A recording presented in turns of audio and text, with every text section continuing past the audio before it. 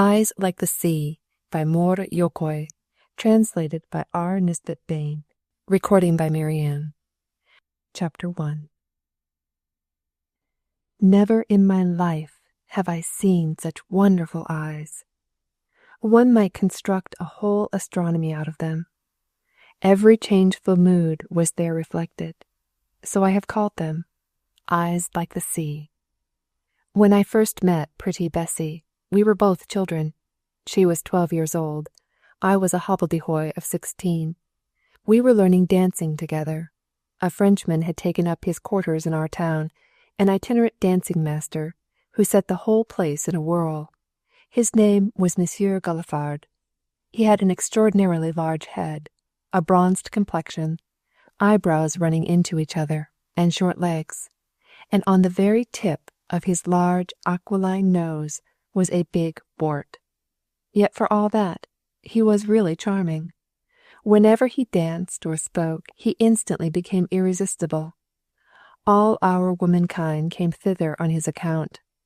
All of them, I say, from 9 years old and upwards to an age that was quite incalculable. I recall the worthy man with the liveliest gratitude. I have to thank him for the waltz and the quadrille, as well as for the art of picking up a fallen fan without turning my back upon the lady. Bessie was the master's greatest trouble. She would never keep time, she would never take to the elegant plie, and he could never wean her from her wild and frolicsome ways. Woe to the dancer who became her partner. I, however, considered all this perfectly natural. When anyone is lovely, rich, and well-born, she has the right to be regarded as the exception to every rule. That she was lovely you could tell at the very first glance. That she was rich anybody could tell from the silver coach in which she rode. And by combining the fact that everyone called her mother your ladyship, with the fact that even the country people kissed her hand, you easily arrived at the conclusion that she must be well-born. Her lady mother and her companion, a gentlewoman of a certain age, were present at every dancing lesson, as also was the girl's aunt, a major's widow in receipt of a pension.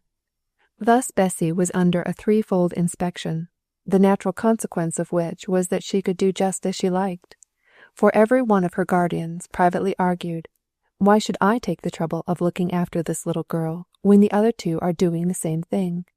And so all three were always occupied with their own affairs. The mother was a lady who loved to bask on the sunny side of life. Her widowhood pined for consolation. She had her officially recognized wooers, with more or less serious intentions, graduated according to rank and quality. The companion was a scion of a noble family. All her brothers were officers. Her father was a chamberlain at court. His own chamber was about the last place in the world to seek him in. The young lady's toilettes were of the richest. She also had the reputation of being a beauty, and was famed for her finished dancing. Still, time had already called her attention to the seriousness of her surroundings, for Bessie, the daughter of the house, had begun to shoot up in the most alarming manner, and 4 or 5 summers more might make a rival of her. Her occupation during the dancing hour was therefore of such a nature as to draw her somewhat aside, lest people should observe with whom and in what manner she was diverting herself, for there is many an evil feminine eye that can read all sorts of things in a mere exchange of glances or a squeeze of the hand, and then, of course, such things are always talked to death. But it was the aunt most of all who sought for pretexts to vanish from the dancing-room. She wanted to taste every dish and pasty in the buffet before anyone else, and well-grounded investigators said of her, besides, that she was addicted to the dark pleasure of taking snuff, which naturally demanded great secrecy. When, however, she was in the dancing-room, she would sit down beside some kindred gossiper, and then they both got so engrossed in the delight of running down all their acquaintances that they had not a thought for anything else. So Bessie could do what she liked. She could dance Chartist figures and the Damensolo, smack her vis-à-vis on the hands in the tour de main, and tell anecdotes in such a loud voice that they could be heard all over the room. and when she laughed she would press both hands between her knees in open defiance of Monsieur Galifard's repeated expostulations. One evening there was a grand practice in the dancing-room. With the little girls came big girls, and with the big girls big lads. Such lubbers seem to think that they have a covenanted right to cut out the little fellows like me. Luckily, worthy Galifard was a good-natured fellow, who would not allow his protégés to be thrust to the wall. "Don't play hide-and-seek, Master Maurice. Off you go. 'Tis a waltz, remember. Come, come, courage. Don't always pick out the worst partner. Take Miss Bessy by the hand. Waltz away." And with that he seized my hand, led me up to Bessy, placed my hand in hers, and then 1, 2. Now the waltzes of those days were very different from the waltzes we dance now. The waltz of today is a mere joke, but waltzing then was a serious business.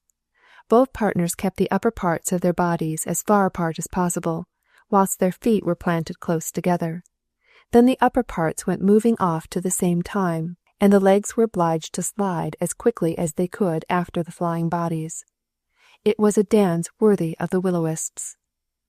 The master kept following us all the time and never ceased his stimulating assurances. "Very good, Master Maurice. That's capital. Hold the lady nicely. Don't look at your feet. Look at her eyes. That's right. To embrace is better than to embarrass. Pooh! There, they both are together." No, not quite so bad as that. I had foreseen the inevitable tumble, and in order to save my partner I sacrificed myself by falling on my knees. She scarcely touched the floor with the tip of her finger. My knee was not much the worse for the fall, but I split my pantaloons just above the knee. I was annihilated. A greater blow than that can befall no man. Bessy laughed at my desperate situation, but the next moment she had compassion upon me. "Wait a bit," she said, "and I'll sew it up with my darning needle." Then she fished up a darning needle from one of the many mysterious folds of her dress and, kneeling down before me, hastily darned up the rent in my dove-coloured pantaloons, and in her great haste she pricked me to the very quick with the beneficent but dangerous implement. "I didn't prick you, did I?" she asked, looking at me with those large eyes of hers which seemed to speak of such goodness of heart. "No," I said, yet I felt the prick of that needle even then. Then we went on dancing. I distinguished myself marvellously. With a needle prick in my knee, and another who knows where, I whirled Bessy 3 times around the room, so that when I brought her back to the grande dame, it seemed to me as if 33 mothers, aunts, and companions were revolving around me. Chapter 2. I am really most grateful to Monsieur Galifard. I have to thank him for the first distinction I ever enjoyed in my life. This was the never-to-be-forgotten circumstance that when my colleagues, the young hopefuls of the Academy of Jurisprudence, at Ketch-Kemet, gave a lawyer's ball, they unanimously chose me to be the élève ensoish. To this day I am proud of that distinction. What must I have been then? On the heels of this honour speedily came a second. The very same year the Hungarian Academy of Sciences, on the occasion of the competition for the Teleki Prize, honourably mentioned my tragedy, The Jew Boy, and there were even 2 competent judges, Verish Martia and Baitza, who considered it worthy of the prize. When, therefore, I returned to my native town, after an absence of 3 years, I found that a certain renom had preceded me. I also had very good reasons for returning home. The legal curriculum in my time embraced 4 years. The 3rd year was given to the Petveria, the 4th to the Jurateria. Every respectable man goes through the Petveria in his own country, but the Jurateria at Budapest. And I had something else to boast of, too. In my leisure hours I painted portraits, miniatures in oil. So well did I hit off the judge of Oiszhiny, and he did not give me a sitting either, that everyone recognized him, but a still greater sensation was caused by my portrait of the wife of the procurator fiscal, who passed for one of the prettiest women in the town. And yet, Despite all this, when the following Shrovetide the Lord Lieutenant gave a ball to the county, they were something like Lord Lieutenants in those days, I was not called upon to open the ball. Ungrateful fatherland! And who was it, pray, who caused me this bitter slight? A dandy, who did not belong to our town at all, a certain Muki Bagatoy, of whom the world only knew that he had been to Paris and was a good match. In my rage I had resolved not to dance at the Lord Lieutenant's ball, although I had received an invitation. Moreover, my indignation was increased by the circumstance that rumour had already designated Bessy as the semi-official partner to the opener of the ball. However, nemesis overtook the pair of them. At this ball Bessy wore a frisure à l'anglaise, which did not suit her face at all, and I rejoiced beforehand at the misadventure I clearly foresaw, for I was certain that her flying dishevelled hair would catch in the buttons of her partner's dress coat. As for Muki Bagatoy himself, the first time we cast eyes upon him, my young brother and I immediately agreed that it was an absolute impertinence to be so handsome. Only a romance writer has the right to produce such perfect figures. They have no business to exist in reality. I comforted myself with the reflection that such a handsome fellow must be a blockhead. I didn't know then that dullness was fashionable. Why, even gold has a dull ring. But I was a very inexperienced youngster in those days. I had no down on my face. I did not know how to smoke. I would not have drunk wine for worlds, and I had never even looked a lady in the face. But, as I said before, nemesis overtook them. The dance opened with a waltz. If I had been the master of ceremonies, I should have started with a kermogyar. Ah, that kermogyar! That is something like a dance. It requires enthusiasm to dance that, and you want 8 or 16 couples to dance it properly, and all 32 dancers must dance it with histrionic precision, and that was not an easy thing to do, I can tell you. But then, Bagatoy was all for waltzes. But there's a nemesis. It was the regular custom then for the band to play 10 or 12 bars of each dance before it began, and then to stop for a few moments so that the public might know whether the next dance was to be a polka, a quadrille, or a waltz. Muki Bagatoy did not know this. What did he know, forsooth? So when the band gave the usual sign, he took his partner on his arm and started off with her in a fine whirl, till the band suddenly stopped, and they found themselves high and dry at the other end of the room, with no music for their feet to dance to. So they had to sneak back shamefacedly to the place from whence they had started. Bessy was furious, and Muki was full of excuses. You would have thought them for a married couple of 6 months' standing. Serve them right. I did not watch them dance any more, but sat down in a corner and sketched caricatures on the back of my invitation card. Then I made my way to the buffet to drink almond tea, and gathered round me 2 or 3 blasé young men, like myself, weary of existence. Let the gay company inside there try and amuse themselves without our assistance, if they could. Suddenly, someone tapped me on the shoulder with a fan. Then I recognized a voice. It was Bessy. "What?" she said. "Not content with flying from the dancing-room yourself, you must keep away other dancers also? Come back, sir. A Damenwalzer is beginning." For the privilege of a Damenwalzer, I capitulated unconditionally, of course. Having completed the turn round the room with my partner, I led Bessy back to her mother and thanked her for the never-to-be-forgotten distinction. She had to be off again almost immediately, for the voice of the master of the ceremonies announced a cotillion. The couples flew around with the velocity of will-o'-wisp. But her mother remained where she was, and there was an empty chair beside her.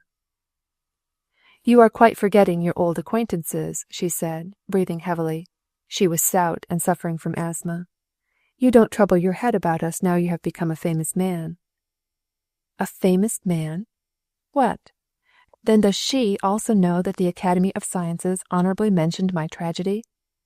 "No, no. My other fame it was that had reached her, my pictorial successes." "We have seen the lovely portrait that you painted. Yes, it was Madame Müller to the life, just as she looked 15 years ago. Why did you not rather paint her daughter? She is much prettier. But you don't like painting girls, do you? You are afraid it is a losing game, eh?"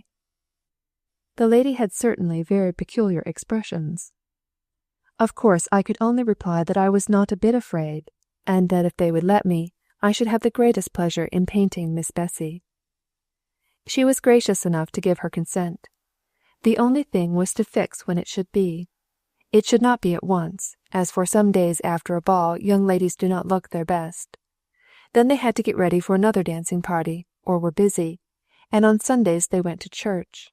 At last, however, after much calculation, a day was hunted up on which Bessy was free to sit to me. Then there was another question for consideration. Was the portrait to be painted on ivory with watercolours, or on linen with oils? Ivory is better, I insinuated, because one can always wipe off a portrait in watercolours with a wet sponge whenever one likes. The lady remarked the self-reproach, and was gracious enough to neutralize it by contradiction. Then I declare for oils, for we wish to keep the picture for ever. I felt that I could have done anything for her. Meanwhile the cotillion had come to an end. Bessy returned to her mother, and the companion also resumed her place. The chair which I had appropriated belonged to her, and resigning it to its lawful possessor, I would have withdrawn, but the lady considered it her duty to present me to the ruling planet of the day, Mór Jókai, who was escorting back his partner. She immediately acquainted him with my artistic qualifications, and made it generally known that I was going in a few days to paint her daughter's portrait. On the afternoon of the day appointed I appeared at Bessy's house. I had sent on beforehand my easel and my canvas bag by our servant. I found not a single soul of a lackey either in the passage or the antechamber. I was obliged to stand there and wait till someone came to announce me, and in the meantime I could not help overhearing the conversation in the adjoining room. "You are a good-for-nothing rascal yourself, a shameful, impertinent fellow." I recognized the voice of the mistress of the house. In reply came a protesting shriek. "Where is there a stick?" cried the lady. At the same instant a hoarse voice replied, "Madame, vous êtes une farpon." A pretty conversation, truly. I had certainly arrived at the wrong time. Meanwhile the door opened, and the flunkey came in rubbing one of his hands with the other. He was evidently in pain. "Have you been beaten?" cried I in amazement, to which he angrily replied, "No, I have been bitten." "What? Actually bitten the footman? Would you kindly walk in, sir? They are waiting for you." The moment I entered the room, this enigmatical state of things was immediately plain to me.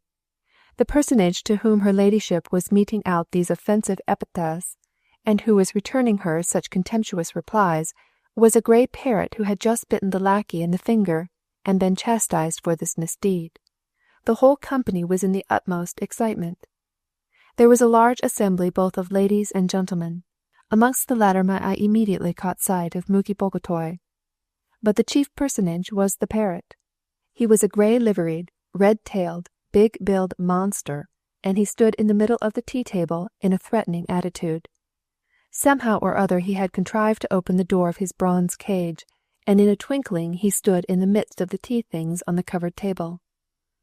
"Oh, I only hope he won't get on my head," cried a somewhat elderly lady, holding on to her chignon with both hands. Nobody dared to assume the offensive.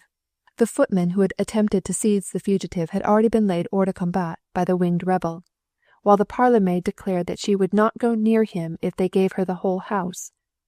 The lady of the house, meanwhile, was making little dabs at the bird with a small Spanish cane, and calling it all sorts of abusive names. But the warlike pet always grasped the end of the cane with its strong beak, while he repaid with interest the injurious epithets bestowed upon him.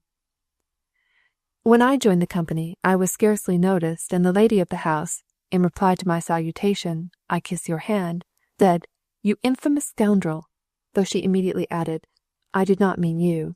"You're one yourself," retorted the bird. "Come now, find a rhyme to that, Mr. Rhymester," said Mr. Mór Jókai. The wretch was apostrophizing me. Rhymester indeed. "Don't go near it," cried Bessy. "He might bite your hand, and then you would not be able to paint me." They'd terrify me, eh? It only needed that. I instantly went straight for the bird. I would have done so had it been the double-headed Russian eagle itself. Was it divination which made me hit upon the proper word to say to such a human-voiced monster? "Give me your head," said I. And at that word the terrible wretch bobbed down his head till he was actually standing on his curved beak, while I scratched his head with my index finger, which gratified him so much that he began to flutter his wings. Then I hazarded a second command. "Give me your foot." And then, to the general amazement, the parrot raised its formidable three-pronged foot and clasped me tightly round the index finger with its claws. Then it seized my thumb with its other foot and allowed me to lift it from the table. Nor was that all. While I held it on my hand, just as the medieval huntsmen held their falcons, the parrot bent its head over my hand and began to distribute kisses. But finally he went through every variation of the kiss, till it was a perfect scandal. The ladies laughed. Whoever could have taught him? "I got the bird during the lifetime of my late lamented husband," explained the lady of the house with some confusion. Finally, the conquered sphinx affectionately confided to me his name, Little Coco, Darling Coco. But I transferred Coco from my fist to his cage, and put him on to the swinging ring, which he seized, and began to climb upwards with his beak. He was a veritable triped. On settling comfortably in his ring, he made me a low bow, and cried with a naive inflection of voice, "Your humble servant." "Positively marvellous," gasped the lady mother. "You ought really to be a tamer of animals." "I mean to be." "Indeed? And what sort of beasts will you tame?" "Men." Not one of them understood me. "Well, Mr. Poet," joked Muki Boygatoi, "the ballad was a success. Now let us see whether the picture also will be superlative." "How do you want to see it?" "So." And with that he struck his eyeglass into the corner of his nose. "Then you're just mistaken," said I. "For when I paint a portrait, nobody is allowed in the room except myself and the sitter." The whole company was amazed. Everyone fancied that it would have been a public exhibition, and so they had all congregated together to see how a person's eye, mouth, and ear came out. A large round table had been prepared for me, in order that a whole lot of them might sit around it with their hands on their elbows and give me general directions as I went along. That eye a bit higher, that ringlet a little lower, a little more red here and a little more white there. However, I declared plainly that I would not paint before a crowd. It was the rule in painting, I said. When portraits were to be painted, nobody must be in the atelier but the painter and his model. Barabas, too, always made that a rule. My resolution produced an imposing effect on the company. It's a very nice thing when a man can do something which nobody else can. They had to agree that Bessy and I should sit alone in a little side room, which had only one window, and the lower part of even this window had to be covered by a Spanish screen so as to get a proper light. And nobody was to disturb us so long as the sitting lasted. The first sitting did not last long. In oil painting, the image should first of all be painted under, that is to say, with dull neutral colours. In those days I had never heard of such things as a first coating. While it is in this stage the picture is not fit to be looked at. It is absolutely hideous, and the better the likeness, the worse it looks. I allowed nobody to look at it, not even Bessy. I locked up the first essay in my painter's knapsack. It was a miniature. At this stage it was quite sufficient if the insetting had succeeded, with the figure in profile, but the countenance quite en face, the shadows piled up, but the background merely thrown out tentatively, and the fundamental colours of the dress just insinuated. Everyone will see that this last part is the hardest of all. The company was very much deceived in its expectations when it was informed that I had nothing to show it. Everyone had expected that in an hour and a half I should have finished the eye or the mouth at any rate. They now thought to themselves that nothing at all would come of it. "Well, but will Bessy look pretty in this dress?" asked her mother. What could I do at such a question as this but look silly? As if I knew whether Bessy had a pretty dress on or not. All I knew was that I had had to use for it a little English lake, some Neapolitan yellow, Venetian white, and just a scrinch of burnt ochre. "I can tell you that it was a very tiresome amusement," said Bessy. "The face a little more that way, not so serious, not so smiling. Don't sit so stiffly. Raise your finger. Don't move about so much. And you've laid so much licorice juice on my portrait that they'll fancy I'm a gypsy girl." I hastened to assure her that this was only laying the groundwork, and that on the morrow it would be a much merrier business. The next day I was there again after an early dinner. In the forenoon I was with my chief at the office. Thus before dinner I was a lawyer, and after dinner I was artist, poet, and reciter. This time there was no company. The picture proceeded briskly, and the members of the family were allowed to come in from time to time, one by one, and have a peep at it. I had now begun to study the face in more detail. It was an interesting head. The face was almost heart-shaped, terminating below in a little chin which was delicately divided by a single dimple. There were spiral-like lips of dazzling red enamel, a slightly retroussed nose, with vibrating nostrils, round, rosy red cheeks, with little beauty spots here and there, which I christened black stars in the ruddy dawning heavens. Her densely thick hair curled naturally, and gleamed like golden enamel, diminishing, after the manner of Phidias's ideal Venus, the smoothness of foreheads, and fluttering the most roguish of little ringlets over the blue-veined temples. How could I help learning by heart such minute details when every one of them passed beneath my brush? But what my brush could not possibly reproduce was her marvellous pair of eyes. They drove me entirely to despair. I really believe that even if I had been a true artist, instead of a wretched dilettante, I should never have been able to conjure forth their secrets. Just when I was thinking I had fixed them, her eyes would flash, and my whole work was thrown away.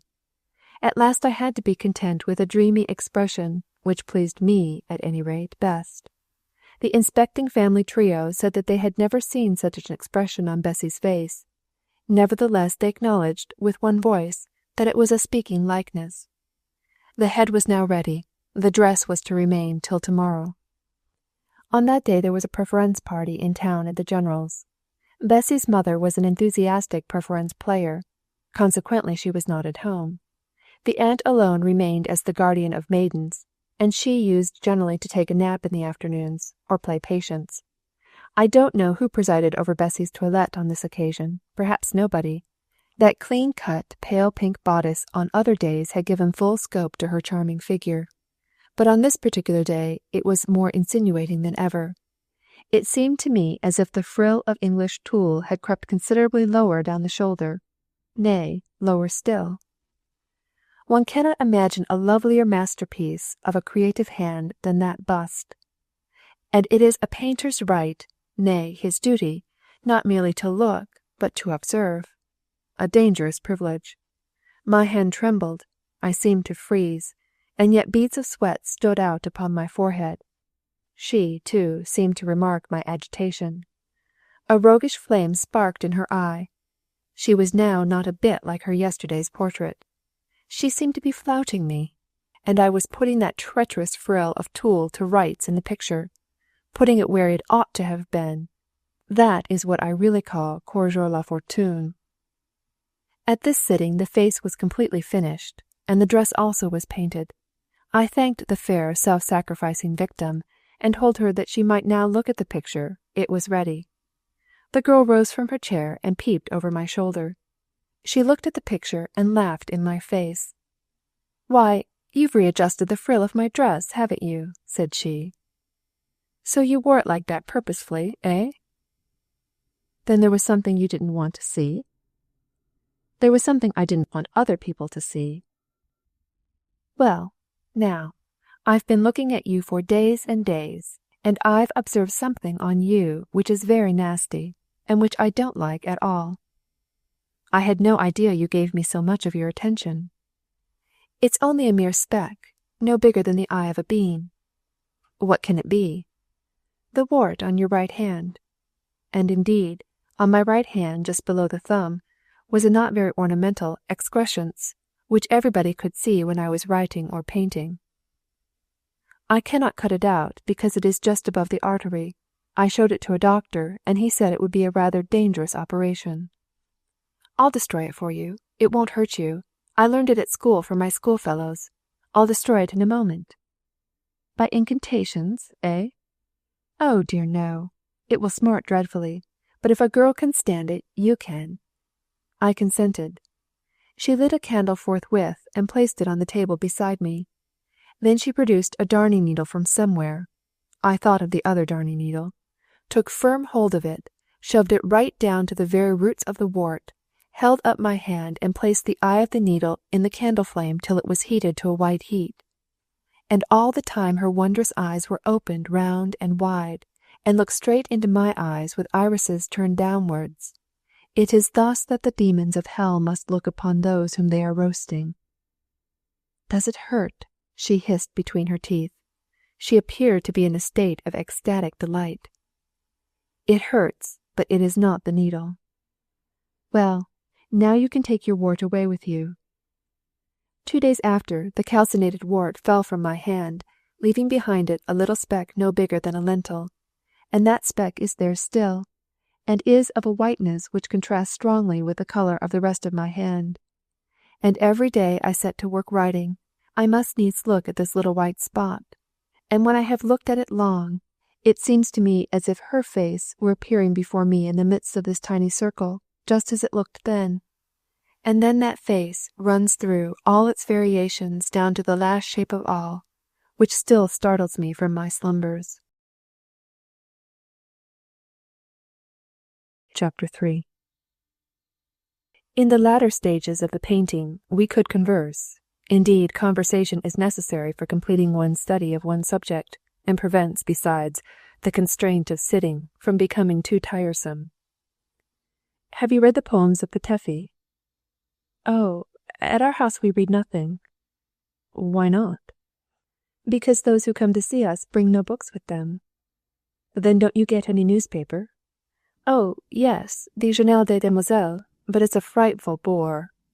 A Hungarian paper would be better. The Pesti Divatlat, for instance.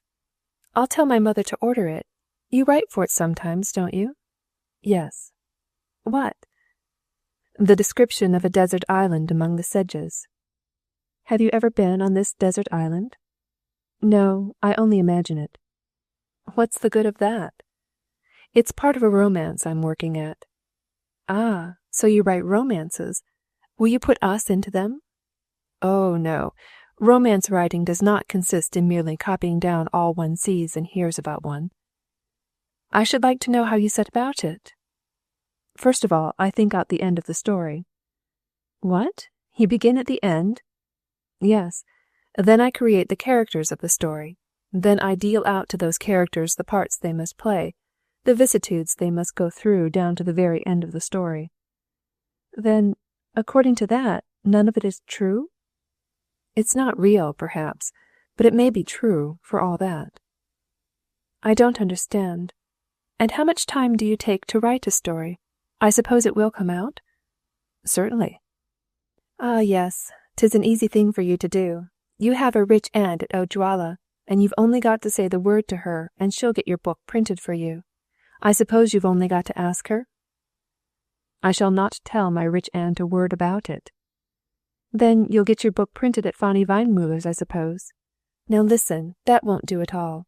I knew an author who published his own book and went from village to village and persuaded every landed proprietor to buy a copy from him. That is a rugged path. My romance will not be one of those which the author himself has to carry from door to door. It will be one of those for which the publisher pays the author an honorarium.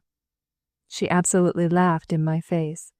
And after all, when you come to think about it, surely it is somewhat comical when a person comes forward and barefacedly says, "Here, I've written something in which there is not one word of truth, and nevertheless I insist upon people reading it, and paying me for writing it." Do you fancy, Miss Bessy, that Betrayal was not paid for his poems? He got 200 florins for Love's Pearls. Love's Pearls? And pray, what are they? Lovely poems to a beautiful girl. And did he get the girl? No, he did not. Well, now, that is a nice thing. A fellow courts a girl, puts his feeling into verse, finally gets a basket from her, and then demands that this basket should be filled for him with silver pieces. The same day I sent her Petefi's love pearls, and his cypress leaves also. I resumed my portrait painting 3 days afterwards, and immediately asked whether she had taken up love's pearls. "Oh, yes, I took them up to dry flowers in them." "But I suppose you've just dipped into the cypress leaves?" "I don't like such things. I always burst into tears, and then my nose gets quite red." I did not pursue the subject further. Miss Bessy hastened, however, to sweeten my bitter disappointment with the delightful intelligence that, at my suggestion, Mamma had at once subscribed to the Pesti Divatlap, and for 6 months too. I was there when the postman brought the first 4 copies of the paper. In those days every paper had to be sent through the post in an envelope. Postage stamps had not yet been invented. After the solemnity of breaking open the envelope, the assembled womenkind naturally looked to see if there were any pictures, especially pictures of the fashions. Was it not called Divatlap? And a fashionable journal it really was. That worthy, high-souled patriot, Americus Vahat, was laboring with iron determination to make fashion a national affair. Well, whoever wore that might exhibit herself for money. That was the universal verdict of the ladies. They alluded to one of the fashion patterns. The illustrated supplement to the second number was Gabriel Egressy as Richard III in the dream scene, surrounded by spectres. The picture was sketched by our countryman Valentine Kiss. Her ladyship asked me which was the head of the principal figure and which the feet, and I must confess that I myself could not quite make out how Richard III had got his head between his knees. With the illustrated supplement to the third number, however, they were quite satisfied. It was Rosa Laberfalvy as Queen Gertrude, by Barabas, a work of real artistic merit. This interested the ladies greatly. "They say she has such wonderful eyes that there's nothing like them anywhere," said Miss Bessy. The logical consequence of this should have been a contradiction accompanied by a flattering compliment on my part. But all at once it was as if something so squeezed my throat that I absolutely could not get the courtly expression out anyhow. "I have never seen her," I replied. At the end of the 4th number was a lithograph representing a slim, youthful figure, and beneath it was written the name, Alexander Petefi. It was one of the best sketches of Barabas. It is the one absolutely faithful portrait of the immortal poet. As such he was known by all those who lived with him. That eye gazing forth into the far distance, that mouth opened prophetically, those hands crossed behind him, as if he would hide something in them. The whole portrait seems to say, "I will be Petefi." All the other portraits say, "I am Petefi." This picture produced a great impression upon the ladies, for the appearance of a lithographed portrait in a journal was a great event. In those days there were none of the beneficent penny papers, whose right of existence is considered amply justified if the frontispiece represents someone battering an old woman's head with an axe. Only great and famous patriots enjoyed the distinction of figuring on title pages, and photography was not yet invented. The appearance, then, of Petefi's portrait in an illustrated supplement of the Divatlap created quite a sensation. The companion at once undertook to read the book of verses which had been sent to the house by me. Bessy, on the other hand, desired to know whether she would find anything of mine in the portion of the journal devoted to belles lettres. Immediately afterwards she actually hit upon it. It was a portion of my romance, which appeared there under the title of Az Ingovani Oiza, the Oasis of the Fens. "Well, I mean to read this at once." I gave her plenty of time to do so, for I only appeared again after the lapse of several days. She really had read it. It was the first thing she told me. "Now I am curious to know," she added, "what was the beginning of the story, and what will be the end. You know, don't you?" "How can I help knowing?" "But I don't understand the title. Where does the Ouiza come in?" I explained to her that the Ouiza is not a flying fowl, but a plot of verdure concealed in the desert. "Then why don't you write island?" She was right there. "Apropos of island," she continued, I often see you from the veranda of our island summer house walking up and down in front of our garden, yet you never give us so much as a glance, though we make noise enough." "That is quite possible.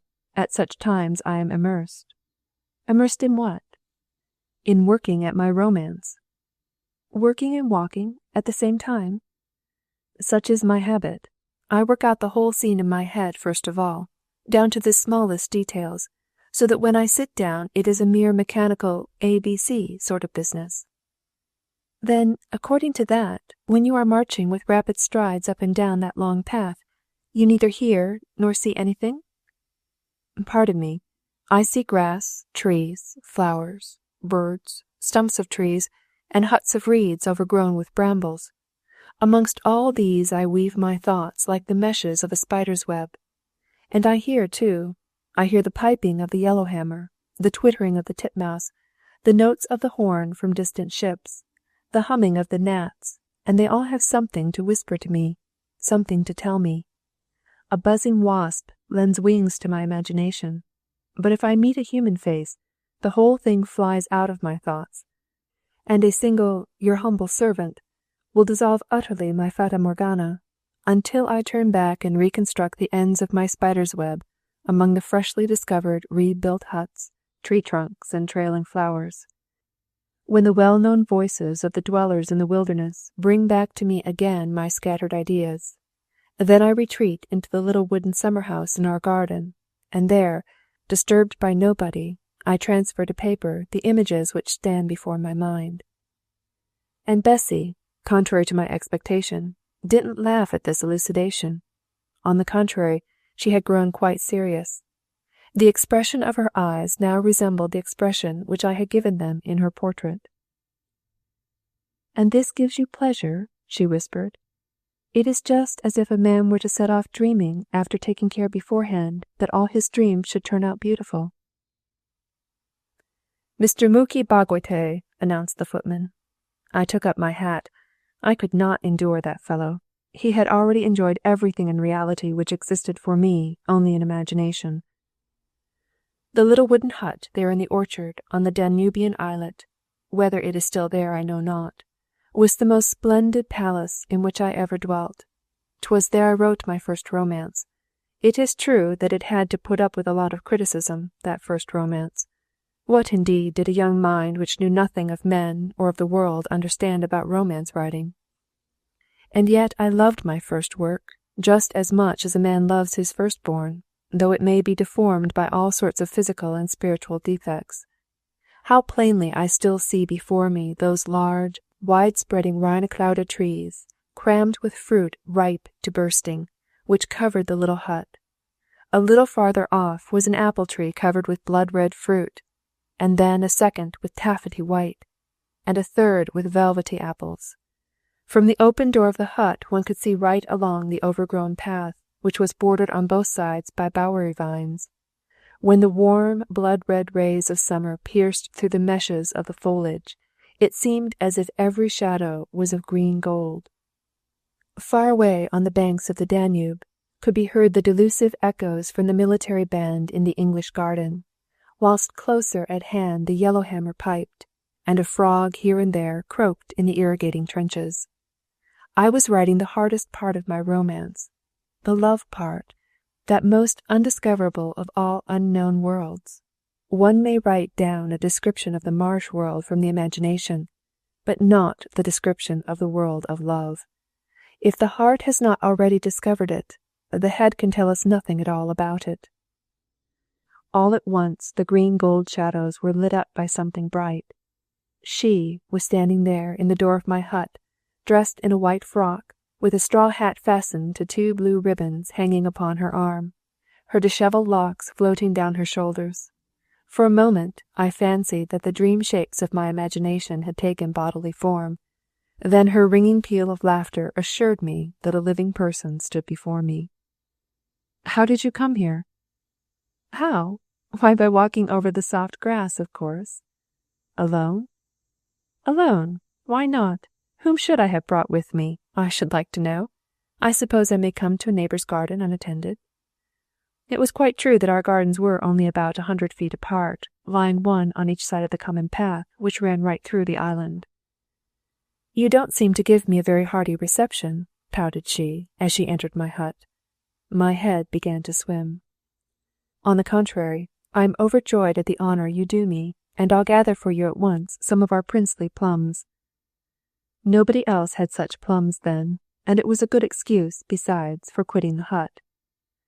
"I did not come for the sake of your princely plums. I'll finch them long before you ever taste them. I have come now to see how you make up your romance." I pointed out to her that here was the paper and there the pen, and all a man had to do was to take up the pen, and it went on writing of its own accord. "Then you don't peep into any book first of all?" "You can see that I am provided with no tools of that sort." "Well, now, sit down, and I'll sit down beside you and see how you write." And then, not waiting for an invitation, she sat down at the end of my sofa, driving me into the dilemma of sitting down by the table, willy-nilly, likewise. I may mention that my hut was so narrow that the table reached from the door to the window. "I can't write a word, though, at this moment," said I. "Why? Because I'm here?" "Naturally."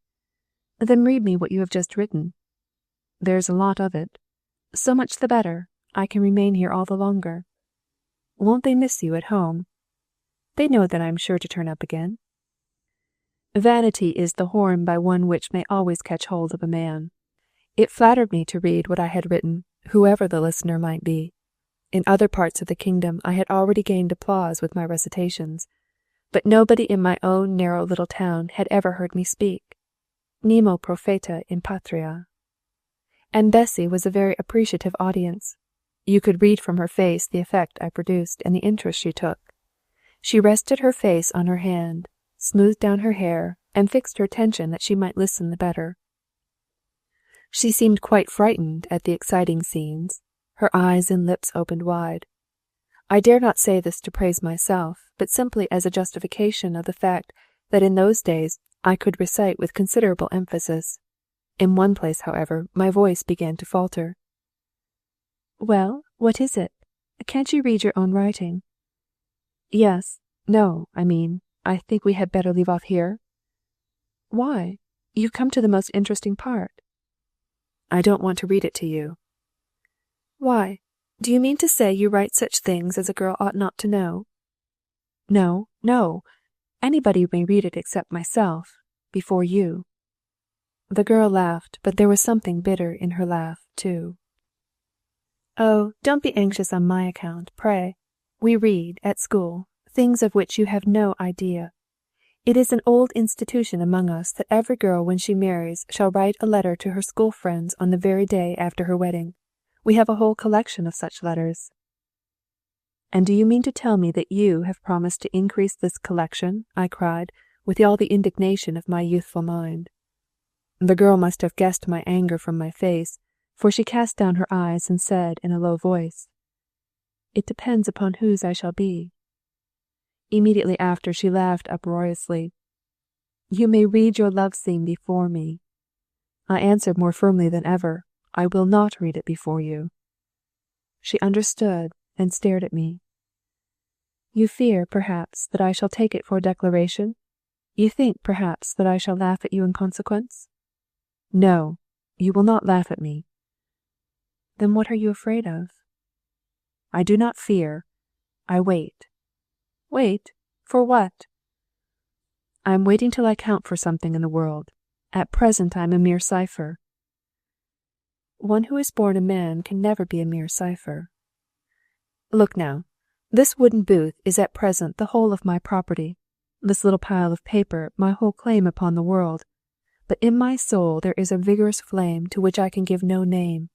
This flame would suffice to make a man a pretender to a throne, but it is not sufficient to make him propose to a girl." "But you know that I am rich." "And I am still richer, for I dine deliciously off a crust of bread, and I sleep sweetly on a bed of straw." "Well, and that pleases me too. I like a crust of bread and a bed of straw. You do not know me. A man might make a she-devil of me, though he built a temple in my name straight off, enshrined me on the altar, and knelt down before me. But he whom I truly loved might make an angel of me. I could be happy anywhere, in a shepherd's hut, in a strolling player's tent, at a soldier's bivouac, in my schoolmaster's clay cabin. I would dream of luxury on my bed of straw. And with that she threw herself at full length on my bare sofa, and clasped her hands above her head.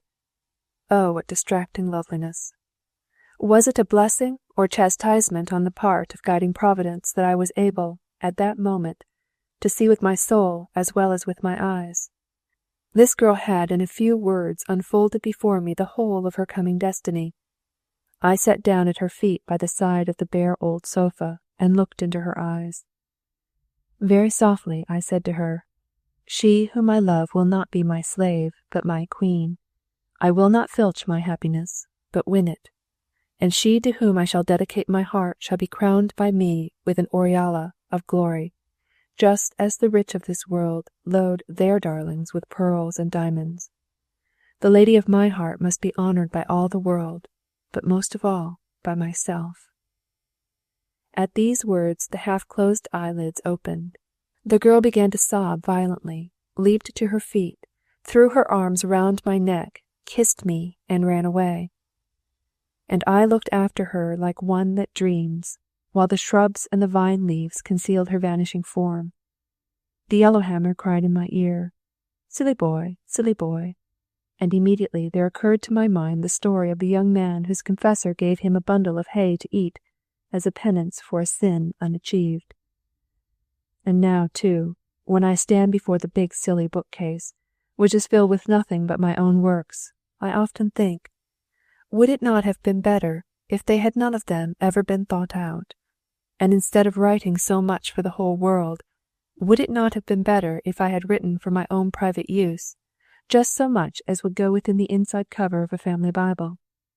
Nowadays a whole street in my native town is called after my name. Would it not have been better if all I had there was a simple hut?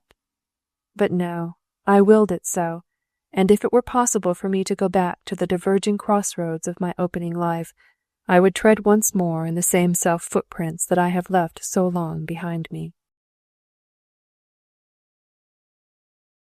Chapter 4. I really imagined that I loved and was beloved. I was always a welcome guest at her ladyship's house, and was a regular visitor on her at-home days. On such occasions I learnt to know Bessy from another point of view. She was a musician also. She could play the fiddle. Whether she played artistically I really cannot say, for I don't understand music, and couldn't tell the difference between Paul Rex and Sarasate. But so much is certain. She knew all the cunning tricks and poses which I admired so much in the famous musicians of a later day. She could make arpeggios and pizzicatos like Ole Bull, fugue di diavolo like Romagné, and pianissimos like Sarasate. She could make her fiddle weep softly like Milanolo and Miss Teresina Tua, and she could lash it savagely with her fiddle bow like the Russian princess Olga Korinchka, or play with the instrument close up to her ear like a gypsy primus. When she played she had the beauty of a demon. Every limb was set in motion. Her shoulders marked time, her bosom heaved, her body waved to and fro, her mouth smiled provocatively, her eyes sparkled. At one moment she softly caressed the fiddle with her bow, at another she flogged the strings unmercifully, and at the end of the performance she stood there, with the pose of a triumphant Toreadrix. At such moments everyone was fascinated by her. Why, then, should I have been an exception? One day I got a letter from Petöfi, in which he informed me he was going to call upon us the following Sunday. I naturally skipped off to town at once, and showed the letter to all my acquaintances. It was a great event in our little town. Petöfi's popularity in those days was great indeed. He was worshipped from one end of the kingdom to the other. His visit was regarded as an extraordinary distinction. On Sunday afternoon, therefore, half the population of the town had assembled on the island, where the landing stage of the steamers now is. Bessy's family was also there, All the religious persuasions were represented by the presence of the Benedictine priests and the Calvinist and Lutheran ministers. The captain of the civic train bands, with 2 lackeys in gold liveries, represented the magistracy, and Muki Bagatoy was there on behalf of the county. He held some petty office or other, and maintained that he knew Petefi very well. Congratulatory speeches had been got ready, and lovely hands were to present handsome bouquets to the coming guest. Petefi, however, when he had crossed over the steamship bridge to the other side, troubled himself not one bit about the congratulatory mob, left in the lurch the lovely ladies with their bouquets, and the distinguished gentlemen with their speeches, and, dressed as he was in his short carbonari mantle, rushed straight towards me, threw his arms round my neck, knocked my hat from my head, and cried, "Why, Marksky, it is you, you old scoundrel Marksky!" He would never call me by my proper name. And with that, wrapping me in one half of his mantle, he dragged me with him towards the town, just as if he knew the way quite well. He had never been there before in his life. The windows of the chief thoroughfares of the town were adorned with flowers and with fair damsels, who had tricked themselves out in Petefi's honour, which he perceived. He thrust me down a side street, and so we got at last to our house by roundabout bypaths, on which we met not a single soul. My worthy mother received our dear guest most heartily, not because he was such a famous poet, but because he was my good friend. I had known him ever since we had been students together at Papa, when they had called him Petrovix. Now, however, they added a syllable to his name and called him Petrokovix. Nothing used to put Petefi into such a rage as when anybody called him by his rejected family name. But even this he took in good part from my mother. He never even tried to put her right. "Let me always remain Petrokovix in your house," he would say to her, as he kissed her hand. This was by no means his usual custom. The only other person whose hand he used to kiss was his own mother. The first question after that naturally was about his favourite dish. My mother herself looked after the cuisine, and the following day my whole family assembled to dinner, my brother Charles, my sister Esther, and my brother-in-law Francis Volley included. We had scarcely risen from the table when a lackey in silver livery arrived from Bessy's mother with a gold-edged letter for Petefi, in which her ladyship invited him to her at home that evening. The entertainment was arranged in his honour. All the beauties and the notabilities of the town would be there together. I had naturally received a similar invitation some days before. 'Twas thus that Petefi answered the messenger. His words are recorded in the family records. "Tell her ladyship that I am inconsolable at the impossibility of coming to her reception this evening.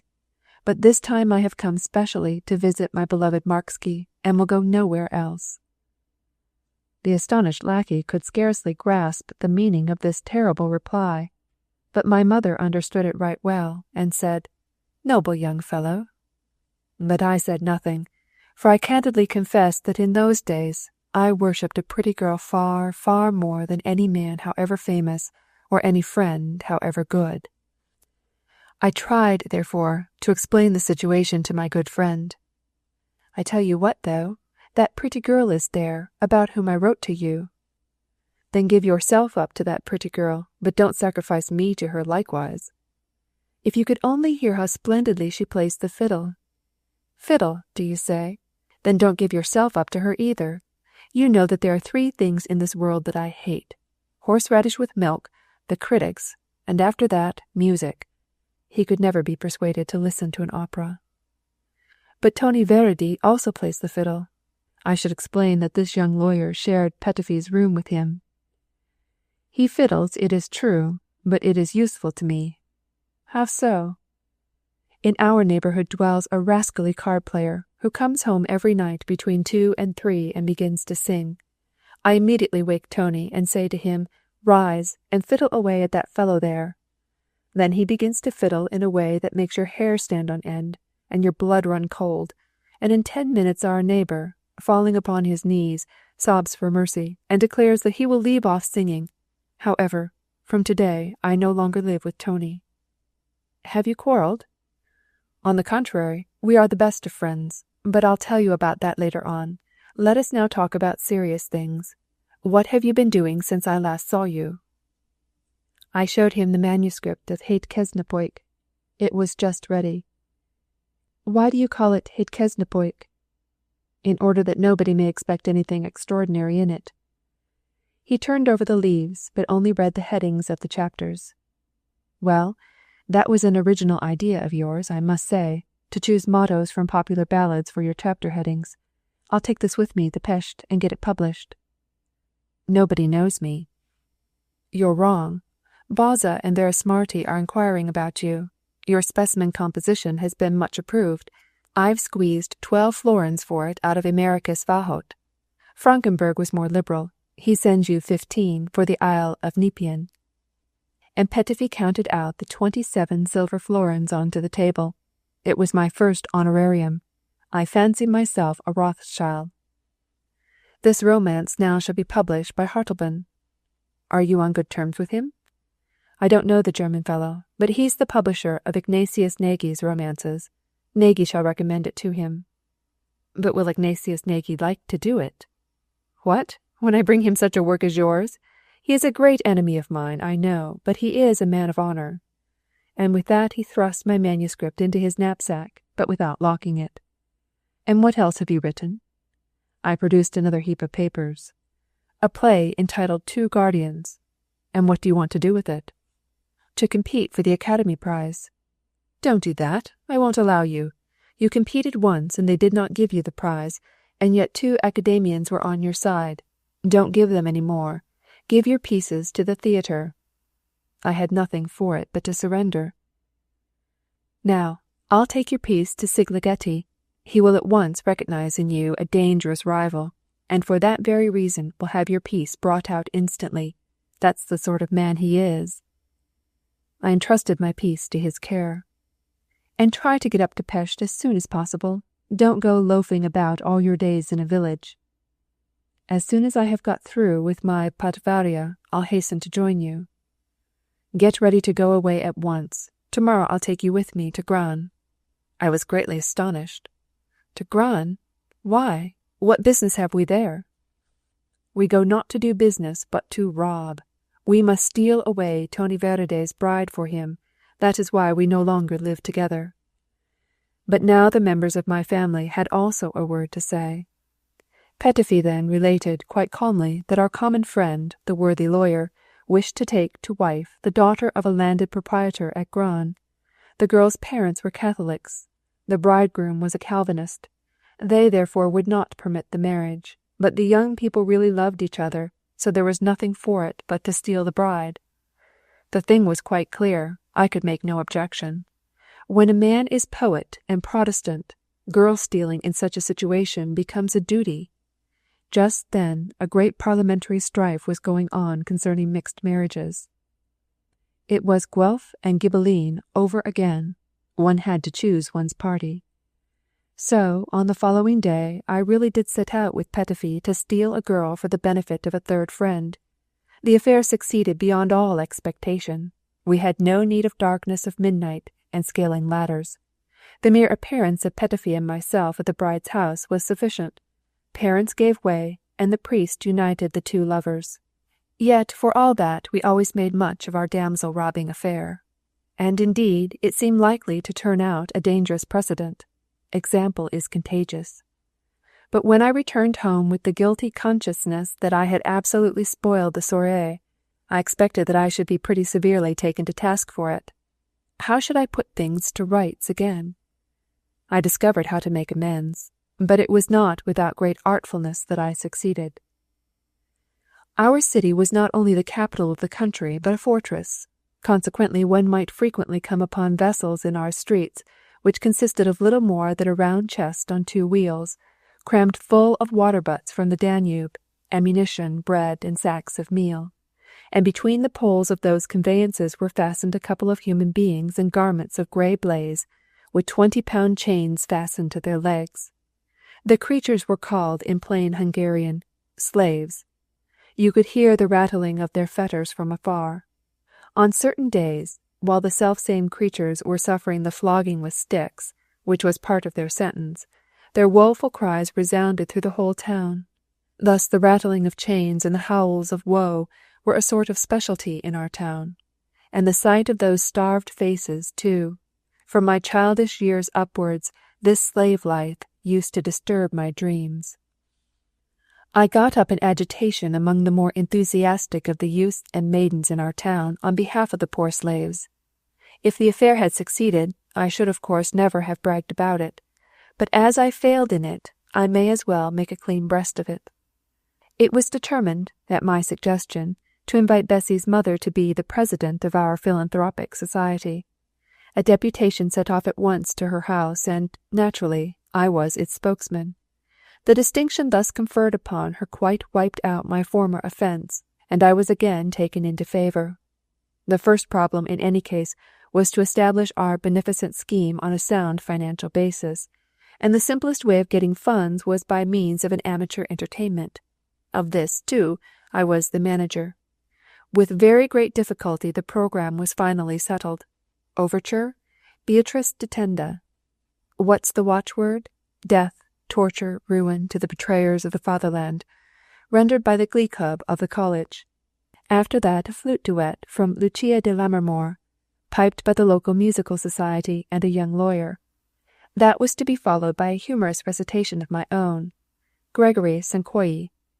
Then came an exhibition of legerdemain by Muki Bogotoy, and last of all, as piece de resistance, Bessy's fiddling. It was a terrible business to bring all this about. We had rehearsals every day at Bessy's house. I was very busy just then. I ought to have been working as an article clerk, but I'm quite sure I never looked at a law book. At last, however, it was possible to fix the day on which the concert would come off. Meanwhile, the time was approaching when I ought to have passed my patvaria and gone through my jurateria. My elder brother Charles wrote to a well-known lawyer at Pest, who had a large practice, to take me into his office as juratus. And as winter was also drawing nigh, and I was about to go far, far away into a strange world, my good and ever-blessed mother was busying herself about my outfit. Nowadays people will regard it as a fable, but say it I must, that all the linen I wore during the time I was a juratus was spun by my mother's own hands. Spun by a mother's hand and worn by me was the magic web which turned aside so many of the blows of fate. A tailor and a weaver lived in some of the smaller houses we possessed. We had no need of the help of strangers. My mother also provided me with a good winter overcoat. It was really a capital overcoat, which covered me down to the very heels. A real Menshikov overcoat, very fashionable 40 years later, but in those days worn by nobody but the porters of the Benedictine order. When I appeared at the amateur rehearsals at Bessy's house, in this prematurely born Menshikov, a circle was instantly formed round me, and everyone asked me, with ironical congratulations, where I had had it made. Was it possible to get the fellow of it? Bessy even remarked that there was room for two in it, and I was not a bit offended with her. When I withdrew, a letter just arrived from Pest called me home. I scarcely had time to close the door behind me, when I heard an outburst of merriment inside. When, however, I had got out into the street and turned round to have a last look at the house I had left behind me, lo and behold, all the windows were filled with groups of smiling faces, amongst which I saw Bessy's face also. They are all in a very good humour to-day, I thought to myself. Hastening home, I found there the letter from the Pest lawyer, in which he informed me, with official brevity, that there was a vacant place for a juratus in his office, which I might occupy. If, however, I did not come and claim it within 3 days, the vacant place would be given to someone else. The amateur entertainment had been fixed for Sunday, and it was now Tuesday. If I am not there by Friday, another will sit in my place. But what will become of the concert? Ought I to leave Bessy in the lurch, so faithlessly? And how about the poor slaves? Perhaps the lawyer at Pest would make a bargain with me and give me a couple days' grace. I sat down to reply to him. Worshipful Mr. Advocate, I feel in duty bound to say, in reply to your honourable communication. Yes, but what? I must tell him some lie or other. Nay, not a lie, only a freak of fancy. A sudden illness? No, that's no joke. An uncompleted piece of law business which I must finish for my old chief. the Pest lawyer would never believe that. What pretext could I hit upon to steal a little more time? While I was still biting my pen, my mother came into the room and said to me, "Where have you been, my dear son?" I said I had been at Bessy's house. Then she said, "Now, tell me, my darling, why do you run after these great people? Don't you see that they are only making fun of you?" Something like a cold ague fit ran down my back. Hadn't I myself seen and heard them laugh at me and didn't know it? And here was my mother, who had neither seen nor heard it, and yet she knew it. Not another word did I say, but I went on with my letter, that I will come to Pest at once tomorrow morning, and take the place of juratus offered by you. I then showed my mother both letters, whereupon she rewarded me with the blessed smile of hers, which has made her face so unforgettable to me. She immediately packed up my belongings, and placed in my hand what little money she had put by, so that I might not want for anything in the expensive capital. I wanted to write to Bessy with an apology for my sudden departure. "Don't go scribbling to them," said my mother. "I'll go myself tomorrow to her ladyship and tell her what has happened." The following afternoon I was sitting on the steamer, and in 3 days I arrived at Pest. And for this sudden change of fortune I had to thank Menshikov alone.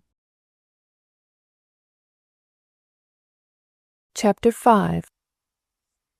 It was Petöfi who introduced me to my associates of the Table of Public Opinion, as the long table close to the counter in the Café Pillwax was called, and who got me a place there. "This is a true Frenchman," said Petöfi, as he presented me to his young army of literati, who were assembled there. In those days this was the highest conceivable praise. The face of every liberty-loving nation was turned toward France, and from thence we expected the dawn of the new era. We read nothing but French books. Lamartine's History of the Girondists and Tocqueville's Democracy were our Bibles. Petöfi worshipped Berenger, and I had found my ideal in Victor Hugo. This school might easily have become dangerous to us had not its influence fortunately coincided with the opening up of a new and hitherto unexplored field, popular literature. Hitherto it had been the endeavour of Hungarian writers to write in a style which was distinct from the language of ordinary life. Our group, on the other hand, started the idea that it was just those very constructions, expressions, and modes of thought employed in everyday life that Hungarian writers ought to take as the fundamental principle of their writing. Nay, that they should even develop the ideally beautiful, poetry itself, from the life of the common people. As belonging to this camp of ours, I must also reckon Sigismund Sokol, who acclimatized the modern drama to our stage with marked success, and finally Anthony Csengery, the editor of the Pesti Hírlap, who wrote nothing in the way of belles lettres himself, but whose immense erudition and thorough knowledge of literature enabled him to exercise a most beneficial influence over the whole of our group. Amongst our older writers also, Vörösmarty and Bauza watched over us with stimulating encouragement. But it was Ignatius Náti in particular who befriended us, and of him I have the most pleasant recollections. At this time he was a cripple. He was rarely to be seen in the street, and then only on his wife's arm. He stopped at home all day at his writing table, writing those lifelike sketches of the little world of Budapest, which testified to such a serene good humour. The first time I saw him was when I went to speak to him about my novel, Hétköznapok. He had a most embarrassing face covered with dark red spots, right up to his astonishing lofty forehead, whose shiny baldness was half cut in two, as it were, by a bright black perruque. He had also an inconceivably big red nose, at which, however, you had no time to be amazed, so instantly were you spellbound by a couple of squinting eyes, one of which glared as fixedly at you as if it were made wholly of stone. His voice, on the other hand, was as the voice of a sick child, and within this repulsive frame dwelt the noblest of souls, in this crippled body the most energetic of characters. From no strange face did I ever get a kinder glance than I got from those stiff, fishy eyes, and that sick voice announced to me my first great piece of good news. Upon his recommendation, the publisher, Hartleben, agreed to publish my first romance, and gave me for it 360 silver florins. In those days that was an immense fortune to me. I had no further need to go scribbling all day long in a lawyer's office at 6 florins a month. And his fatherly solicitude for me went still further. He introduced me to Frankenberg as a dramatic critic. The editor of Ellet had just parted with his dramatic critic.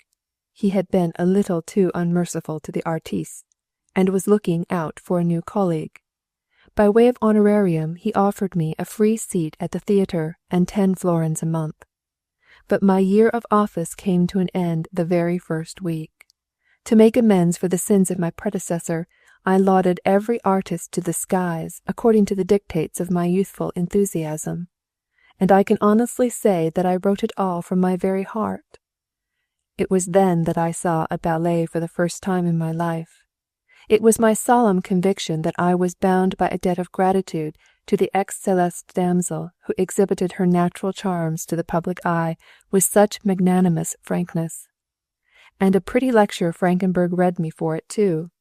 Delightful Sylphid indeed, a clumsy stork, I should say. Still, that might have passed, but it was my magnifying of Lilla Silogli, who took the part of Smike in The Beggars of London, which did the business for me. I said of her that she was a lovely sapling, and promised her a brilliant future in her dramatic career. "Leave her where you found her. She has got no heart, that's certain," said the editor. "Then she'll get one," said I. "But you'll never get to be a critic," said he. And so, for Lilla Silogli's sake, I laid down my rôle of critic. And yet I was right after all, for, as Madame Belovsky, she really did become a great artiste. Now, however, I bless my fate that things fell out as they did.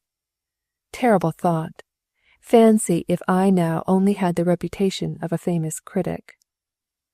A few days after that a new career suddenly opened before me. Paul Kiralyi invited me to join his newspaper, the Jelenkoor, as a correspondent.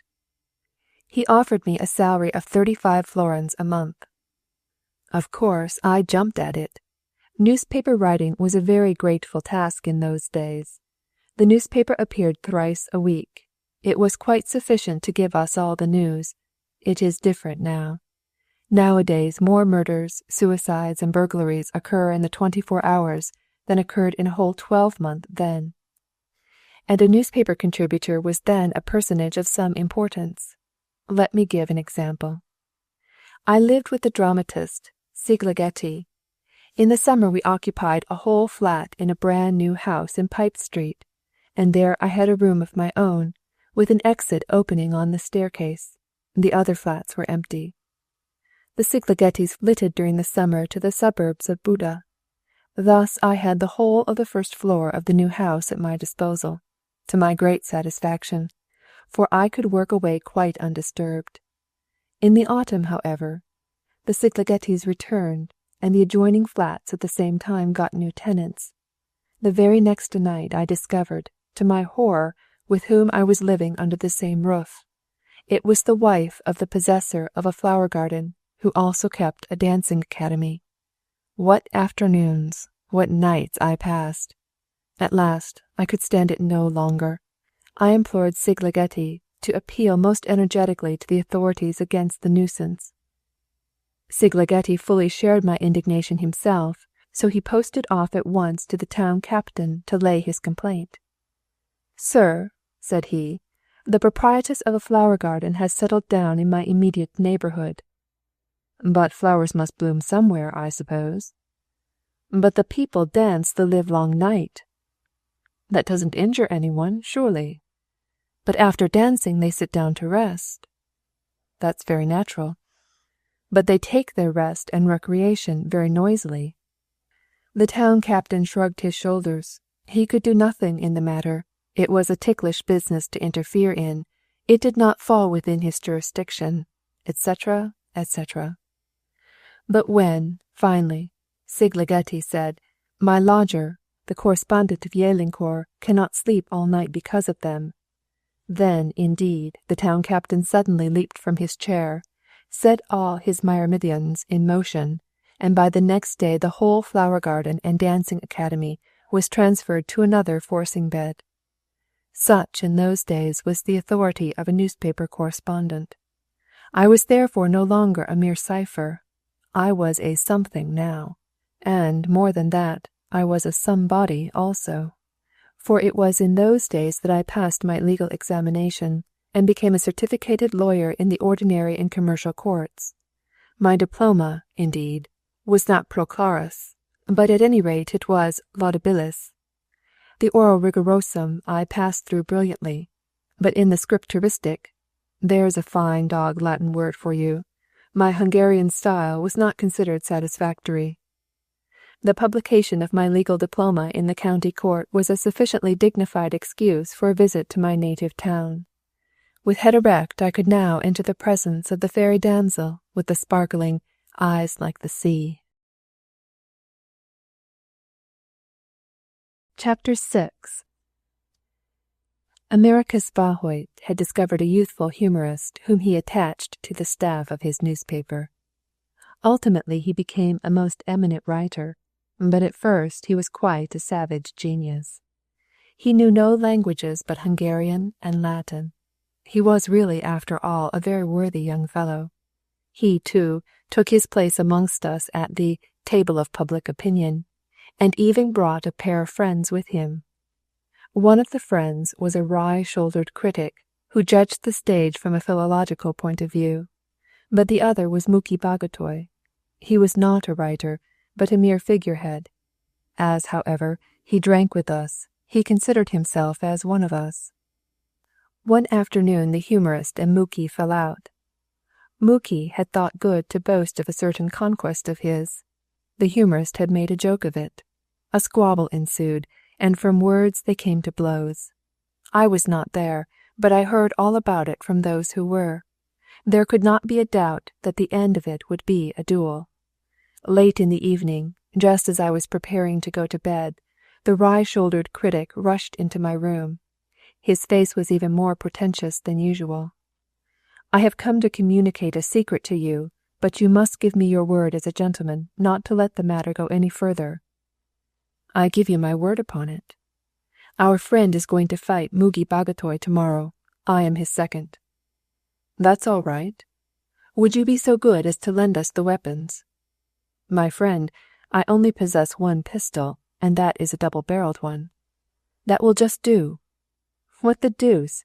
I suppose one of them will fire with it first, and if he does not hit his man he'll hand it over to the other, and he'll fire back with it?" "Precisely."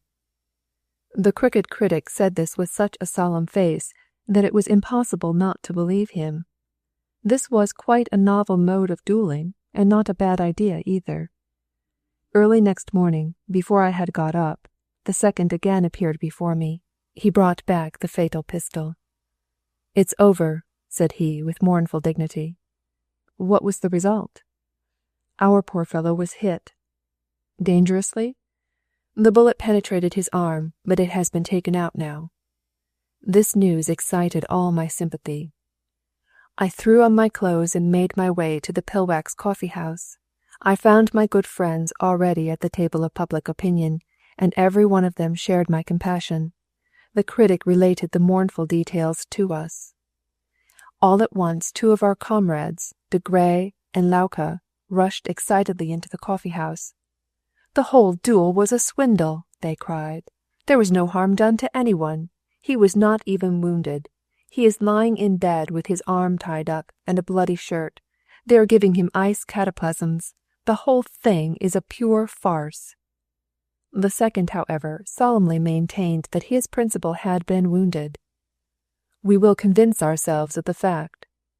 "Surely you would not want them to tear the bandages from the gaping wound."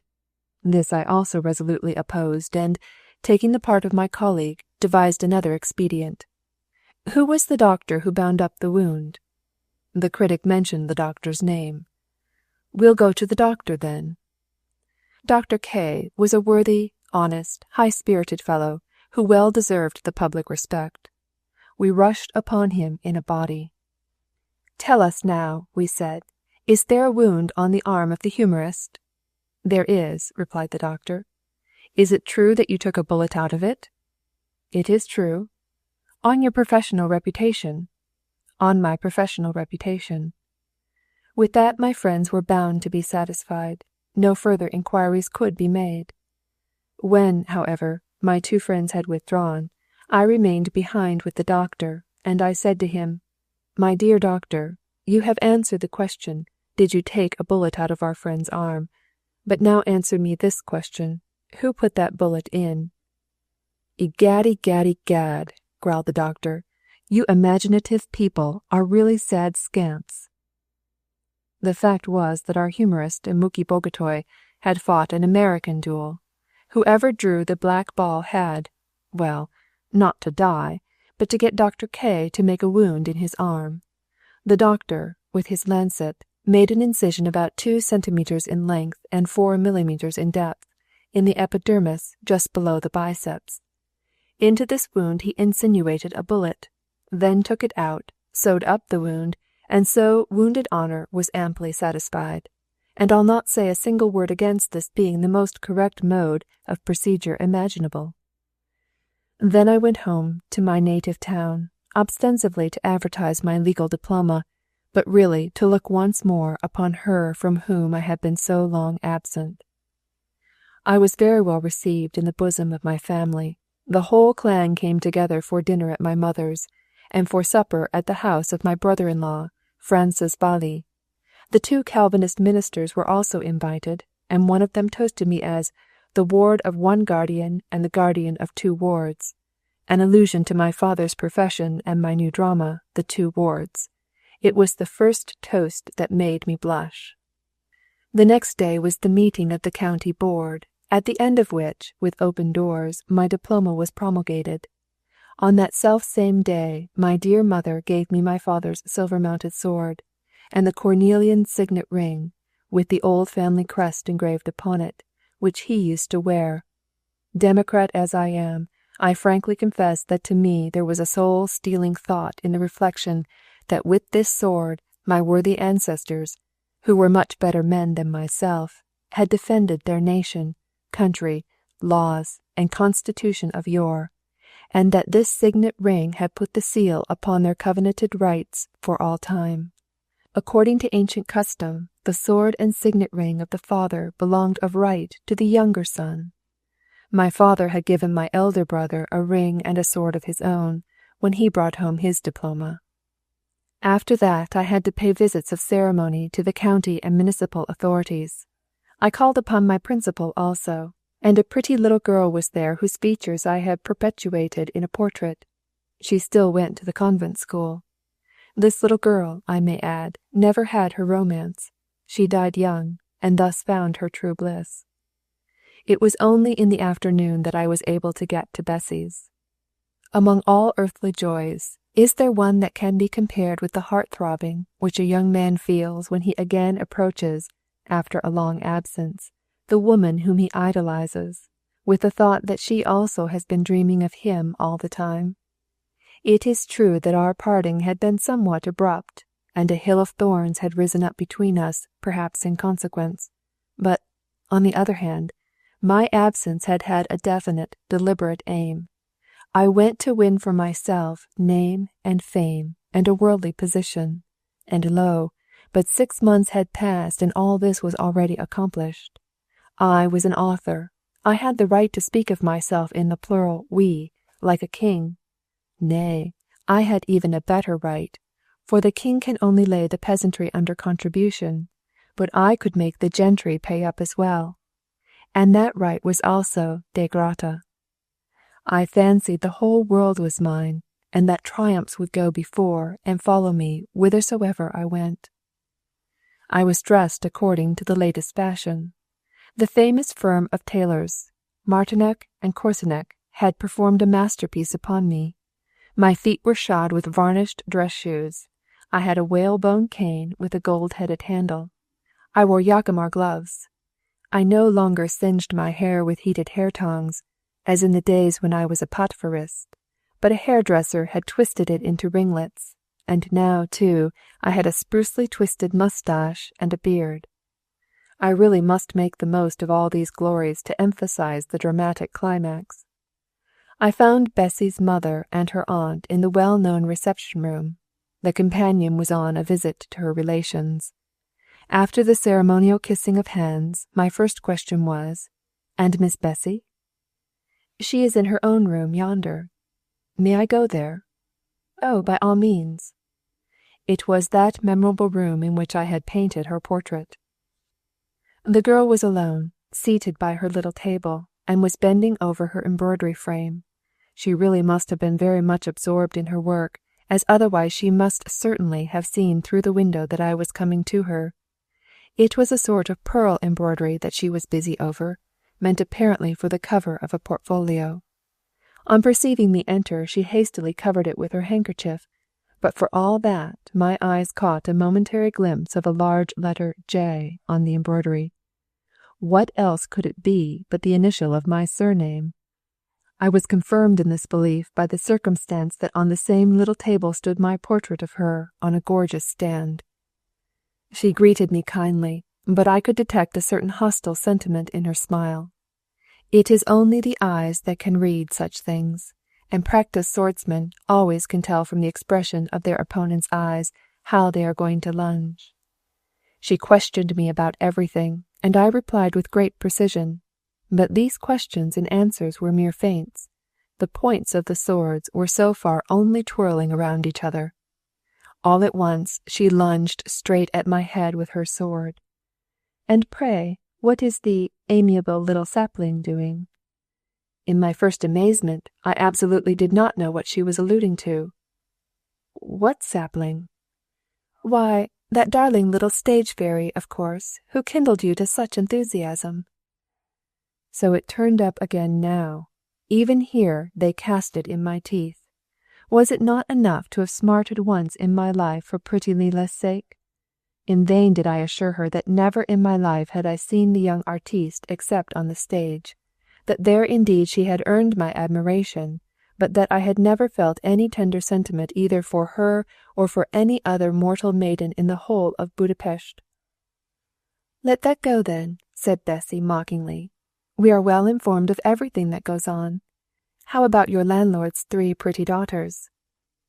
"Pardon me, but the eldest of them is only 9 years old." "And your gay neighbours, the flower garden ladies?" Well, this was simply appalling. How could I tell her the whole story?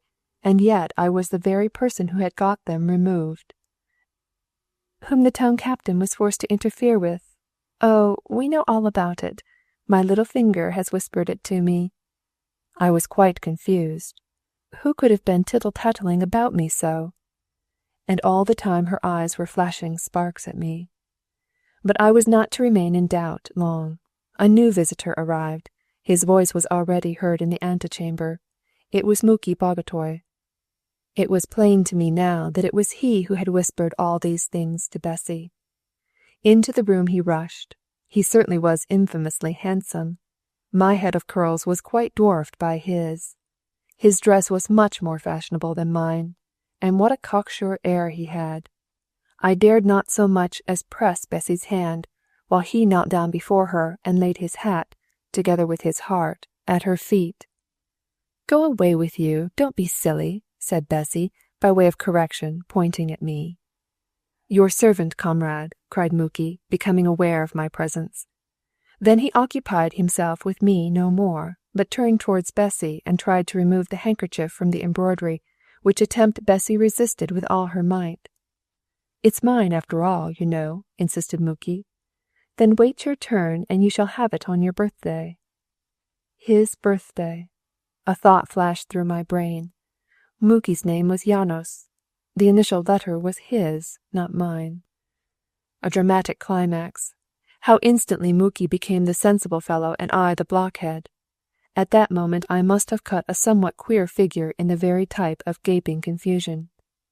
By way of explanation, Muki seized Bessy's hand and raised it to his lips, and said to me as a matter of form, Bessy is my betrothed." And it was for this, then, that all these Sardanapalian accusations had been piled upon my head. The sapling of the stage, the flower garden, and my landlord's young ladies were the golden bridge for a retreat. It was only then that I hit upon more sensible ideas and hastened to congratulate them. And now I made it a point to remain where I was. They shall see that the whole matter is of the most indifference to me. "You know, I suppose," said Muki, "what was the cause of my last duel?" "That famous duel of yours, eh?" "Yes, it was pretty famous, I think. That poor fellow whom I shot was a worthy comrade, but had he been born my brother, I would have shot him for his disrespectful allusions to my bride." "Go along with you, you bloodthirsty man," cried Bessy, with coquettish self-satisfaction. And he had the cheek to say all this before me, who knew the whole history of the duel. How ridiculous I could have made him look, if I had told how it had happened. But do it I wouldn't, because I felt that they were a worthy pair. I merely said, "I must admit, friend Muki, that in the way of imagination you are much greater than I." "And greater in other things also," said Muki, half drawing his sword. "We'll see about that one of these days in the fencing school." "What? That swindling fencing? Wrestling is the thing to test a man's mettle. That fashionable gymnastic rubbish is a mere farce. I should like to see a fellow do what I can do when I go out on my puszta. I have a stout Golgase there, Péter Drisa, with whom I am wont to wrestle. A stalwart fellow, hard as a stone. He can keep the upper hand over 100 steers. Twice out of 3 bouts I have floored Péter Drisa, and Péter Drisa has only floored me once." "A pretty pastime, certainly. It's not to be learnt by pen scribbling or brush daubing, anyhow." "That I had to let pass, for there's no getting over the truth. It is not only true that I was no Samson, but it is also true that, compared with 100 oxen, my poor Pegasus was but a sorry beast of draught. But Muki Bogotoy was not even content with his triumph. He wanted to absolutely trample me beneath his feet, and as if he had only just observed for the first time the picture of Bessy painted by me, he chose to make that the bone of contention. Meanwhile, till I possess the original, I appropriate this picture." Bessy protested. "No, no, I will not part with that." But Muki thereupon took the picture from the table and held it aloft, so that Bessy could not get it out of his hand. She begged, implored, raved, but Muki only laughed and said he meant to stick to the picture. It was then that my ill humour got the better of me. "Sir," I said, laying my hand on his shoulder, "put down that portrait. I did not paint it for you." How scornfully he looked at me over his shoulder. "You would needs try conclusions with me? You, a mere poet?" And he flung upon me with the pious resolve of forcing me out of Bessy's boudoir into the antechamber. When he saw that I resisted, he threw both his arms round my body. I also hugged him, and to work we went straightway. Muki was furious because I would not allow my frame to be smashed so easily. Bessy began shrieking and took refuge in the bow window. Suddenly I rallied all my strength and pitched Muki on the sofa with such violence that the back of it cracked and came off. "I also am a Péter Drisa," I cried. I would not have exchanged that triumph for all the glory in the world. At the noise of this great scuffle, the mother and the aunt rushed into the room, and great was their indignation when they saw me kneeling on Muki's breast. "Let me get up, fellow," said my antagonist. All that I wanted to do was to take the portrait from the hands of its unlawful possessor. Meanwhile the poor portrait had got terribly mauled. During the struggle it had fallen to the ground, and the pair of us had left the impression of our heels upon it. Bessy burst into tears when she saw the wreckage of her own portrait, but her mother lamented over the broken sofa. I comforted Bessy with the assurance that I would make the damaged portrait all right again. There were special colours for that. "But she must not sit again," hastily intervened her mother.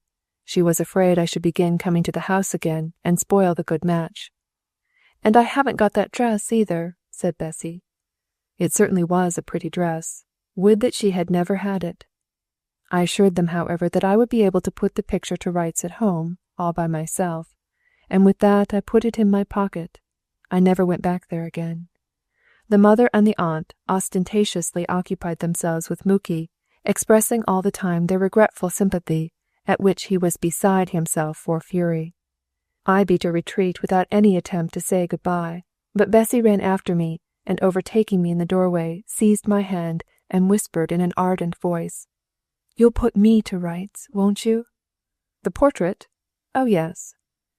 An hour afterwards I was sitting on the steamer and gazing at the lingering smoke which hid my native town from my eyes.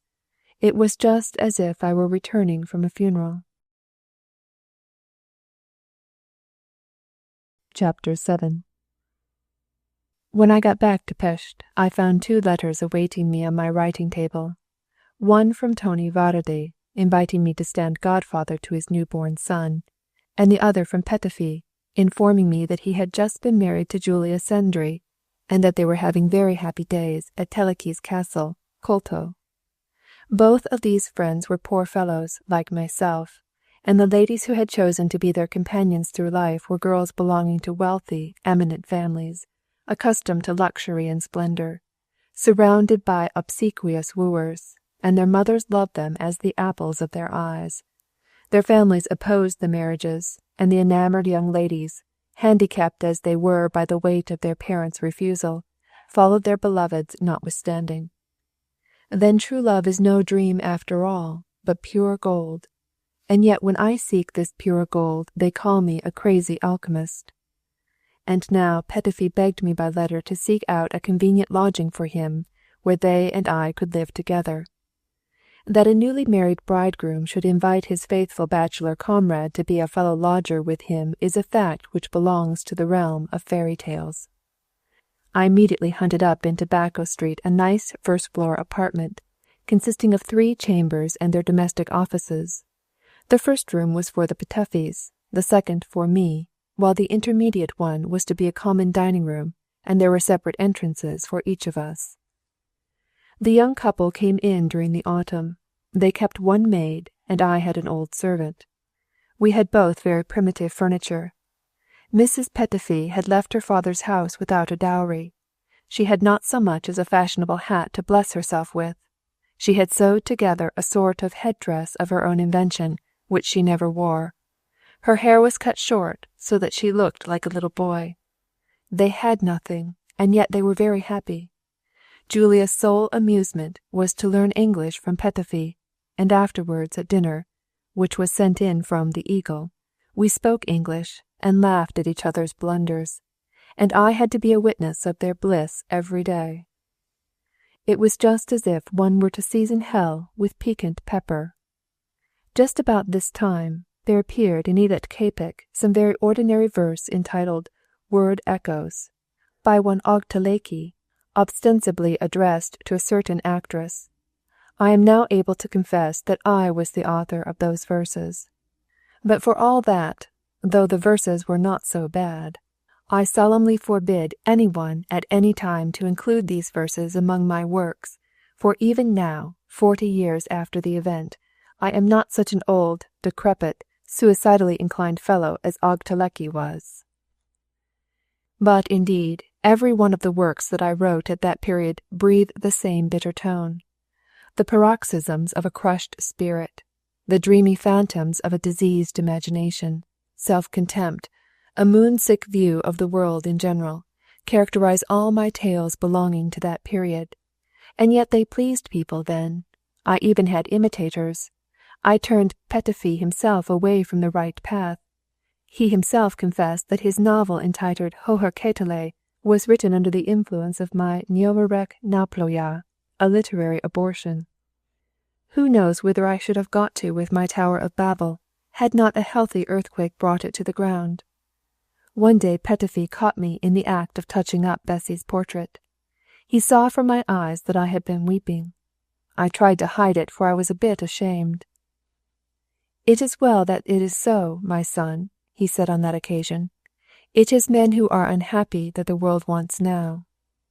A memorable saying. It was in those days that I wrote, I dream of bloody days, and my songs, with this final strophe, all blood and fire. Wherefore doth this race of thralls endure it? Wherefore rise not, rend your chains and cure it? Do ye wait, forsooth, till God's good pleasure rusts them off and makes them drop at leisure? And then he would lead me into his room. On the walls there, in handsome frames, hung the portraits of the chiefs of the French Revolution. This was his only luxury. Danton, Robespierre, Camille Desmoulins, Saint-Just, Madame Roland. There, too, the parts we were to play were distributed. Saint-Just was designated for me, Madame Roland for Julia, and then we spoke of the bloody days. They were to be no mere dream. We were to see them with our eyes wide open, and we were to be among the first to feel them. A healthy-minded man would have been ready after such words as these to have left the house by jumping out of the window, but they had a charm for me. It suited my peculiar frame of mind just then to set on fire the de Jarnier robe that was about me, and then rush out among the people and set them on fire also. Man's fate is woman.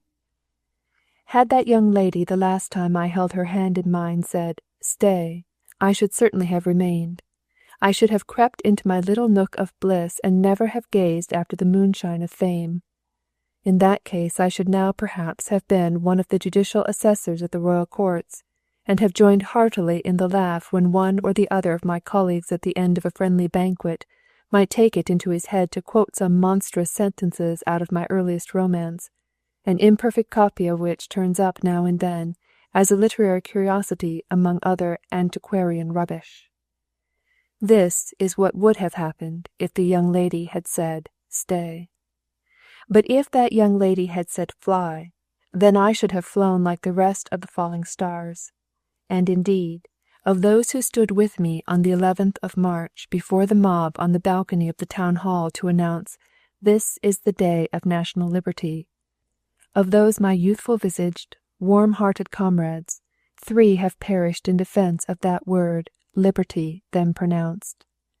Those 3 names are Ptephi, Vasfere, Bazoi, and certainly, in that case, the 4 ounces of lead, or the Cossack's lance, or the grenade splinter which killed them, might have sufficed for me also. That is, of course, if that young lady had said "Fly." Fate, in fact, confronted me with this paradox: either live and be forgotten, or be remembered as one who died young. Stay or fly. Then a voice said to me, "Go, but let us go together." But it was not the voice of the lady with the eyes like the sea. One morning, Ptephi rushed into my room roaring with laughter. "Ha, ha, ha! Do you want to laugh? Just catch hold of that hondaroo!"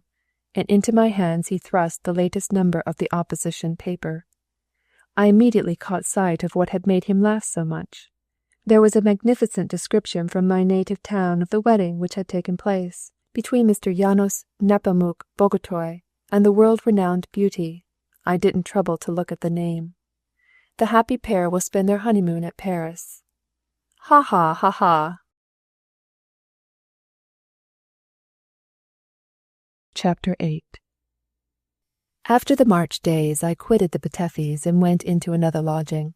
I had got on so well that I could maintain a bachelor's establishment, consisting of 2 rooms, which I furnished myself.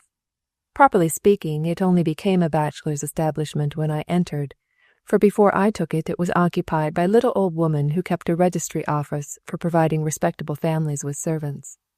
Everyone knew Mamie, as she was called. I was very well satisfied with my lodging, which quite answered all my requirements. It had this one drawback, however, that a whole mob of cooks, parlour-maids, and nursery-maids were constantly opening my door under the persuasion that I could provide them with places, and they disturbed my work terribly. Besides, this constant flow of petticoats toward my door was sufficient of itself to bring a young man into disrepute.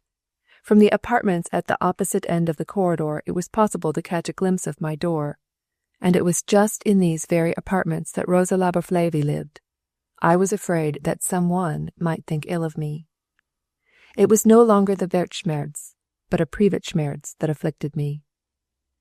Again, I had applied myself to portrait painting. A tall, slender girl in a white atlas dress, with large black eyes and coal-black ringlets à l'anglaise rolling down to her shoulders, was standing on my easel. I was just giving it the finishing touch. I had no need for the original to be my model. I have the portrait to this day. All at once there came a knocking at my door. "Come in." The door opened, and in came a stylish young peasant girl. I thought as much. Here we have another nursery maid in search of a place. "No, no, go away. The registry office lady does not live here," I said viciously, for I was busy with my portrait, and perceiving that the intruder did not retire even now, I bawled out, not over gently, "In heaven's name, be off, my dear!" At this the peasant girl began to laugh. Had I not heard that laughing voice somewhere before? I turned round and looked at her, and the more I looked, the more astonished I felt. It was Bessy. She wore a bright red gown trimmed with yellowish-green flowers, over that a dark blue, double-bordered damask apron, and a black silk bodice with puff sleeves. Above the bodice was a bib with beautifully embroidered palm flowers. On her head sat a coxcomb-like haube, frilled with starched thread lace. On her arm she carried a covered basket by the handle.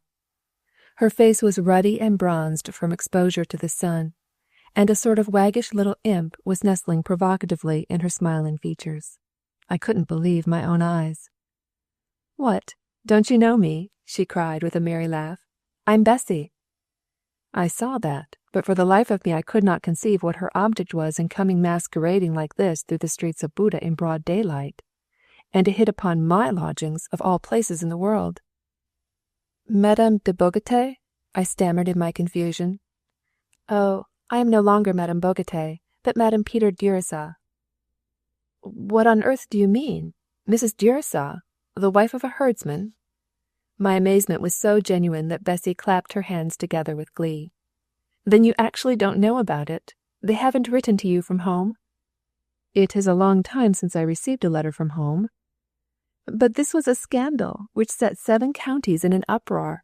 There has been nothing like it since the French Revolution. And you call yourself the editor of a newspaper?" "My paper does not meddle with purely family matters." Bessy's face was flushed, and she began smoothing it with the palms of both hands. She thought, perhaps, that she would brush the telltale blush away. "I have heated myself a little on that steep staircase of yours," she said. She blamed the staircase for that flaming face of hers. Then it occurred to me that it would only be polite to ask my fair visitor to take a seat. I offered her the sofa. "Oh, dear no, that's only for ladies. This will do quite well enough for me." And with that she sat down on my trunk and put down her basket beside it. "I really am quite tired. I have travelled by the corn boat as far as Vas, and thence have walked all the way to Pest." "But you could have gone by steamer?" "But my master could not give me steamboat fare. We are poor people. Look, this is my whole provision for the journey." And with that she lifted the lid of the basket and showed me what was inside of it. A piece of black bread, and something wrapped up in greasy paper, a piece of cheese, possibly, and a garlic-seasoned sausage. I must keep this for my return journey. The cynicism of the proceeding revolted me. "But now, if you please, I should very much like to know what's the meaning of it all. Is it a practical joke you are playing upon me?" "Oh, no, certainly not. Pray don't suppose that I have dressed up on your account. I am now a real peasant woman, and such I mean to remain. It is a serious thing for me, I can tell you, and I've come to you, not that you may write about it in your paper, but that you may give me advice." "I? Give you advice?" "Certainly. Whom else should I ask? The whole world condemns and tramples upon me, and yet I have offended nobody, not even in thought. You are the only one I have injured, bitterly injured, so it is from you that I must seek protection." Woman's logic with a vengeance. I stood up in front of her, leaning on the edge of the table. I was contriving all the time to prevent her from seeing the portrait I was painting. "I'll begin from the very beginning," continued the lady, lowering her long eyelashes. "I was married, so much you know. We gave a splendid banquet. The whole town, half the county, was there. I fancy they described it in the newspapers. And why shouldn't they, when the richest, best known, and most handsome girl in the town was married to the ideal cavalier? The lady brought a dowry of 100,000 florins, and the gentleman conveyed his bride to his ancestral castle in a carriage drawn by 4 fiery horses. The universal envy was more piquant grace to the meal than the benediction of the priest. The gentleman envied the bridegroom, and the ladies envied the bride, and everyone was forced to say, a couple made for each other. Alas, the only joy which remained in my heart when I came out of church and looked among the crowd was the thought, "Ah, you all envy me now, I know." "We went straight from church to my husband's castle," continued Bessy. 30 carriages escorted us. I counted them. A splendid banquet followed. That day I changed my dress 4 times. The 5th time I put on a lace negligee, and the bridesmaids led me to the bridal chamber. This room was a veritable masterpiece of upholstery. A Vienna furnisher had decorated it most elaborately. I couldn't sleep all night. The voice of the bass viol and the clarinet resounded in my ears from the banqueting room, and the noise and uproar of the guests also. I did not see my husband till morning. Then the guests began to disperse. Only now and then did a cracked and piping voice mingle with the frantic music of the gypsies. Then it was that my husband appeared before me, and a pitiable object he looked. He called me his darling little sister, and asked me if I could tell him where he lived. Then he undressed himself on the sofa, and talked such nonsense that at last I couldn't help laughing. "Well," I said to myself, "I suppose this is always the way when they take leave of their bachelordom." Then sleep overcame me, and I dreamed the silliest stuff. You were continually in my dreams. But why mention such things now? With that she readjusted her kerchief which was tied around her headdress and proceeded. It was afternoon when I awoke. I must have wept a great deal in my dreams, for the pillow on which my head lay was quite wet. My husband was no longer reposing on the sofa, but sprawling on the floor like a stuffed frog. It cost me a great deal of trouble to shake him into life again. It was a still greater effort to make him understand in what part of the world he was, and in what relations we stood to each other here below. After that he insisted upon my crawling with him under the sofa, and when I wouldn't hear of it, he began to cry like a child, and demanded a pistol from me that he might blow his brains out. Then I brought a washing basin and washed his face for him, and ducked it once or twice in cold water. He roared like a baby who is being tubbed, but finally recovered his spirits and allowed himself to be raised from the ground. Then he drank out of the water jug, and his eyes opened, but they were as tiny as a mole's, and I now perceived for the first time that they were a little crooked. During this narration Bessy laughed and laughed again. What a sight the fellow did look! His hair all rumpled, his moustache all askew, his clothes soiled and tousled. He had to be dressed all over again. I began to scold him a little. A pretty condition of things, I must say. To which he replied that I ought to have seen his comrades, Nushi, Lenezi, and Blakis, and how they had been settled. They had all fallen under the table, and he had remained the victor. And he yawned so much as he told me this that I had to beg him not to swallow me. At last I got him to sit down on a chair while I did his hair for him, and he meanwhile howled and swore continually that every single hair pained him as much as if devils were tweaking him with iron pincers. Again the lady stopped to laugh. "That's quite a novel state of things to you, eh? A person who becomes the bride of an out-and-out dandy must expect to see something extraordinary. But perhaps there was nothing extraordinary in it after all." And now the banquet was resumed, commencing with a pick-me-up. I presided at the table with a turban on my head. All our guests were still drunk. I had to listen to very peculiar anecdotes. At such times the best man is he who can pay the new bride the compliment which will make her blush the most. The lady guests had all departed in the morning, and had come to bid me good-bye one by one. They all wept over me. It is the usual thing. I was the only lady left, and glad was I when I managed to get away from the gentlemen. I think that they had been awaiting my withdrawal. They could then continue in their interrupted pastime. Again I could not sleep. My head was throbbing. For the first time in my life I recognized the existence of the headache, that frightful curse of feminine nerves which I had hitherto always put down to affectation or imagination. How good it would have been for me if someone had laid a cool, refreshing hand on my temples. Perhaps a single word of comfort would have relieved my pangs. I waited for it in vain. I sent a message. He never came to me. Suddenly, While an oppressive dream was benumbing my pain, a hellish uproar awoke me. I fancied the pandemonium had been let loose. It was only my husband, but he had brought with him the whole of his drunken crew. I saw before me a whole legion of men, with guffawing, sardonic, lascivious, distorted faces, and amongst them my husband, with the grin of a satyr on his idiotic face. I rose in terror from my bed, cast my counterpane around me, fled into my waiting-maid's room, and barricaded myself behind the door. There he thumped and thundered for some time. I threatened to throw myself out the window if he broke in by force. Thereupon some of his comrades, in whom a little human feeling still remained, contrived to drag him away, though not without difficulty. Then followed a sulky squabble on both sides. I wouldn't leave my room for 24 hours, and he wouldn't come to me. The noise that he made overhead was sufficient evidence to me that he hadn't committed suicide in the meantime. The third day was passed by the bridal guests in a more profitable occupation. They played at cards. The table vigorously punched by their fists, proclaiming their handiwork aloud.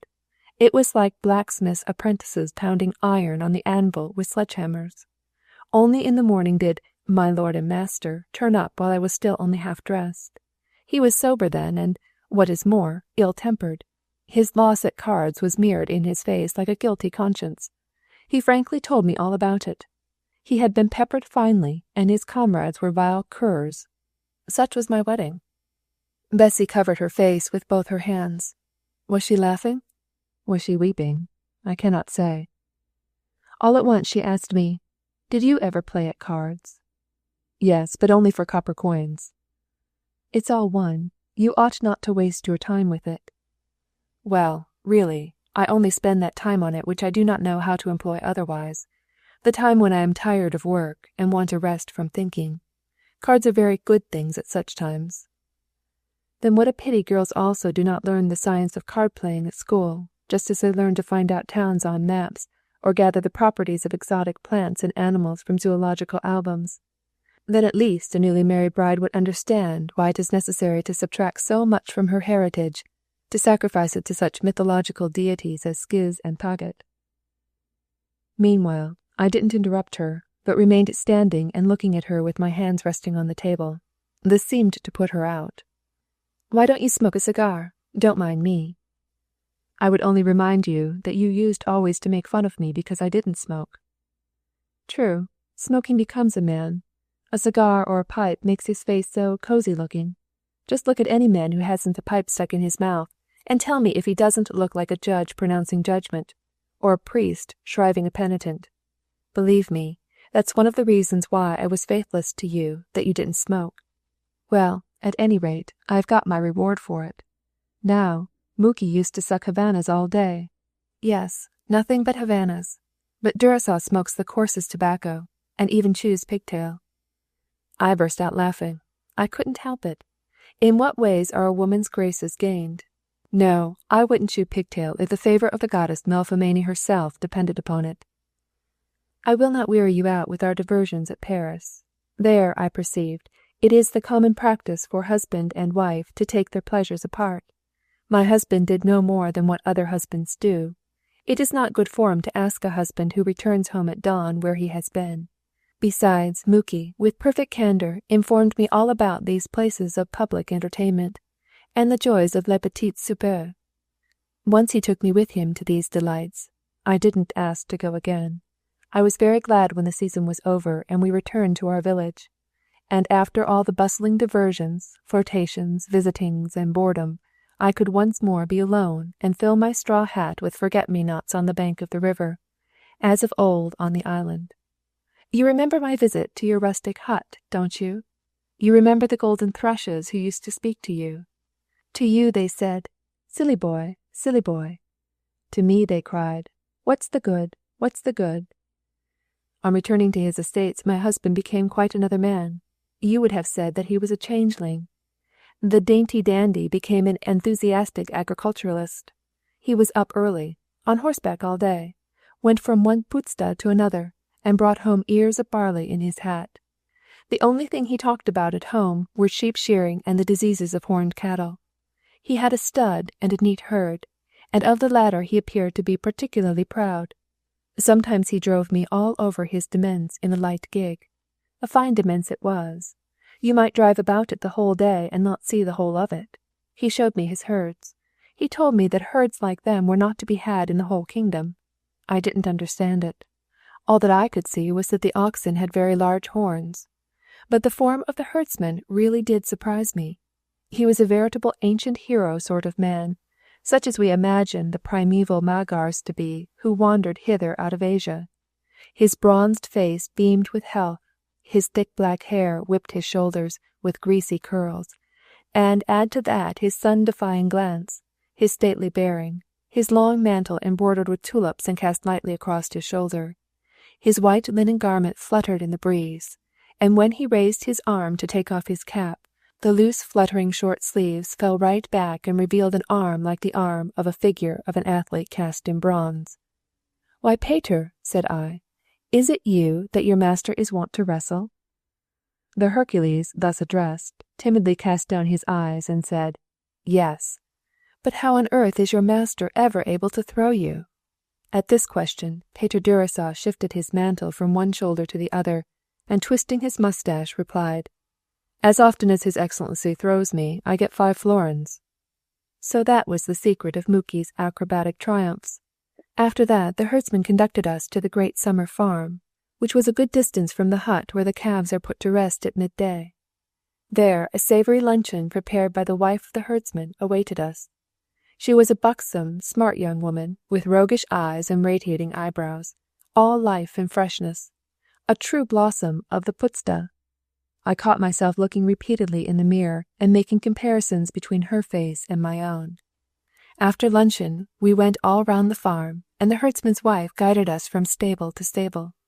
A thorn got into my foot through my slipper. The herdsman's wife bobbed down and drew the thorn out. "You don't feel the thorn now, do you?" she asked, flashing a look upon me. "I do not feel it in my foot," I replied. Bessie paused for a moment, and smoothed her brows with both hands, as if to refresh her memory. "I took another sort of thorn away with me.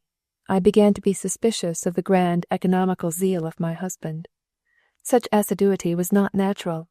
Early one morning he again took horse, called to his greyhounds, and told me not to wait for him to dinner. He would not be home till evening.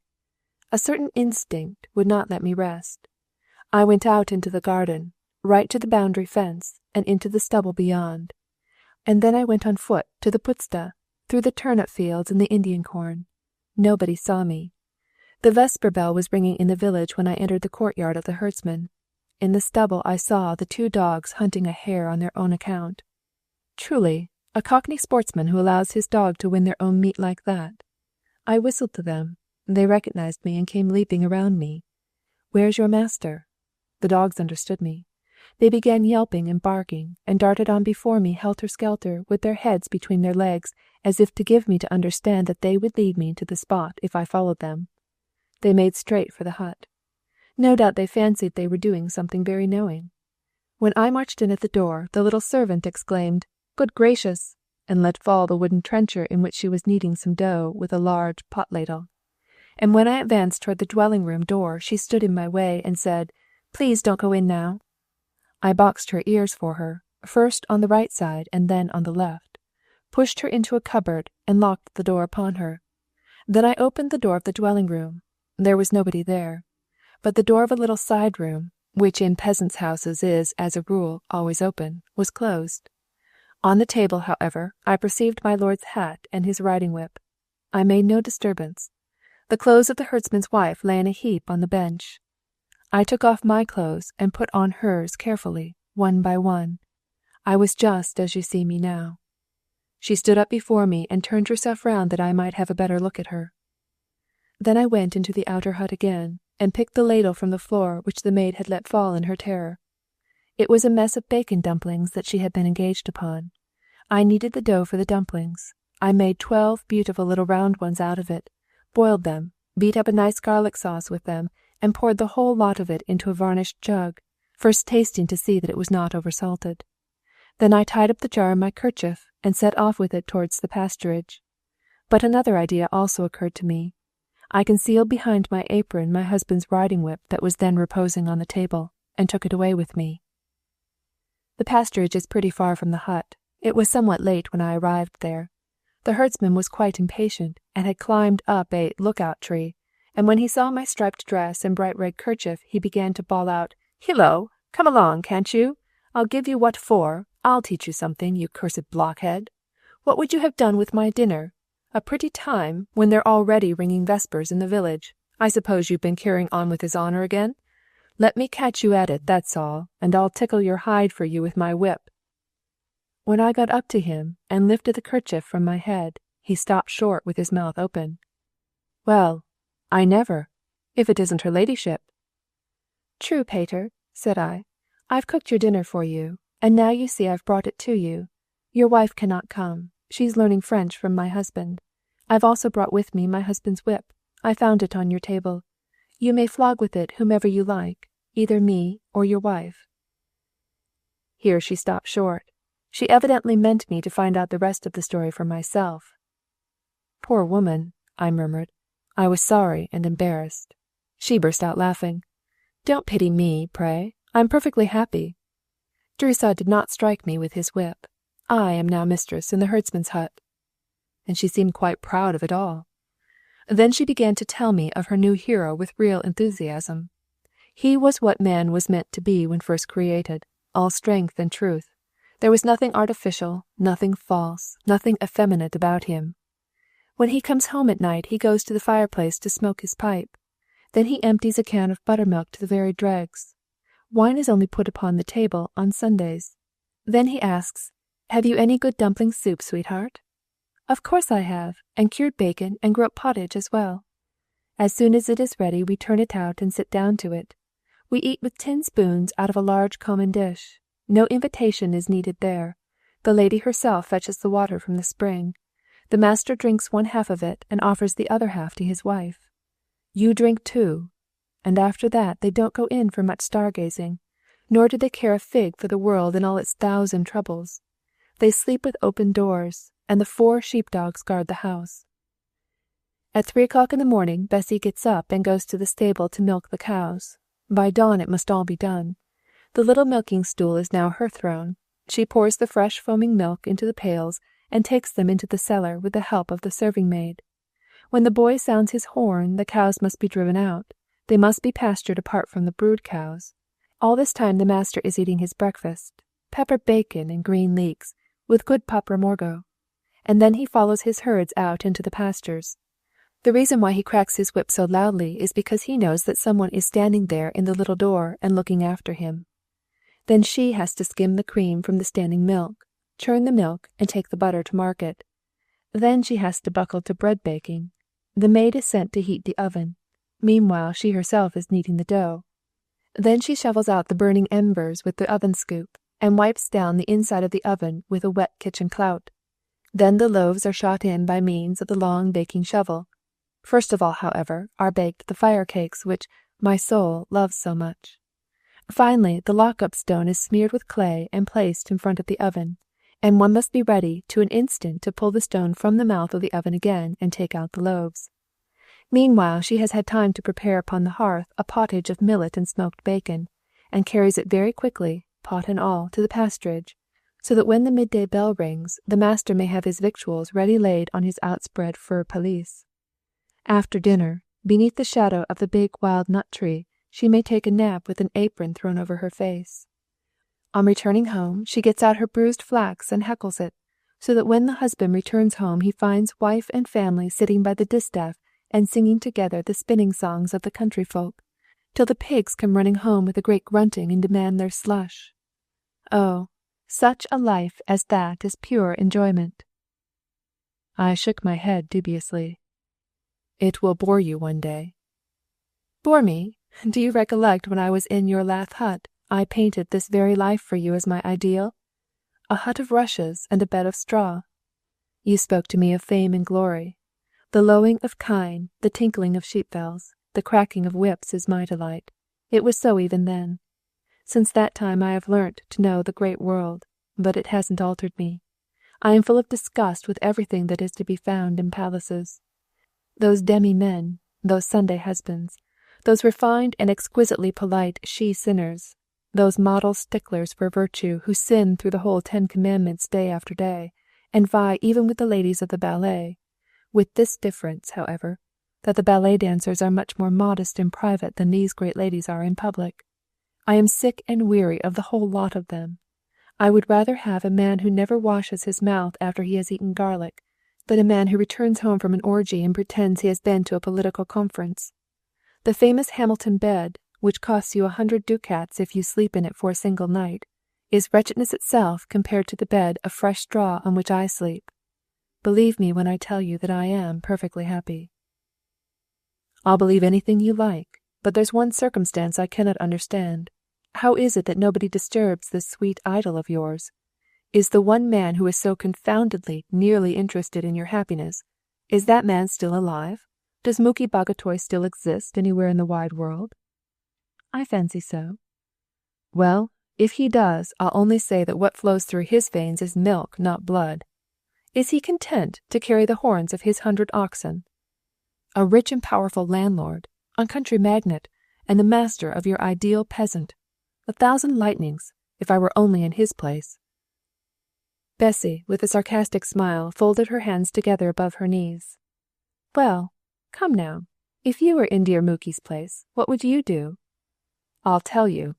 I wouldn't call Pater Durasol out, but one fine day I would put my democratic principles on the shelf, and collecting my haydukes and my rustics, I'd give chase to the herdsman, trounce him according to his deserts, and kick him out of my employment. I would get another herdsman. But as for my wife, I'd tie her to the pommel of my saddle, and drag her like that to my castle. That's what I would do, if I were the husband of Muki Bagotay's wife. I had certainly got a little heated. It was only afterwards that I reflected, what's Hesaba to me? Why should I bother my head about Pater Durasol? Bessie, however, laughed most heartily. Ha, ha, ha! You'd have done that to me, would you? You'd have tied me to your horse's tail and whipped me home, eh? How sorry I am, then, that I did not choose you. What a fine thing it would have been if I could have boasted of bearing the impression of your blows on my body. Tell me now, have you ever struck anyone who is unable to hit you back? At this I was fairly put to silence. But let that be. You could not be so good a Muki Bagotay as Muki Bagotay himself would have been if he could. He actually did try the very recipe which you now recommend. The very next day he sent his bailiff with a verbal message to Pater Durasol to pack himself off forthwith. But me the bailiff was to bring straight home. The bailiff gave himself airs, and would have used force, so I gave him a sound box on the ears, which he'll not forget in a hurry, whereupon Pater Durasol threw him out of the house. Next day the wounded honour of the offended husband resorted to still stronger measures. 6 pandurs appeared upon the scene with swords and pistols. Pater and I were outside in the pastures. Thither they came after us, but Pater was not a bit put out. He hastily called together his young shepherds. There were 4 of them. They caught up their cudgels, and the 4 sheep-dogs took the same side.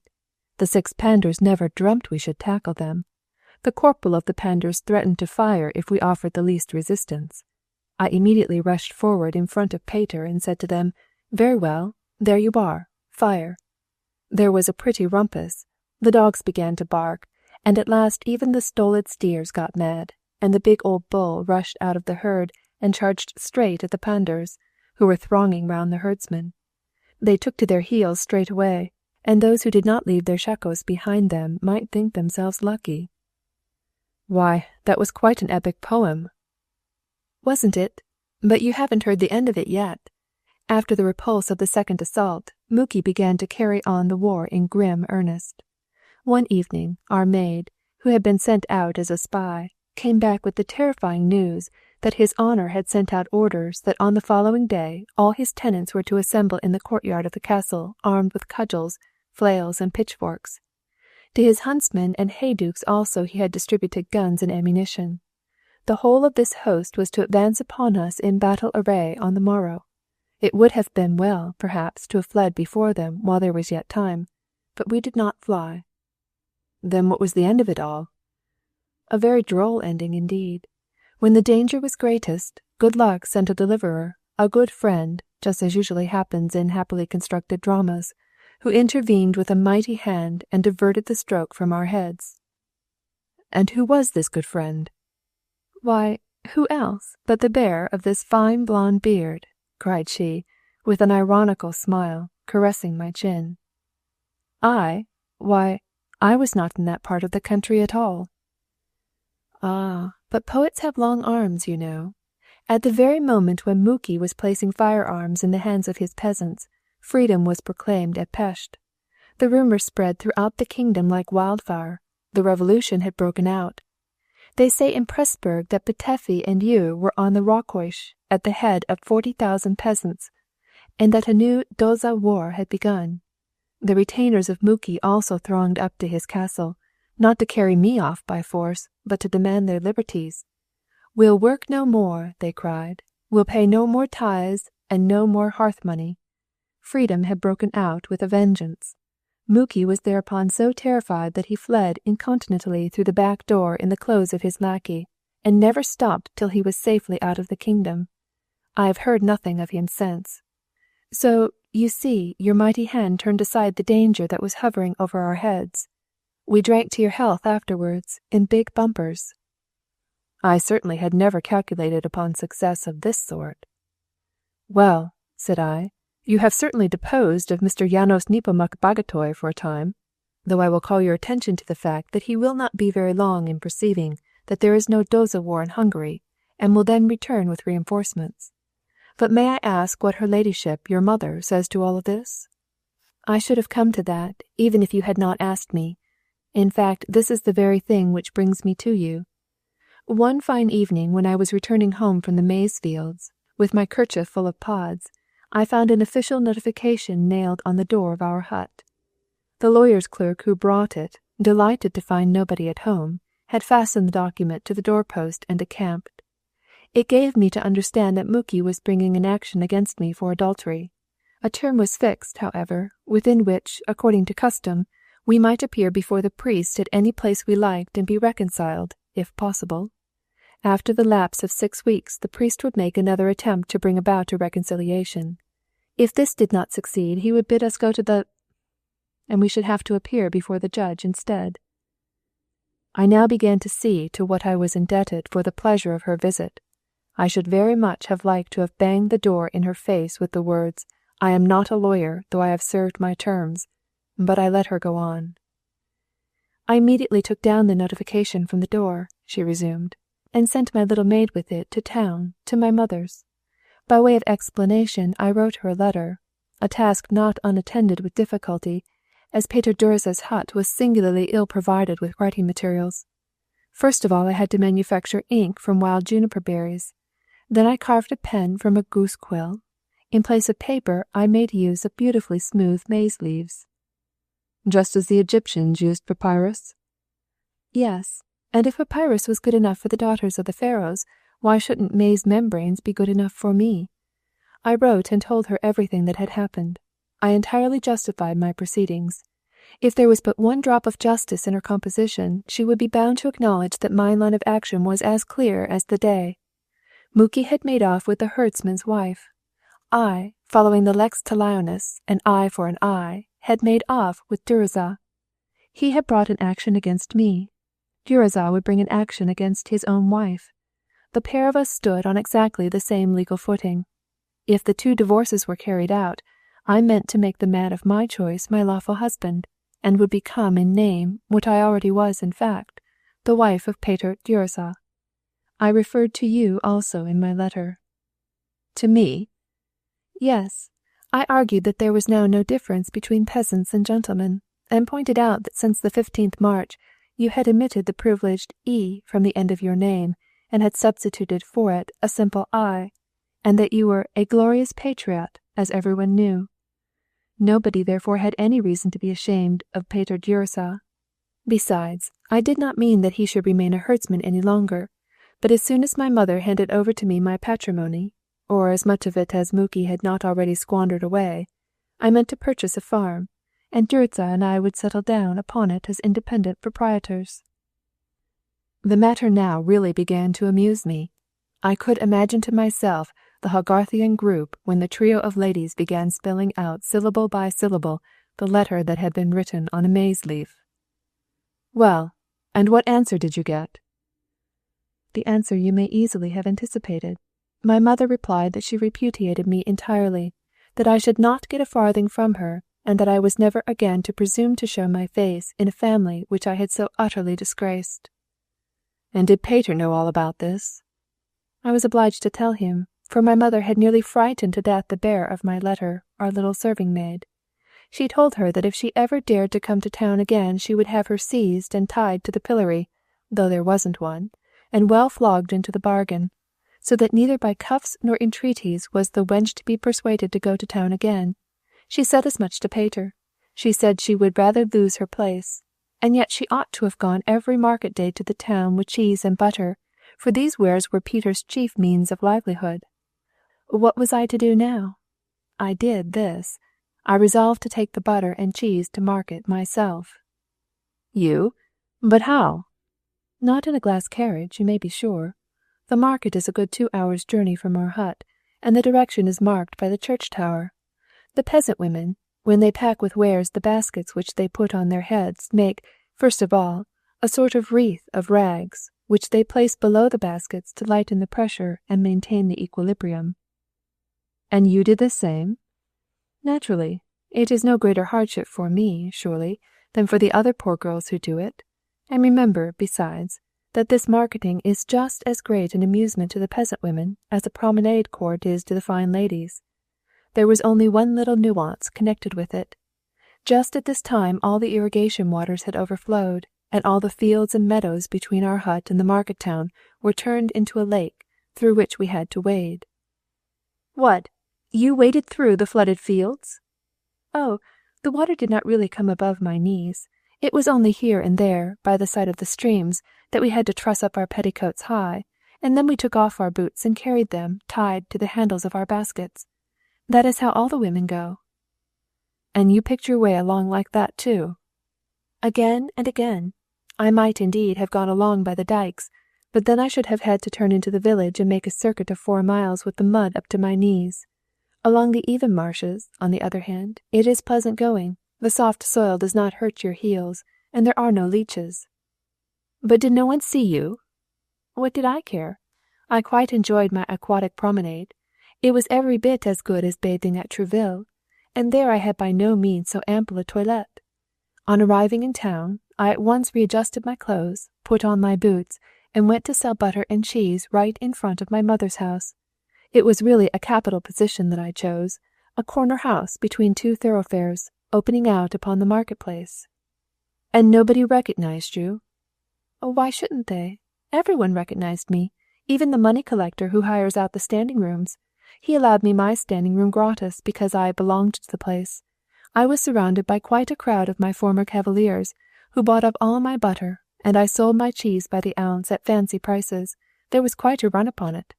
Never had Peter Dürtze seen so much money as I brought home to him from the sale of his butter and cheese." "And your worthy mother?" "Alas, all that the poor thing could do was to pull down the blinds in broad daylight. I, however, purchased with the proceeds of the butter and cheese as much salt and tobacco as we required, packed them all up in the basket, and, placing it on my head, returned through the floods the same way by which I came." "And did you do this often?" "Every market day. Sometimes it was rainy. Then the peasant woman is wont to throw her upper garment over her head, and that is her umbrella. I had to get accustomed to that too. Once, a couple of my former young gentlemen acquaintances took it in their heads to play me a practical joke. They paddled a canoe out of the Danube into the submerged plain, and when I began my wading tour they paddled after me.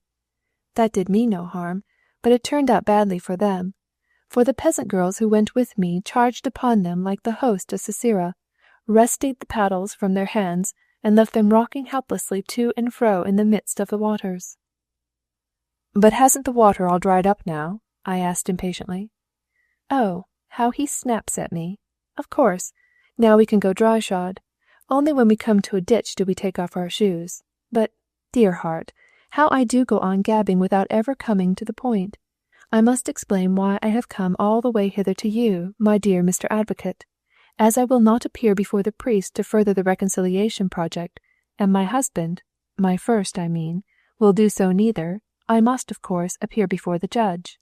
And as, moreover, my mother must be admonished to hand over my little property, if you would take my case up for me, I should be exceedingly obliged to you."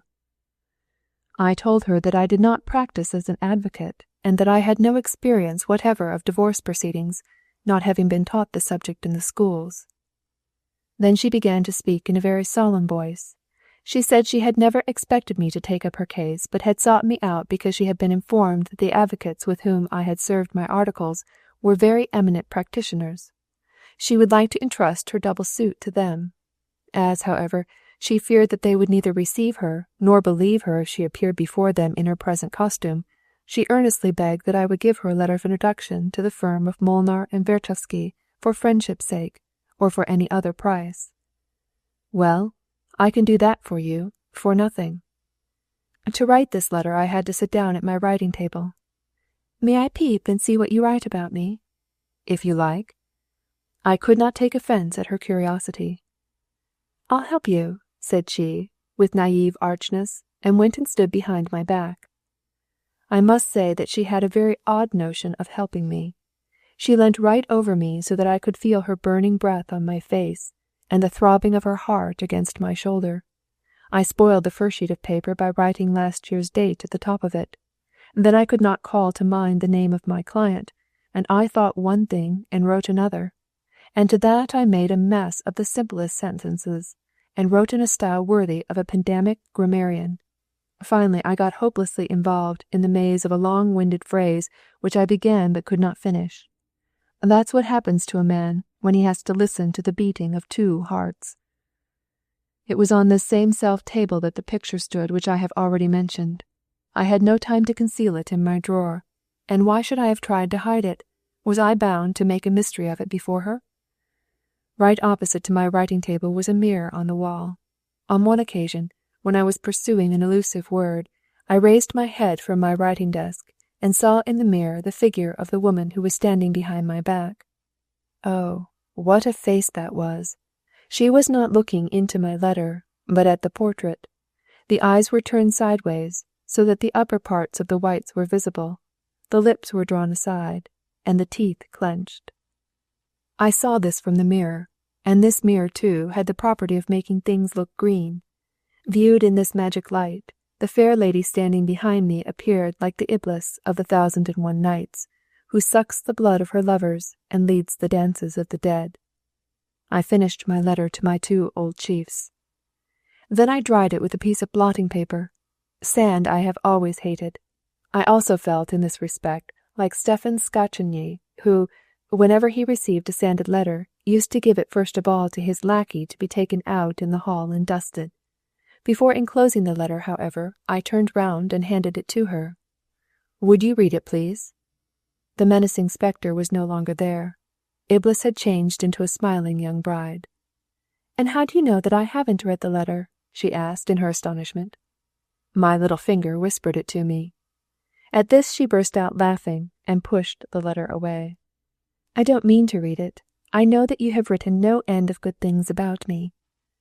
I folded up my letter, sealed it, and wrote the address: Joseph Molnar and Alexander Vertovsky, advocates. Then I handed it to her. Still she kept standing there in front of my writing-table, twirling the letter round and round in her hands, and gazing continually at the portrait. Her face had become quite solemn. In her deeply downcast eyes there was a suspicious brightness testifying to restrained teardrops. She heaved a deep sigh. "But this is mere folly." She thrust my letter beneath her bodice, and in a voice of real warmth and sincerity she stammered, "I thank you, most kindly." Then she added, in a voice half grave, half gay, "But come now, you won't write my story in the newspapers, will you?" "I assure you it is not my practice." "And you won't put my stupid story into a novel or romance, eh? At least not while I'm alive?" "Never. Put your mind at rest on that point." "No, don't say never. Let it be only as long as I'm alive. But when I die, wherever it may be, you shall receive a letter from me, which I will write to you at my last hour, authorizing you to write all that you know of me."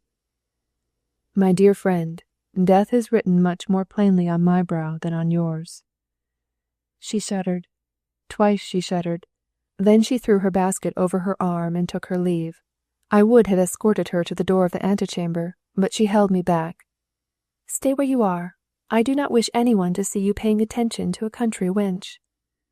When I was by myself and thinking over the whole scene, it seemed to me as if a golden thrush were piping derisively in my ear again. "Foolish fellow, foolish fellow." For the second time I had let slip the opportunity of pilfering paradise, conceded to me by a special and peculiar favour of the gods. I candidly confess that I am no saint. I am a true son of Adam, of real flesh and blood. No vow binds me to an ascetic life. Let temptation come to me again in the shape of that pretty woman today, and she shall see what I am made of. All day long these feverish imaginings haunted me. In the drawer of my writing-table was the portrait which I once wrested in knightly tourney from her bridegroom, and which she herself had given me to put to rights. I went again and again to my writing-table in order to take out that portrait and have another look at it. But that other portrait lay there on my table, and would not allow it. It was much better to leave the house. I occupied the whole day in strolling about the town. Perhaps I may meet her somewhere in the street. Late in the evening I returned home. I was alone. My lackey only came to me in the morning. I had scarcely lighted my lamp when I heard a knocking at my door. I certainly had forgotten to shut the door of my antechamber, and so my visitor had managed to penetrate so far. Who could it be at such a late hour? "Come in." The blood flew to my head when the door opened. She had come back. Then she was here again. She did not come in, however, but stood with the door latch in her hand, as if she were afraid of me. "It is not nice of me, I know," she stammered with a faltering voice, "to come here so late. I have been here 3 times, but you were out. I must tell you what I've heard. Don't be angry." I begged her to come in, and took her by the hand. My heart beat feverishly. "The lawyers received me very well. They were both at home. They took up my case and assured me that it was bound to result in my favour, and that they would pay the preliminary expenses. They behaved like gentlemen. Then the conversation turned upon you. They asked how long we had been acquainted. I told them as much as was necessary, and wound up by saying that you were the one thoroughly disinterested friend that I possessed. Then one of the advocates, the tall, dry one, I mean, said with perfect good nature, 'Well, if you are so kindly disposed to our young friend, just tell him that the path along which he is now rushing so impetuously leads straight to the gallows.' Whereupon the blond, ruddy-faced man added, 'or else to suicide.' I felt I must tell you that." And with these words she stepped back from the door. An icy shudder would have run down the shoulders of any other man at these words, but the message regularly set me on fire. It was my pet idea they wanted me to give up, the idea which I adored even more than my lady love, the idea of my youth, the idea of liberty. If any one offends my lady love, I will shed his blood, but let not even my lady love interfere with my principles. As for them, I am ready to pour out my own blood to the last drop." "Be it so," I cried passionately. "That has nothing to do with you." And I shut the door in her face. Every fibre of my being quivered with rage. They threatened me with the gallows, or with the suicidal dagger of Cato. I fear them not.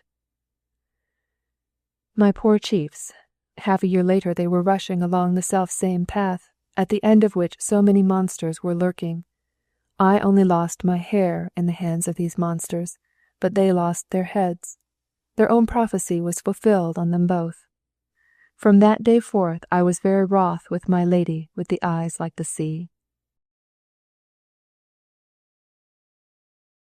Chapter 9. And now we'll go back to the day which forms so remarkable a turning point in the life of the Hungarian nation, the 15th March, 1848. It did not come without due preparation. The emancipation of the people, a free press and a free soil, equality of taxation and equality before the law, all these splendid ideas had been fought for during the last 10 years by those great minds which towered above their fellows. The time had now arrived. The process had to be decided. The judgment lived in the heart of every honest patriot. The great sacrifices which the metamorphosis required were not demanded, but volunteered. We debated about them in the Diet, party against party, with all the fervour of conviction. A melancholy example was before us, which, like that Fata Morgana of the ocean, the phantom galley overturned, warns the seaman of the danger that is hovering over his head. I allude to the events in Galicia the year before. The Polish gentry of Galicia demanded their liberties and emphasized their demands by force of arms. There was no need on the part of the authorities to set in motion an army corps against this new confederacy. The peasantry did the work for them instead. The Galician peasants crushed the Polish gentry. The censorship had prevented the Hungarian newspapers from making known the details of this rebellion, but when the Diet met, it was impossible to prevent the fiery deputy for Comorn, the youthful Denis Pazmandy, from raising his mighty voice on behalf of the Poles and making known the shocking particulars of the bloody massacre to the Hungarian nation. There are many sad pages in the history of the Polish nation, but none so sad as this, and the hand which wrote that page could easily guide over to the next page as well, and that next page was the history of the Hungarian nation. Here, 500,000 of gentry stand face to face with 15 millions of serfs which serve, suffer, pay, carry arms, and are silent. Then the Paris Revolution broke out. The French nation overthrew the throne. By the way, a tatter from the canopy over the French throne was brought home by one of our young writers, Louis Dobsa, as a present for Petefi. Dobsa fought on the February barricades. Serious debates were held in the Hungarian Diet, but Pressburg was much too cold a field for such things. They wanted assistance from Pest. We didn't say Budapest then. Buda was not ours. Meanwhile, the Vienna Revolution broke out. The streets of Vienna resounded with the watchword freedom, and were painted with the blood of the heroes that had fallen for it. So these Vienna people whom we blackguard so much show that they know how to shed their blood for freedom, while we glorious Magyars sit at our firesides, cried Petefi bitterly. Let us send no more petitions to the Diet, he added. It is deaf. Let us appeal to the nation. It will hear. Then he wrote his Talpra Magyar. Early in the morning we assembled in my room by lamplight. There were 4 of us, Petefi, Paul Vasvere, Julius Bolovsky, and myself. My companions entrusted me with the drawing up of the Pest articles in a short popular form intelligible to everybody. While I was thus occupied, they were disputing about what should happen next. The most violent of them was Paul Vasvere, who had the figure of a mighty young athlete. In his hand was a sword-stick with a horn handle, which he was flourishing about in a martial manner, when all at once the jolted stiletto flew from its case, and turning a somersault, flew through the air over my head and struck the wall. A lucky omen, cried Petefi.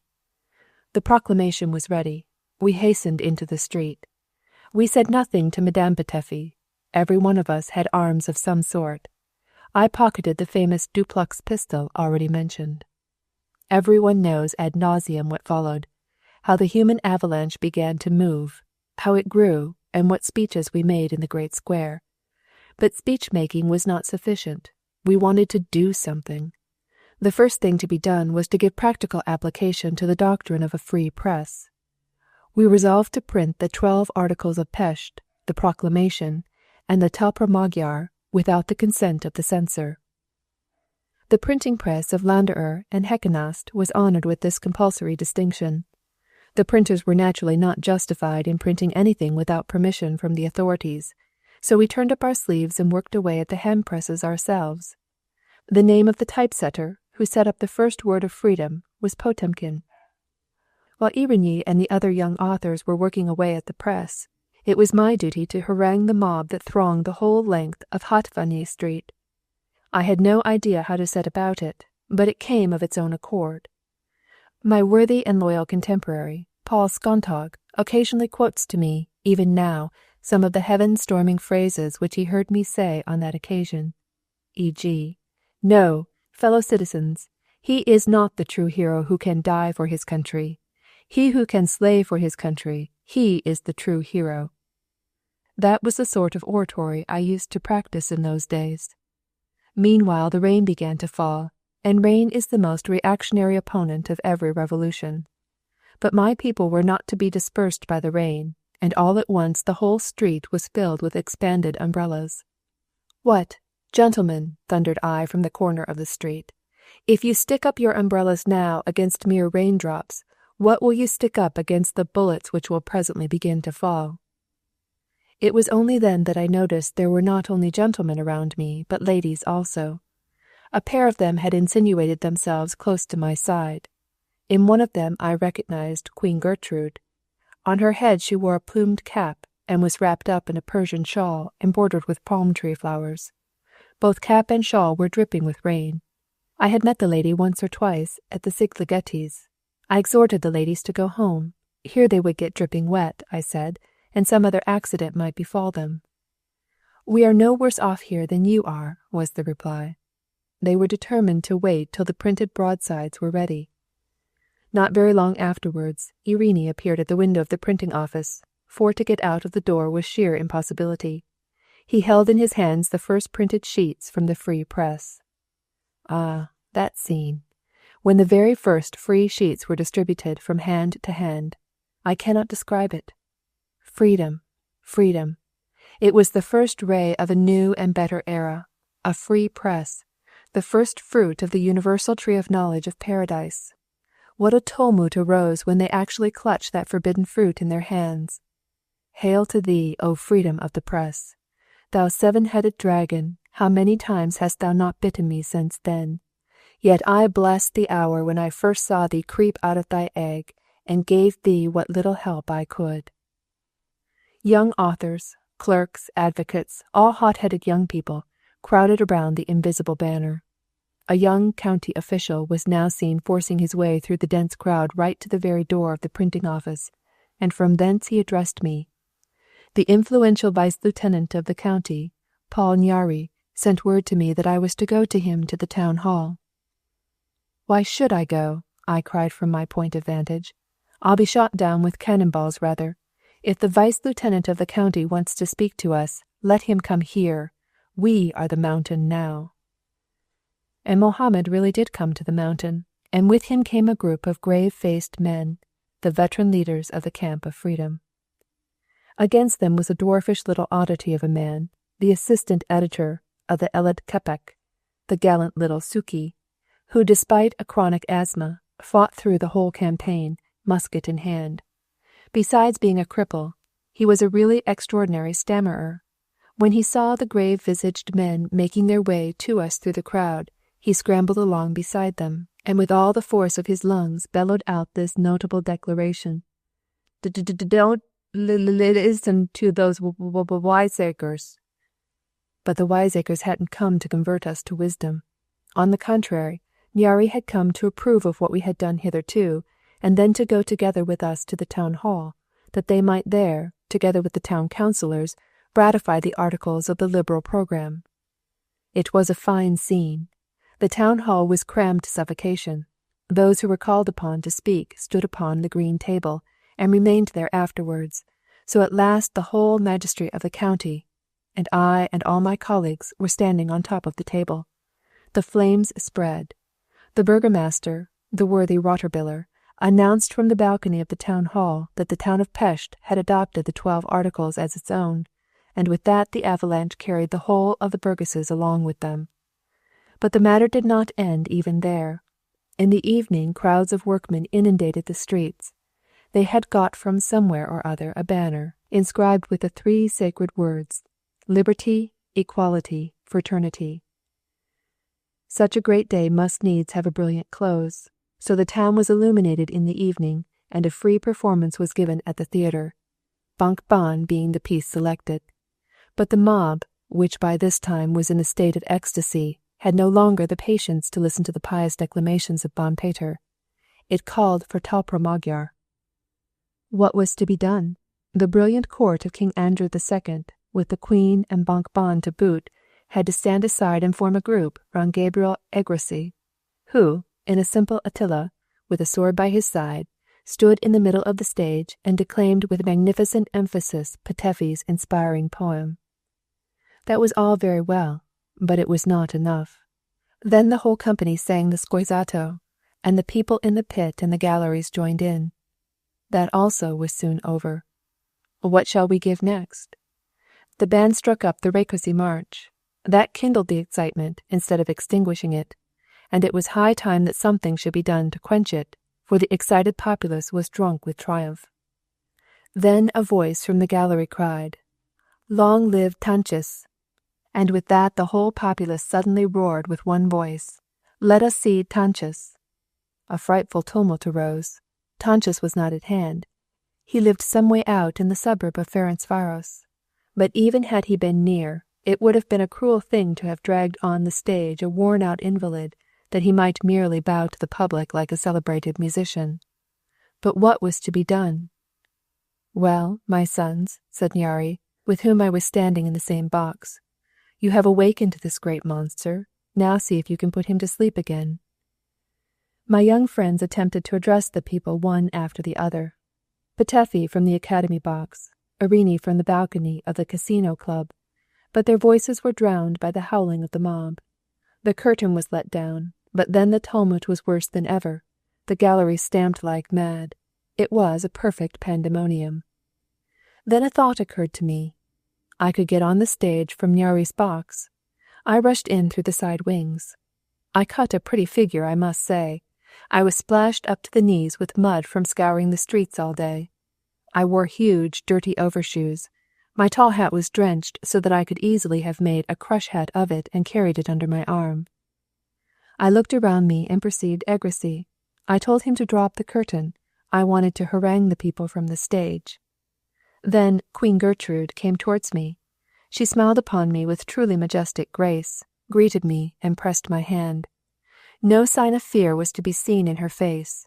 She was wearing the tricolored cockade on her bosom, and, of her own accord, she took it off and pinned it on my breast. Then the curtain was raised. When the mob beheld my drenched and muddy figure, it began to shout afresh, and the uproar gradually became a call for everyone to hear me. When at last I was able to make my voice heard, I came out with the following oratorical masterpiece.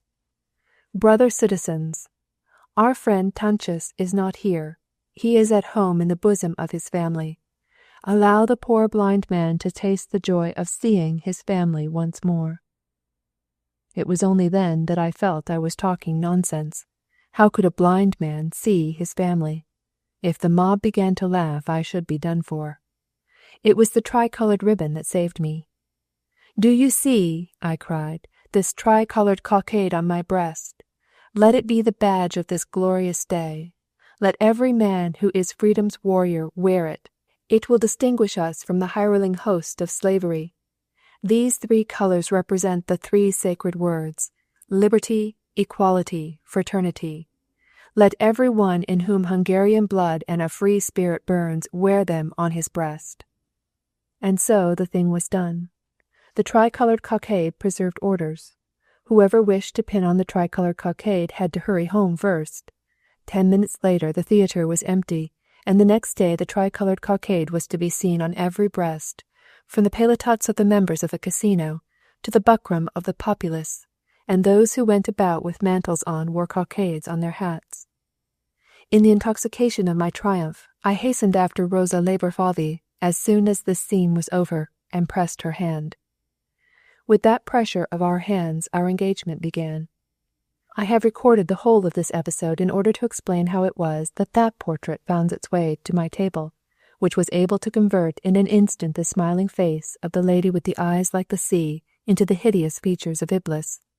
4 months had passed away since then, and the honeymoon was in keeping with the engagement. The roar of cannon and the clash of swords was the music that played at my wedding. Oh, what a marriage night was that! At the very moment when the happy bridegroom asks his bride, "Dost thou love me as I love thee?" At that very moment there is the roll of drums in the streets, and the cry goes forth, "To arms, citizens!" An Italian regiment had revolted against the Hungarian government. Without waiting for a kiss or an embrace, I had to snatch up my musket and hurry off to the place of meeting, and thence to go straight into fire among the flying bullets. We had to storm the Karolyi barracks. By dawn the mutinous regiment had to lay down its weapons, and the bridegroom, with his face sooty with smoke, returned home, and again put the question to his bride, "Dost thou love me as I love thee?" And the answer?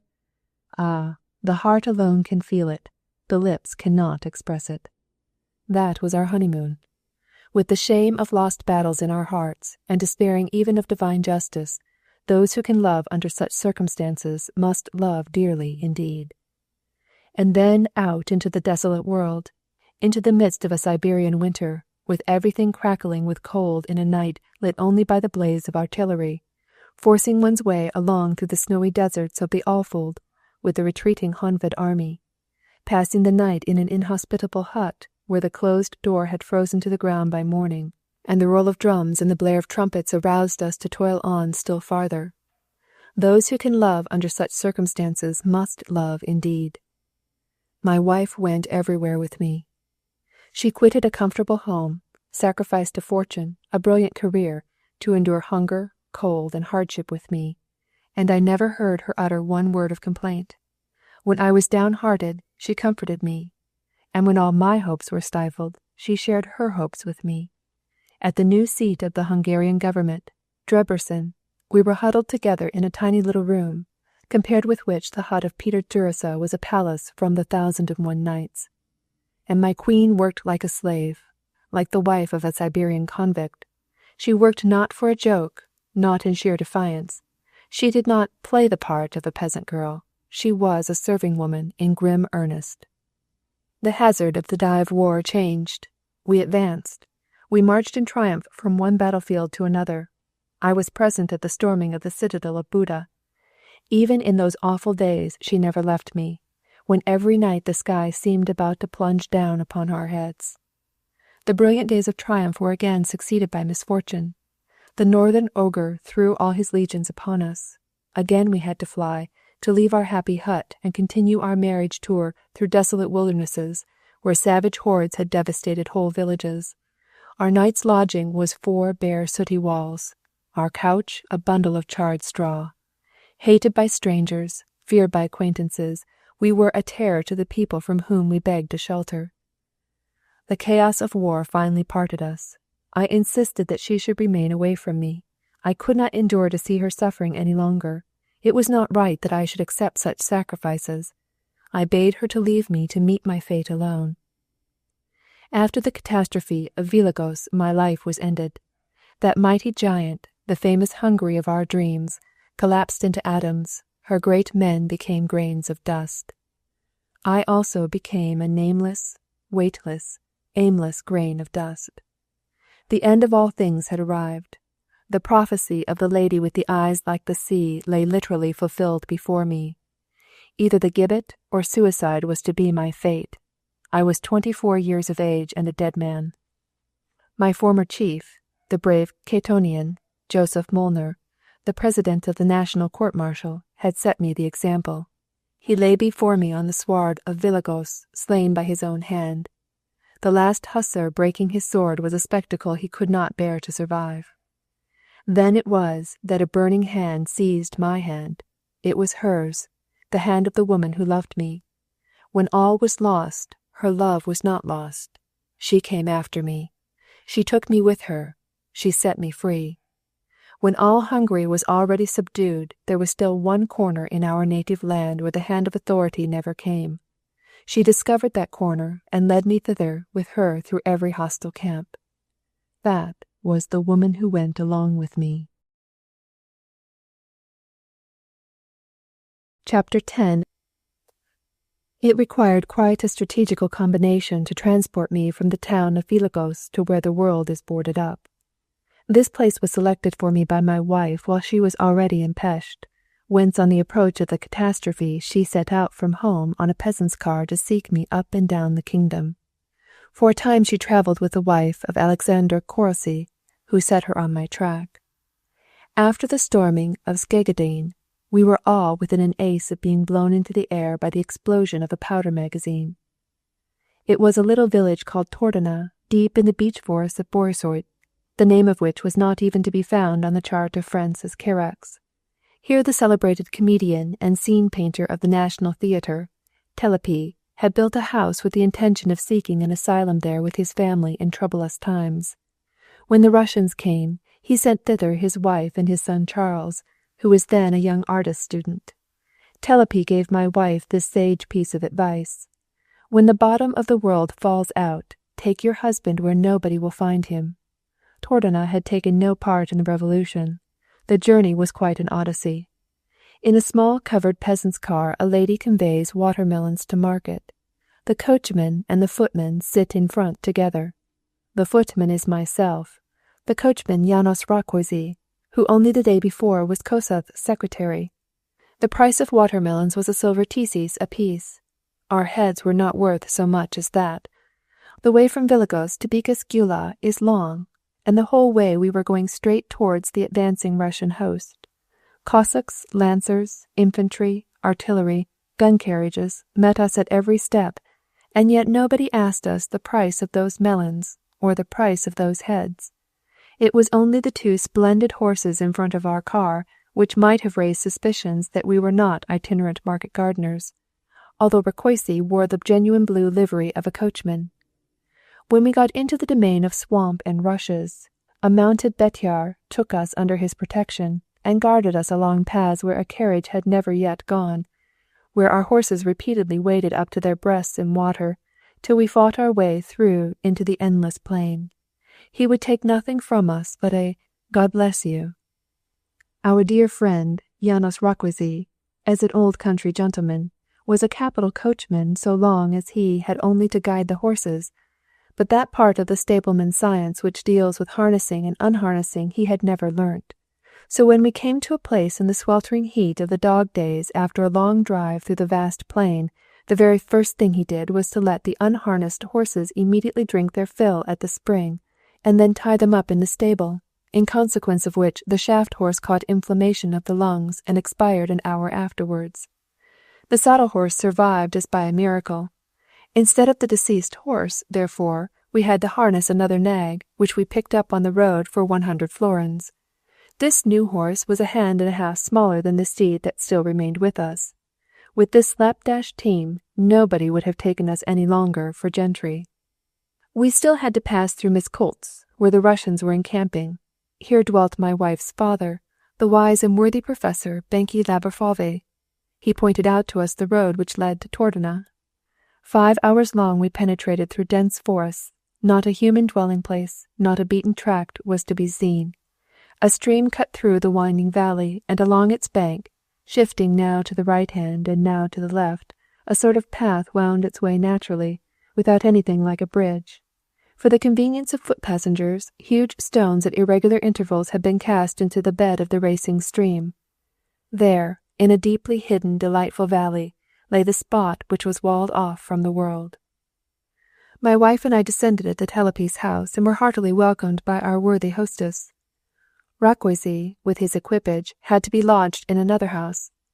Madame Telepi's brother, my tenderly remembered good friend, the worthy Venicányi, dwelt in a house a little further off. It was he who stabled the horses.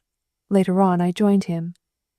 He was really a model of a small country gentleman, such as they ought to be nowadays. An accomplished, intelligent man, speaking, besides his own language, Latin and German, with a thorough knowledge of the law, for which he had been trained, and who, for all that, now went out and ploughed his own land with the aid of a manservant. He ate his home-made bread, drank his home-brewed wine, welcomed guests with all his heart, and slew a sheep or a pig in their honour. His wife baked and brewed, led the way at the spindle, and sewed her children's clothes with her own hand. They had 3 sons, and the little money that flowed into the domestic coffers was spent in the schooling of the children. Chányi never borrows and owes no man anything. His workroom is a joiner and wheelwright's shed. When anything breaks in the wagon he mends it himself. It is his pet pastime. He has a library also full of such books as Sir Walter Scott's historical work on the French Revolutionary Wars.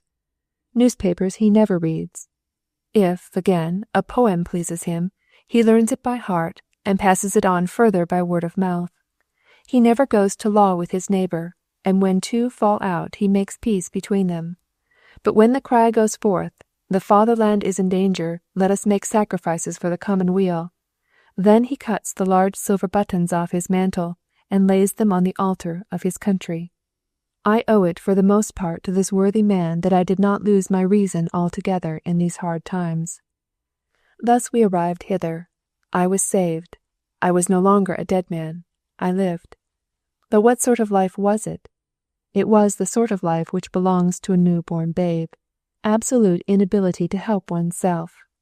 Rákóczi quitted us the following day. He was off to the Carpathians. There he took service as a coachman, naturally under an assumed name, in the family of a wealthy territorial count. They were more than contented with him, for he was an excellent and honest coachman. But one day a strange misadventure befell him. He was taking the count and his brother-in-law out for a drive, when the gentlemen began talking of the era of Louis XIV, and one of them could not call to mind the name of a celebrated statesman of those days. Then the coachman could not help turning round towards them and saying, "Colbert." The counts immediately dismounted from the coach and went home on foot. The learned coachman, however, was discharged. It is not good to sleep under the same roof with a coachman who knows so much. My wife and I agreed that she should return to Pest and resume her engagement at the National Theatre there till I should get back my patrimony. Then we would purchase a little property in the depths of the beech forest, close to Benicányi, and plough and sow till the end of our days. What else could we do? Our country, our nation, our liberty were now no more. Our souls had no wings. We stuck fast in the mire. On the very anniversary of our wedding, which was my wife's birthday as well, we parted. Our wedding tour had lasted exactly a year. I wish nobody such another, but I would not exchange all the joys in the world for the recollection of it. I remained behind in a vast primeval forest, entombed, forgotten. The latest rumours I got from worthy Benicányi, who had taken my wife to Pest, driving his 4 horses himself all the way from his stable door to the capital. They were evil times there.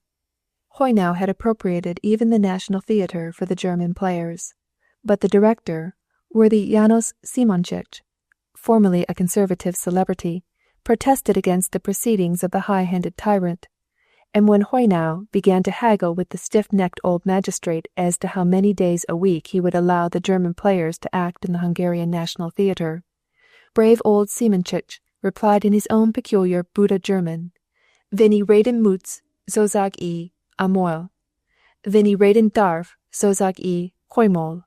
And Koimol it remained. My wife counselled me not to write to her through the post office, as the whole town was full of spies. When she wrote to me, she would send the letter to her father at Miskolc, directed to Judith Benke. Even now, I often draw out those love letters which were written to me and began, "My dear Juicy." Even now they light up that endless darkness which I call the cancelled portion of my life. From August to the middle of October, I knew absolutely nothing of what was going on in the world. It was a corner of the earth where no visitor ever came, and where the inhabitants themselves went nowhere. Now that winter was approaching, there would be a sledge drive, and communications would be opened up between Tordona and Miskolc. Then one would be able to convey timber into the town. Of timber there was no lack. Chányi had 400 acres of virgin forest to 40 acres of arable land. Day after day I rambled up and down these forests that had never heard the voice of man. Never did I meet a fellow creature. However many heights I might ascend, I saw from thence nothing but the smoking chimneys of Tordona. I descended the source of the stream that sped through the valley. Linden Spring was the name they gave it. It was entirely circled by lindens. I hit upon the childish sport of cutting a water-mill out of elder-tree wood, piecing it together and placing it across the little stream. Thus I amused myself. One day I received a box of watercolours from my wife. I was immensely delighted. I now had something to occupy myself with all day. I filled a whole album with my landscapes. Then I painted that journey through the plain with a horse and a half and the covered car. I painted my own portrait on a piece of paper no bigger than a fingernail, which could be inserted in a medallion. I sent it to my wife. Benicányi's wife asked me to paint her a portrait of her old man also. She wanted it about the size of a kidney bean. She had a medallion just as large as that. This was my only work in that terrible year. Chapter 11. When the beech mast began to fall from the trees in the beginning of October, unexpected guests came to us at Tordona, 2 country gentlemen from the beechwood district. They were kinsmen keeping house together, whose whole estate consisted of forest, and whose whole economy was an enormous herd of swine. They were both jolly, thick-set men, with fur pelisses of nicely embroidered sheepskins, and boots of red Russian leather. They had come to rent the beech-mast district in the Tordona forests. Pig just then was an article not quoted in the market. Hungarian money there was none. It had all been destroyed. German money had not yet been introduced. Pig rearers were therefore obliged to let their herds go into winter quarters. The pigs in question were really fine fellows, of the good old Squalointa breed, with legs as long as stags', red bristles, and pointed ears. They were half savage beasts, too, who faced the wolf instead of fleeing from him. They develop but slowly, however. Only after 2 years' time do they become as large as the Mongolitza swine. But they more than atone for this fault by the good quality of wanting neither stall nor sty. Winter and summer alike they camp out in the woods and seek their own food, thus costing their masters no more than 2 florins a head, and 3 pints of polinka, which is the perquisite of the swineherd. Each of these kinsmen had 1,000 of such pigs, and 1,000 pigs give a man a lot to think about. They were good, genial fellows. In fact, they knew not what melancholy meant. It was now the season when the new wine was beginning to ferment. The 2 kinsmen used to drink it in that state, and I joined them. It went very well with well-peppered swine stew.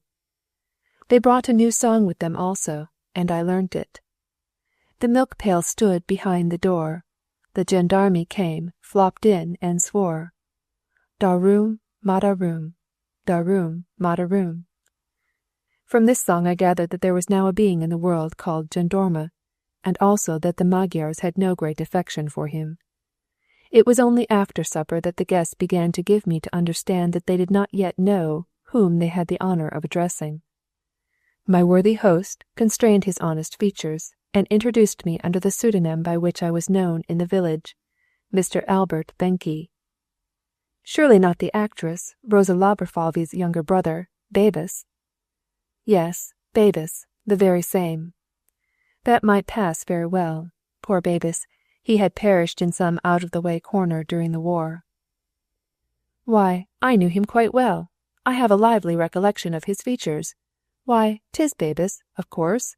And how's your sister? Is it true that she's married? So I have heard. To a certain Mór Jókai, eh? Do you know him? I have never spoken to him, and this was quite true.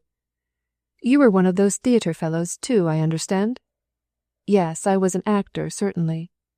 I saw you once, at Miss Colt's. What were you playing then? Claudio Frollo, in the Tower of Notre Dame. And won't you join some other company now? I don't know whether there is one to be found. What? There's a troupe already at Miss Colt's at the present moment. They mean to play at the new theatre during the coming winter, and then they are going to Kassa. Bálványossi wants to put new blood into his company. You know the director, Valentin Bálványossi, don't you? I was just on the point of blurting out that he was from the same birthplace as myself. He was, in fact, the person who had coached Bessie in the role which she had to play with me in our second dramatic entertainment. All I did say, however, was that I knew him by report. Anyhow, he knows you very well. He asks frequently about you. If he only knew that you were loafing about here, he would certainly come and see you. It only needed that. I was not aware that he was able to collect together another troupe. Oh dear, yes. Why, he's got a prima donna now. She is his wife also. Such a bonny little bride. She'll turn the heads of all the young fellows I know. But you're in hiding here, are you not? In hiding? Yes, and I will tell you what, entre nous, of course. Bálványossi also has reason to make himself scarce. Why? Why, because he played such a great part in the Revolution. I never heard anything about it. Ah, but he might have been a famous man without your hearing anything about it. You also were a comedian during the Revolution, weren't you? I allowed him to suppose so. Then the second kinsman took up his parable. He was better informed than the first one. Let me make things clear to you, Amis. During the Revolution, the theatre director, Valentin Bovanoisi, acted under the name of Tihamér Rengetegi. Ah, yes, of course, I remember the name. Many a nut he has cracked beneath the very noses of the Germans. The other kinsman confirmed the statement. If they can only catch him, they'll make the wind cool his heels for him. But that theatre director is really a most knowing rogue, explained the younger kinsman, with a laugh.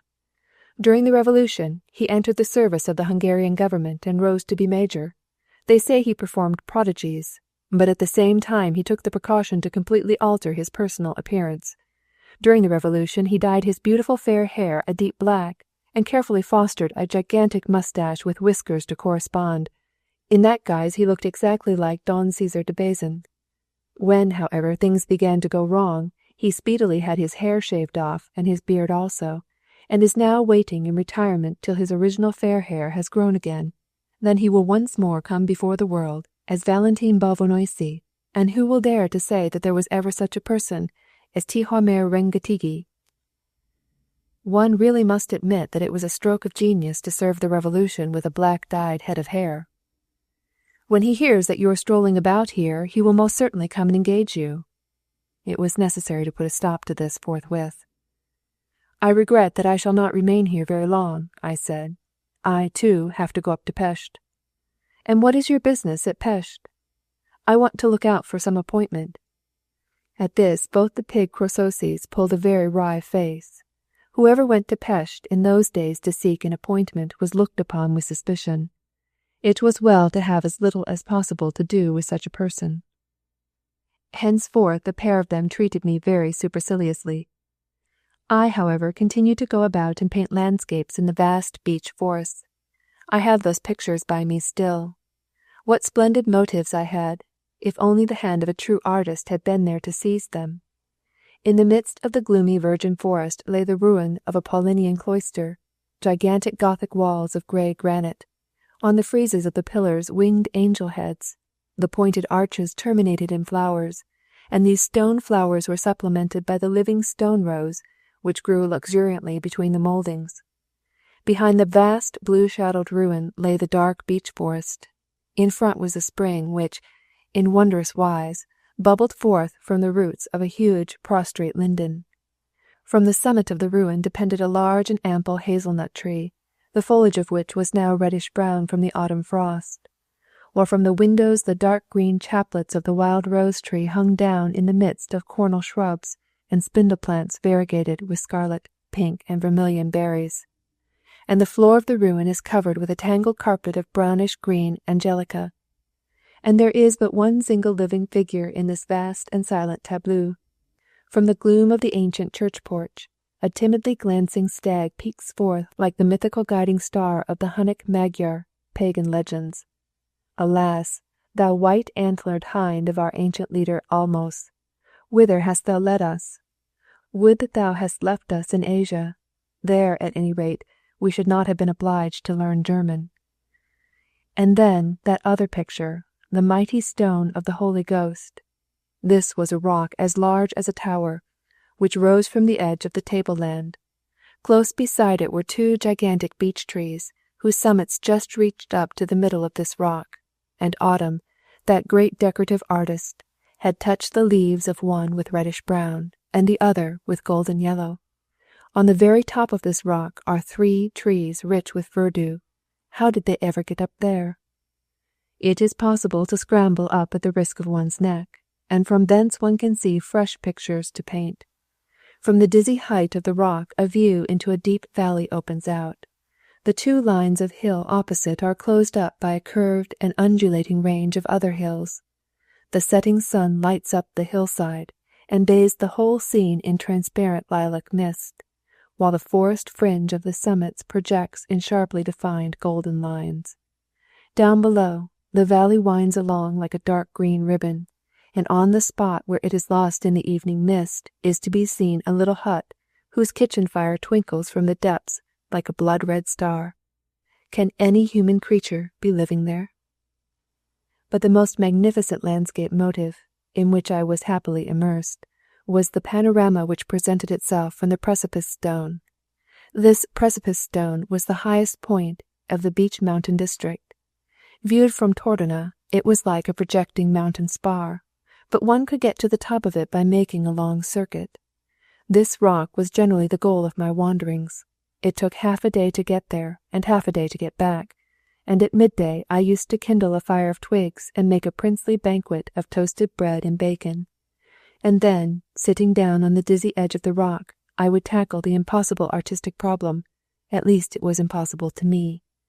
Beneath my feet, in the foreground, was a dark spot formed by a crown of beech trees, and where this ended there was a smiling little nook, and in the midst of it tiny, smoky, stony Tordona, with its scattered cottages, surrounded by their yellow, dice-like vineyards, and their hills striped with green corn, above which the still darker green beech hills showed their heads. Above these crowds the group of the Gameri Hills, whose shadows are now deepening into lilac, but these again are dominated by the chain of the Trachini and Turosi Hills. These hills are of a clouded blue, and above them rises, like a Fata Morgana, the princely range of the fair Carpathians, as blue as heaven itself, and only to be distinguished from it by the dividing line of their diamond-like snowy peaks. My skill was, naturally, not equal to such a task.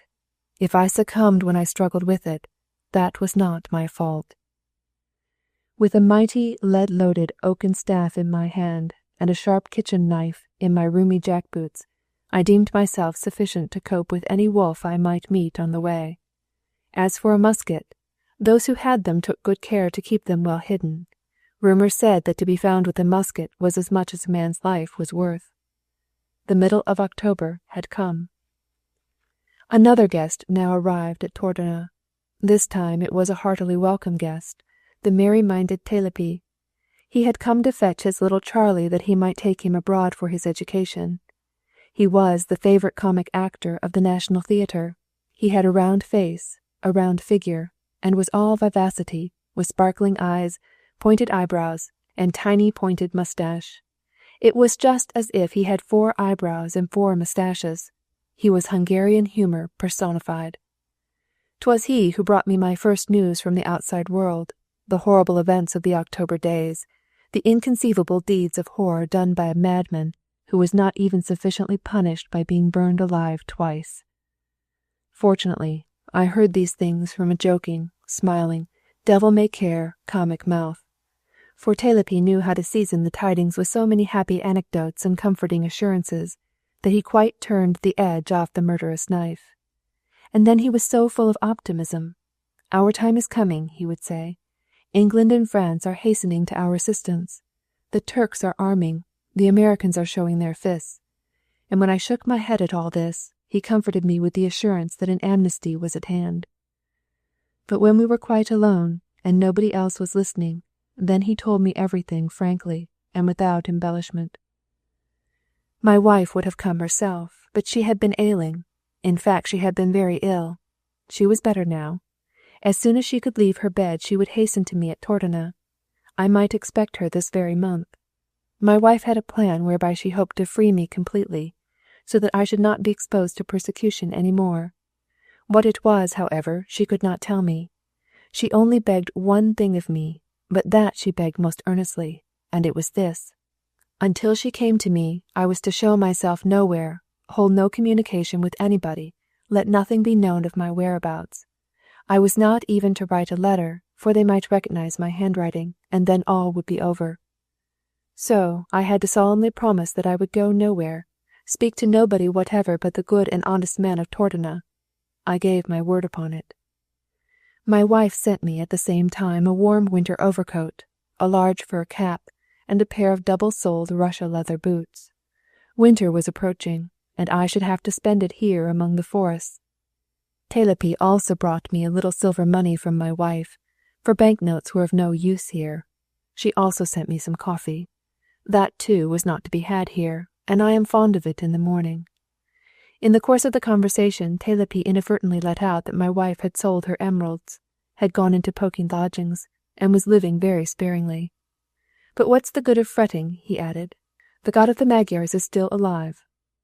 I shall never forget that jocose, smiling face when, in the midst of his magnanimous assurances, a tear suddenly rolled down his round, red countenance. Then I gave all the pictures I had painted hitherto to Tepeli, that he might take them home to my wife. Chapter 12. After Telepi had gone back, a deep melancholy took possession of me. My wife was ill, and I had never even dreamt of the possibility of such a thing. What if she were to die without being able to exchange a last adieu? She wants to set me free, she says, but how? She cannot tell me. She cannot tell anybody. Why should she have any secrets from me? Ah, that green-eyed monster is a bad guide to the imagination. A celebrated actress can so readily find protectors. Perhaps they are men in authority who hold life and death in their hands. Oh, eternal darkness, do not deprive me of the light of my reason. Suppose I were to gain readmittance into the world at such a price as that. This condition of mine was becoming absolutely unendurable. Sometimes the desire seized me to rush out of the forest, knock at the door of the first commandant I came to, and give up my name. I am that notorious rebel. Take my head. I'll pay the price. But my given word, my word of honor, held me back. Ah, a man's word of honor must be kept, even though it be only given to his wife. I had promised to go nowhere, but surely the forest is nowhere, and that precipice stone is, indeed, the most out-of-the-way nowhere in the whole world. Thither no man ever goes. Thither, at least, I am free to go. My first, not very successful, picture of the great panorama I had sent to my wife. I would now have another try at it. One fine autumn morning I again took up my lead-loaded stick, and said to my dear good hostess that she was not to expect me home to dinner that day, as I was going to scramble up to the pagan altar and sketch there. The gentry call this rocky pinnacle the pagan altar. The peasants call it the precipice stone. But don't stay long, said Mrs. Chagny. Suppose your dearest wife were to arrive in the meantime. My dearest, as if she thought of seeking me out. They only put me off with promises, just as they tell a sick child that he shall have a rocking horse when he gets well. It was exactly 7 weeks since she had left me. What an endless time! I made my way at once toward the linden spring, and thence up the forest hillside by the oft-trodden familiar path. The nuts came showering down. The frost had already tweaked the cornelian cherries. I crammed my knapsack full of both. I shall have a luxurious banquet today. I also found a large, coral-colored mushroom. Roasted in embers, it would make a titbit worthy of a gourmet. When I went out upon the rocky ledge, a truly wondrous scene spread itself out before me. It was quite certain that I should never be able to paint it. The whole kingdom was under the sea. The autumn mist, like a snow cloud, covered the whole landscape to the very horizon, from which towered vast snowy peaks and snowy cupolas. In other places the misty mantle resembled frozen waves, out of which here and there rose round, blackish islands, the peaks of the higher mountains.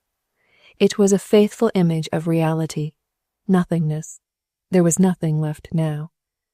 I could calculate pretty surely on the mist descending about midday, and painting field and forest with frost, but till then I could sketch nothing. So I lay down upon the ledge and marvelled at this motionless, huge, white winding sheet which covered a whole realm. I had no thought of eating now. I hung up my knapsack with my bread and bacon on a spruce fir tree, and when I had looked my fill of wonder at the sea of mist, I watched the itinerant ants who, following their regular road, crept right over my body, never troubling themselves very much about the circumstance that a giant, like a mountain range, lay right across their path. At this height, not even the thrush's whistle broke the stillness. The sun shone down, not a breeze was stirring. My head was resting on a large green mossy stone. I felt like dropping off to sleep. All at once, as if I really were dreaming, from somewhere not very far off, a song rang out. Lo, on the mountain top a valiant man doth stand, and on his trusty weapon rests his stalwart good right hand. It was a man's voice, and I seemed to recognize it. My first feeling was joy. I was about to meet some old acquaintance in that vast wilderness. It only occurred to me afterwards that this would be contrary to my compact. I was to meet no man who could possibly recognize me. But it was too late to avoid him now. Only one single path led up to the summit of the precipice stone, whether one came from Tordona or from Melinka, and my songster was evidently coming from the latter place. The next verse of the song sounded very much nearer. Lo, on his kalpag see a blood-red nodding plume. A mantle black surrounds his neck, his wild eye lowers with gloom. And now I heard a woman's voice also. Someone was telling the singer not to sing while climbing, so there was a pair of them. And as the singer gradually mounted higher and higher, his figure also became visible from behind the rocky ledge. Presumptuous mortal, quake and fear when thou this awful name dost hear. Diavolo, diavolo, diavolo. Yet nobody quaked quite so much as Fra Diavolo himself when he perceived a human shape stretched before him on the ground as he scaled the very summit of the rocky ledge. And certainly I was not a very reassuring spectacle, as, with my sheepskin cap pressed closely to my head and a large cudgel in my fist, I slowly rose from my knees. I recognized him before he recognized me. Your servant, Balvanyoisi. Why, how did you manage to get here, where not even the bird that flies can come? Then his terror was turned into joy. Aha, my poet friend! What a divine encounter here in heaven above! With that he hastened up to me, and we embraced. By this time his lady companion had also got the better of the rocky zigzag which led up to the mountain ledge. It was now the turn of my own heart to stop beating. That female shape was Bessie, the sea-eyed beauty. How came they two to be together? How came they to be both here at the same time? But it was no vision. The fair lady recognized me instantly. Her face, red already from her mountain scramble, could be no redder at the sight of me, nor could her bosom heave more than it was heaving now, but on her face there was a sort of holding-back expression. Friend Valentine perceived the look of amazed inquiry on my face, and turning with true histrionic humour towards his lady companion, introduced her to me with the words, "My grandmother." At this witticism the lady laughed, and I had sufficient self-control not to reply to this introduction with a single word. "Then come to my bosom, my son, for I am thy grandfather." "It is very strange we should meet here," I put in. But my friend's features suddenly darkened as if he were obeying a stage direction, like, "Here he suddenly assumes a grave face." "First of all, my dear friend," he said, "I demand your word of honour not to reveal to anyone in the created world that you have seen me. You know that I am now Tihamir Rengetegi till the old blonde hair has grown again. What I'm wearing now is a wig, for a heavy price is fixed upon my head. A word and I am lost. Your parole that you'll say nothing about me?" "The promise must be mutual then," I replied. "I just as solemnly require you to say not a word to anybody about me, for I am also in hiding here." At this he began to laugh. It was a stage laugh, for he placed his hand on his stomach, crooked his back, and turned upon his heel, choking with laughter. "And you also are hiding away here from the Germans? Well, that is a joke." I inquired somewhat brusquely what there was to laugh at. "Why, at your hiding away from the imperialists. You, of all people. Why, don't you know, then, that very many deputies defended themselves before the court-martials by declaring themselves former contributors to your Esti Lap? Why, everyone knows that you were the organ of the peace party at Trebenseen. Everyone is well aware that you were the ally of the imperialists."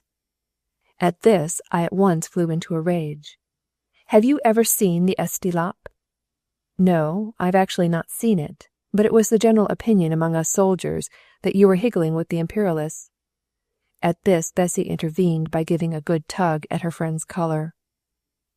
"Rubbish! Such rumours are only circulated by pothouse heroes like yourself. He certainly was no traitor. Would that all who opened their mouths so loudly were as good patriots." My friend, with sheepish acquiescence, hastened to readjust his opinion to the satisfaction of his grandmother. "Good, good, I never believed a word of it myself. Why should I?" said he. "The best proof that I am not what calumny would make me is the very fact of my meeting you here at the pagan altar, and again I beg of you to tell nobody that we have met." Here Bessie again intervened. "I'll answer for that.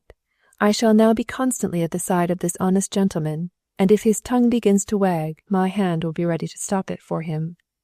Mr. Valentine laughed.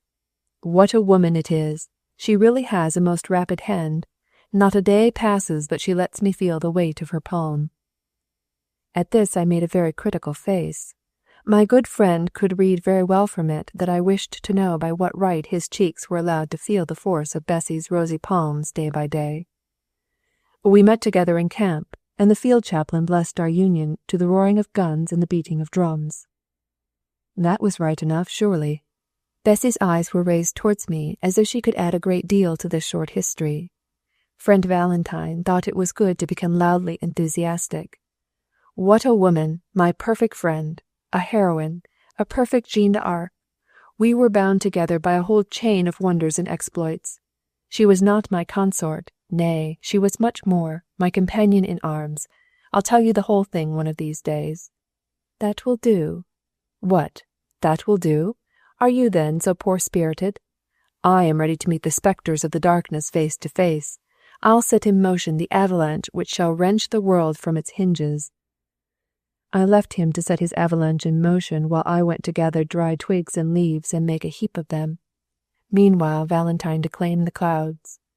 "What a spectacle! The whole realm a sea. We stand alone, like the cooperating demiurges at the creation, in the force of chaos." "Have you got your troupe together?" I inquired, thus bringing him down at once from his pedestal. "My troupe? That's just what I'm going about now. Brutus must play the fool until his day has come. But when once the hour of retribution arrives, we will rise as one man and win back our outraged liberties." "With my bludgeon, I suppose?" "Oh, not with that sort of thing," said friend Valentine, with haughty condescension. "I have no secret to hide from you. An American hero of freedom has invented a weapon which, placed in the hand of a simple citizen, will give him an irresistible advantage over the hireling soldiery. Its English name is revolver. I have one by me. Thanks to my acquaintances beyond the ocean, I've managed to provide myself with it. Look here." With that he produced from his side pocket a pistol, the like of which I had never seen before. It was the Colt revolver, for discharging 5 shots. You loaded it in front, and with this object in view, you had to shove out the cartridge cylinder and sprinkle powder out of the powder flask in every loophole. At the end of the bullet was a nail, which had to be made firm with a cork stopper.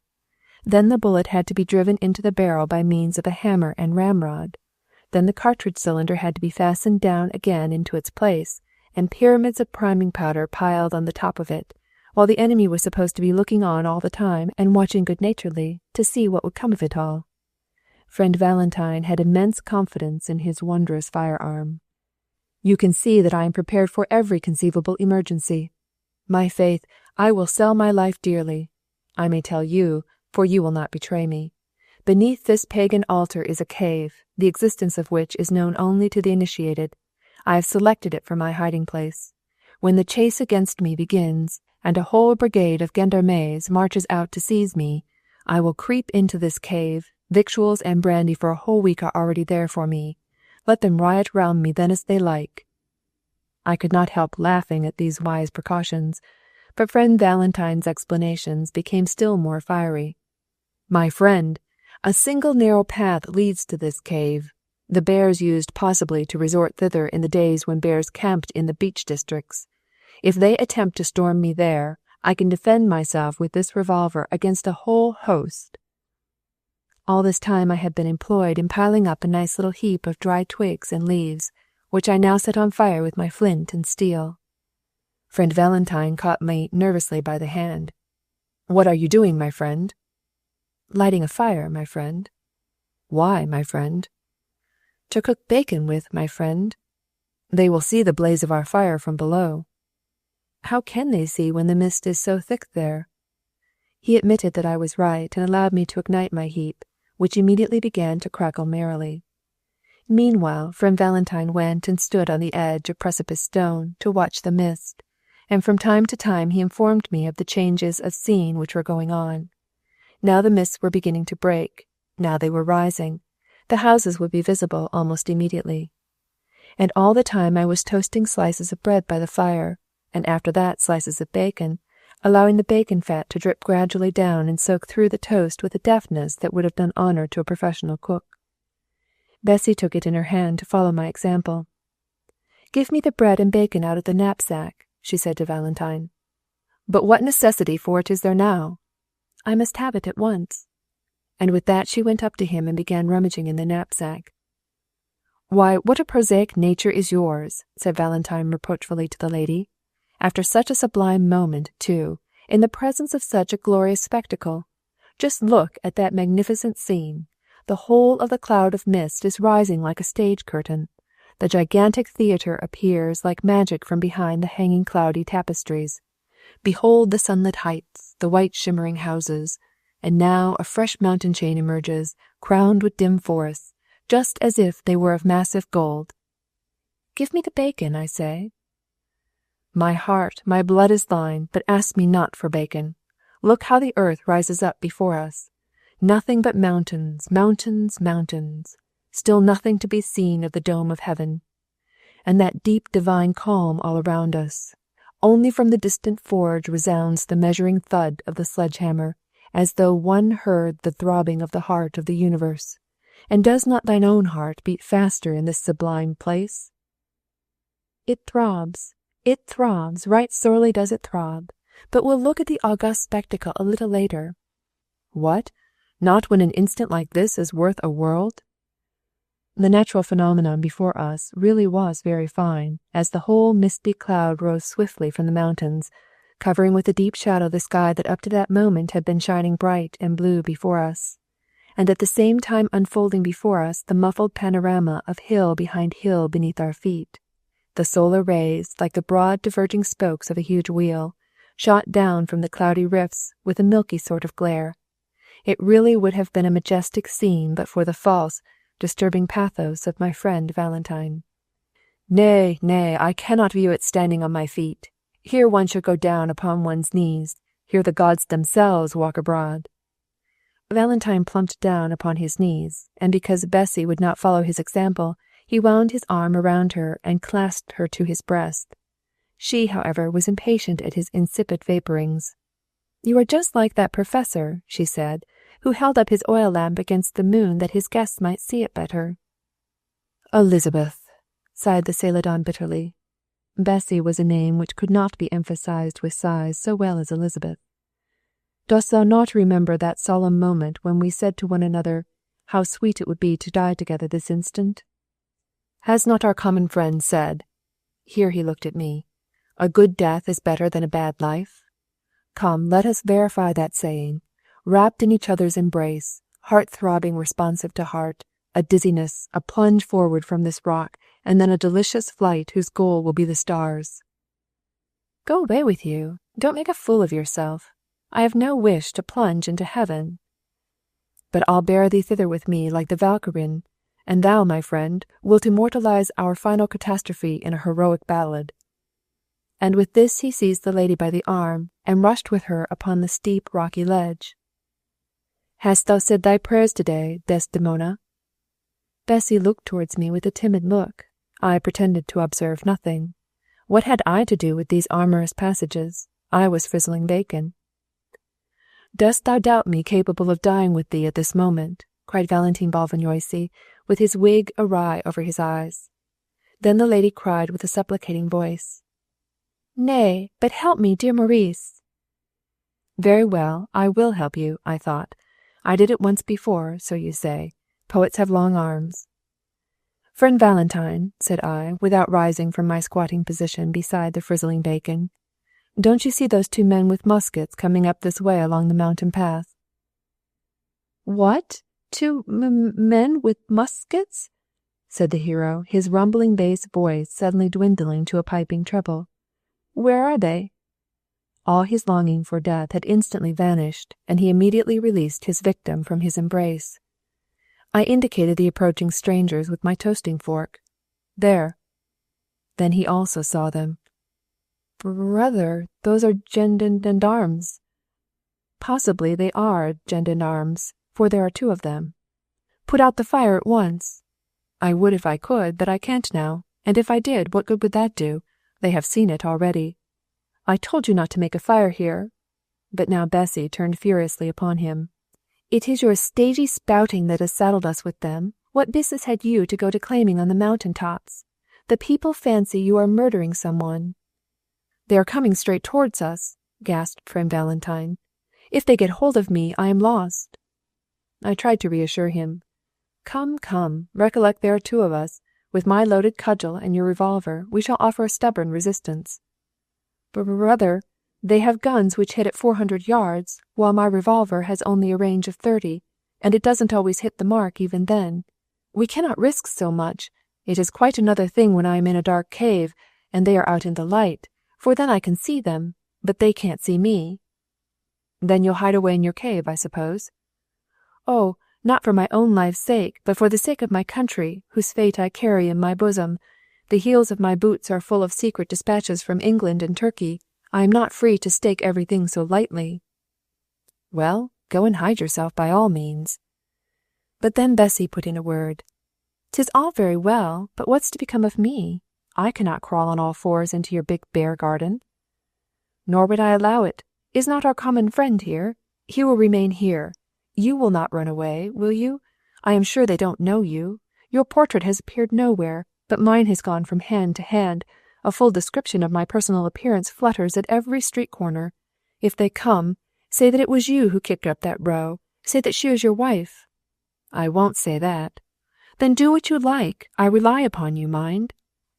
"That's all very well," cried Bessy peevishly. "But what will happen afterwards? If you remain in your hole, and our good friend goes home, what am I to do all alone here by myself on top of a rock? I shall never find my way home through this wood." Then my friend, with cheap generosity, made this magnanimous offer. "Dear friend, take her home with you." So that was to be the denouement of this odd drama. "No, my magnanimous friend, not so. You go and reserve yourself for posterity. We two will remain here. One of two things is bound to happen. If these two men, armed with muskets, find me painting pictures in my album, they will believe either that I am a simple painter, they know that Coralie Telepi is wandering about on a sketching tour here, and they'll take me for him, and Bessy for my sister, or they'll not believe anything of the kind, and in that case they'll escort us both to Miss Colt's. In the latter case you need have no fear of turning back. If, on the other hand, after the lapse of a few hours, you creep out of your cave and see me sitting as before, on the rocky ledge and peaceably continuing my sketching, then you will know that the armed invasion has passed on further, and you can come back again to the Lady Elizabeth. Then I'll give you my blessing, and we'll return from whence we came, you to the east and I to the west." With this he was satisfied. "But don't betray me," he muttered, casting a terrified look upon us. "Even though they hale you off to the block, don't say where I am." I gave him my word of honour that not even the Spanish boot should extort his secret from me, whereupon he went gingerly down upon all fours, scrambled up the rocky summit by the corkscrew path, and vanished among the bushes. "Ugh, I only wish he hadn't taken the bread and bacon along with him," lamented the girl he left behind him. "I'll share mine with you. There's enough for two." And with that I seized my crooked clasp knife, cut the slice of bread in two, minced the bacon into little bits, and sprinkled it with salt and pepper. Nor was that all. I rubbed both sides of the toasted bacon with a knob of garlic. It was a sort of oriental language of flowers. I meant to remind her that her ideal of a man was one who did not rinse his mouth after eating garlic. Thus we were alone on the summit of the pagan altar, crouching together beside a fire of burning embers, and dividing a piece of toast and a slice of bacon, I and the former mistress of my heart. That former was not so very long ago. It was scarcely 3 years since the golden thrushes mingled their songs with our chants. The idyllic contemplation of the matter, however, was considerably disturbed by the concrete circumstance that, during these 3 years, a third masterpiece of creation had found in my former paragon the rib that had been subtracted from him while he slept. Her first venture was a fashionable fop, her second an Antinous of the wilderness, her third was now a stage Othello.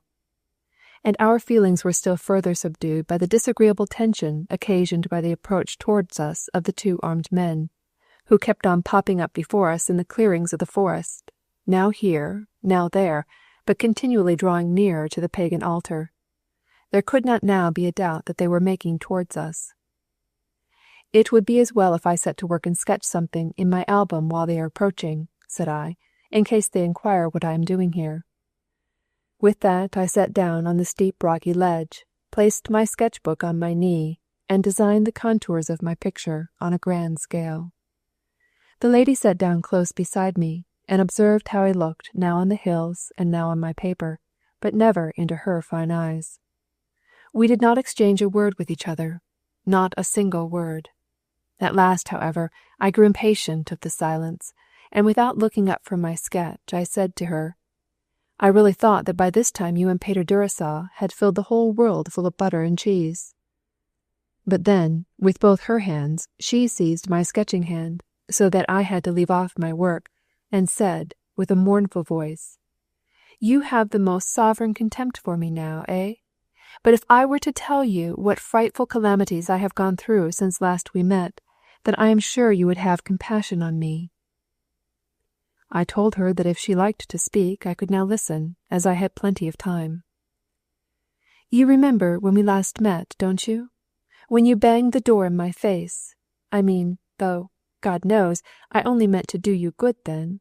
I never meant to make you so angry, and immediately made the best of my way home to the hut of Peter Durasol. Ah, how sorry I then was that I had not pleaded my cause with you better. I had another reason for going to you. When the lawyers took up my case, the fair-haired partner offered me a little money, which I might repay him, he said, when I gained my suit. But I chose to ride the high horse, and rejected the proffered money, although I really had nothing about me but 3 huskasses, which I had saved from the proceeds of the butter. That was not even enough for the steamboat. A couple of florins or so would have done, but, of course, when you drove me out of your room, I had to do without." "I am very sorry that I did not guess your need." Still more sorry was I. I was obliged, in my straits, to climb into the cart of a poulterer who was going to Vienna, and who, for 2 of my huskasses, found a place for me among the hen-coops. I still had a few gourishes for my journey, which were sufficient to pay for the straw on which I slept at the inns where we descended. On the 3rd day I arrived safely at Uskeni, and by that time I had eaten the last bit of bread and cheese in my basket. In front of the inn stood a lame and paralyzed beggar, who begged alms of me in God's name. I had only 2 kreuzers still left. I kept back 1 kreutzer from the beggar, for I knew that I should have to pay a toll on the bridge. Now, that was your fault, look you. You might have inserted a paragraph in the 12 Articles of Pesth abolishing the tolls. I was furious. I had to erase half my drawing. Bessy laughed at my misfortune, and at her own also. Then she proceeded. From thence I had to make my way home on foot. I could go right along by the banks of the Danube without entering the town. I did not meet a single acquaintance. In front of me I saw a large group of the National Guards, in blue atalas, hastening rapidly toward the fortress amidst the beating of drums.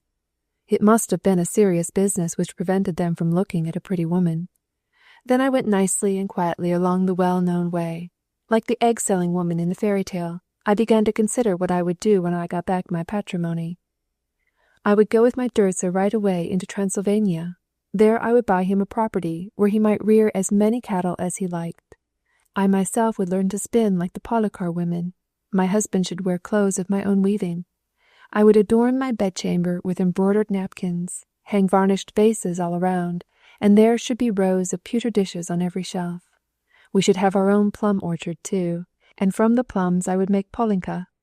I would keep bees, and make mead, and bake honey cakes, which Peter loves so much when he can get them at the fair. All this time I had never noticed that I was getting quite close to the hut. It was drawing towards evening, and smoke was coming from the chimney. No doubt the little serving-maid was cooking supper according to my directions. How surprised Peter would be when I brought his flesh-pot out to him in the pastures. When I entered the hut I found by the hearth nobody. I went into the room. What did I see? My Pater Durza sitting at the table, with his wife, and they were supping sweetly together out of the same dish, like 2 turtle-doves. "Aha," I murmured, "poetic justice, with a vengeance! I myself could not have devised a happier denouement." Everything became green and blue before my eyes. My throat contracted. I was incapable of uttering a word. but the tongue of the little peasant woman wagged all the brisker. No sooner did she see me than she bounced from her place, cocked her hob on the side of her head, struck her arms akimbo, and fell foul of me. "Aha, my dear precious lady, I suppose 'tis carnival time, since you come masquerading hither like that. Perhaps you've come because you've lost something here, eh? A shawl, perhaps? A very pretty little ladyship, that I will say. Haven't you got a nice enough lord and master of your own at home? Must you befool the poor peasant also? Or if your lawful husband is not enough for you, can't you go and choose another from among the cavaliers of your own rank? You hanker after laying your little stuck-up noodle on my patch-pillow, eh? You ought to be ashamed of yourself." I was dumbfounded. This face of a fury, with the eyes sticking out of its head, robbed me of all my pluck. In my despair and doubt I looked at Peter. He was all the time sitting with his elbows on the table and swallowing one dumpling after another. "Is this justice, Peter?" stammered I, half sobbing. "Will you let me be treated like this?" At this he struck the table with his fist a mighty blow and roared at his wife. "Woman, shut up! Hold your tongue! Sit down at that table and fill your stomach. I'll speak now." The woman sulked in silence, but even while her husband was speaking she could not forbear putting in a word or two here and there, such as, "She has worn out my dress, too. I didn't steal that. My lovely chintz dress. How she has rumpled it, just as if she has been tumbling it about in every pothouse." But Peter spoke very sagely. "My lady, I beg pardon. I know what honor is. I was once a soldier. I know my duty. What won't match, can't match. A horse and an ox won't draw together. A peasant woman's meat for a peasant, a lady's meat for a gentleman. Now did I ever as much as raise my little finger to your ladyship? You know I didn't. And yet how many times haven't you ruined the butter? You never moistened the maize. The pigs wouldn't eat it because it set their teeth on edge, for you threw them hard, raw grain. This won't do, you know. When the cows calve, who'll be there to see them? And who is there to clean out the furnace? The mice have gnawed away the sleeves of my jacket. It's all in rags. Besides that, I have got into the way of saying, he, Yujutka, d'ye hear? And then she knows very well what her duty is, and when I strike her she makes no bones about it either. I couldn't live without thrashing her occasionally. It does my back good, which would else grow double, and she always knows how to come round me again." I threw my sketchbook and my palette out of my hand, and flung myself down on my back. I laughed so much. How could I help laughing? Bessie laughed too. I can laugh mightily at it now, but situated as I was then, his words were so many lashes. At last I flew into a rage and attacked Peter. "Can't you say straight out that Muki Bagatoy has bribed you to take back your wife, whom you drove away on his account?" "Oh, I humbly beg your pardon. You must not say that I am bribed. I am an upright man.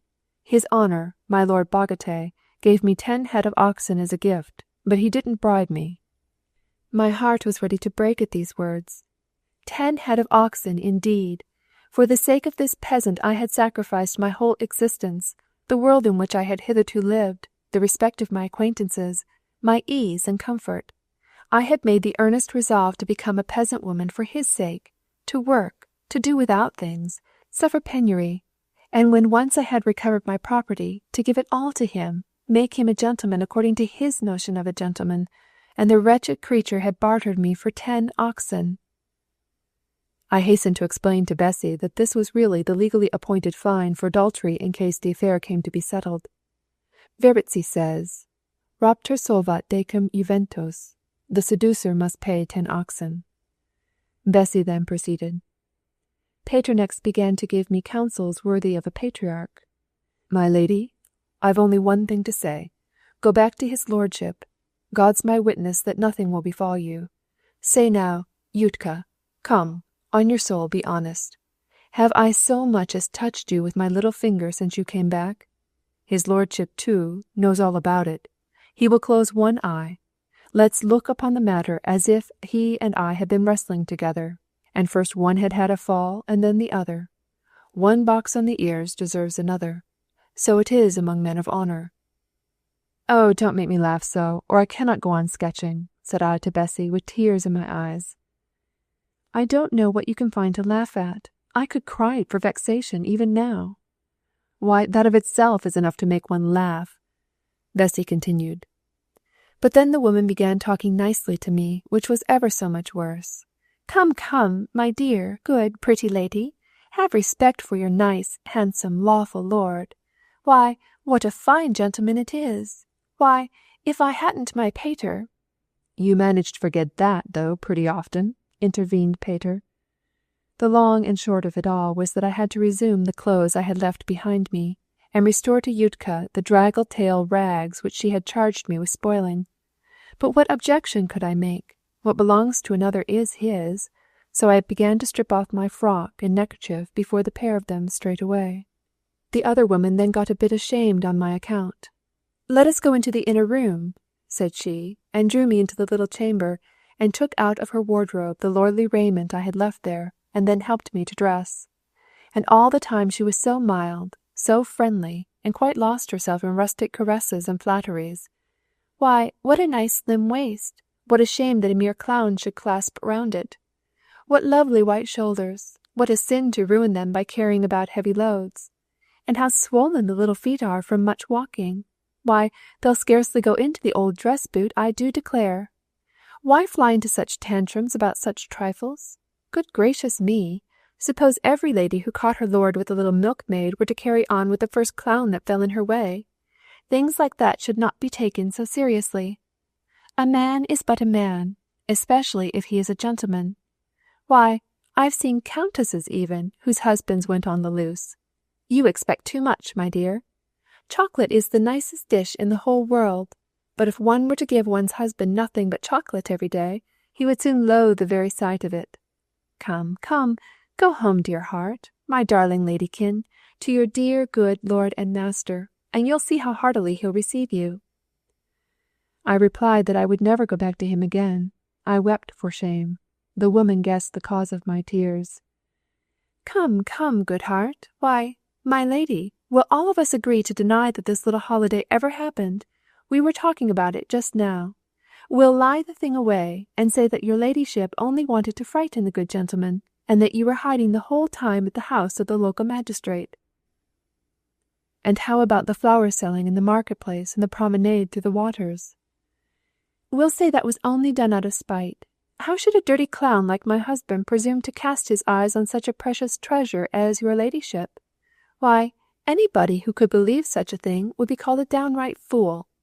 We'll put it all to rights finely." "But a separation suit is already going on?" "Your ladyship needn't trouble your head about that. His honour has withdrawn his complaint. Yes, I declare he has. He told me he was in great embarrassment. He had been deprived of his tithes and land tax, and did not know whither to turn for money.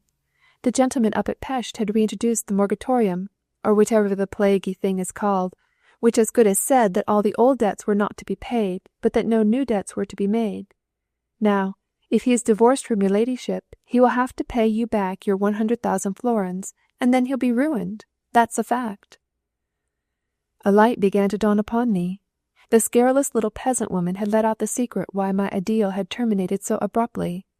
A very pretty twice too, certainly. They received me back like a pupil returning to school after the vacation.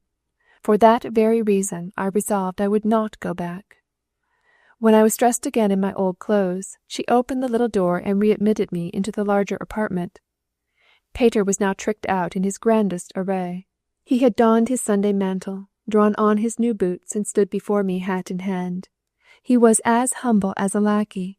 He kissed my hand, and I noticed now for the first time how very bristly his chin was. When he spoke, it sounded like the whining voice of a burnt-out beggar-man who stands at the stable-door and begs an alms. "I kiss your gracious hand, my lady.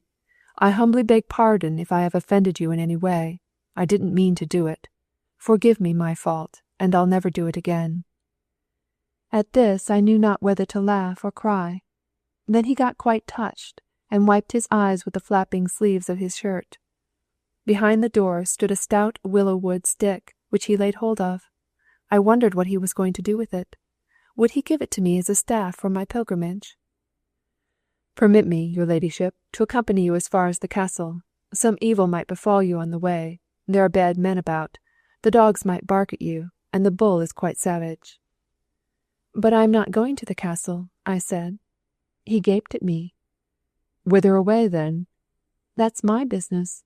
The road goes up and the road goes down. I'll go whichever way the wind blows." Then he rallied all the wisdom he possessed, and preached a sermon to me with all the unction of an Old Testament patriarch. "Don't do that, my dear good lady. Don't grieve your good and loving Lord. There's not a better man in the world.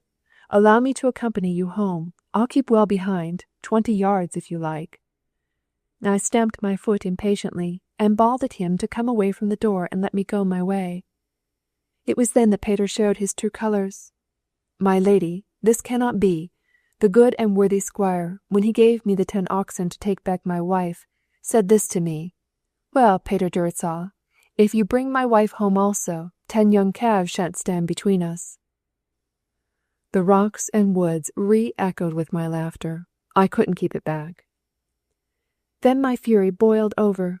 You know that when I fly into a rage I am a perfect lioness, don't you? I snatched the stick from Peter Duritz hand. "Lubber, lout, I'll give you your 10 young calves. There you are, take them." I don't know whether I gave him exactly 10 blows. I didn't count them.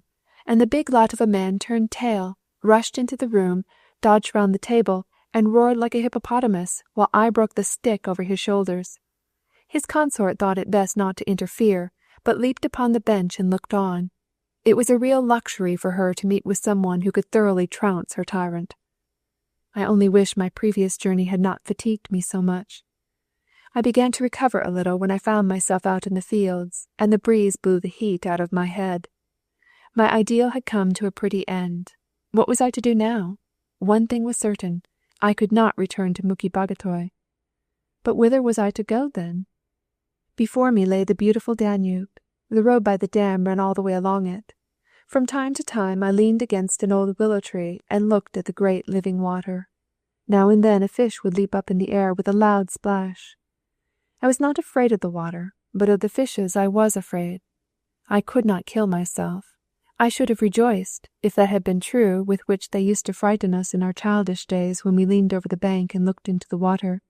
Beware of the devil who lurks behind you and will push you in. He didn't push me in. The devil can do nothing now. He cannot compete at all with the sons of men. But was it really worth while to kill myself for the sake of 2 such men as Mukhi-Baghatay and Peter Duritzaw? No, my death would have then been as ridiculous as my life. I thought I would go home to my mother.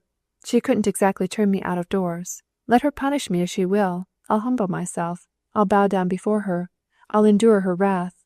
After all, is she not my mother, and am I not her only child? She cannot but love her little one. From anyone else I could not expect to find pity or love. Why, I even hated myself. With these thoughts I set off towards the town. It was baking hot. A strong south wind was blowing, as dry and burning as if it had come out of a stove. Clouds of sand covered the whole region, and whenever a gust came, I had to take refuge under a willow tree, lest I should be hurled into the dam. I can't say what time of day it was, but I knew that it was the forenoon to me, for I had eaten nothing yet that day. The Duritzaws had forgotten to invite me to sit down to their dumplings. To quench my thirst, I descended once or twice to the Danube and drank some water out of the palm of my hand. On the roadside I found a flower which I thought was a cheese poppy. I tasted it, but it was very nasty. Weary as I was, I must hasten to get to the town as soon as possible. I should have been glad even of such a piece of bread as I used to distribute to the beggars at home on Friday. I was hastening on towards the town, when suddenly a kind of darkness rose up before me in the sky, and on looking at it more attentively, I was horrified to observe that in the town a fire had broken out, the black smoke of which was rolling up into the dust-clouded sky. The burning simoon blew back the black smoke upon the town. Great heaven, the whole town will be reduced to ashes. And now I began to run. I forgot that I was weary. I forgot that I was hungry. Fear lent me fresh strength. The nearer I got to the town, the higher the smoke rolled up. Now, however, it was not black, but red. Millions of sparks shot flashing upwards. and huge fragments of flaming roofs were to be seen flying in the midst of them. When a tiled house caught fire, the burning tiles shivered like fiery rockets in every direction. A whole street was already in flames when I reached the town. Howling heaps of men, carts and carriages in full career, wailing women, children half crushed and suffocated, and in the midst of them all, lowing kine and oxen wildly struggling back into their dark stables at the sight of that conflagration. The whole mass was rushing backwards and forwards in aimless confusion. I forced myself into a side street lest I should be crushed to death, with the intention of getting home that way. Everywhere I encountered lamenting crowds attempting to drag along the streets the things they had saved from their houses. Nobody thought of extinguishing the flames. The burning embers fell in torrents. When I got to my mother's house, I found it already wrapped in flames. It was the highest house in the street. A handful of convents were attempting to extinguish the flames. Others had mounted on the roof, and were throwing the furniture out of the windows. I saw a gold-framed picture flying through the air. It was the portrait of my poor father. Oh, he indeed used to love me. If he had only lived, I should not be what I am now. There were none but strange faces around me. In vain I asked them where my mother was. They had not heard of her.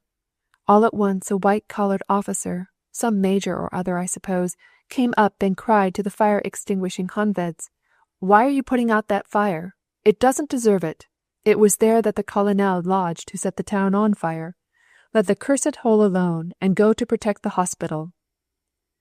I knew not whether I had gone mad or not. Why did they curse our house? The convents began execrating the name of a colonel who had often come to our soirees. If they recognize me, I thought, perhaps they'll pitch me into the fire also. One heavy cart after another rattled over my poor father's portrait. I couldn't even save that. I was aroused from my benumbing stupor by a frightful yell, the shout of thousands and thousands of men.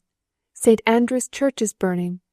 One of the slender towers of that vast cathedral was already in flames, while in the other the alarm bells were ringing furiously.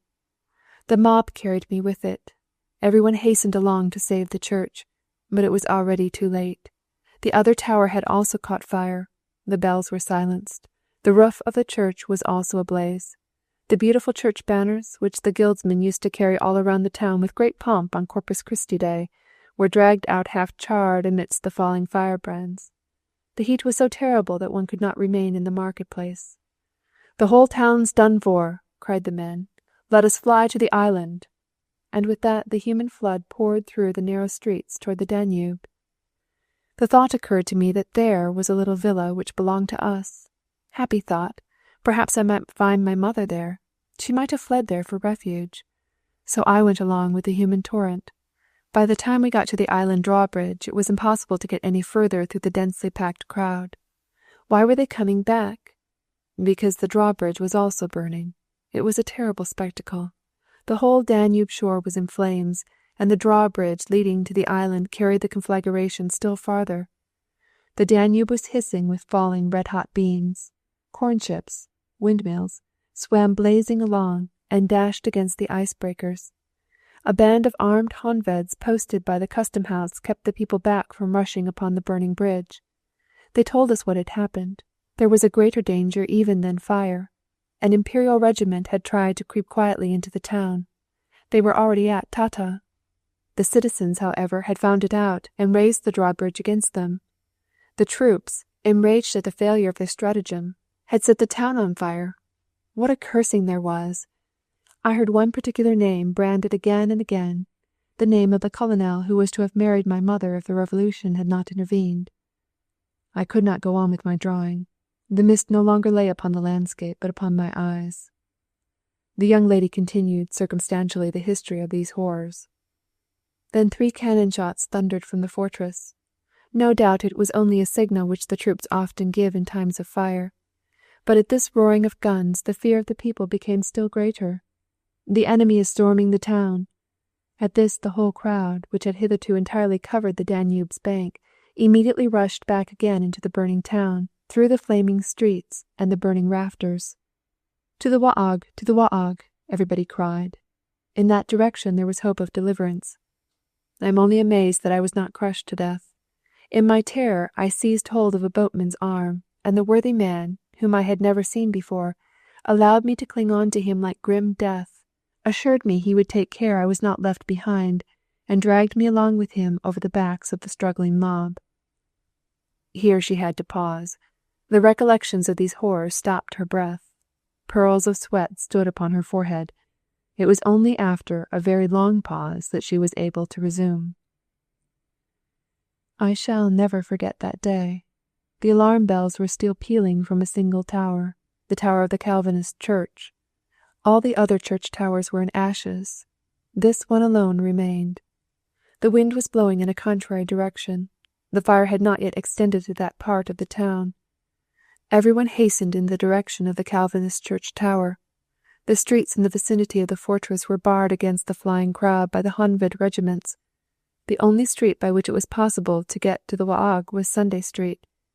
This was also half in flames, but from where Great St. Michael Street cuts across it, it still remained untouched. Your house was the border building beyond which the fire had not yet extended, but the inn at the opposite corner was burned to the ground. Oh, that dear family house, with those cool corridors and those red marble columns, on the cross iron bars of which you, as a boy, so often used to show off your acrobatic feats before me. The thought occurred to me of seeking sanctuary there in my great extremity. At one time I was wont to be heartily welcomed there. It was true that I had sinned grievously against that house, and the lady had reproached me with it to my face. I had laughed at her son, and that laughter had driven him out into the world. But in seasons of great calamity wrath is forgotten.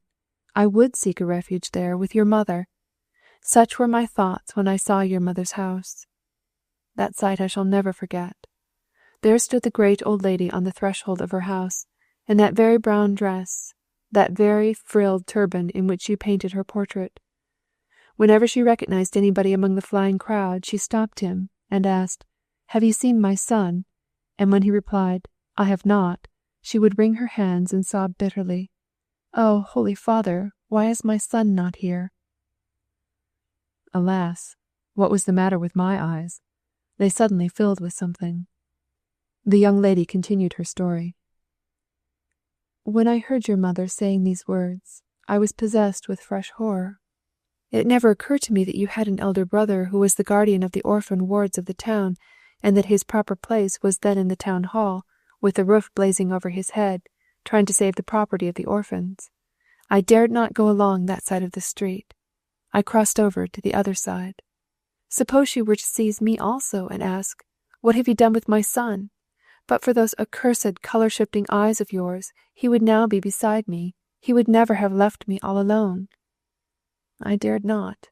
I dared not meet her eye. I would rather endure the sight of my own mother's angry face than the tearful look of your mother. I hid my face in my hands and hurried past. She could say no more. She let her face fall on my breast and sobbed aloud. Chapter 13. When she again lifted up her face, her eyes were like a somnambulist's, gazing fixedly in the moonlight. They appeared absolutely dark blue, so much were the irises distended. Her voice was quite low. The whole picture is still vividly before my eyes. The greater part of the town was in flames. It must have been evening. The sound of the clock in the Calvinist church tower mingled with the peal of the alarm bells. The clock struck 8, the alarm bells 5. The people counted the strokes, exactly 13. The sun shone no longer, but the whole vault of heaven was alight. The fiery reflection of the thick clouds of smoke made a hellish daylight, and in the midst of this terrible illumination, like some dread idol, rose the tower of the Calvinist church, with its large copper roof, and its spire with the great gold ball and star. Star and ball glowed like phantoms from the world beyond the grave. The crackling of the fire roared down the howling of the beasts and the cries of 10,000 terrified men. In that part of the town where the carters dwelt, carts, horses and oxen, and their owners were all huddled up together in one dense mass. To move was an impossibility. that upon this howling, cursing, blaspheming multitude came pouring that mass of men which had fought its way from the banks of the Danube through the burning town, with the terrifying cry, "The enemy has attacked the town." By this time the alarming rumor had gained such proportions that there were those who said they had actually seen the enemy's soldiers entering the town. "They are burning! They are plundering! Fly! Fly!" Some even exclaimed, "They are about to bombard the town from the fortress." All at once the whole street, as far as the Bog Bridge, was filled with flying vehicles. In my terror I had clutched hold of the mud-splasher of one of these vehicles as it came tearing along, and ran along after it till there was scarcely a breath left in my body. My light buskins were completely worn off my feet and full of gravel. I had no time to stop and empty them. This particular carriage had excellent horses in it, and the coachman did not spare his whip. 2 women dressed in peasants' hoods were sitting in this carriage. I was astonished that they should wrap themselves up so closely in their hoods, and cover their heads with big kerchiefs, when such an infernal heat was blazing all around us, from the earth, from the sky, and from every side of us. The coachman reached the Bog Bridge safely before the other fugitive carriages had blocked up the way. At the entrance they had to stop, for there the custom-house officers demanded the bridge tolls. That the whole town was in flames mattered not a button to them. All they wanted was their tolls. One of the women handed them an Austrian banknote for 100 florins. The toll-collector could not give change. A queer sort of peasant woman, truly, who had no smaller change than a banknote for 100 florins. While they were haggling about it, it occurred to me that I was now wearing my genteel clothes, and that in the pockets there was sure to be a silver teases for any beggar I might chance to meet on my way. So I went up and said to the peasant women, "I've got a teases, which I'll give to the toll-collector. All I ask is that you will take me in your carriage. There's room for me beside the coachman. I don't mind where you take me." At this one of the women called to the coachman, "Don't let that girl get up. We won't have her." Then they told the toll-collector that he might keep the 100 florin note if he couldn't give them change, if only he would let their coachman go on. I was horrified at such inhumanity. What a heartless woman it must be who, in such a time of peril, could refuse a fugitive girl a place in her carriage, and who, rather than do so, preferred to sacrifice a banknote for 100 florins, peasant though she was.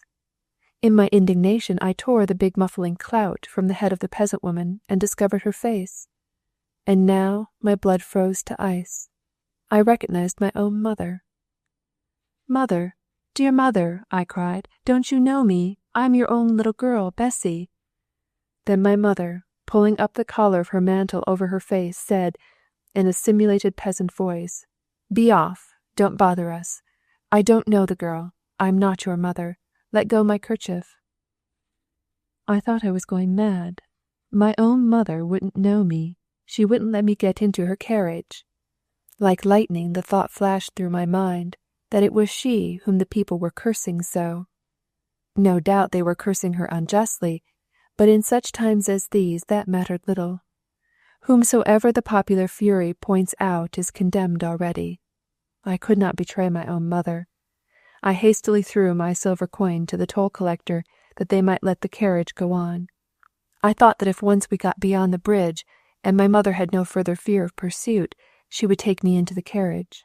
So catching hold of the back part of the vehicle, I ran on beside the carriage till we had got beyond the trenches of the fortress and out upon the highway. Then again I began to supplicate, so far as my grasping voice would allow me. "Mother, dear, good mother, take me into the carriage. I am dropping. I can go no farther." They would not hear me. They only cursed and scolded, "Be off, decamp," and when I still persisted in clinging on, they at last seized my fingers, which were still clutching the splasher, violently wrenched them off, and gave me a rough push so that I fell at full length into the highway. Then the carriage rolled on farther.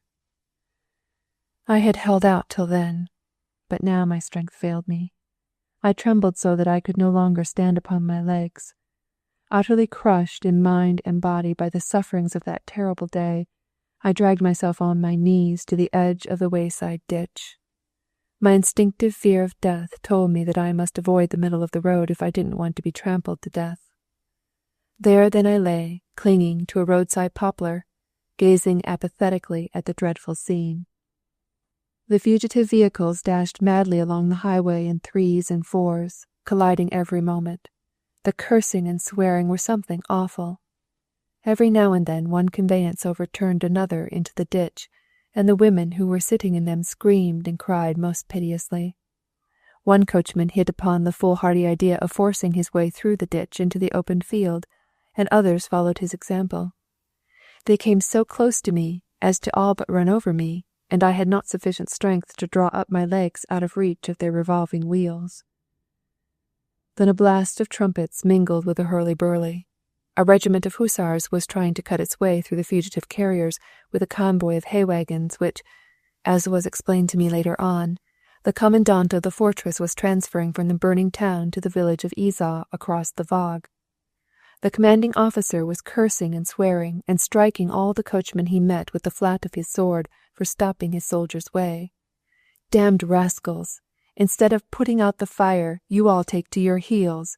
What the devil is the matter with you? There's no enemy behind you. Would that the souls of your ancestors could revivify you." The voice seemed familiar to me, but the face I had never seen before.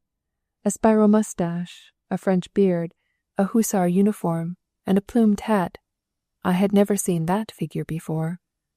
Thus he appeared before me, like the dragon-slaying hero of a fairy tale. Hitherto, of all those who scurried past me, not one had noticed the wretched creature lying in the ditch. Some girl or other quite past help, they thought, perhaps. Nobody took any notice of me. This officer did notice me. In the midst of the greatest turmoil he perceived a woman lying beneath his horse's feet.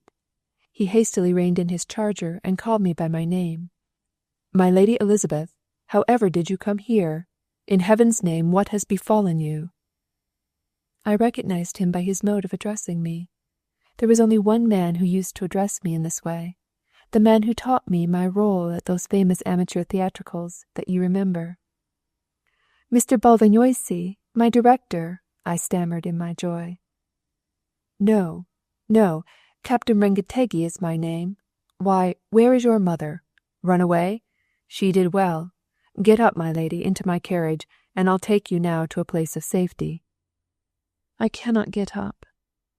Then he hastily dismounted from his horse, gave his bridle to his orderly, went to me, raised me in his arms, carried me to his carriage, and laid me down there among the sweet-smelling hay. I felt just as if I had been placed in paradise. Then he threw his mantle over me. It was cold outside now, and a strong wind was blowing.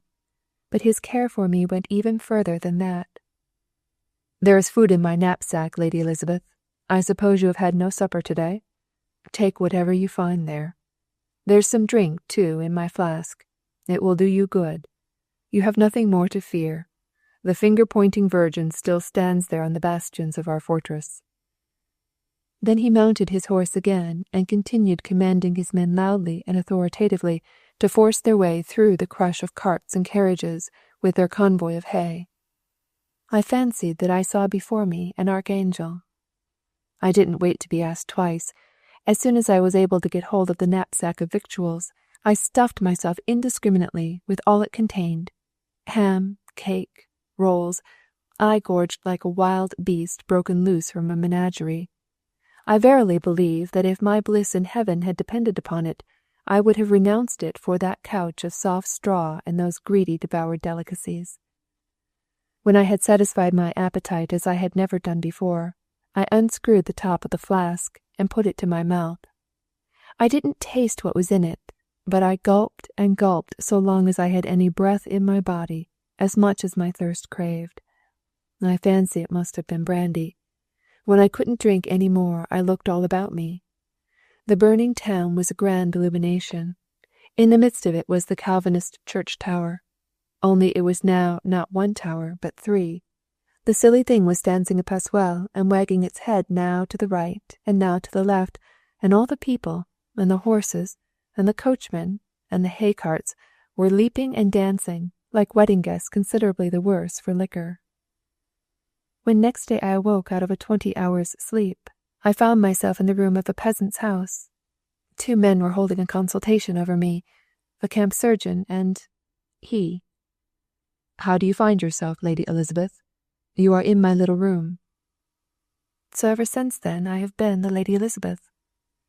With these words, Bessie rushed to the edge of the steep rock, crossed her 2 hands over her breast, and looked over her shoulder at me. I have now told you everything, and you must judge me. You have no need to push me. Give but a signal with your finger, and I'll put an end to myself. Horrified, I grasped her hand and snatched her away from the dizzying rocky ledge. Do not tempt God. Be reasonable. And, not without some little force, I made her sit down by the hot embers. But do you call this life? Come, calm yourself. Look, these armed men are close upon us. They were not gendarmes. They were 2 worthy foresters belonging to the domain of the forest of Digotier, a grey-bearded old man with a youthful assistant. No hostile intentions had brought them thither. They could see, too, that our picnic beside the fire was a very innocent diversion. In the album left upon the rock was my unfinished landscape. They greeted us cordially, and I returned their greeting in like manner. I asked the elder man whether I was injuring anyone's proprietal rights by making a fire with other people's wood. If so, I said, I would make good the trespass. To which the old man replied that he had no quarrel with me on that score. The stuff was there for the poor man to gather, and he cited the classical German ballad, in which the evil-minded forester robbed the peasant of his bundle of faggots. He must needs be a lover of letters, then. Then he told us why they had come. We perceived the smoke from below, and knew, therefore, that there were visitors on the precipice stone. We thought it our duty to come up. Wolves are about in the forest. We wished to tell you so. Thank you for your great kindness, but, from what I have told, wolves will not attack a man. But they've become very aggressive since they discovered that the government has confiscated all muskets, leaving only a pair or 2 with us. They avoid men in the daytime, I know, but at dark, or in a snowstorm, they are very impudent. We do not intend to remain here till evening. I only wanted to finish the drawing, for the sake of which I scrambled up hither. But I would call your attention, sir, to the fact that we shall have a fall of snow here before night. I know the signs of the weather. When such a vast mist lies over the country in the morning, and then rises suddenly, and is quickly followed by darkness, then we may expect a snowstorm the same day. That is an old experience of mine. We will hasten home. Do you live at Tordona or Malyinka? I live at Tordona. God bless you, sir. I know everyone there. He didn't ask who I was. We shook hands, and with that the pair of them went on their way. Was it worth while creeping into the cave for this? Said Bessie, when the foresters had withdrawn. There are men who can face a great danger and hide away from a little one. And you think, then, that our friend there is a fire-eater? I thought so, too, for a long time.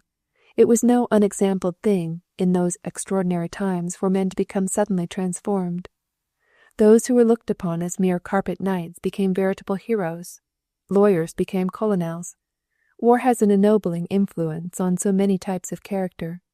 I really believe that Rengetegi had changed his whole nature with his name. When others had to be aroused, there was no such orator as he. I was absolutely proud that we belonged to each other.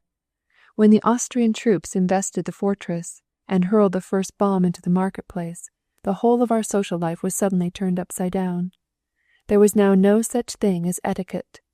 The families of great magnates left their houses, those, that is, whose houses were not burnt down already, pitched their tents in the gypsy field and dwelt there.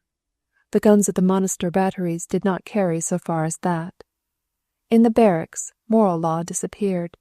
An officer was a great personage then, and to walk about the streets leaning on his arm was a much coveted glory.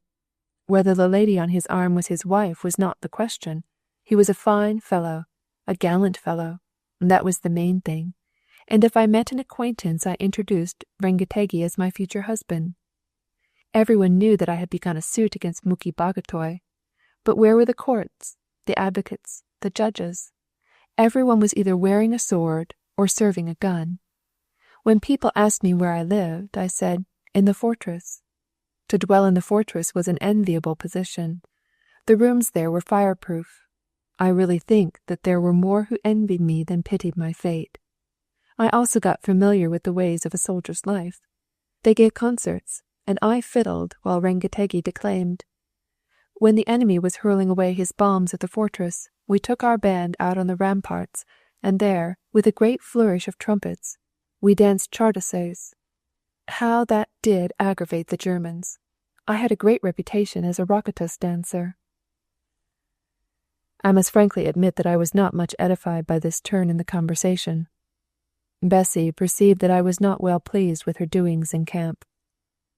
"Ah, my dear friend," she said, "don't fancy by any means that this episode of my life consisted entirely of rioting and revelry.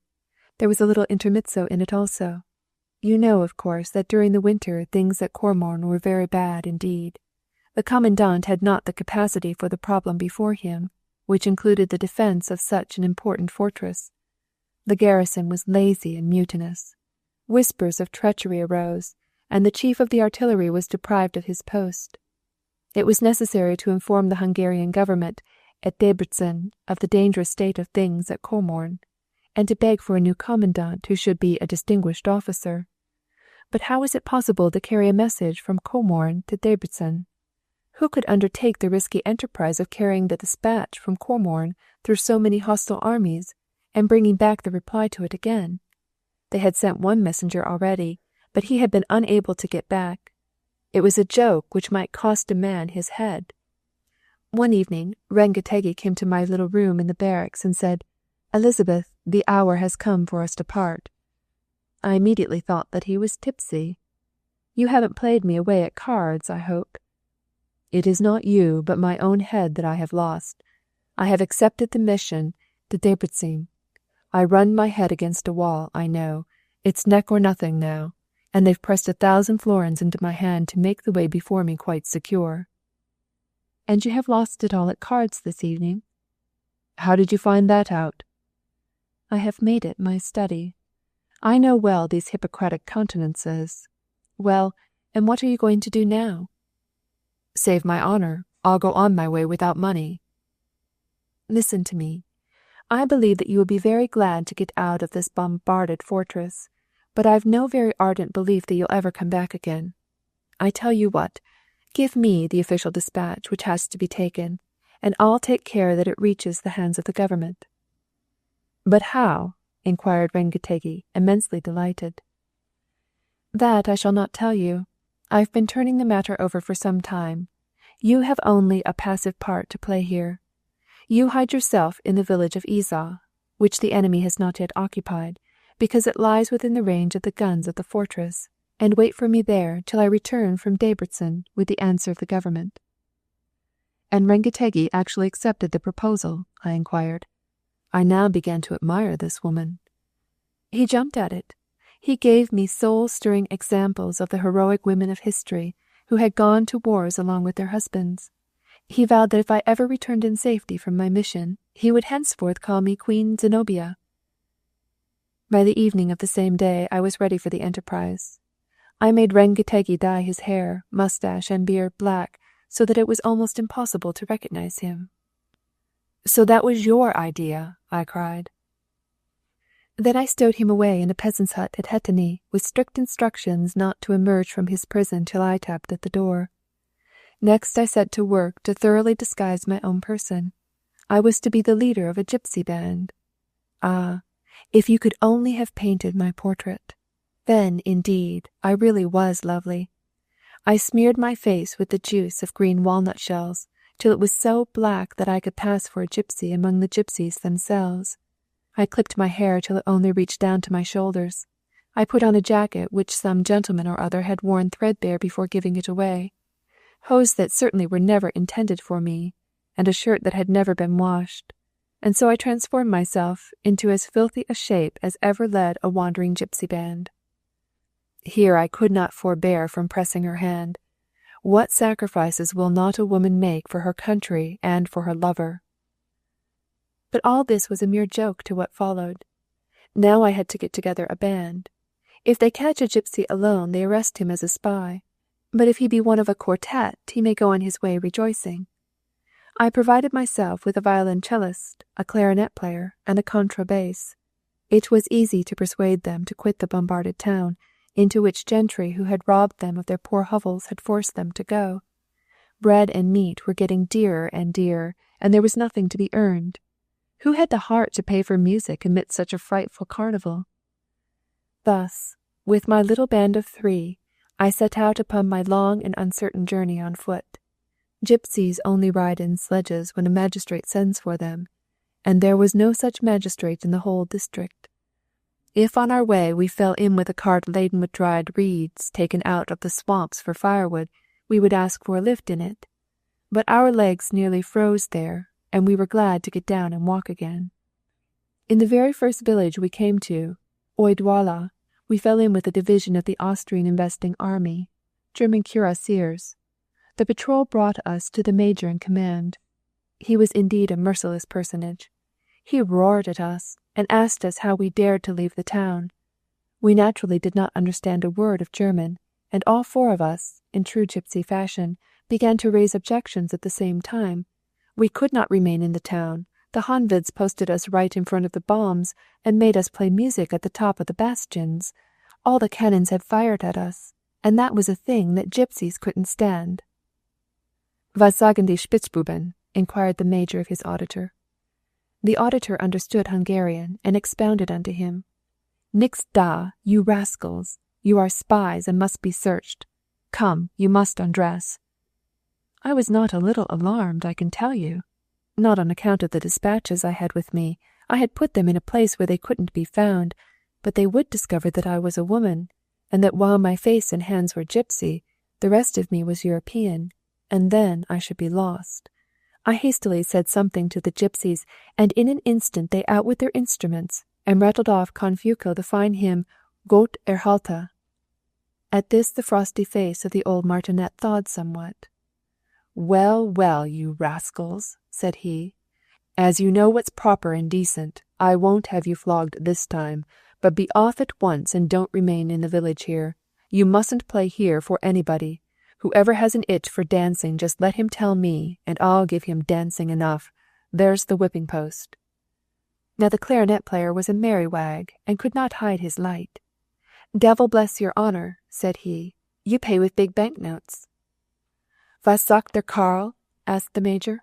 "He says, Gott so sengen den großen Herren, der zahlt mit großen Banknoten." At this his honour also laughed. "But for all that you must pack yourselves off at once. You mustn't stop till you reach Ersecover, but there you may play as long as you like." We kissed his hands and feet, and asked him to let us stay the night there. We were half frozen, we said. We had not a morsel in our stomachs. For a whole week we had only eaten ice and drunk water. But he knew no pity. They blindfolded us, packed us into a sledge, and a patrol of horse escorted us out of the village. Now, of course, it was my very dearest desire to get as soon as possible beyond the iron girdle by which the besieged fortress was girt about. If only he can get out into the wide world, the gypsy has no fear of going astray. He can fiddle his way through the whole of Europe if only he gives his mind to it. And so we made our way along the Danube, from one town to the other, and enjoyed to the full all of the romantic adventures of a wandering gypsy's life, which abound in winter especially. "But," I interrupted, "didn't you come across Gergely's Hungarian army, under whose protection you might have continued your journey?" "Of course I did, but my instructions were to deliver my dispatches to the head of the Hungarian government, and nobody else, not even to a general. It is true that I might have gone on farther with the gallant Magyar army, where gypsy music is always heartily welcomed. The Honveds, too, never lose their good humour. But, on the other hand, the main Magyar army was going towards Slovenia, whereas my object was to get to Debrecen as soon as possible. So there was nothing for it but to go straight through the enemy's lines till we reached the banks of the Theiss, when we could be once more in a friendly world." "But where did you conceal your dispatches?" I asked. "I stuck them inside the belly of my fiddle. Who would break the fiddle of a poor gypsy, with which he earns his daily bread? The money we earned in one town was sufficient to hire a sledge to convey us to the next. Gypsies dwell on the skirts of every town. We made ourselves at home there, and they never asked us whence we came. But if we were cross-examined at any place, then we lied to such a degree that the difficulty was to find anybody to believe us. You recollect what a terrible winter it was last year?" "I remember it very well. I was out all through it with my wife," I said. "How fine it would have been had we run across each other unexpectedly. I would have played a nocturne beneath your window." The bitter stage of the journey was from Kecskemet to the Theiss. There lay Jellachich with all his army occupying the towns of the great Hungarian plain one after the other. Here we had to creep through as best we could. As for me, I had the great fortune to play every evening before His Excellency, the valiant Ban. He was very pleased with me. With my little band I managed to play the famous Croatian march, Sklava, Sklava, mu, mu, mu, Jelachichu nas oj mu, in quite a superior manner. I also knew the tune of the fine Kolo dance, and absolutely won His Excellency's heart with the melodious Fanny Schneider polka. I might say that I was really quite spoiled. There was plenty of money and wine, and, despite my black face and my predominating odor of garlic, the enthusiasm rose so high that all the officers kissed me, one after the other. Bessie had no sooner uttered these words than she buried her face in her hands. Again I came to her rescue. "Those kisses don't count. You were a man then." It was quite a gypsy paradise, but the mischief was we did not know how to escape from it. The chivalrous Ban told us not to try to run away, for in that case he would court-martial and shoot the lot of us. At night, when our duties were done, he locked us up in a little outhouse and placed an armed sentry before the door. One night we escaped up the chimney and over the roof of the neighbouring house. That is to say, 3 of us managed to get away, I and the clarinet player and the contrabass. The violoncello, however, could not be got out of the chimney, and the violoncellist declared that he would rather be stretched out on the rack than leave his instrument in the lurch. So there we left him, to pay the piper. Besides, I had now not much need of my band. The Theiss was only a 4 hours' journey off. I had heard from the officers that in the willow woods of the Theiss, in the neighbourhood of the Skikra Inn, some Hungarian guerrillas were encamping. If only we could get among them. It was a good thing for us that the sentinel duty was very laxly ordered at the camp of the Ban of Croatia. At the end of the town was a putri, or semi-subterranean clay hut of the kind in which field labourers passed the night during the summer.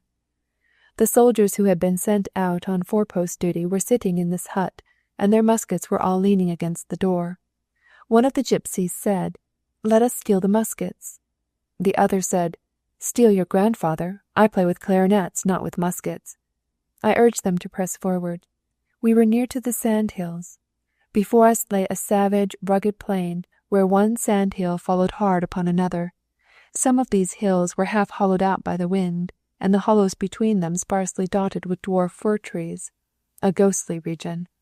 The sides of these sand hills were white, and the snowfall on the top of them was still whiter, and every tree trunk there is also white with its pendant branches bending down beneath the hoarfrost. We dodged up and down among these sand hills, turning aside from the regular high road so that we might crouch down in case we were pursued.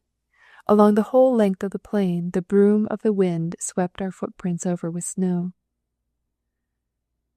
"If only we don't come across wolves," said the contrabass with chattering teeth. "How can they be here, when so many soldiers are about?" said I, by way of encouragement. "Nay, but they like to prowl about camps, because carrion is always to be found there." Where the sand hills ended, a far extending flat began, and in the distance was a direful-looking object, resembling a ruin. A light mist covered the whole district, in which mist every object seemed as large again. The full moon shone wanly, like a huge broad halo in the misty heavens. Here I explained to Bessie that this district was the famous plain of Alpar, where the ancient Magyars fought the decisive battle against Zalin, which gave them possession of the land. The ruin was the wall of the desert church of St. Lawrence. "Indeed, and I may add that this desert is memorable to me also. While we were wading across as fast as we could, with our short mantles turned against the wind, the contrabass, who was going on leisurely in front, exclaimed, "Devil take all these crows! Why don't they go to sleep in the tower of the Calvinist church?" I inquired why crows ought to sleep on the top of the Calvinist church, of all places in the world. "Let the Calvinist crow stick to the top of the Calvinist church, and the Papist crow to the top of the Papist church, as is meet and right," he explained. I did not understand this sectarian distinction among crows, but the gypsy made it quite plain to me. One sort of crow is ashen grey, another sort black. The grey sort eats no flesh, but only grain. That is the Papist crow. The black sort lives on flesh, whether it be earthworms or fallen horse. That is the Calvinist crow, for it keeps no fast days. Then he called my attention to the fact that on the hill there, straight before us, a whole army of crows was making a great commotion. At one moment they rose high into the air with loud croakings. At another they descended upon the selfsame spot where they had risen. "There must be carrion," he said. When we got to the top of the hill, we saw, to our great consternation, that the evil foreboding of the gypsy was correct. On the highway below, by the side of the ditch, lay a big black mass, the carcass of a fallen horse, and fighting over what remained of it was a whole army of crows and ravens and 5 large wolves. We were about 500 paces from the terrible beasts. They immediately perceived us and, leaving the carcass, forthwith began scudding towards us, spurring each other on with their nasty, short, sharp yelps. "Alas, alas, it is all up with us now," wailed the contrabass. "The wolves will eat us up." Even in that hour of mortal peril the clarinetist was true to his gypsy humour. "Then we shall have a very queer shape at the resurrection," said he. I bade them leave off wailing, and hastened to clamber up into a willow tree whither the monsters could not follow us. It was an old pollard willow, the branches of which were cut off every year, so that only the crown of it remained, surrounded by young shoots. I, who had never learnt the art of tree climbing, was hoisted up by the gypsies first of all, and then they hastily scrambled up after me.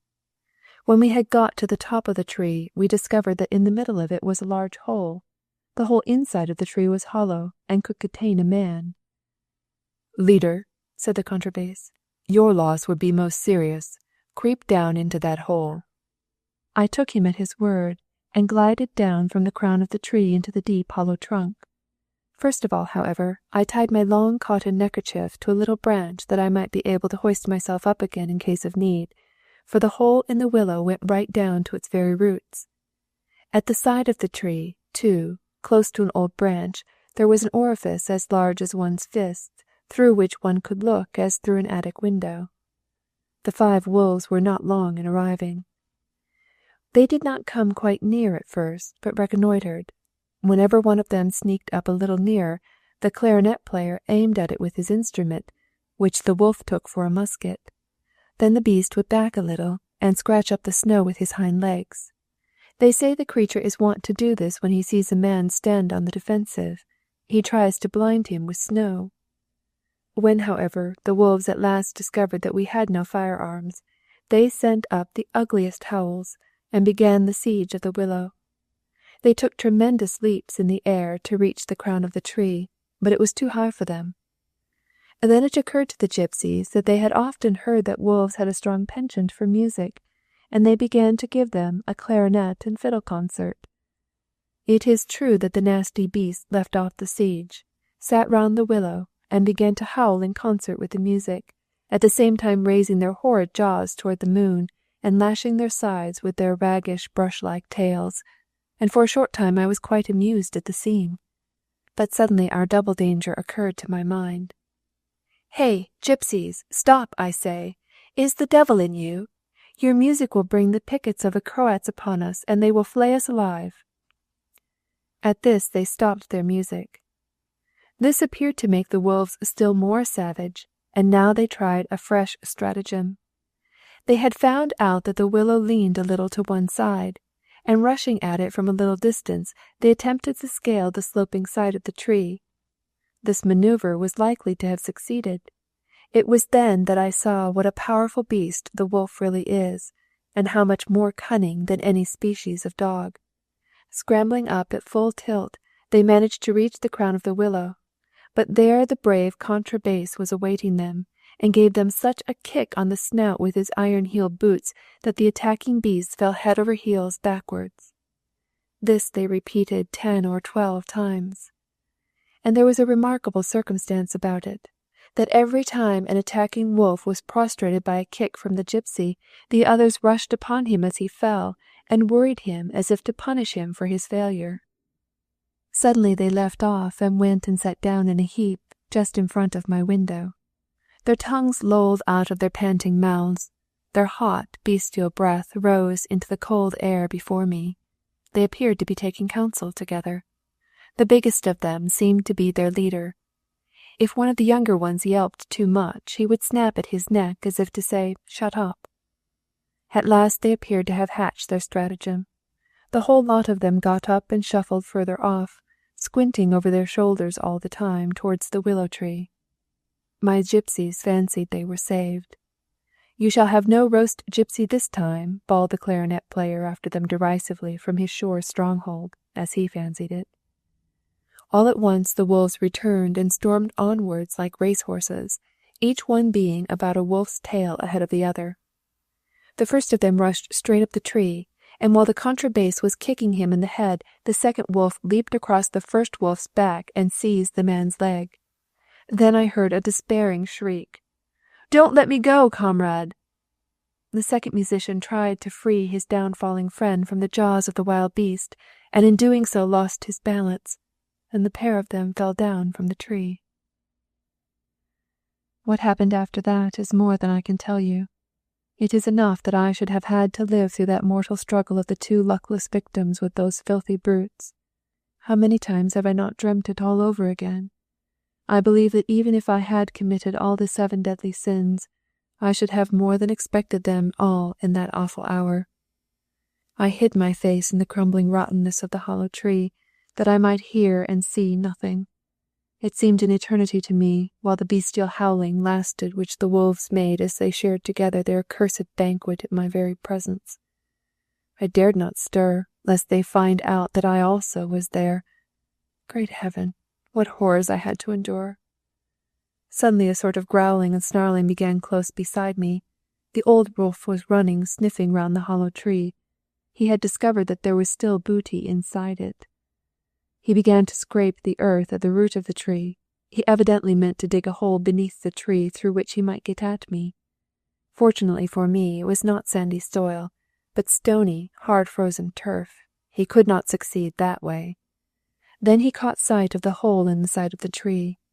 At one time, perhaps, a branch had been sawed off at this spot, and the bark had rotted away. The wolf began to enlarge this opening, tore it with his claws, and gnawed and worried the rotten wood with his grinders. He had soon so far enlarged the hole as to be able to stick his head into it. I saw the green glare of his fiery eyes. I felt his stinking breath. I heard the gnashing of his teeth. Then despair made me foolhardy. I drew my crooked knife out of the leg of my boot. With the other hand I seized the wolf by the ear and cut it off at a single twirl. At this the beast, with a furious howl, drew back his head from the hole and began to howl and run away like a whipped cur. The others followed after him. With the wolf's ear remaining in my hand as a trophy, I sank back against the hollow trunk. I could not sink right down because the hollow space was too narrow. I felt a cold shudder run all over me at this ghastly narrative. Bessie herself was quite exhausted. Alas, I am worn out. I tremble at the very thought of it. You are the second person to whom I have told it. But how pale you are all at once. I suppose I had turned very pallid. It had suddenly flashed through my brain that just at that very time my wife was on her journey through an uninhabited valley, and the foresters told me that wolves strayed about there. Bessie sighed deeply, raised her drooping head, and then continued her story. Thus I had freed myself from the wolves, but I was not left very long in the belief that shame at my depriving their leader of one of their ears was the cause of it. No, Wolves are not so shamefaced as all that. A troop of horsemen was approaching from behind the sandhills. There were 6 men on horseback and 1 man on assback. One terror had been supplanted by another. Peering through the hole in the tree, I recognized the uniforms of the horsemen by the light of the moon.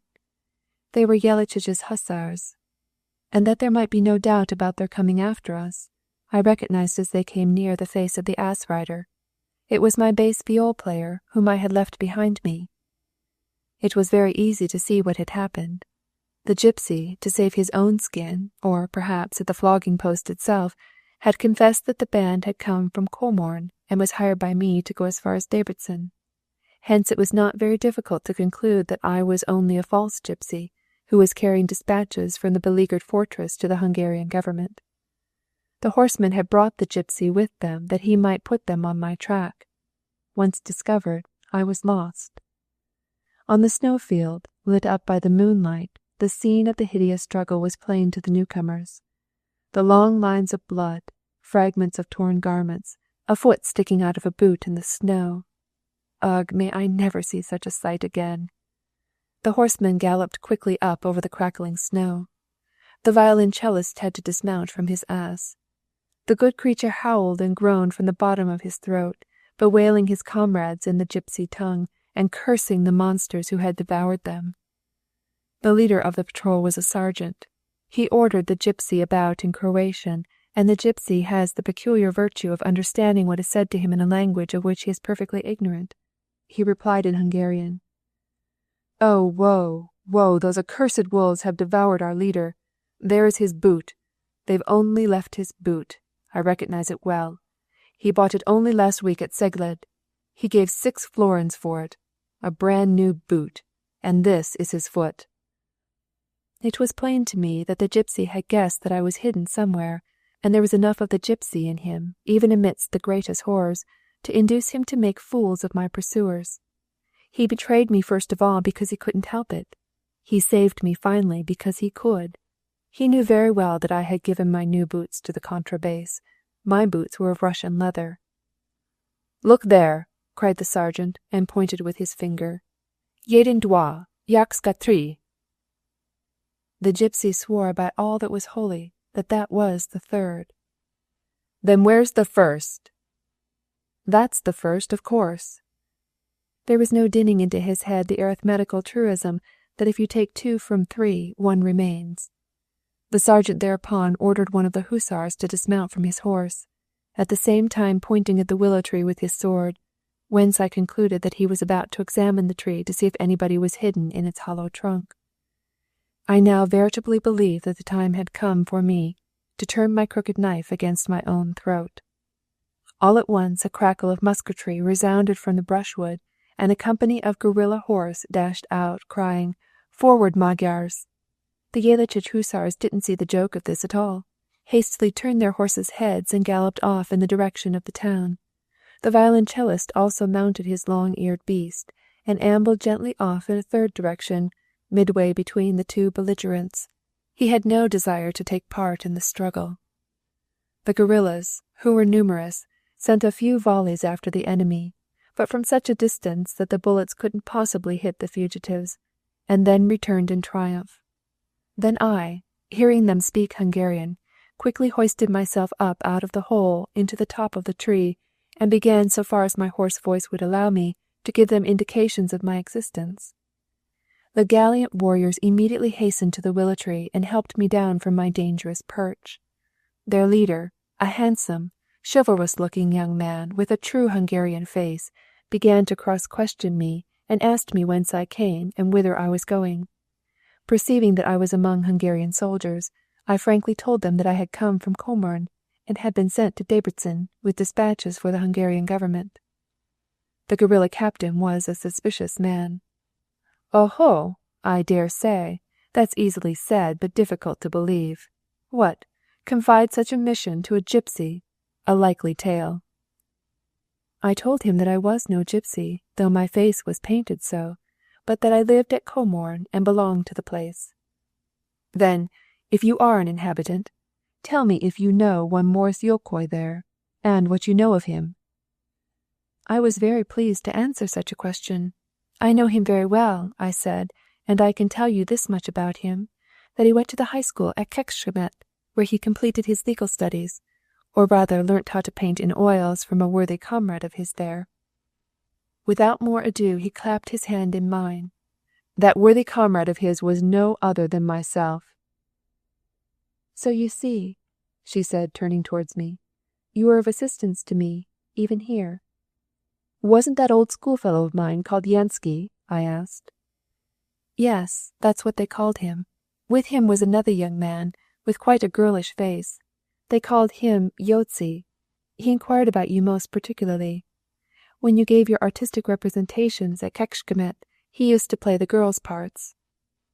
Quite true, I said. So it was. So you see, I must have been there, or I should have known nothing about these things. The guerrillas told me all about it as they took me with them. They were very attentive. One of them gave me his mantle, another let me mount his nag, and so they took me to the Skizra Inn, where they made me drink punch with them, regaled me with veal, and then made me a bed on the straw with their mantles that I might sleep off my exhaustion. The Yelachich hussars gave us no trouble. They could not come back till morning, when the whole regiment would doubtless turn out to capture the guerrillas, who would, by that time, be on the other side of the Theiss. The sledges were all ready to start, and would scour back across the frozen river at the first signal to Sipakaza, where there were foreposts of the Hungarian army under Damjanich. But for a long time I could not sleep. Constantly before my eyes flitted the horrible death struggle between the two unhappy men and the wild beasts, and amidst the howling and shrieking resounded the gay song of the guerrillas. The huts ablaze, the rush roof crackles, press thy brown maid to thy breast. In my dream this tune was mingled with the howling of the wolves, and at one moment the wolves were singing, the huts ablaze, and at another the Croats were howling at the gypsies sitting on the branch. Towards morning I was awakened by 2 cannon shots. I rejoiced to be delivered from my spectres. The lieutenant of the guerrillas hurried me into the sledge as a regiment of hostile horse was approaching from Kecskemét. It took us 10 minutes to dash across the frozen Theiss. On the opposite bank the foreposts of the Honveds were encamping. The business of the guerrillas was to harass the enemy, capture their forage wagons, and then bring word of their movements to the main army. They took me straight to General Damjanich. I was now no longer obliged to keep my dispatch hidden, so I split up my fiddle, took out of it the documents that were gummed to it, and their production was my best credentials. The approving, smiling glance of the powerful, heroic-looking general I shall never forget. At the sight of him I quite forgot that I was personating a man, and would have liked to have fallen down before him and kissed his hand. Indeed, I was so agitated that I could not utter a word. The general filled a little glass of skilvorium. "Drink, my son," said he. "It will loosen your throat." My throat was hoarse. I had a voice as deep as a man's. I told him I had come from Comorn, and I was sent to Lazar Mészáros, the war minister. "You will seek old Kufis in vain at Debrecen, my son. He commands there no more. So you Corpsman folks don't know what's going on outside, eh? Another is at the head of the War Department now. I will give you a letter of introduction to him." Then he sat down and wrote me a couple of lines to a general with a German name, which is expressed in Hungarian by the word Bácsi. He said, while writing his letter, that this general with a German name was the life and soul of our military organization.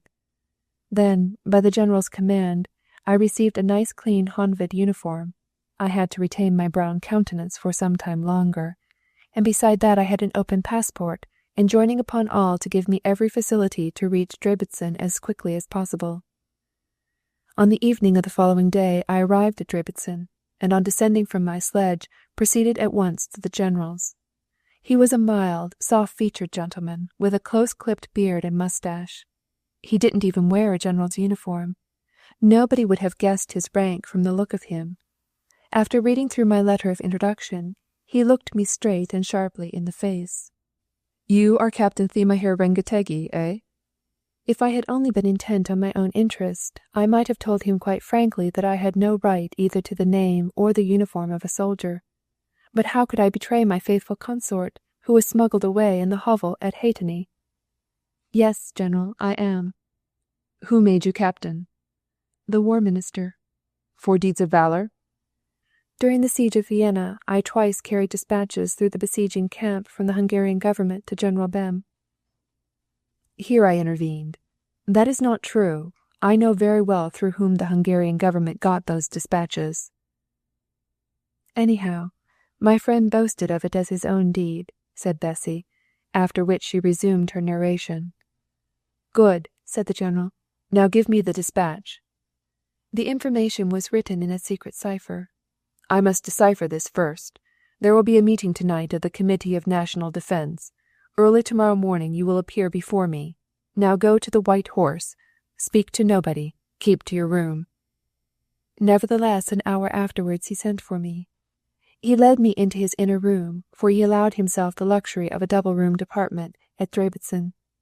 2 other ministers, Paul Nyáry and Joseph Potoy, were not so fortunate. They had to be content with a double room between them.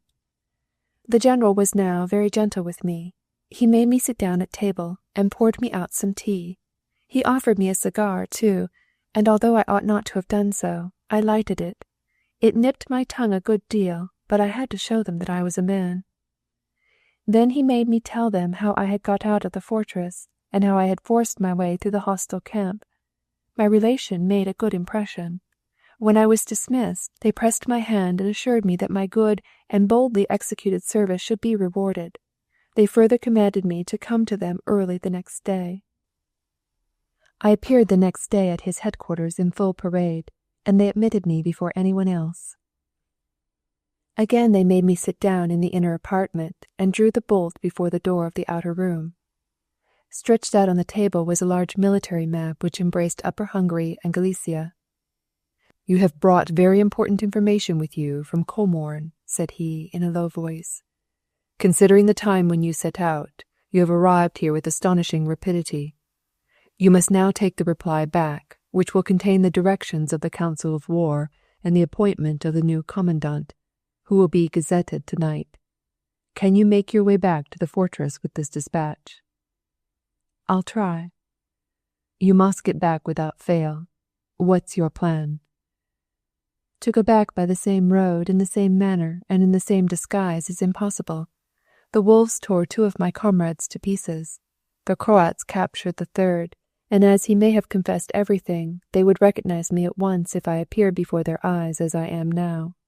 Besides, there is no conceivable reason why gypsies should wish to leave the open plain in order to get into a bombarded town. This dispatch can only be conveyed to Comorn by a woman who is obliged to go there on some unimpeachable business and is provided with an Austrian safe conduct. The General clapped his hands together in amazement. And do you know of any woman who would undertake such a thing? Certainly I do. Where? What's her name? That's my secret, General. The difficulty of getting into the fortress is also very much increased by the fact that the appointment of Richard Guyon as the new commandant has already become generally known. The General leaped furiously from his seat. Who, then, has made this public? It is here in the official gazette, I replied, drawing out of my pocket that morning's issue of the Kesläni. The General tugged his short moustache still shorter. Well, well, I see that we Magyars have yet to learn the art of keeping a secret. The enemy knows it now, but the Comorn folks do not know it. I have already hit upon a good idea of enabling the mandate of the Council of War to reach their hands. By a carrier pigeon or a balloon, I suppose. A foreign passport is necessary for my plan. That you shall have. An English passport vised by the embassy. In whose name? In the lady's. Then you must give us the lady's name. Then I gave him my real name as the lawful wife of Muki Pagatoy. And you? Will you get into the fortress? Possibly as that lady's coachman, possibly not at all, but the dispatch will get in anyhow. And how will this lady of yours manage to hide the dispatch? I can tell you beforehand that even if your lady were provided with a safe conduct from the Princess Wintersgraetz herself, and so got right through the hostile camp into the invested fortress, the Austrians would indeed welcome her most courteously, but they would at the same time say to her, "Would your little ladyship be so good as to step into that side chamber? There you will find a complete set of ladies' clothes. Would you be so kind as to put them on? If they are a little more abundant than your own, that doesn't matter. The toilette you have brought with you may remain here, down even to the shoes and stockings. Whenever you like to come back again, you can re-exchange your clothes." For they know that it is possible to write on chemises with invisible ink and reproduce the writing by means of chemical reagents. It is also possible for the heels of your boots to have secret openings, in which a letter written on straw paper might be inserted. They might also retain the comb with which you fasten up your hair, for a valuable message might be written thereupon in microscopic letters. All this they may do if they like, and yet this lady of mine will convey the dispatch into the fortress. I should like to know her secret. 'Tis a very simple one. She will learn the whole dispatch by heart, from beginning to end. The general began to laugh. Oh ho ho, my dear friend, you don't suppose that we would entrust our couriers with a dispatch in good Hungarian for the enemy to snap it up on the way, and thus learn about our military operations. It may also be deliberately betrayed. In the times in which we now live, men are quick enough to discover excuses for changing their saddles. This dispatch contains all our secrets, where we are strong, where we are weak, where we want to assume the offensive, where we are obliged to stand on the defensive. Such a dispatch would be worth 200,000 florins to the enemy at the very least. I can assure you, General, that neither I nor this lady will betray it. You couldn't if you would, for the whole dispatch is in cipher. Take it and look at it. Do you understand a word of it? Can anyone possibly learn it by heart? The writing which he placed in my hand was composed of a jumble of letters grouped into words, characters whose contents could scarcely be called language at all. I nevertheless assured the general that this lady of mine would learn the dispatch off by heart all the same. 'Tis impossible. Nothing is impossible. Once when we were actors. Then you were actors, and this lady was an actress too, eh? Yes. Once our whole company went to etched, and there we acted a whole piece in the Croatian tongue without understanding a word of its meaning. A man is like a starling. If he repeats a thing 100 times, it remains in his head, although he does not understand it. Look here, then. Read but 2 lines of this dispatch 100 times over, half an hour will do, and see if it remains in your head. I consented. A quarter of an hour had not yet elapsed when I said that I was ready. I gave the general the dispatch back again, and asked for ink and paper. And then slowly, meditatively, I wrote down the contents of those 2 lines, letter by letter. You've got a marvellous headpiece, said the general in amazement. And has that lady of yours just such a marvellous retentive capacity as you have? Just the same. Then I consider the stratagem as feasible. Here I could not help leaping to my feet. What, cried I, you actually undertook to learn by heart a whole dispatch written in cipher? No, my sweet friend, I won't deceive you as I deceived that other man. The whole thing was a delusion. The cryptograms which reached the commandant of the fortress were entrusted to Rengetegi, that he might unpod them with a secret key. He communicated this key to me. One had only to know a single word whose consecutive letters repeated all the characters of the alphabet in different series. The whole thing only required a little calculation. There was no need to rack one's brains about it. With the assistance of the secret key, I first of all deciphered the cipher, and then I retransferred it into its original rigmarole. But are you aware, I interrupted, that if the general had found you out, he would have shot you on the spot? I suspected as much, but he suspected nothing. He was really a good, worthy man. He said that things being as they were, he could safely confide the dispatch to my hands. After that he pointed out to me on the military map the route I ought to take through Galicia, by which I should possibly avoid falling in with the enemy's squadrons. My passport in the name of Madame Janos Bogatoi he filled up with his own hand. I begged him to leave a blank space for the personal description of my travelling companion. When this was ready, he gave me a portfolio full of Austrian banknotes, besides 100 louis d'or and a handful of silver money. Then he pressed my hand and said, "The last line of this dispatch announces the promotion of Captain Rengetegi to the rank of Major." At this both Bessie and I laughed heartily, and then she merrily resumed her story as follows. My return journey was in a much more lordly fashion. Everywhere relays were waiting for me. In a couple of days I reached Vienna. While still in Comorn, I had learnt that my mother had gone there for a refuge, and still kept up her intimacy with a certain high official in the Imperial Army. He was in the service of the War Minister there. It was not difficult to find him. I will leave you to picture to yourself the scene of our meeting. My mother loves acting, but she is a bad player. She never knows her part. She would have liked to have cried and fainted when I came rushing in, but she got no further than sobbing. I was all the better able to play my part.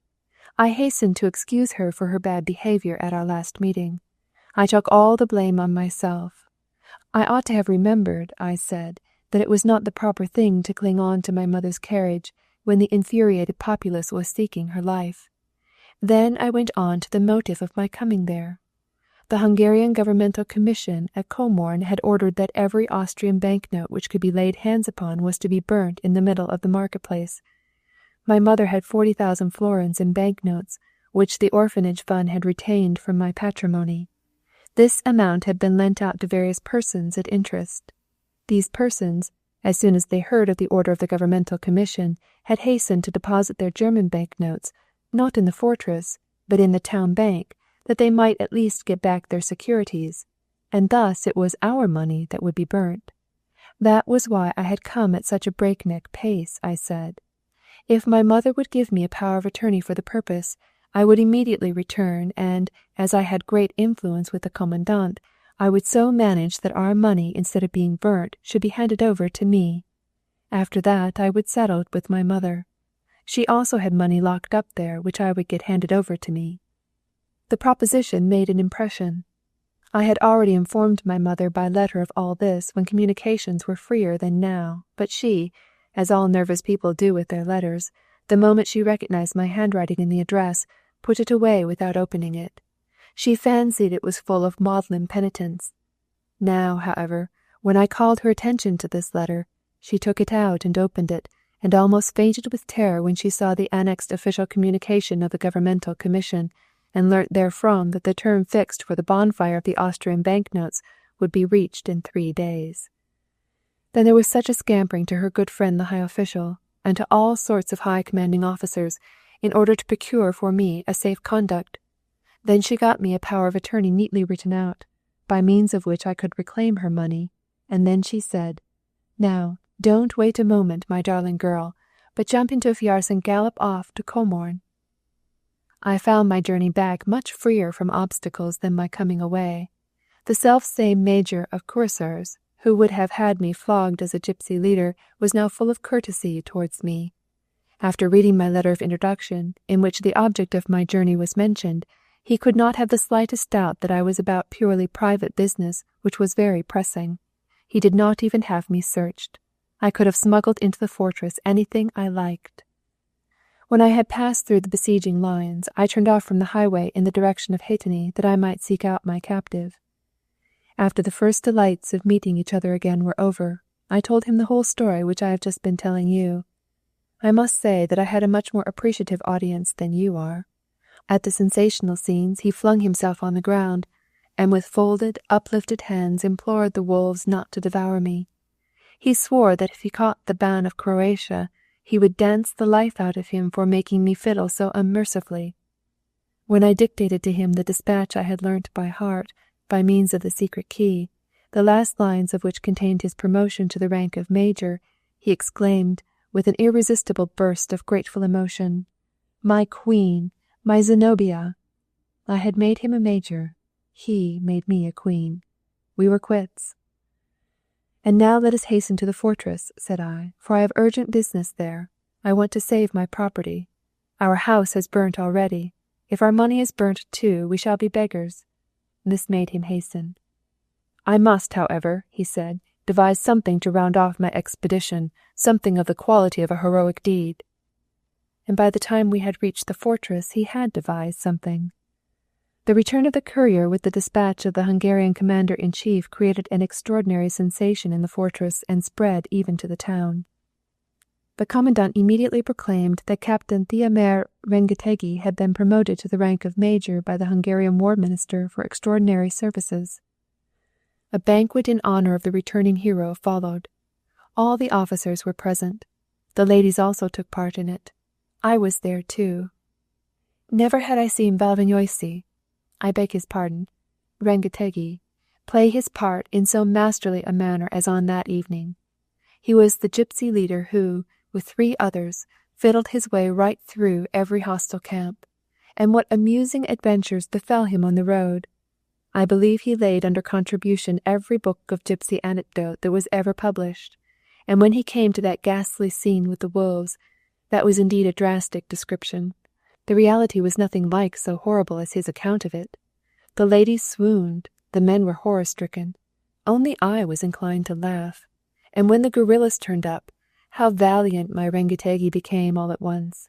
He took horse and started off in pursuit of the cuirassiers. To him they were cuirassiers. It would have been beneath his dignity to have been chased by mere hussars. By way of climax came the splendid description of how he cut his way through the besieging host. In the dark night, amidst a blinding blackness of midnight snowstorm, he cut his way on horseback through the Austrian foreposts, leaping over trenches and earthworks, with a bullet skimming about his ears right and left. His horse was shot dead beneath him, but ever equal to the occasion he hastily fastened on his skates and skated with the rapidity of lightning over the frozen Jitva and the Chilets, and 2 other rivers, the names of which I never heard of before. Thus at last he reached the fortress. Everyone was enchanted with the narration. The ladies rose en masse and kissed him, and improvised a laurel wreath for his brows out of muscatel leaves.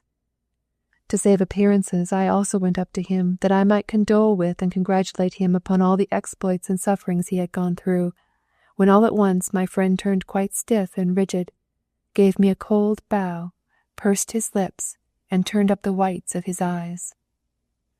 "Madam," said he, "I have a word or 2 to say to you also.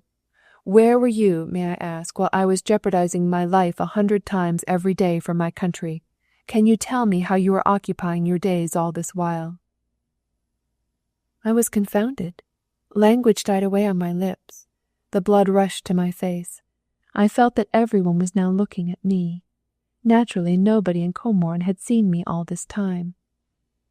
"If what the world whispers out to be true, and you have in the meantime been to Vienna, but no, I will not believe it."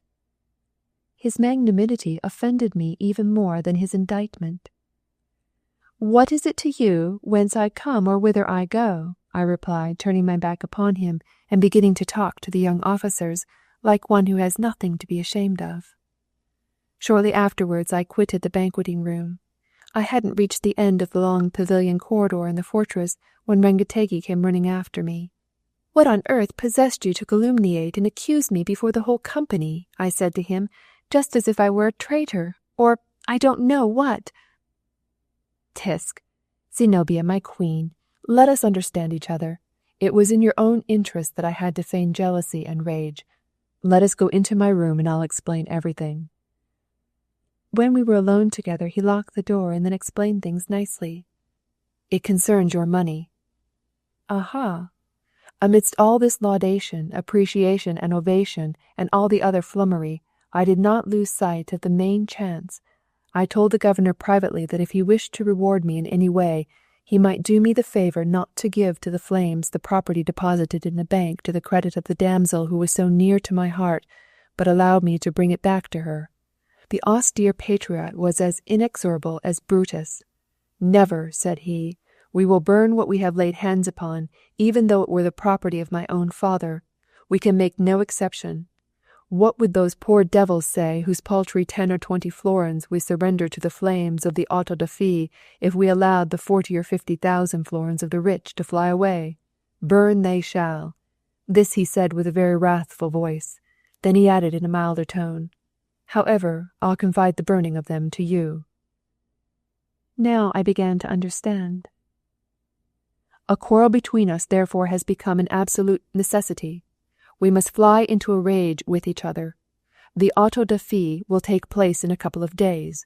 The bonfire will be in the centre of the public square. I shall throw the bundles of banknotes one by one among the sputtering faggots. You must be close by the booths of the bread-sellers, and break out into curses. You remember the cursing scene from Deborah? Very well, it may be useful. After the auto da fe there must be a lively scene between us. We must cast our mutual souvenirs at each other's feet. I'll throw you the embroidered cushion which you worked for my birthday, and inside it will be the money belonging to you and your mamma which I have rescued. Then be off as quick as you can to Vienna." "But how about the packet that you have to burn?" "Leave that to me. A few copies of the Comorn News will give every bit as brisk a flame." Everything happened according to his instructions. I saved our property, and you must admit that my friend and I displayed considerable prudence on this occasion. We did nobody any wrong. I only recovered what was my own. Then we fell out together publicly, as preconcerted. My friend Rengetegi played Othello in a masterly manner. Then, as our acquaintances could not succeed in reconciling us, we solemnly separated, and I went back to Vienna. On the way back I again fell in with the Austrian major. I showed him the money I brought with me, naturally without letting him know how I came by it. He became so friendly as even to entrust me with a letter to an old acquaintance of his in Vienna, who was none other than my mother's colonel.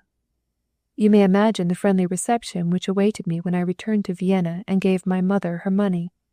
She folded me in her arms, covered me with kisses, bedewed me with tears, and called me her darling child. What still remained of my patrimony, about 40,000 florins, I placed in the Vienna savings bank.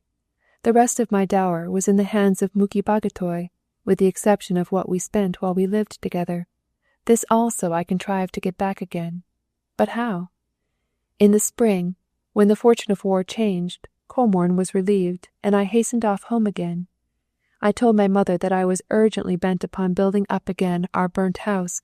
Only the roof had been burnt off, the walls remained standing. She approved of my resolution, and was very proud of having such a sensible and enterprising daughter. I immediately set about rebuilding our house, taking advantage of the time which elapsed from the raising of the first to the beginning of the second siege. During my stay at Vienna I moved continually in military circles, and I saw quite plainly what was coming. But why reopen my wounds? All my illusions were over. I had learnt to know my hero at close quarters, behind the scenes, I might say. This lord of creation used to whine before his tailor for a respite with his account till next payday, and immediately afterwards would ascend his triumphal car drawn by captive kings and declaim to the populace of conquered Constantinople. But in one particular thing Major Rengetegi really extorted my admiration. I mean by his strategical science. "Ah," cried I. "You may well say, ah. I have read the campaigns of Napoleon I. I have read the campaigns of Charles XII. But in none of them could I discover so many ruses of war as my hero invented in order to triumphantly solve the problem. How a man in his capacity of superior officer may constantly be taking part in the most ticklish skirmishes without allowing his person to get into the way of any wandering bullet. He always knew how to hit upon some mission whereby he might manage to skedaddle out of danger, and if I now and then fluttered the red flag of self-esteem before his eyes, he would reply, 'I have duties towards art. If they shoot away half my leg, how shall I be able to act on the stage again?' Yet when the battle was over, who so great a hero as he? Others only mowed down the enemy. He thrashed them afterwards with a flail. 'Tis a dreadful thing when a woman discovers that her hero is a habitual liar, lying with a fiery burning conviction that no man will dare to doubt him, so that she has to make him swear to the truth of every word he utters. Meanwhile, I continued my house building. Every sort of building material was dear, and there was plenty of money too. Whence did all this money come? I'll tell you. The Russian hosts had already invaded the kingdom. The speculator species perceived that the national cause was declining. The Hungarian armies were everywhere falling back. Then Klapka, by a brilliant victory, raised the second siege of Comorn and was within an ace of capturing the besieging hosts. The region was instantly alive with people, and a whole series of triumphs followed one after another. And now there flocked to Comorn from every part of the kingdom quite a tribe of panic-stricken speculators and jobbers, with bags full of Hungarian banknotes, and bought everything that was for sale, at whatever price the sellers liked to ask. My Muki also took advantage of this lucky period to regulate his finances. He sold his herds at 4 times their real value, and paid the price, in Hungarian banknotes, to deposit in the bank at Comorn. It was my dowry paid back, he said. The bank hastened to place the amount in my hands, and I hastened to satisfy therewith my architects and builders, who did not let the money stick to their hands. Doesn't this remind you of the round game we used to play as children, when we lit a straw and, sitting in a circle, passed it round from hand to hand? Whoever was the last to hold it till the fire burnt his hands, him we used to thump unmercifully. That was the forfeit? Just such a burning straw was the dowry paid back to me by my husband. The roof on my father's house was the straw end which remained in my hands. The amount which I deposited in the Vienna bank is all that I have left in the world, except Tihamér Rengetegi. But not even he has remained mine, for he has changed into Bálványossi. And now here we are together. The playing of a common part unites us. From morn to eve every word we say to one another is a lie. It is not even true that anyone is pursuing Rengetegi. For at the capitulation of Comorn he received his safe conduct which guarantees his life and liberty. That is not what distresses him, but he wishes to deny the whole part he played during the Revolution, that as Bálványossi, the theatre director, he may get the necessary concession. He is continually urging me to go to Miskolc to the government commissioner and settle the business for him. I understand. No, you don't. It's none of those interventions which we see in romances and dramas, when a pretty woman goes to move a mighty tyrant with her tears, and sacrifice her charms to him as the price of the life and liberty of her persecuted husband. Oh no, my hero is no plagiarist. His ideas are all original. He wants me to go to the mighty gentleman and tell him that the Debrecen expedition, which has given rise to the whole of this heroic poem, is not his crime, but mine. I was the gypsy leader who played before the Banja Lacic and then escaped. It was I who carried the dispatch to the Hungarian government. In a word, I am to sacrifice myself on his account. Fie, fie, and you still love this man? What am I to do? I have nobody but him in the wide world, and besides, he is such a droll, amusing character. All day long we are either fighting or frolicking, and it is this variation which makes life so charming. But for all that, she flung herself on the ground and hid her face in the green moss. She was in such a good humour. Shan't we give our friend a signal to come out of his hole? He is quite comfortable. Don't disturb him. I wonder you don't hit upon the very obvious idea of putting an end to this pantomimic game of hide-and-seek. You have a foreign passport. You could enter your friend in it under some such description as Major Demo or travelling companion. You could take him with you to Naples or to Paris, and you could live without care on the interest of the fund deposited at the Vienna bank. I know that. Then why not do it? Because I don't choose. And as she said this, she looked strangely at me with her enigmatically mysterious eyes, in which heaven and hell were blended together like starlight in darkness. Chapter 14. I said in the last chapter that the lady was looking straight into my eyes with a glance of Circe. And then she shrugged her shoulders, flung herself down beside the fire ashes, and began to blow the cinders so as to entice a flame from the smouldering embers. It's useless to give advice to me, for I always do exactly the contrary. Let us rather have a chat together.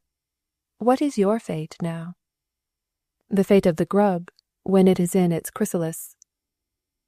Then it was not without cause that I went to you that evening, when you shut your door in my face. And yet I only said what I did because I feared that either the gibbet or suicide awaited you on the path you chose to take. Here her voice trembled, her chin, her lips twitched convulsively, and her eyes filled with tears. A lady in tears is dangerous. I did not hasten to dry her tears. On the contrary, I replied with cool cynicism. Every career has its own peculiar maleficium. Drowning awaits the sailor, shooting the soldier. The doctor may fall victim to an epidemic. The glassmaker suffers from caries. Choke damp kills the miner, and he who meddles with politics runs a chance of being hanged or guillotined.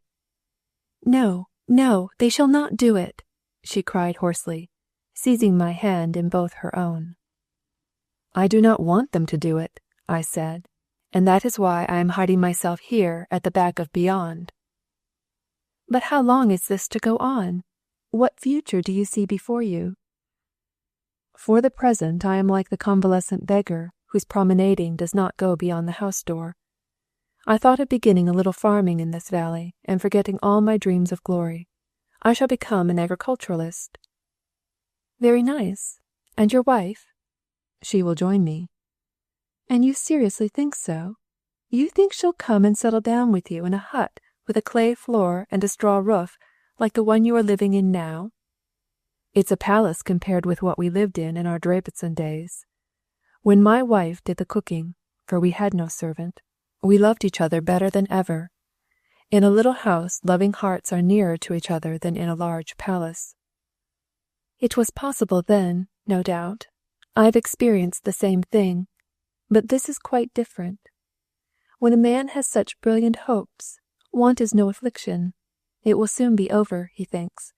But to enter upon misery with the knowledge that it will last till death is beyond the power of resignation, and particularly with a woman.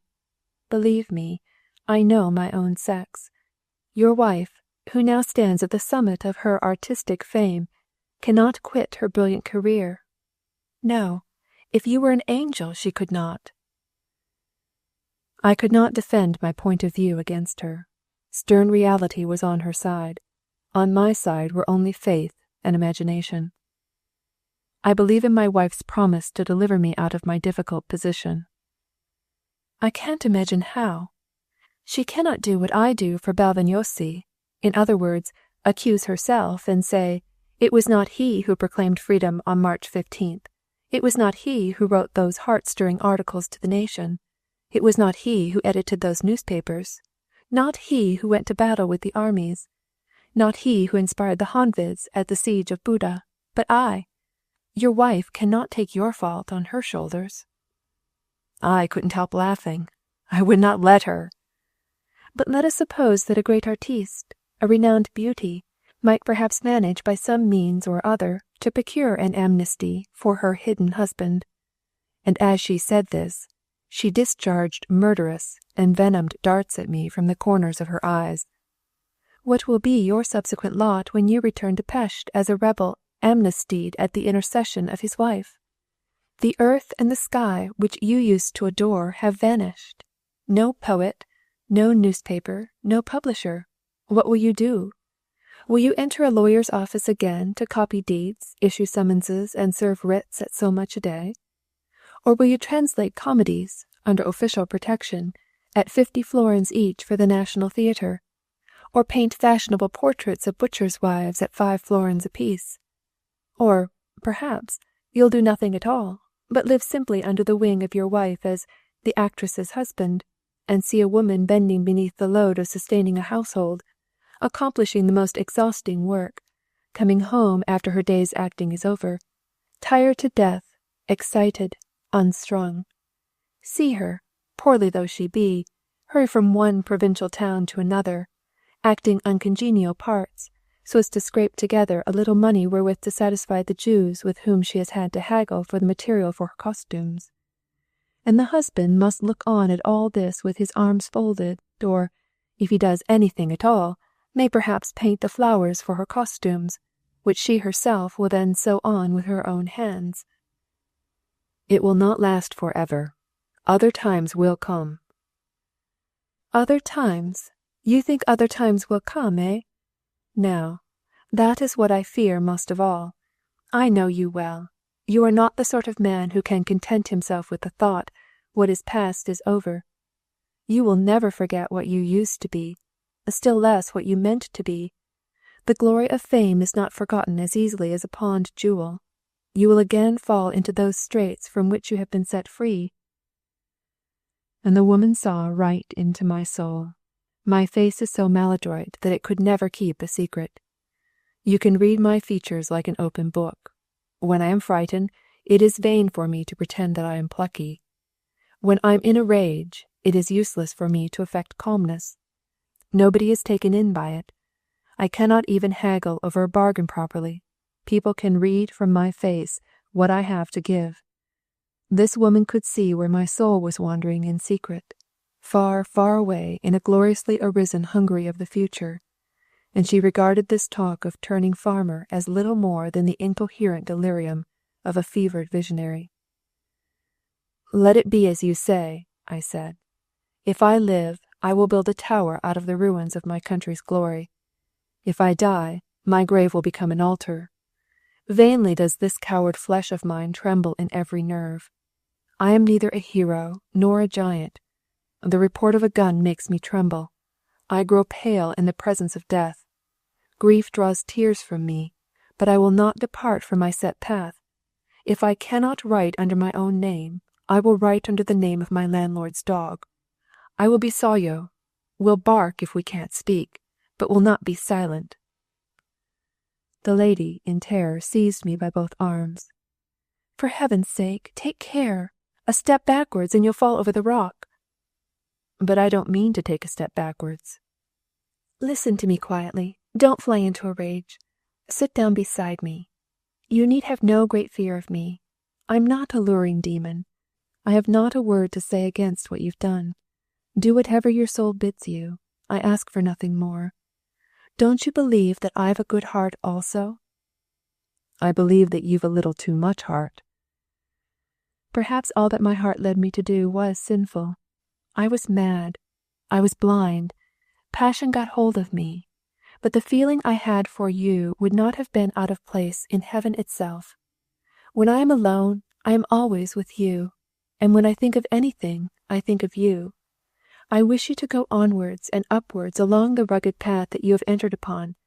But can you do it here, with a leaden weight on your feet, a padlock on your mouth, and a straitjacket on your body?"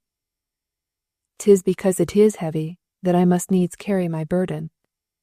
"But how much more brilliant would be the success of your struggle if you could continue it on a foreign soil, in free France, for instance. Just think, if you were now to appear in Paris, the leaders of the French literature would receive you with open arms, the French public would enroll you among its great warriors, and then you might write of the glory, the sufferings, and the heroic struggles of Hungary, and of the amiable qualities of its people. You might write all this with perfect freedom, from the very bottom of your heart, and millions, the whole round world, would read your writing, and not merely a handful of people, as here at home. There you would be a rich man. Here you are only a day laborer. Here you might sing like Tyrtaeus, and the whole world outside would hear nothing of it. But if you raised your voice abroad in the midst of a great nation and a cosmopolitan capital, your voice would be like the horns of Joshua before the walls of Jericho." Ah, how luring was the panorama! To become a great French writer, to be raised aloft on the shoulders of the most glorious of nations. What here at home was but the crack of a whip in my hands would there be a thunderbolt. "But it is impossible," I objected. "How could I possibly force my way to the frontiers of France from the depths of Tordona, through my own country, through Austria, through Germany, without a passport, without money, in a semi-Asiatic garb? Just as well might I cast myself down from the mountain-top in the belief that I could fly." "Well, come now. I have a very good plan to suggest to you. I've got an English passport. Have I not told you exactly how I got it? None besides yourself knows that I have it, except, of course, the officials who have vised it on the way. In this passport, the blank for my travelling companion has not yet been filled up. You asked me just now why I did not insert the name and description, Abavagnosi. Now, I'll tell you. Nobody is pursuing him. I always intended to fill up that blank with your name. You won't have to sacrifice much beyond that little moustache and beard of yours, and resigning yourself to speak nothing abroad but French and German. I appoint you my secretary. I myself am an English lady. We mustn't go via Vienna, but the way is clear in the direction of Breslau. I have quite enough money for us both. I still retain the 100 ducats which I received at Debrecen. We shall do sumptuously with this till we get to Paris. My capital in the Vienna bank I can leave where it is, or I may have it sent after me, and the interest from it will suffice for your modest needs at the beginning of your residence in Paris, so that you will not have to resort to the emigrants' fund. When once you have won a position for yourself in continental literature, you will need no further assistance from anybody. You will be able to refund to me what I advanced to you as a loan. Only as a loan, remember, not as a gift. Still less do I expect anything in exchange, not even a warm pressure of the hand. I am simply your proselyte, whose mission it is to make straight the way of the prophet." It was a seductive picture, and still more seductive was she who presented it to me. To be free, to be able to pronounce my name boldly in the face of everyone who met me, not to tremble at the pattering of every footstep at my door, to fight for great ideas in the company of great and noble minds. And how her eyes sparkled as she said these words, like the parhelia in the glowing girdle of a solar halo, and her face was as open as a child's. I could have sworn that she was an artless virgin opening her heart for the first time to a true sentiment. Her hands were folded as if in prayer. Had I but wavered a hair's breadth, I must have plunged down into the abyss. Ah, what a different man I should have become! Had I fled with her, I should now be the grand master of the realists, for there is as much erotic flame, satiric vein, and luxurious fancy in me as in them. But I have not used these qualities because I write for a Hungarian public.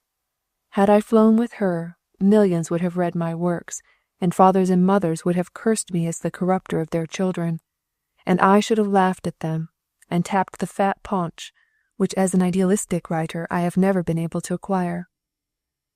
And whither would this reinless, brideless passion have hurried me, had I been swayed by such a fascinating calypso, whose every movement was a charm, whose every word was a snare, who was herself the personified joy of a Mohammedan paradise?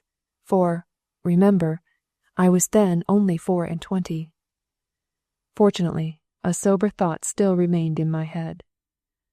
"I mean to remain in my own land," I said abruptly. "Why?" "I will not forsake those who arose at my word. If they lie on the earth, I also will lie down beside them. I will take my share of the suffering of which I was the cause." "You won't remain out in the cold forever, of course. Haven't you, then, the hope that those who have sought refuge abroad will one day return in triumph? Then you also will return home at the head of the reprieved." Even this weapon she managed to turn against me. Oh, what a weak coat of mail it was that defended me. Only a single word. "I have given my word that I'll not depart from hence," I said softly. "To whom?" "To her who gave me her word that she would come and seek me here." "Your wife?" "Yes." "And if she seeks you, what then?" "She will bring me liberty." "How? In what way?" "I don't know."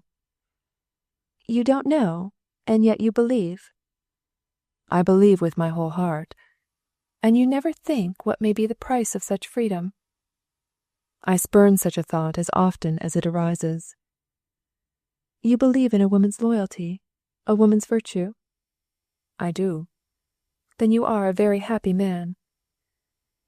During this conversation I continued my drawing, and she called my attention to several objects in the landscape which had escaped me. Shortly after that she began a very ordinary conversation about the weather. "Look, the prophecy of the old forester is well nigh fulfilled. The sky is quite overcast. The snowstorm will surprise us here." "Then perhaps it may be as well to call our friend out of his hiding place." "Oh, that will be very easy. I need only give him one signal. He himself selected it from the romance Ivanhoe, the note of the hero's horn. Wasaho. At this signal he will appear immediately." "Well, I can scarcely see to sketch any more. It is so dark." "Then you are determined to go to that little village down there?" "Yes." "No news from the world will ever penetrate thither." "That will be all the better for me." You have heard nothing of what is going on outside all this time, I suppose? Nothing pleasant. It is a dreadful world. How would the women manage to live if they couldn't chatter? They could sew their children's clothes. Perhaps you haven't heard that Petöfi's widow has married again? Ah, that was indeed a murderous thrust, a calculated, well-aimed, poisonous dart where there was a weak joint in my coat of mail. What do you say? Cried I, in a perfect passion. It is a fact known to everybody. Petöfi's wife? Then what has become of Petöfi? He fell at the battle of Segesvar. Who saw him fall? A Honved officer who testified to the fact. This was quite enough for his widow. She immediately went to the altar with another young writer, who was not perhaps such a knightly hero as your friend, but who is a pleasant young man in a good official position, moving in the best society, and who is able to assure his wife a comfortable existence. Every one of this woman's words went right through my heart. Now, indeed, after years have elapsed, I can say that poor Julia did well to confide her fate to a good and worthy man. She had a child, and had duties towards that child. But at that moment a heavier blow could not have descended upon my head. The death of our martyrs, let it never be so cruel, was not nearly such terrible news to me as the news that the martyrs had been forgotten. That any woman could ever forget Petöfi, the woman whom the poet had encompassed with the rays of his soul aflame, that the poet should be able to make himself immortal to the whole world and not to her whom he had worshipped. No doubt the widow was right. She will be blessed in the next world, and there Petöfi himself will justify her. The righteous are always just. But to me this news seemed to open the very gates of hell. If the grass can grow so quickly over my overthrown idol, what am I should like to know? A frog enclosed in a tree, whose calling it is to live for 100 years, beneath the bark. I won't believe it. I won't believe it. I won't believe it. She laughed at me. Now wriggle away, she seemed to say. From the crown of my head to the heel of my foot I was full of bitterness. If such things as this could happen, why shouldn't that other thing happen too? Why shouldn't another fallen writer forget the promise he had made to his wife, seize the hand of his former ideal, and fly away with her out into the world? That would be tit for tat. Her two eyes flamed as she looked at me and laughed. It was just as if she knew she had wounded me and would fain stir me up to vengeance. She had destroyed my idol, belief in a woman's heart. Women are all alike. No, no, no, my wife is not like other women. I sat down on the edge of the precipitous rock, made a speaking trumpet of the palms of both hands, and called loudly down into the valley. Wasaho! The echo repeated my words, and not long afterwards could be heard from below the proud refrain. Whom he meets upon his way, him he cruelly does slay. But if a pretty girl draw near, ah, then what gayer cavalier! Tremble and quake, ye tongues that lie, and speak his name all whisperingly. Diavolo, diavolo, diavolo. As the song drew near, I picked up my traps and clasped my stick all ready to say goodbye. Forget what we have been speaking about. I said this. Have we been speaking about anything, then? I didn't know, replied the lady with the eyes like the sea. Adieu. Adieu. I was quite persuaded that we should never meet again. I did not wait till my friend had climbed up again out of his hole. They would easily find one another. The snow had already begun to fall in thick flakes. I set off homewards. The snowstorm drove full against me as I proceeded. I had very nearly lost myself in the forest. The evening had fallen early. By the time I had descended from the hill it was quite dark.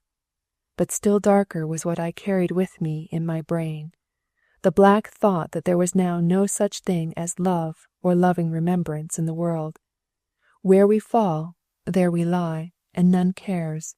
Some of us die, and there is none to mourn us. The rest of us remain alive and mourn over ourselves. How fair is the fate of a fallen tree! There it lies, and the ground ivy covers it. If the wild beasts were to tear me to pieces now, nobody would know where I had perished. At last I stumbled upon the Linden Spring. This was a good guide. The stream flows right along beside the house of the Chanyis. One can get home by keeping near its banks, even in the dark. My soul blamed me for having passed so much time by the pagan altar with that other woman.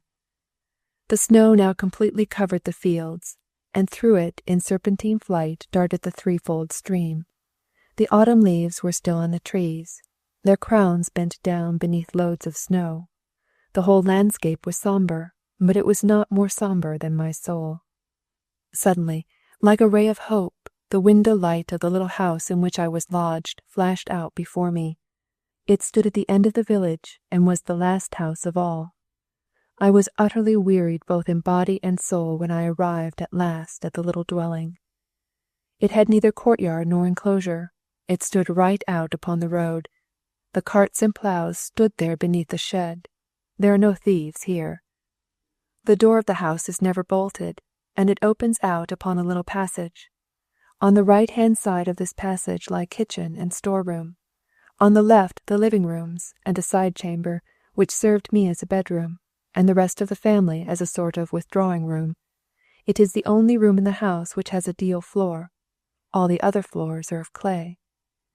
The kitchen door was also open, and a large fire was blazing upon the open hearth. My hostess, with her serving-maid, was busy baking and boiling. When I bade her good evening, she glanced at me with a roguish smile. Aye, a nice time to come home, I must say. But go into the room. Supper will be ready presently. I went into the room. By the lighted stove sat my wife.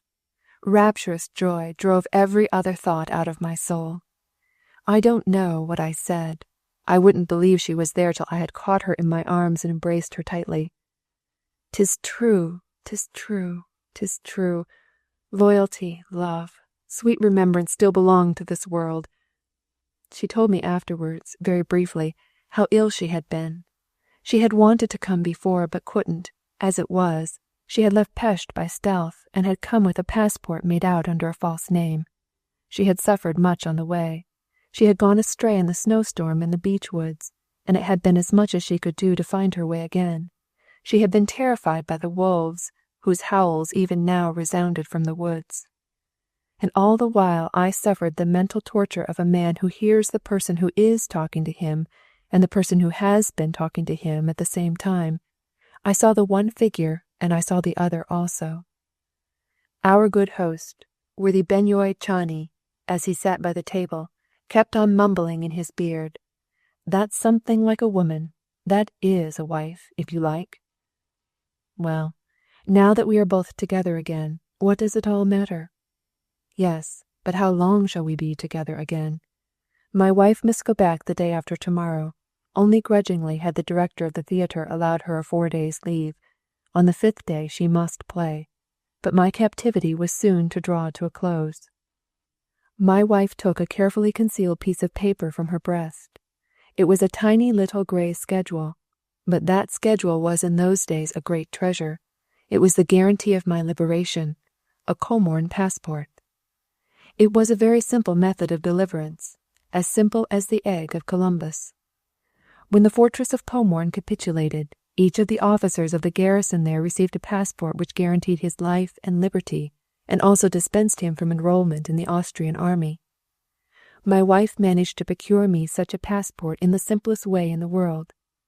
There was a brother of Skiglagetti's in the Comorn garrison, Vincent Scothmary was their family name, who wrote my name down in the list of the capitulating officers as a Honved lieutenant, and handed the passport bearing my name to my wife.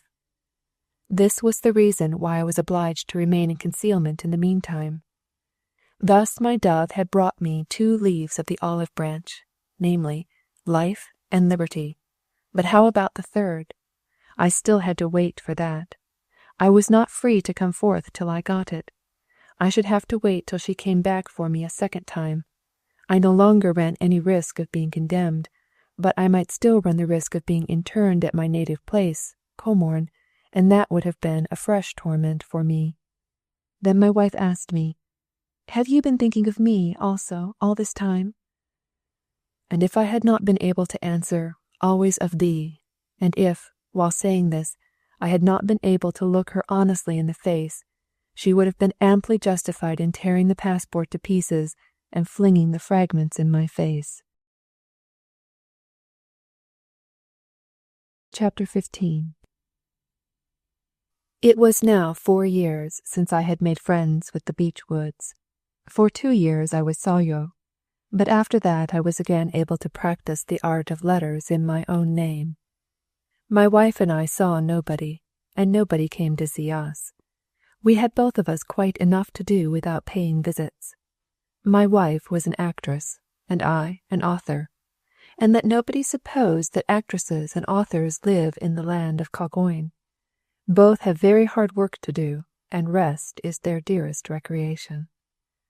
Unfortunately, I was engaged in publishing and editing. Nominally, indeed, the director of the National Theatre was the responsible editor and publisher of the belle letteristic and artistic journal, Dailybop, for my name was still under police supervision. But, in reality, I wrote and edited the whole paper, corrected the proofs, and folded up, directed, and dispatched the copies of it to the subscribers, and got into great trouble for it besides. My only assistant was a worthy, semi-rustic, very pronounced Hungarian lad called Koloman Iglodi, who had served as lieutenant under the banner of the red-capped Honveds in our utopian days. At the Battle of Tartsal he had received 3 bullets, one in the face, the second in the arm, and the third in the leg, and these wounds he had to thank for his dismissal as a genuine invalid. So he joined me as messenger, secretary, and doorkeeper, and a worthy, honest fellow he was. One afternoon, Clerk Koloman, that was his familiar epithet, opened the door of my working room. "I beg pardon, sir," he said, "but a cuirassier is here." "What sort of a cuirassier?" "A senior lieutenant." "What does he want with me, I wonder?" In the 50s the visit of an officer was tantamount to a challenge. Those were the days of the famous political duels in which Kolomantiska, Julius Skopary, and Francis Beniski fought with the delegated officers. "Admit him." "Call me, please, if necessary," said Clerk Koloman confidentially, making at the same time a significant movement with the paper knife. Then the visitor entered. In figure he was half a head taller than me at the very least. He was a strong, broad-shouldered fellow. His bony face wore quite a stony expression by reason of a powerful eagle nose and a broad double chin. On the other hand, his sternness was somewhat contradicted by a pair of honest, bright blue eyes, a little mouth, and offensively light hair, though his eyebrows, moustache, and whiskers were even lighter. My visitor, as he advanced from my door to my writing table, took those 3 short mazurka steps which, with men, are generally the preliminaries to a military salute. He held, close pressed to his thigh, his beautiful helmet with the golden lions and the black-yellow plumes, and when he stood in front of me, he clashed his spurs together and introduced himself in Hungarian. "I am Wenceslaus Kvatopil, Senior Lieutenant of Dragoons." He had the peculiar habit of accompanying every word with an explanatory movement of his hand, so that a stone-deaf person could have understood perfectly what he meant. The deprecatory movement of his hand meant Wenceslav Kvatopil. The indication of the twin stars on his collar meant that he was a lieutenant. The slight elevation of his helmet signified that he was a dragoon, and the simultaneous sweep of the hand towards his breast gave me to understand that he was not a cuirassier. "I am glad to see you," I said. "How can I be of service?" "I should like to have a long conversation with you, sir, if you will let me." At this I would have offered him a chair, but on no account in the world would he suffer me to do so, but he helped himself to one, and then once more apologized for the trouble he was giving before he sat down opposite to me. I begged him to address me in German, as I was quite capable of making myself understood in that tongue. "No, no. In Okolroim Magyaril Basilni." and at the same time he made as though he were ducking the head of a refractory urchin in a basin of soapsuds. Ochoroik, I good-humoredly corrected him. No, ochoroik is the indefinite mood. Ochorom, the definite mood. I want to speak Hungarian definitely. I was forced to acknowledge to myself that his logic was stronger than his grammar. I was born in Lutoimishol. Here he let his head fall regretfully on his breast.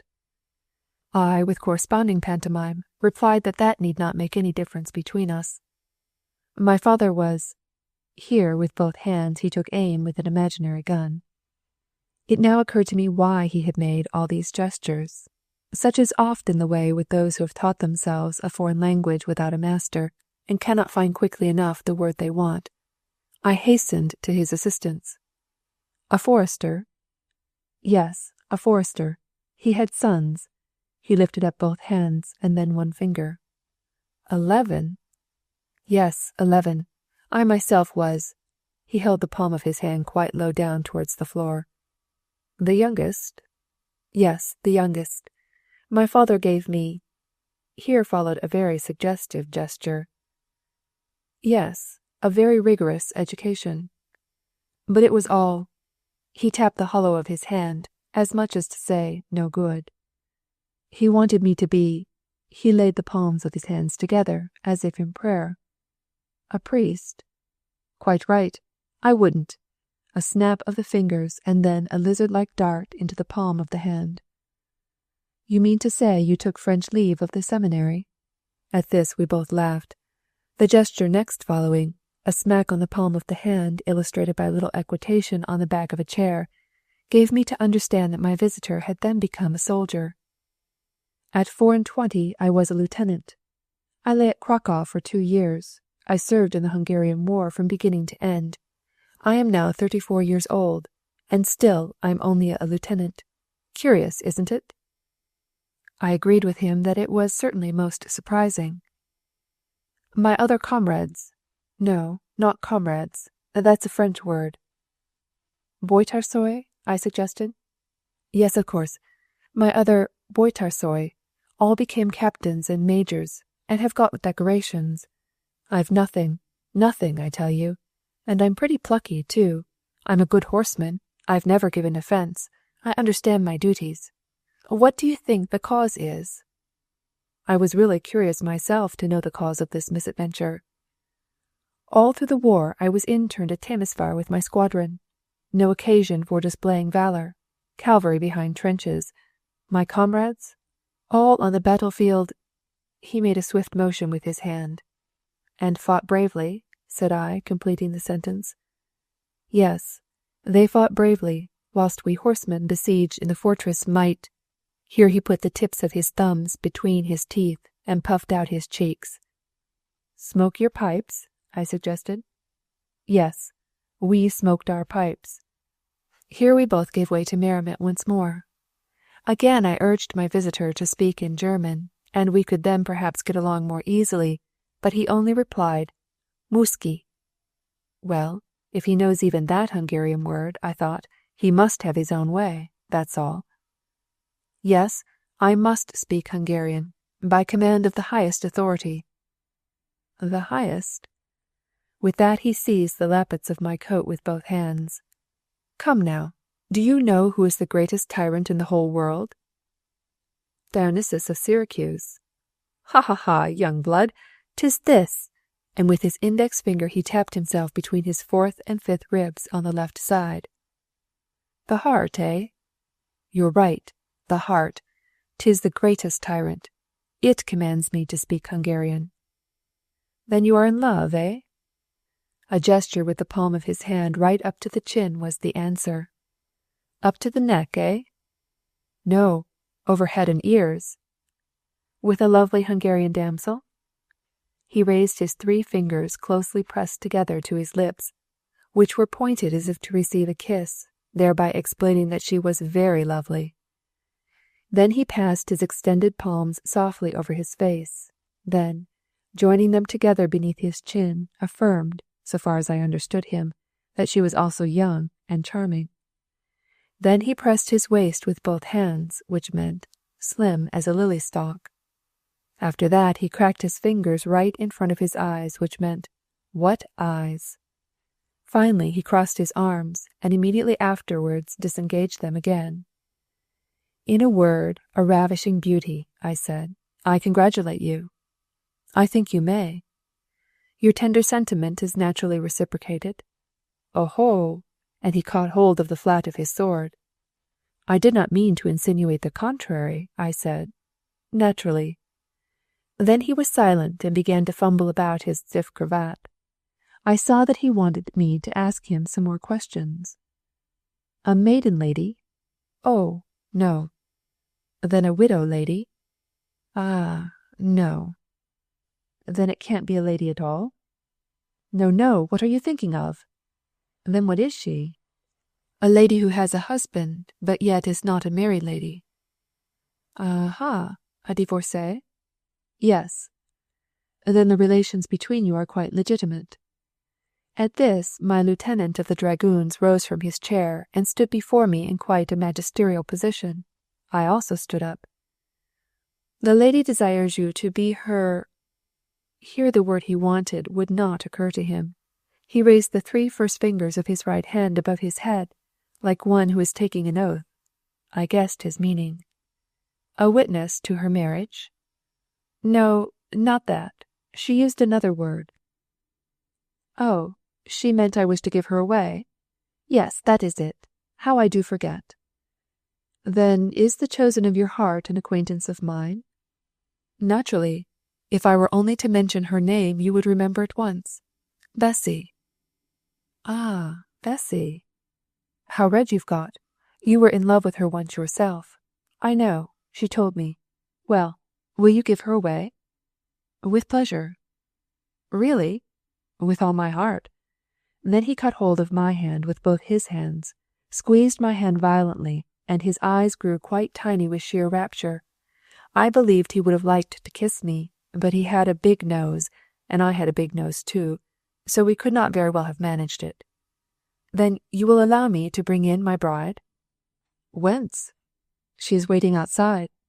"Not on the staircase?" "Yes, indeed, on the staircase. She won't come in till she's quite sure you'll give her away. She's a bit shy." I immediately hastened to open the door for my hesitating visitor. It really was Bessy. It was winter-time just then, and she had all sorts of furry garments upon her, and a furred cap on her head. She looked just like a fair Muscovite. There really seemed to be some sort of coquettish bashfulness in her face. I couldn't imagine why. I had seen her face before under many similar circumstances, and after Muki Bagatoy, Peter Duritsa, and Tihamir Rengetegi, Venceslas Kvatopil was decidedly an improvement. The bridegroom remained in the room while I admitted the lady. Then he first craved permission to kiss her hand, and then begged her pardon for kissing it. After that there was absolutely no getting him to take a seat, but he persisted in standing on one spot, leaning over the back of the armchair in which his lady sat. "Have you grasped what my hero has told you?" inquired Bessy, when she had got over her first embarrassment. "Just fancy. He has given me his word as a gentleman that henceforth he'll never address a word to any Hungarian except in the Hungarian language, and he tortures his Hungarian orderly to death with it to begin with." "A most laudable resolve," I was obliged to answer. "But now, first of all, let me explain to you why I ask you to put yourself to the inconvenience of giving me away." I assured her that to give her away was not an inconvenience, but a pleasure. "After our last meeting, you never anticipated, perhaps, that we should meet again in this life?" I lifted my head and looked at her with amazement. "Oh, we can say anything before him," she pointed at her bridegroom. "He's as nice and good a boy as ever lived. I could twist him round my little finger if I liked. You can say anything before him. You know my story, I think, up to the time when I had to go into hiding with Bálványossi after the revolution. I shouldn't like you to imagine that I quitted that man from pure lightness of heart. Just fancy, he had the impudence to commit that act of baseness which I mentioned to you. He told the Imperial Commissioner the whole story of the conveying of those dispatches, cleared himself from the accusation of that heroic deed, and at the same time denounced me. He justified himself to me on the ground that it was necessary to purify himself, in order that he might obtain a theatrical license, and that they would not impute this little joke to me because I was a woman. But they did impute it. They arrested me, they imprisoned me, and they severely cross-examined me. And I have to thank this worthy young fellow alone for getting off scot-free. He took my part. But for him I should have had to pay most dearly for my heroic exploit. Shouldn't I, Wenzy?" The lieutenant hinted, with a depreciatory wave of his hand, that no more need be said about the matter. "Hence our acquaintance began," continued the lady, "and this, perhaps, will justify me in your eyes for selecting a foreign officer, as my fiancé. I had very strong reasons, you must admit, for growing cold towards my former hero." The fair lady did not appear to be satisfied with the impression that her eyes had made upon me. At least, I had some reason to believe that the following commentary was intended not so much for the delight of her bridegroom as for my own edification. "Believe me, I am perfectly serious about it. I am not merely grateful to Kvatorpil because he has rescued me from my great difficulties, and, what is more, from any further improprieties on the part of that Barabbas Bálványosi. No, I also esteem him as a noble nature worthy of all respect. From the crown of his head to the tip of his toe he is full of the love of truth, and not even in jest would he tell a lie. He is valiant and strong-minded, and at the same time affectionate and tender-hearted. A man of his word, in fact, who does not lightly give his word either. A really model man." A pencil was in my hand, and before me was a blank sheet of paper, and I involuntarily scribbled on this piece of paper, "Number 4. The lady grasped the import of my hieroglyphic and shook her head, but she smiled a little too. "But he is not like the others," she insisted. "He is the direct opposite of what ladies' men think a man should be. It will sound incredible, I know, but it is the simple fact that he has been my visitor these 3 years. He has come to see me nearly every day during that period, and never has he permitted himself a single bold advance or a single unbecoming expression. Every day I have to tell him, just as if it were the first time, to take a seat, put down his helmet, and place his sword in the corner, and our conversation has never gone beyond the criticism of Schiller's verses." I was bound to admit that this really was an extraordinary case. "I couldn't help rallying about him," continued the lady. "You will know that I am not accustomed to a wooer who imitates the statue of Memnon." And then Kvatorpil confessed, with perfect simplicity, that he was afraid of me. "If I were as timid on the battlefield," he said, "as I am in your presence, His Majesty would only give me my deserts by dismissing me from his service." The lieutenant signified by a nod of his head that his words had been correctly reported.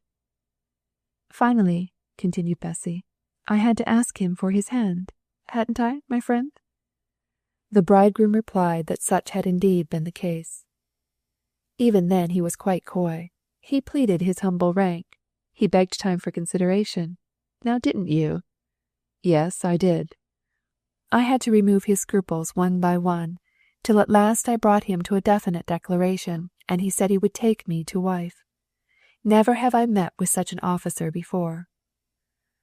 Bessy read from my face the expression, "Why bother me with all this?" I never asked about it, and I didn't care a fig about her affairs. "Look now," she continued in an almost supplicating voice, "I don't tell you all these things to amuse you, but because I have an earnest request to make of you." So the lieutenant informed me. "I don't mean about giving me away. That is not a serious request. You would do that to oblige any servant of yours. I have a much greater request than that to make. I wish to ask you to be my guardian, my foster father." "I? Your foster father?" "Don't put so much emphasis on the word father. You are 4 years older than I am, remember." "What does a married woman want with a guardian?" "I assume the case of a married woman who mismanages her property." "And do you believe, then, that I am such a great financier?" "I believe that you are my sincere friend, anyhow. You are my only real friend in the round world who neither asks nor expects anything for his kindness to me. I know it from experience. You have heard, no doubt, and if you haven't heard, you might easily have guessed it, that my relations have shaken me off. They deny that they ever knew me. My mother has married again and removed to Prague. Everyone in whom I would confide tries to get something out of me, either money or what is more precious than money. Whosoever would attach himself to me is either a swindler, a seducer, or a parasite. As for myself, I am a stupid, credulous creature who will never have any brains to bless herself with. I need a strong hand over me, someone to look after my material interests and save me from bankruptcy, someone in whose good will I may confide. I know very well I might find a more experienced guardian than you, even if I went no further than the civic magistrates. But I could endure dictation from nobody.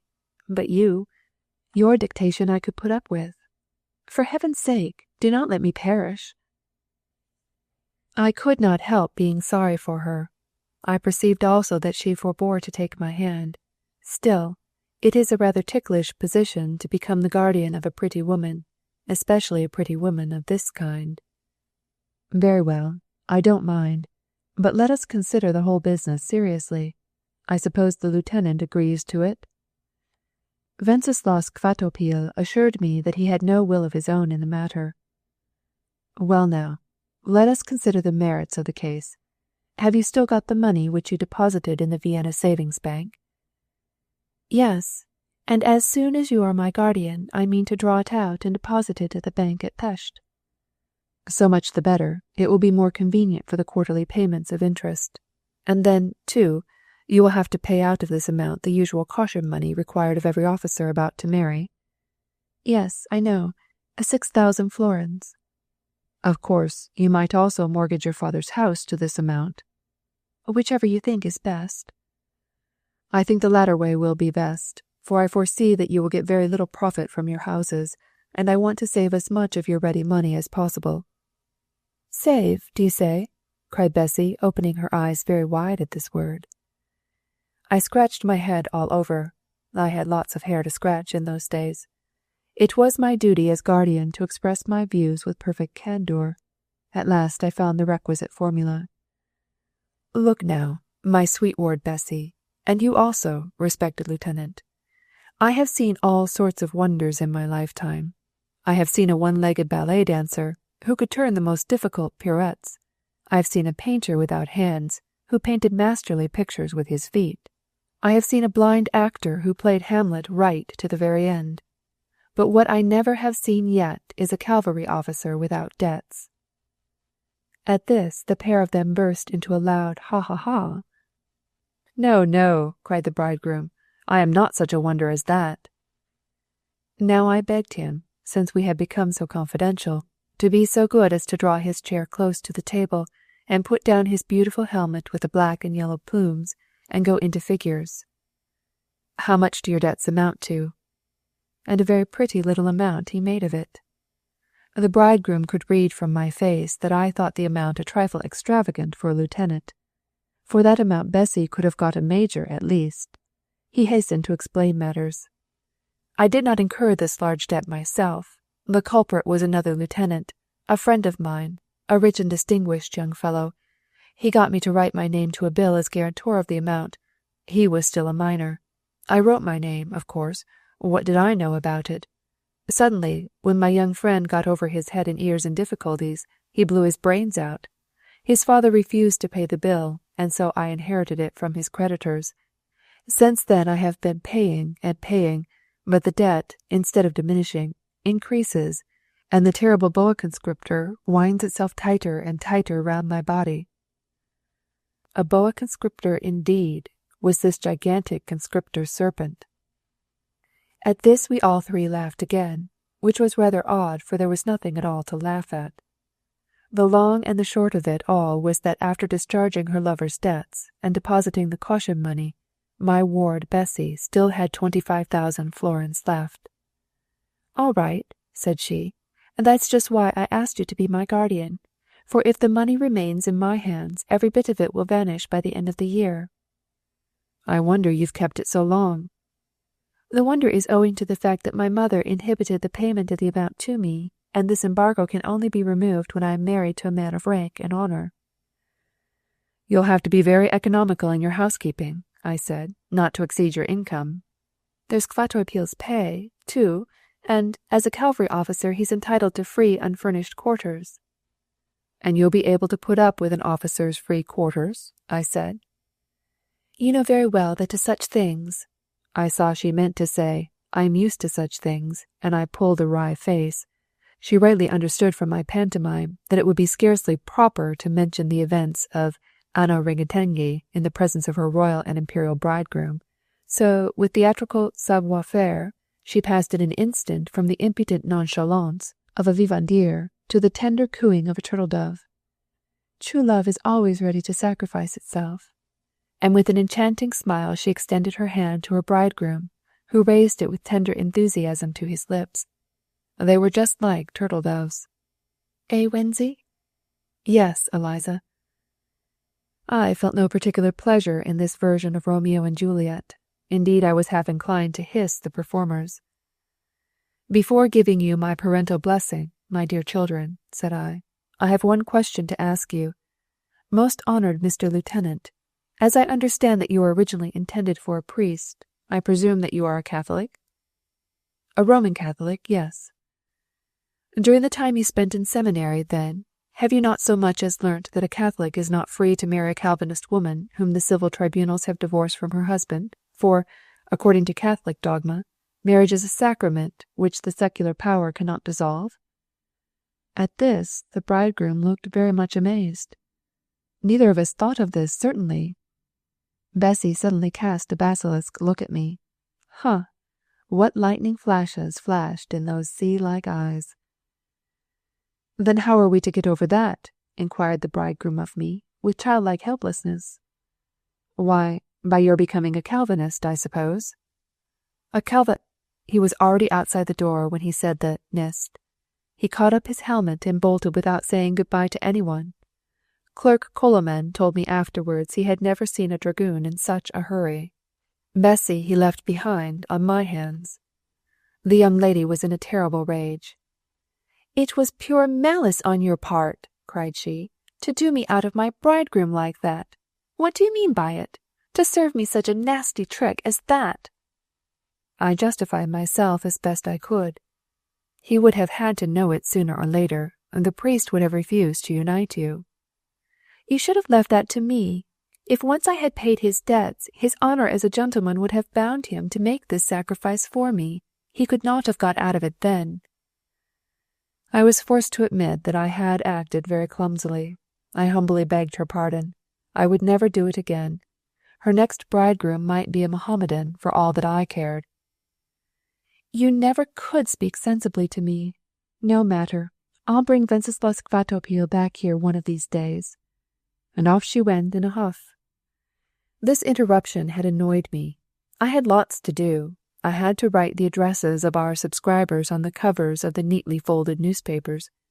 This was not an ideal occupation, especially when one had to paste on the wrappers as well, which it was also my business to do. Some proof sheets were also awaiting me with a lot of printer's errors. It was a realization of the proverb, when the church is poor, the parson tolls the bell himself. In my leisure hours, however, my time of repose, I went on with my romance. A Hungarian nabob, the idea of the principal character I had borrowed from a story of my wife's. A couple of weeks elapsed. One evening, when I was hesitating whether I should go and see about my oil lamp myself, or wait till Clerk Coleman returned home from the post, or the chambermaid from the theatre, whither she had gone to carry my consort her costume in a basket, a violent ringing began outside. I had to go and open the door myself. To my great surprise, I saw Bessie before me with her lieutenant on her arm. Venceslas Kvatopil was bubbling over with affability. Here I am again, sir. They have arrested me and put me in chains. I must surrender. Yes, I thought, when the starving garrison is reduced to horseflesh. The siege was vigorous. Such batteries! Look, those eyes! Congreve rockets are nothing in comparison. The Star Battery is already taken. The firing must have been terrible indeed. And now I must ask you once more to be my witness. You mean your bride's witness? No, mine. First you must come with me to the priest to inform him that I have renounced the Catholic faith." "What, already?" "Yes, and from conviction." "Would you take a chair, please?" "From absolute conviction." Bessie is a more clever arguer than any missionary, an energetic propagandist. And if I were to be damned on the spot, if I were to lose my hope of eternal salvation, I should be ready to sacrifice that also for those dear, lovely eyes. "Come, come, Mr. Lieutenant," I said, "pray don't talk so wildly." "But I mean what I say. I am ready to become a Mohammedan for her sake." "I can quite believe it." "Then you will be my witness at the priest's?" "Pardon me, 'tis a serious matter. I honour my own religion as much as other sects honour theirs, yet I am no proselytizer. Do you wish to become a Calvinist from sincere conviction?" At this word he leaped furiously from his seat. "A Calvinist? Certainly not. Heaven forbid." "Then what do you want to be?" "I want to be a Lutheran." "'Tis all one." "The devil it is. We at Lutheranishel hold the Calvinists to be infidels." "Your bride might have told you, I think, that this is not true." At this Bessie again intervened. She implored me prettily not to deny her this little kindness. Kvatopil had only consented to be converted because they have crosses in the Lutheran churches and believe in the sacraments, so that by joining them a man does not risk losing his heavenly hopes so much, and the commander-in-chief would not be down upon him so fiercely as if he were to go over to the Calvinist curacies. The end of it all was that I, a Calvinist presbyter, had to introduce a newly converted soul into the Lutheran church. I really must have been a very good sort of fellow formerly, that is to say, before my heart was hardened. At last every obstacle was overcome. I consented to give away my ward, Wenceslas Kvatopil's bride. Bessie received from her excellent mother, who was by now a general's wife, intimation that she had withdrawn her sequestration from the money in the Vienna bank. The caution money was deposited, the boa conscriptors were satisfied, and nothing hindered us from going to church. The marriage party, besides the bride and bridegroom, consisted of 2 witnesses. The bridegroom's witness was a battalion commander, a major who brought his wife with him. And here, perhaps, everyone will ask me why the wife of the other witness was not there also. It is an awkward question. I might, I know, summarily dispose of the whole matter by saying that my wife had just gone by special invitation to act at Skobogka. She had been invited, but could not come. But this answer, I know, is unsatisfactory. I would, however, first of all lay down this axiom. An honourable husband should give his wife no occasion for jealousy, but neither ought he to make her jealous without occasion. The sacred truth is that I had never mentioned Bessie's name in my wife's hearing. Slipper hero. Did she know of her? I don't know. She was much too proud to have ever shown it if she did. I had Bessie's portrait, and it was in the drawer of my writing table. It was there even when I got married, and if it had found its way into anyone's hands, I could not have said that it was the portrait of my grandmother.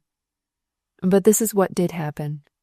When the Russian armies broke into the kingdom, I, foreseeing the end of the unequal struggle, shouldered my musket, tied on my sword, fastened my knapsack round my neck, took leave of my wife, and went forth to seek the camp of Gurgi on foot. On my way I met Paul Nyari. "Whither away so armed to the teeth, Brother Maurice?" said he. "I am going to die for my country," I replied with tragic pathos. "And what have you got in your knapsack?" "A ham."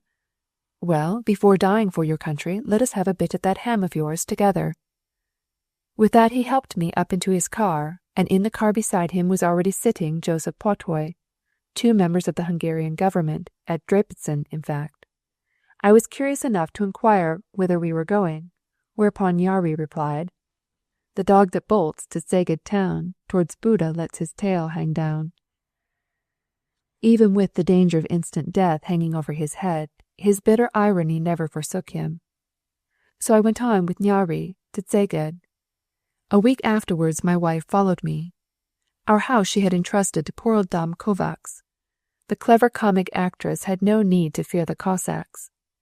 When, however, the Russians occupied Budapest, and the rigorous order was issued that all arms, uniforms, and Hungarian banknotes were to be given up, whilst everyone in possession of a prohibited object or a revolutionary proclamation was to be tried by court-martial and shot, then indeed the good old dame ransacked all the drawers of my writing-table, and crumpling up into a heap all she found there, including Petöfi's correspondence, a letter of Klapka's, and the whole of my diary which I had written during the Revolution, with innumerable and invaluable data, pitched the whole behind the fire, and so they disappeared.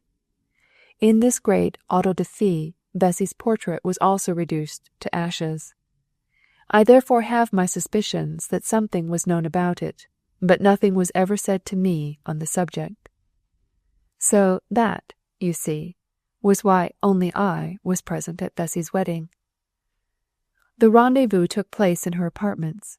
Here I had the opportunity of making the acquaintance of my fellow witness, the Major of Dragoons, and a very genial man he was. He was a good copy of a genuine Hungarian Lord Lieutenant of a county. Nothing but cordial hilarity and jovial merriment. You would never have taken him for a soldier, least of all for an Austrian soldier. He blackguarded the Bach hussars, but had nothing but praise for the Hungarians.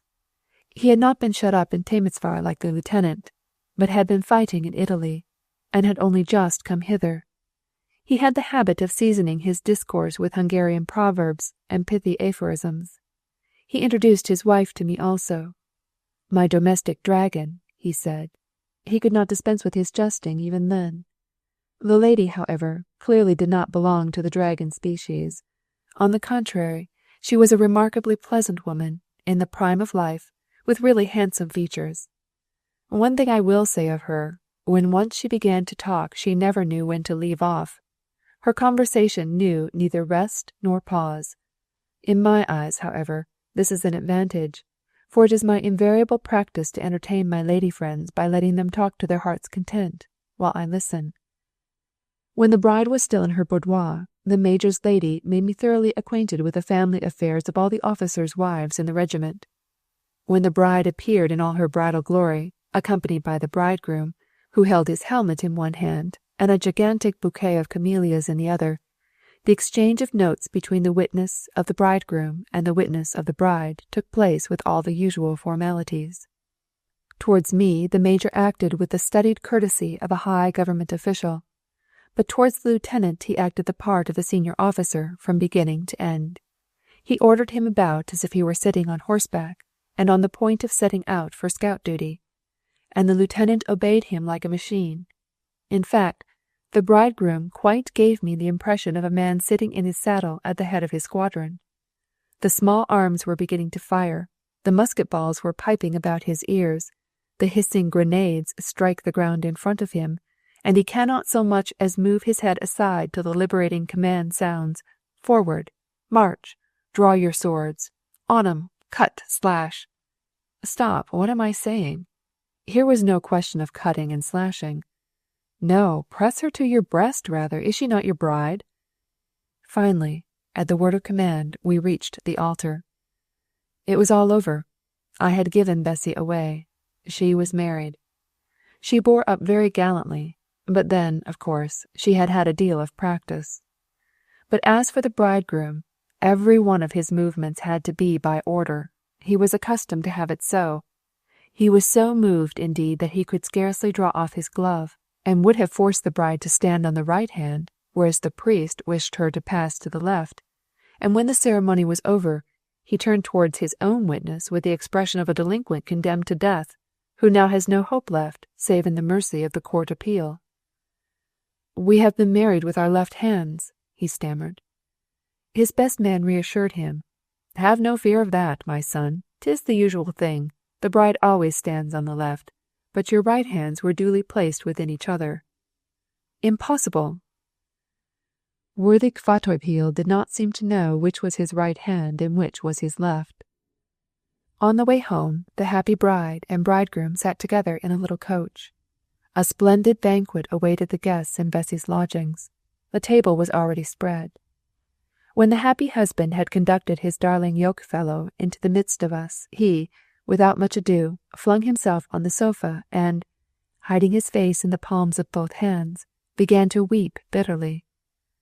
Such a wonder as that is surely not to be seen for either love or money. That a bridegroom should weep fit to break his heart immediately after the marriage ceremony, and bewail the loss of his bachelordom in a flood of bitter tears. The two ladies, however, took him in hand between them, and began to entreat and console him, but could not stifle this outburst of feeling. The Major also reassured him very prettily. "Come, come, my dear friend, you need not take it so tragically. Look at me now. I've been through it all. Look how well I get on with my domestic dragon." This, however, was poor balm in his great affliction. At last the Major fairly lost his temper. "1,000 Turkish skulls! What's this, Lieutenant? Do you wish to regale us with a specimen of the higher morality? Bombs and grenades! Embrace your wife, sir, immediately." Bessie looked at me as if she were on the point of weeping. I pitied her from the bottom of my heart. "Mr. Lieutenant," I said, "have you ever learnt English?" The newly married husband was amazed. "Yes," said he. "From Ollendorff's grammar?" "Yes." "Do you recall exercise number 2? Why does the captain weep? Because the Englishman has no bread. Well, then, let us give the Englishman some bread." At this everyone burst out laughing. The lieutenant also laughed. And so this scene came to an end. We sat down to table, and amidst the merry ring of glasses we made a good deal of fun out of the odd and mystical question of Ollendorff's, "Why does the captain weep?" and the still more curious answer, "Because the Englishman has no bread." The lieutenant's frame of mind remained an inexplicable enigma to me. In after years I discovered its true solution. The cause of his weeping was altogether different from what Ollendorff had supposed. Chapter 16. The idyll did not last very long, and was quickly followed by the epic. War broke out, not among the young married folks, but among the European powers. This only so far concerned my ward, as Kavapiel was also mobilized. With his dragoon regiment he went towards the eastern frontier. Bessie, naturally, went with him. We parted abruptly. They both came to me to say good-bye. Kavatopiel's face was radiant with joy, and the reflection of it was visible in the smiling face of the lady. There will be war.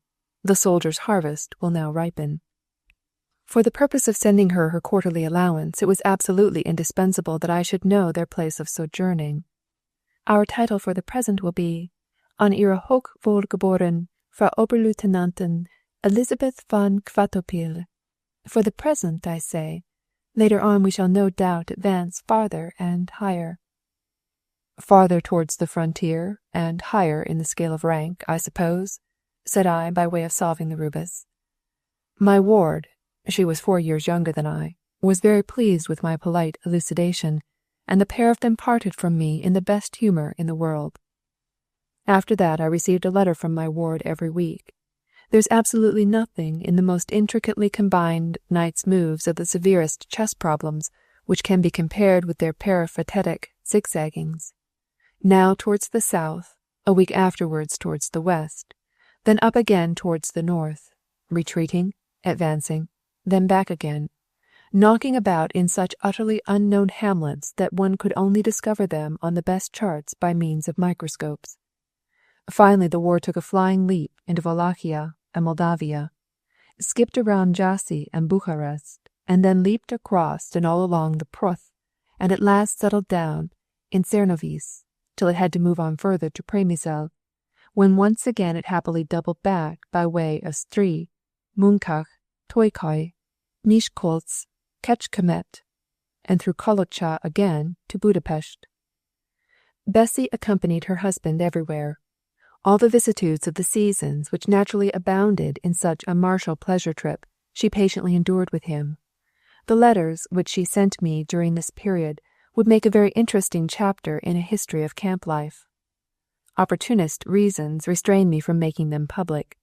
They might deter our young persons, I allude, of course, to the female sex, from following Bessy's example. Often and often I thought how accurately this young woman had foretold all these things of herself, when we sat beside each other in my little wooden hut on the Comorn islet. In a straw hut, in a cow stall, in a besieged fortress, in a bare barrack, in the tent of an itinerant player, at the bivouac of an out-camping soldier, anywhere and everywhere, it is love that makes us happy, and its sweet illusion can conjure up fairy palaces out of these wretched surroundings. And remember, too, that an officer in the field is by no means an amiable husband. Plagued, worried, chicanered by his official superiors, flouted by the weather, looking at the enemy with wolf's eyes, and keeping back from falling upon him, eternally bickering with an unfriendly population, a guest beheld with evil eyes, and his wife, if he have one, like an iron chain hanging to his neck, it requires no small amount of love on the lady's part for her to follow him everywhere and to put up with his ill humour. And she had prophesied all this beforehand. What was to be the end of it all? But there had been no advance whatever up the ladder of rank. My last letter was still addressed to a lieutenant's lady. When the great universal war was over, which left behind it so much bitter disillusion, Lieutenant Wenceslaus Kvatopil again came tapping at my door. Clerk Koloman was no longer with me. The Daily Bob had come to grief. I now edited the Wasser Napi Oyesag in the place of the publicly advertised and responsible editor, Albert Pock, who was lying ill at Grafenberg. My new name was Kakos Martin. What a popular man I was then! There was Kakos Martin meerschaum pipes, and Kakos Martin clays with bowls in the shape of cock-headed men. I really was in the mouth of the nation those days. O tempi passati. Ah, 'tis you, brother, said I. You still recognize me, then? I must admit that his physiognomy had considerably changed. During the campaign the officers were permitted to grow absolutely counter-regulationary beard-pieces. Wenceslaus was now bearded à la Haynau. That is to say, the beard was shaved so as to run into the moustache till the two seemed one, which contributed not a little to the formidability of the whole face. But a still more notable correction of the features was due to his nose, which had grown quite red, a piece of ruby. He began by laying his index finger on the bridge of his nose. Do you see that? My sole booty from the Russo-Turkish War is this red nose. Last winter, while we were encamping on the Galician frontier, I happened to be out in the open field the whole of one night, and got in the way of a villainous Russian blast. The wind drove the powdered snow into my face, and each flake stung me like a red-hot needle-point. I was not even able to turn my back upon it. In the morning my nose was just as you see it now. That same week 20 of my men were frozen to death in their saddles. Half of my regiment was down in the hospital with inflammation of the lungs, scurvy, and hunger typhus. Of my whole squadron I only brought 40 men home, and this blood-red nose as a trophy. At this I did not know whether to condole with or congratulate him. I shouldn't have minded so much if only we had been able to fight with someone, but to go through a 6 months' campaign without having anything else to do with one's sword than to lay the flat of the blade against the shoulders of stubborn peasants during our requisitions for hay, that I do call hard. Sometimes our foreposts were so close to the enemy that we could see each other's breath, and yet we were not allowed to attack. At one time we were face to face with the Turks, at another time with the Muscovites. It would have been all one to me whom I pitched into, so long as I could pitch into someone. No such luck. Just when I was fancying that now we really were going to begin the battle, the order came again, sheathe your swords, and we marched somewhere else. I would have preferred storming trenches with cavalry to this sort of thing. And then that cursed maize bread. Nothing but maize bread, and not always enough of that. Half-roasted horseflesh, too. Thank you for nothing. But, thank heaven, it is all over now, I said encouragingly. It is over, certainly, but what have I gained by it? He pointed to his collar. There certainly were only 2 stars there still. No promotion. I am just where I was before, and yet our major has retired. He was obliged to go, poor fellow. Every limb was full of rheumatism. Our senior captain was promoted to his place. Our second captain to the first captain's place. His place is now empty. I am the senior lieutenant, but there is not a word said about me. It is enough to make a fellow blow his brains out." I earnestly begged him not to think of such a thing. He had other duties, with such an amiable consort, too. "True, brother. She really is an angel. I dare not think what that woman has gone through during these bitter times. She was with me everywhere. But for her, perhaps, I should have gone to the bad. Ah, my friend, you don't know what bliss it is when, after going one's rounds through a biting snowstorm, one returns to one's quarters to find there an angel awaiting you with a bowl of steaming hot punch. I know, for I've tried it. The punch never failed. If rum was to be had for money, she got it from somewhere. I have known her, sir, to get into her sledge and drive a day's journey into town to get rum for me. A diamond-hearted woman, I say. And then there's her love, too. Despite this ruby nose of mine, she loves me. She says it suits me very well. Nay, she is not even hurt at remaining simply the wife of a senior lieutenant. But for her I should have sent a bullet through my head long ago. I tried to comfort him with the assurance that a senior lieutenant in active service was worth ever so much more in the world's estimation than a general on the retired list. He wound up by inviting me to have a glass of punch with him in the evening as soon as his lodgings were ready to receive me. I didn't go. Frequently he did invite me, by letter in his wife's name even, and yet I never went to drink punch with him. When we met together afterwards, I always invented some excuse. On the first occasion I said my head ached. On the second occasion I said I was too busy. On the third occasion unexpected country cousins had looked in upon me, and so on. Every time I met him, however, friend Wenceslas always wound up with the bitter exclamation, "I shall have to blow my brains out. Still no promotion." At last I was tired of telling so many lies, so I told my friend the truth. Now, there are 3 sorts of truths in the world. The first sort of truth is that which pleases my friend, but doesn't please me. The second sort of truth is that which pleases me, but doesn't please my friend. The third sort of truth is that which pleases neither my friend nor myself, and which brings us to loggerheads at once. Let me illustrate what I mean. To take number 1 first, I might have said to friend Kvatopil, "My dear comrade, a constitutional regime prevails in my house. My wife reigns, but I am responsible, and I could never obtain Her Majesty's consent to a bill authorizing me to go and have tea once a week with your pretty wife." But this truth I did not tell him.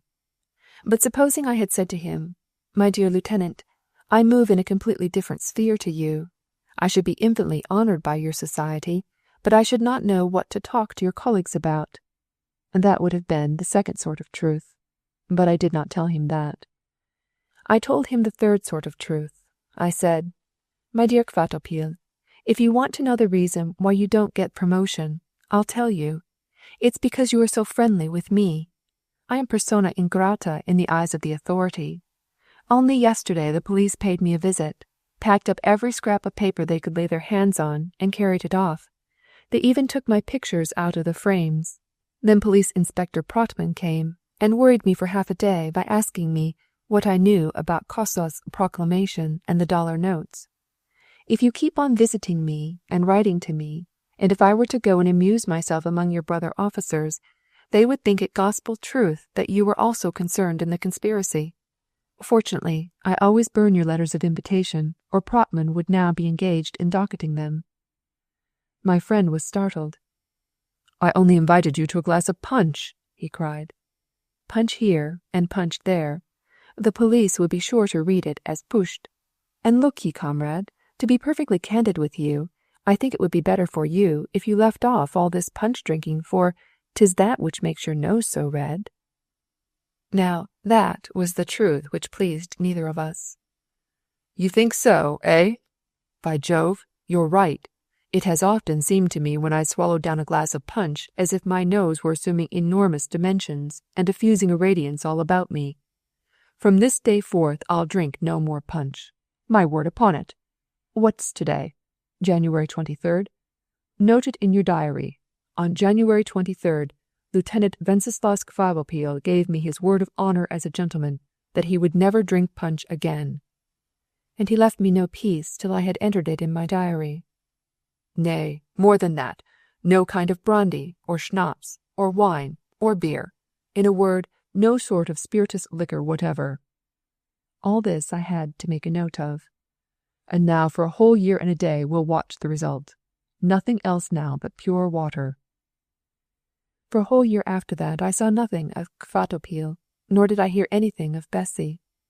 One day, however, my lieutenant suddenly invaded me again. He was still the wearer of 2 stars only. Now, if it isn't enough to make a fellow blow his brains out, again they have passed me over. I went straight to the colonel. Your Excellency, I said, here I have been in the service for the last 12 years. I faithfully performed my duties. I have never used bad language. I know the regulations. I am head of the riding school, and still I am set aside. I want to know what objection they have against me. Manly conduct on your part, comrade, I cried. And do you know what answer I got? You were right, after all. Your suspicious intimacy with me, I suppose? Oh dear, no. Who the devil cares for your chatter about the police? Not you it is, but this red nose. Here it is still, and it stands in my way. And he viciously tugged at the object that stood in his way, as if it were some stubborn remount. I don't understand. Then I'll make you. The colonel replied to my interpolation with perfect candour. My dear Kvatopil, he said, you have indeed the very best good conduct report. There's but one fault which weighs heavily in the scale against you. You are too much devoted to drink. What? I? Given to drink? Why, for more than a year I have been drinking nothing but water. Impossible, cried the colonel. Just look at your red nose. I acquired that while campaigning out. The colonel shook his head incredulously. But I assure you, Excellency, that I am speaking the truth. I have written testimony to the fact. Then I should very much like to see it. So that was why I have come straight to you. My dear friend, I adjure you by your hope of heavenly bliss, if you love me, if you ever loved Bessie, if you would save the life of a human creature, to give me that notebook in which, a year ago, you entered the vow that I made on my honour as a gentleman, that I may show it to the colonel. I energetically resisted this proposal. My dear friend, all sorts of ticklish items have been entered in this notebook of mine which absolutely cannot be read by anybody but myself. But he solemnly assured me that he would never, while he was alive, suffer the little book to leave his hands, and would only show to his superior that one page relating to his solemn engagement, so that at last I was obliged to submit to his discretion. He promised to return in an hour's time. And he kept his word. In an hour he returned, gave me back my little book, embraced me and pressed me to his breast. My friend, you have made me a happy man. I have obtained my object. His Excellency, on reading the oath recorded in your notebook, laughed to such an extent that I could count at least 4 of his teeth that were stopped with gold. Great heavens! He eats gold with gold, while I have to gnaw bones with bone. When he had somewhat recovered from his outburst of hilarity, he smacked me on the shoulder and said, Mr. Lieutenant, a great injustice has been done you. You are not a drunkard. There has been a mistake. This must be seen to, and I promise you that at the very first vacancy you shall obtain your 3rd star. This promise raised my friend into the 7th heaven of delight. Hope gave him back the desire of life. This now is the speciality of a soldier's life. We poor civilians can have no idea of the joy he felt, especially if we be nothing but simple-minded authors. For an author has only 1 star, and that is high above his head. If he can get it, he may keep it, 'tis his. If he cannot get it himself, nobody in the world can get it for him. Chapter 17. The most beautiful comet I ever saw was the comet of 1858. It was visible in the sky for a whole fortnight, from October 1st to 15th, and all the time the weather was as fine as could be, not a cloud in the sky. And meanwhile the comet drew steadily nearer to the earth, growing bigger, and in shape it exactly resembled a Turkish scimitar, and at last it was quite visible in broad daylight. I had very good cause for remembering this comet so well. In September of the same year I was seized with a hemorrhage of the lungs, an alarming symptom in a young man. Our doctor, Sebastian Andrew Kovacs of blessed memory, said that it was not medicine that I wanted, but change of air. I submitted to his directions, and at the beginning of the autumn I undertook an audacious expedition to visit the western Carpathian Alps on horseback. Our good old friend, Gabriel Toruk, he had been a government commissioner during the Revolution, and his 2 sons were my guides, for they had been all through those beautiful regions before.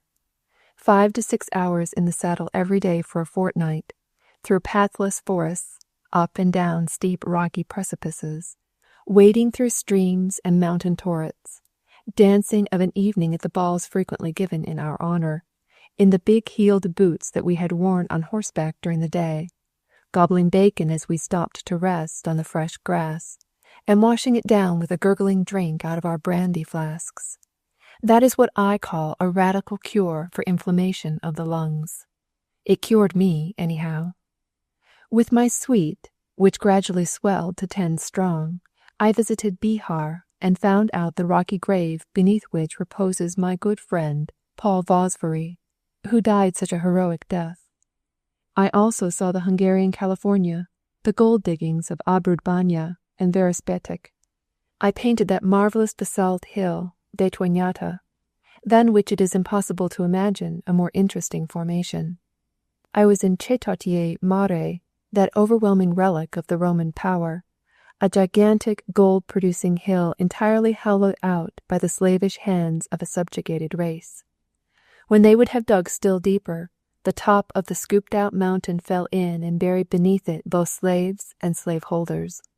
And there it stands now, a gaping chasm, like one of the circular mountains of the moon. I love to look back on this delightful tour, and the lovely comet accompanied me in the sky all the time. The result of my journey was that I returned home with perfectly healthy lungs. From the comet, moreover, I borrowed the idea of starting a weekly comic paper under the title of Ustekhuis. And this paper gave me something to do for the next 15 years. During all that time it had great influence. With a preliminary and a supplementary censorship to deal with, it was only possible to say a word of truth or a word of encouragement in verse or by way of anecdote. Sometimes a printer's error served our turn instead. For instance, to the question, "What shall a Hungarian man do now?" the answer was, "Varjon és Tyrjen," wait and suffer. But by a printer's error, the Tyrjen became Tür-yen, which the reader, in his own mind, would read as Tür-yen, let Tür come, and associated at once with the popular ballad sung from one end of the kingdom to another, and which begins, Hoys Tyr, Pitsta Tur he brings his musket. But the comet had another signification also. In those days war was our universal prayer, and the following year actually brought it. Napoleon III's historical New Year's greeting settled the dread destiny of the year. On that day my lieutenant again came to see me. I was still his guardian. His face beamed with joy. "God be with you, my friend." It was a strange beginning. "I suppose you've got your promotion in your pocket." "Not that, but an order to march. Our whole regiment goes to Lombardy, and perhaps even farther. There will be war with Italy. But pray, don't say anything about it. 'Tis a state secret." "I knew it long ago." "From whom?" "From the chief of police himself. One day he summoned before him all the newspaper editors in Budapest, and sternly commanded them not to write a single letter as to the preparations for the impending war, and thus we heard all about the coming campaign from the very best authority." "Well, they certainly might have acted more discreetly than that." "Where then shall I send you your remittances in the immediate future?" "Nowhere at all, my dear friend. Bessy will remain here. Nobody is allowed to take his wife with him, not even the colonel, whilst from the very day on which the war begins I shall receive double pay. So give the money to Bessy." "I'll send it to her." "I say give it to her. Take it yourself, personally." "I am much obliged for your confidence." "It is more than confidence. I wish you, while I am away, to go and see her, be her guest every day, and make yourself quite at home." "The deuce! Do you consider me, then, One of those ninnies to whom one can confide a pretty woman à l'outrance? Au contraire, I am convinced of the contrary. I know that in such matters no reliance can be placed upon mere honour. The only thing a man expects from his worthy comrades is discretion. I am well informed of everything. My wife has confessed everything to me, the little wooden hut on the Comorn Island, and then the visit in your private room, the meeting at the pagan altar. He, he, he. We all know the circumstances quite well. It was an unheard-of case, to think that a pretty woman should become the trumpet of her own notoriety. But, my dear comrade, on my word of honour— Here we have nothing to do with words of honour. You were in love with her once, and I need have no further fear of anyone who used to love Bessy. Jupiter was the chief of the gods, and had the loveliest of women for his wife, yet he didn't keep the 10 Commandments. 'Twill be better to pour pure wine into our glasses, I think. But I repeat, I don't want to pour any wine at all into my glass. Stuff and nonsense. We know all about that. Bessy makes a fool of every man, and showers contempt on her worshippers. Of you alone does she always speak with rapture. Whenever your name is mentioned, she sighs deeply and says, "Ah, and I might have been his, too." That proves all the more that our relations have been purely platonic. Very good indeed. What I like about you best of all is the serious face with which you are always able to defend your point of view. Another man in your place would rejoice at his good fortune. You nobly deny yourself. You will compromise nobody. You have the advantage over all my other good friends. I would rather entrust her to you than to anybody. But why not rather trust her to herself? Foster within her the sentiment of fidelity. Write to her every day from the camp. Nay, my friend, a letter won't do. I can't always be scribbling and raving to her. Bessy is not one of the romantic sort. You know all her various temperaments. Indeed, I know nothing of the sort. Well, I do then. I know the moment I've cast my right foot over my horse's back, she will be unfaithful to me. It is as much her nature to be so as it is my nature to fight, and yours to write. When I can't sit on horseback, I'm ill. When you can't write a romance, you're ill. And when a pretty woman is not flirting, she gets the migraine. Your hand upon it that you will visit my Bessy while I am far away and comfort her. And the tears really started to his eyes. Now, here was a situation which is not to be found in any romance, and which the reader will, I know, only accept as true under protest. A soldier departing for the wars forcibly compels his good friend to try and comfort the pretty wife he leaves behind him. But that friend should kick and struggle with all his might against such a marvellous piece of good fortune is a fact which I am sure I shall never get the enlightened public to believe anyhow. My friend, said Kvatopil finally, drying the tears from his eyes and violently pressing one of my hands in one of his, you know that we valiant horsemen, dragoons and uhlans, are going down to Italy. The hussars have gone already. The volunteers will take our place here in garrison duty. During our absence down there they will be raging furiously here. If I thought that mine would be the shame to see my place here taken by one of those red-braided chicory hussars, I should be capable of blowing out first my wife's brains and then my own. Don't allow such a thing to happen. If one of those cockatoos were to see your Austrasian pelisse, with the large Chalcedon buttons of yours hanging up in my antechamber, he would be scared into flight at once. At this we both laughed heartily. We took leave of each other very prettily. Kvatopil, with the fairest hopes, followed the glorious career which promised him fame and promotion. The whole kingdom waited for news from the seat of war with rapt attention. Our parting had taken place at the end of April. In May, the official newspapers gave us a brief account of the Battle of Montebello.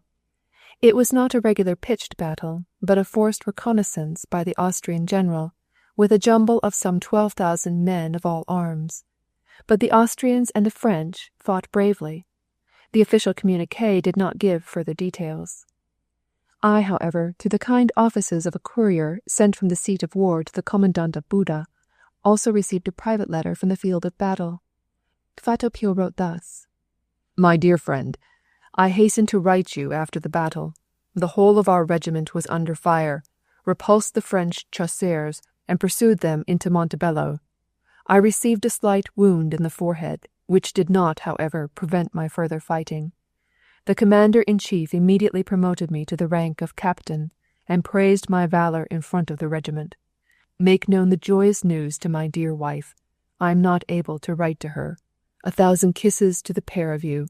Wenceslaus Kvatopil, Captain. But there was a postscript also. P.S. Show this letter to nobody, and don't let it out of your hand. Destroy it when you have read it through, for, if it were discovered, it would bring me into the greatest trouble, as it is absolutely forbidden to write letters from the camp. That is why I have addressed it to you instead of to my wife, for I can count upon your discretion. In her triumph she would show the letter everywhere, but you burn it. W.K.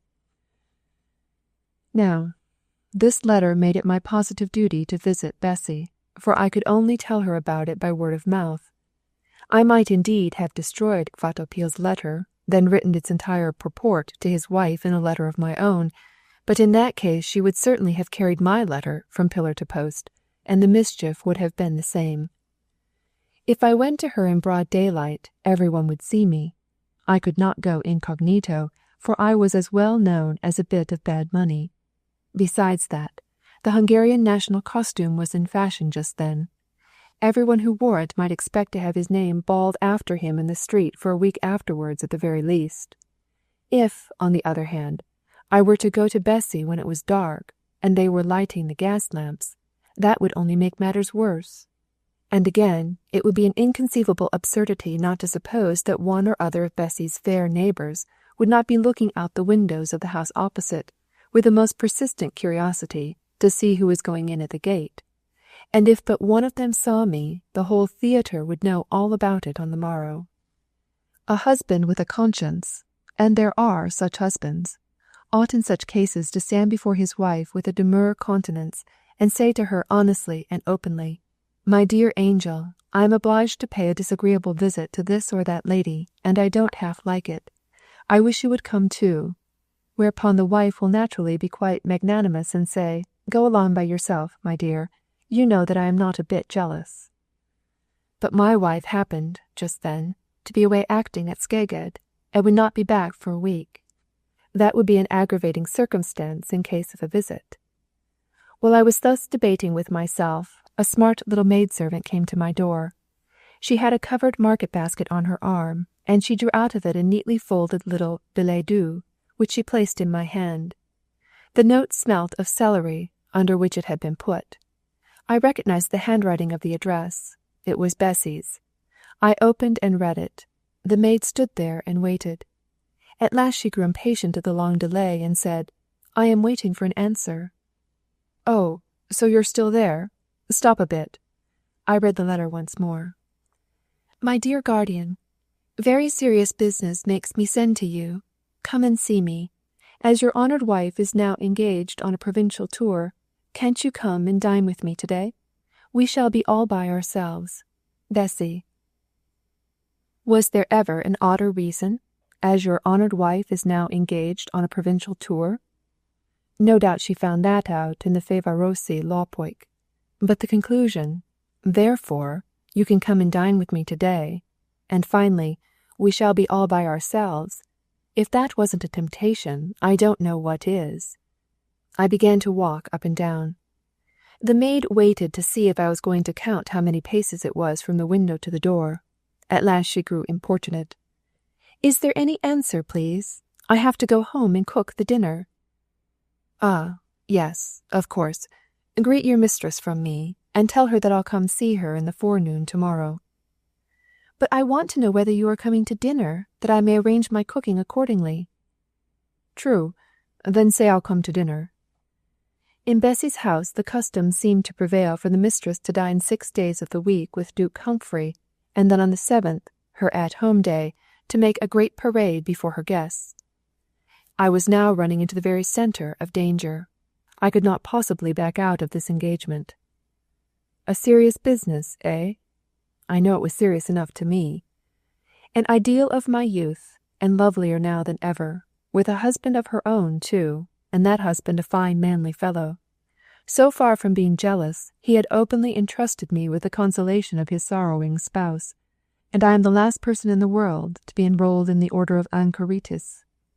I candidly admit that I am not a bit better than my neighbours, so I tricked myself out finely. I put on my new coffee-coloured clothes with the antique buttons. I neatly tied my embroidered cravat. I drew on my Kordofan leather boots with the silver spurs. I fastened a crane's plume in my new spiral hat. This was the audacious fashion of the year, and within a 12-month this costume was worn in the whole kingdom. And after that, I went to the barber's, and he twisted my thick blonde hair into masterly ringlets. Aggravating circumstances, the whole lot of them. Chapter 18. How my heart beat when I set forth on my expedition. On the way from my dwelling to Bessy's lodgings, my ill fate brought me face to face with all the veteran actresses of the National Theatre, and they all stopped me and asked where I was going. They all remarked that I was very stylishly got up, and they all shook their fingers at me and said, "Fie, fie, you straw widower." The devil must really have been in me to make me take the trouble to have my hair so prettily frizzled. I was just about to dash hastily up the staircase of Bessy's dwelling, when whom should I run into but Tony Sagi? It only needed that. He came from the same town I did, was a common friend of all my friends, and was about as resident of news as a town crier. "Your servant, friend? Why, you're quite a stranger. I've just come from Bessy. The young lady is in a very bad humour. She as good as pitched me out of doors. She must be expecting someone. Perhaps you are the very man, eh?" It was all up with me now. Tomorrow every newspaper in town will report my visit here, for quid licet bovi, non licet Jovi. If I were to turn back now, it would only make matters worse. I hastened up the steps. Bessy lived on the 3rd floor. To get to her rooms I had to follow the open corridor which led down to the courtyard. I passed on my way the lodgings of a milliner, a female pawnbroker, and a lady who supplied families with servant-maids, and all three poked their heads out of their windows and watched me disappear. On reaching Bessy's number I found, tugging at the bell-rope, a red peluched young coxcomb. The door was about a 4th part open, and the face of a vicious-looking cook was protruding out of it. She dismissed the visitor with curt ceremony. "My mistress is not at home." We nearly trod each other's spurs off as we cannoned against each other in the narrow corridor. A minute afterwards the countenance of the same-self cook, rounded into complete amiability, again appeared, and she said to me, "Would you do us the honour to walk in?" And she held the door wide open for me. You should have seen the face which my red, furbelowed gentleman made at this. It was not enough for him to open his eyes and mouth at me. He stuck his pince-nez on the bridge of his nose as well. That will mean a duel for me tomorrow. Meantime, however, I was master of the situation. I had to go through the kitchen to get to Bessy's room. The kitchen was also the antechamber. You hung up your overcoat there. Her cook was her only servant, parlour-maid, chambermaid, everything. "Will you kindly walk into the saloon?" urged the servant. "But announce me beforehand. Here's my card." "Beg pardon, but I can't take it. Both my hands are doughy." She was in the middle of kneading some dough cake or other with butter. "Would you kindly put your card between my teeth?" Thus, like a retriever, she carried my card between her teeth. A moment afterwards she cried, "Come in now, please." I entered the room which the servant had called a saloon. Nobody was there. I looked around me. I found nothing there of the luxurious splendour which had surrounded the young lady formerly in her mother's house. But for all that, everything was neat and pretty. Embroideries, a music-stand with songs upon it, and a fiddle, flower-pots, a cage with exotic birds, Wallachian aprons, Skelter pottery, a few handsomely bound books. All these were so disposed as to fill the mind with a sense of refined elegance combined with the utmost simplicity. A curtained door led from the saloon to another room, possibly a bedchamber. In a few minutes this door opened, and the fair lady fluttered in. It did not escape my attention that the moment she entered, she turned her head on one side, and contracted her eyebrows as if to bid someone else remaining behind there to keep quiet. The momentary opening of the door also permitted me to see that in the direction in which she had looked was a tall tester bed with the curtains drawn close. The moment, however, that she had shut the door behind her and turned towards me, the face of the lovely lady became all amiability. She hastened up to me and pressed my hand. "It was very nice of you to come and see me. Don't be angry with me for giving you the trouble." The lady was now more amiable than ever. She was in the simplest stay-at-home toilette. The only ornament on her head was her own bright silky hair, twisted up into a knot and tied at the top with a ribbon. She looked just as she was 10 years before, a little girl of 16. Her whole being recalled to me her childish days. There was the same candid, guileless look, those open eyes through which you could read into her very soul, the same artless mouth. She invited me to sit down. She took my hat and laid it on the table. "I suppose you'll remain to dinner? I have told the cook to prepare your favourite dish." "Then you know what it is?" "Why, of course. Beans with pig's ear. Why, all your admirers throughout the kingdom know that." I now had good reason to be proud. My nation, then, had some regard for me, after all. To others it presents bays, to me beans. "In that case I'll remain," I said. In Kvatopil's time I was never permitted to cook beans, for he maintained that they make a man stupid. On the contrary, Pythagoras assures us that the bean contains the same component parts as the human brain. Having thus rehabilitated the bean, I reverted to the real motive of my visit there. I should have come to visit you today even without a special invitation. "Was there any special reason, then, why I should occupy a place in your thoughts?" "I've received a letter from Italy, the contents of which will greatly interest you." At these words she looked at me as coldly as if she had become an alabaster statue. "Interest me?" "So I believe. On the 20th instant there was a battle on the Mincio at which your husband distinguished himself." "Really?" said the lady mechanically. "Really." In that tone, it was rather odd. However, I went on. "Nay, in the heat of the combat he was even wounded." I calculated surely on the dramatic effect of these words. I fancied that the tender spouse would leap to her feet, pale, ready to faint, wringing her hands, till at last, amidst sobs, the name of the adored husband would burst forth from her lips. "Oh, my Wenceslas! Oh, my Kvatopil!" But she did not so much as turn her head round. "Indeed," she said, with complete sang-froid, just as if it were an everyday occurrence for a beloved husband to be wounded in battle. I was offended. Such ungrateful indifference I had never met with before. How was I to go on? I had calculated that when the despairing consort had wept and sobbed her fill, I should hasten to console her. "It is true," said I, "that his wound is not sufficiently dangerous to prevent him from continuing in the field." "I can easily believe it," replied the lady with a shrug of the shoulders. Now this was a want of feeling worthy of an alligator. Surely she had the nerves of a rhinoceros. I was not prepared for this reception. "I can easily believe it." Was that all? Well, then, if our tender feelings are so hermeneutically sealed, we must try what more drastic means will do. We must appeal to other sentiments.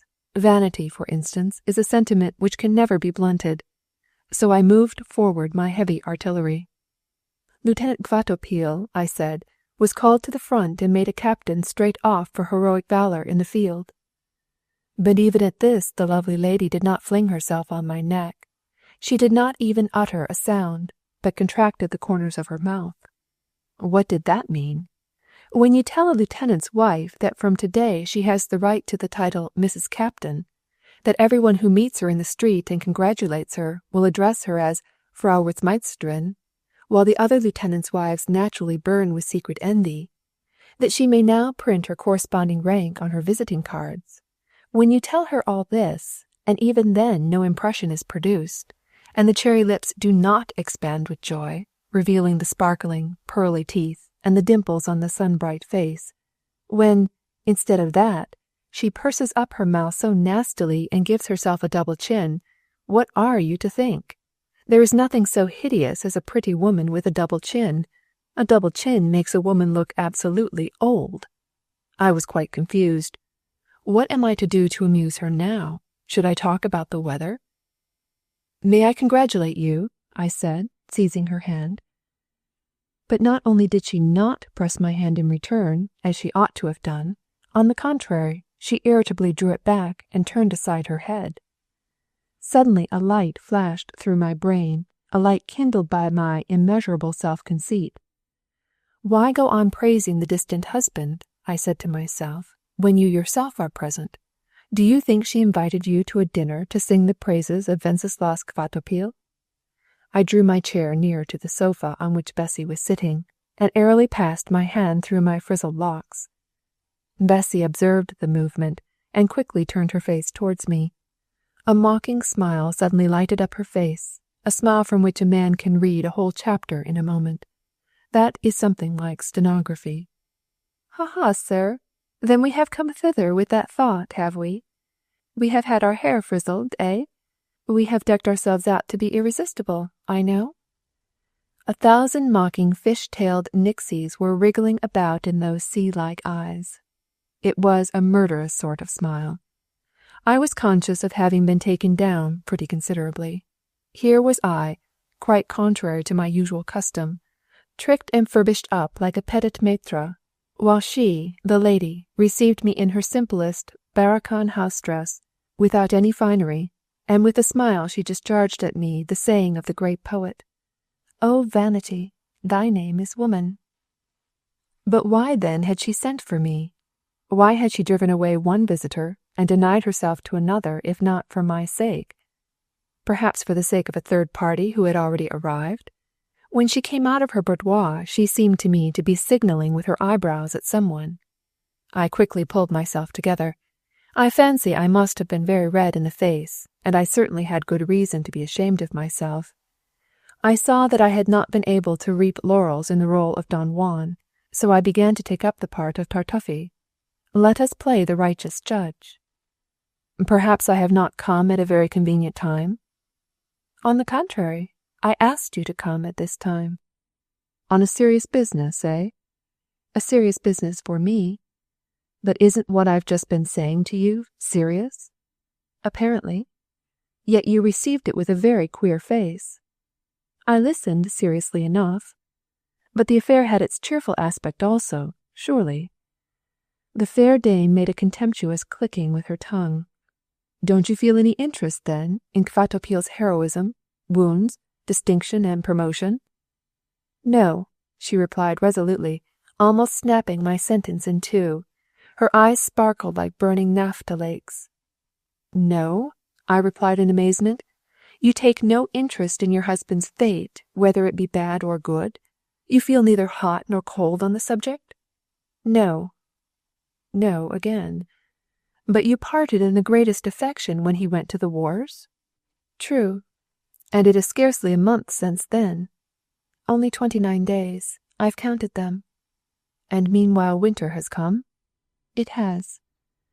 After that she began to laugh maliciously. She leaped to her feet and rumpled my frizzy hair with her fingers. Let's leave the matter till after dinner. Then I'll tell you everything. But don't let us spoil a good dinner in the meantime. You are quite horrified at me now, and fancy that I have laid a trap for you. You will see later on that this serious business of mine is not a joke. Let us leave it till after the black coffee. I revived again. The lady was capricious, and it suited her. I was determined to give you a good dinner. I owe you your revenge. It is a long time since we dined together. Last time I was your guest. Don't you remember? At the pagan altar.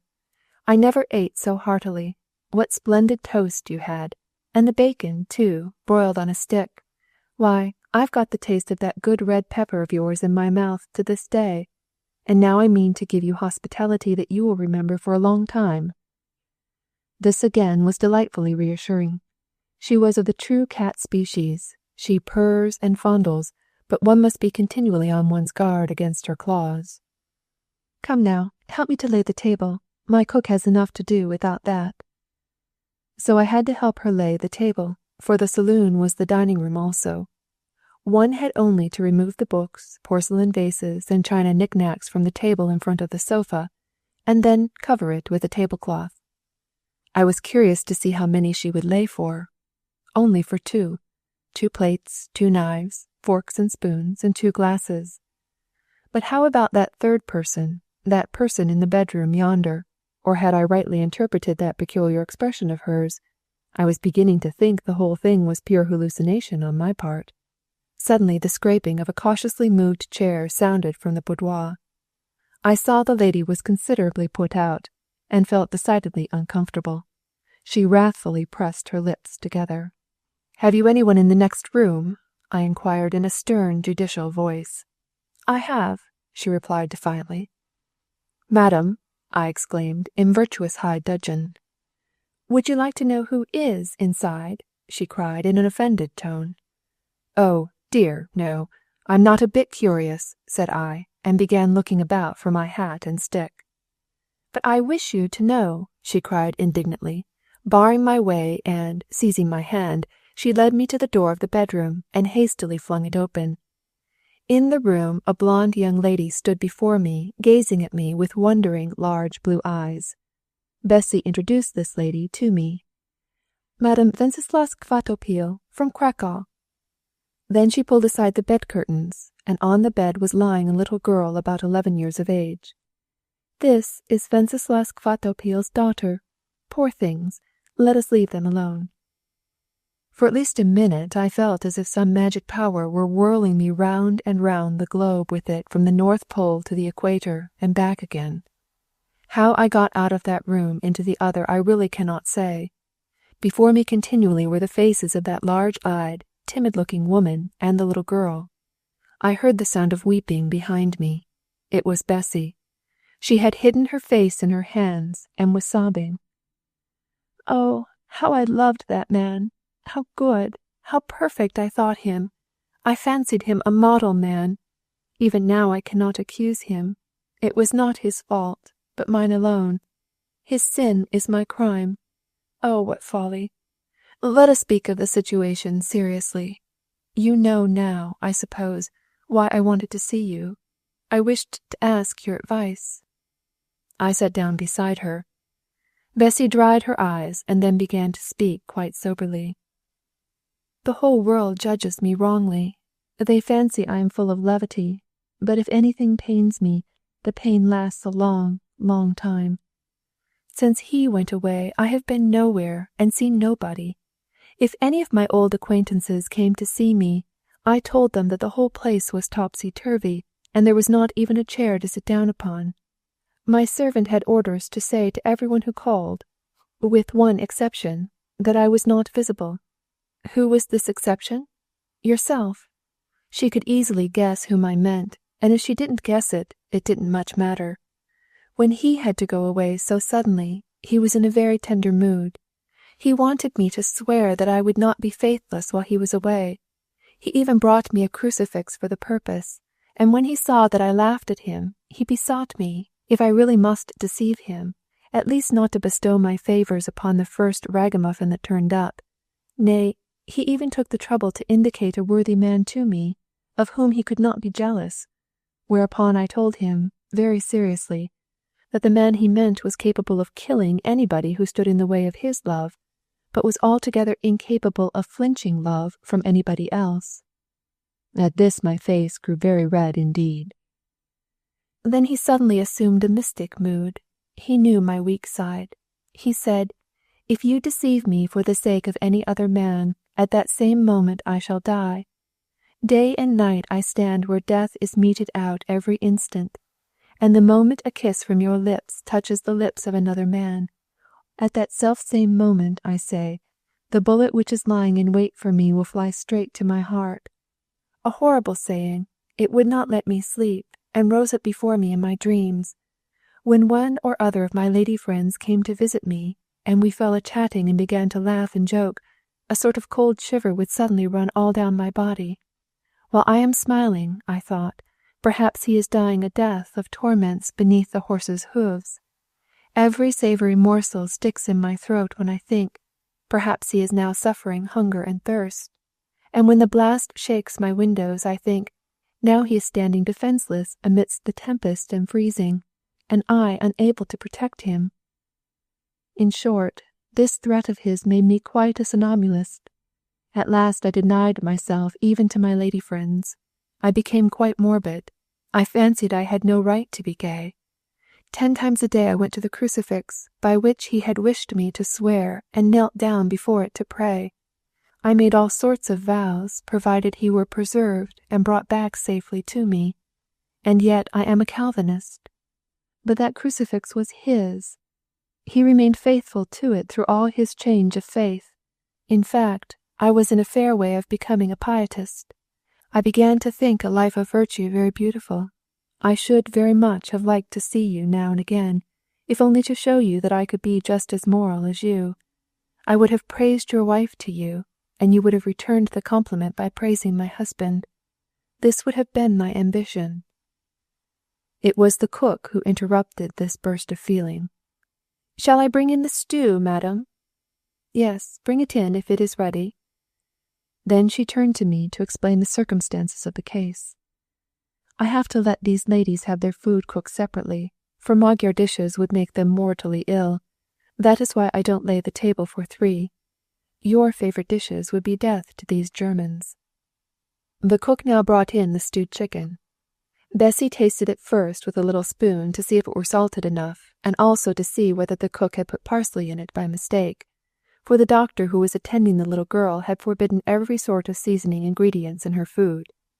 Then she herself sliced up a roll of the best white bread for the little girl, poured some water for her into a glass, and warmed it a little by holding it tightly for a while between the palms of her hands, instead of popping a live coal into it, as thoughtful mothers often do for their sick children.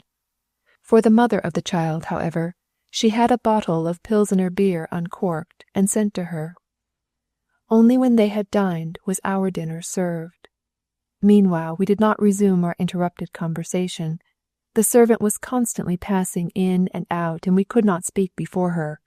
Then, after that, when we sat down to dinner, and a bitter meal it was to me, the thread of our conversation was broken as often as the cook came in with a new dish or to change a plate, and all the time she played the part of the amiable hostess, inviting me to fall in good old Hungarian style. "One morning," she said, "while I was doing my hair, my servant came and told me that a shabby-looking woman was outside, with a biggish girl, making inquiries about the lieutenant. I went out to them into the kitchen. I saw before me a blonde, blue-eyed woman, of about the same age as myself, and clinging to her arm was a lanky slip of a growing girl about 10 or 11 years of age. In the woman's hand was a travelling bag and an umbrella. She was in bourgeois costume, without the fashionable crinoline, and on her head was a simple felt cap. Her girl was dressed in just the same way. They both wore their hair quite smooth and combed back from the forehead. The woman wished me good day in German. I asked her what she wanted. The woman replied that she wanted her husband, Mr. Wenceslaus Kvatopil.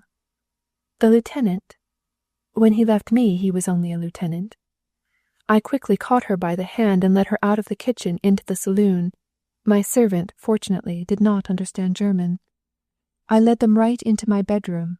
I invited them both to be seated. "Ah, that will do us good," said the woman, "for we have come a long way. We have come here from Cracow." "Surely not on foot?" "On foot all the way. We couldn't afford to come by rail." "Just fancy. The very thought is terrible. To come on foot all those 100 miles hither from Cracow with a growing girl. Can one's imagination realize such a thing?" "Are you the wife of Lieutenant Wenceslaus Kvatopil?" I inquired of the woman. "I am, and this is his daughter, Mariana." And by way of proving her assertion, she drew from her travelling bag her marriage lines, extracted from the registers of the Cathedral of Cracow, to wit, bridegroom, Wenceslaus Kvatopil, sub-lieutenant of the Dragoons; bride, Anna Dunkerker; witnesses, Baboleshki, colonel, and Kalmarski, shopkeeper; officiating clergyman, Stanislaus Lubrowski, dated February 16th, 1846.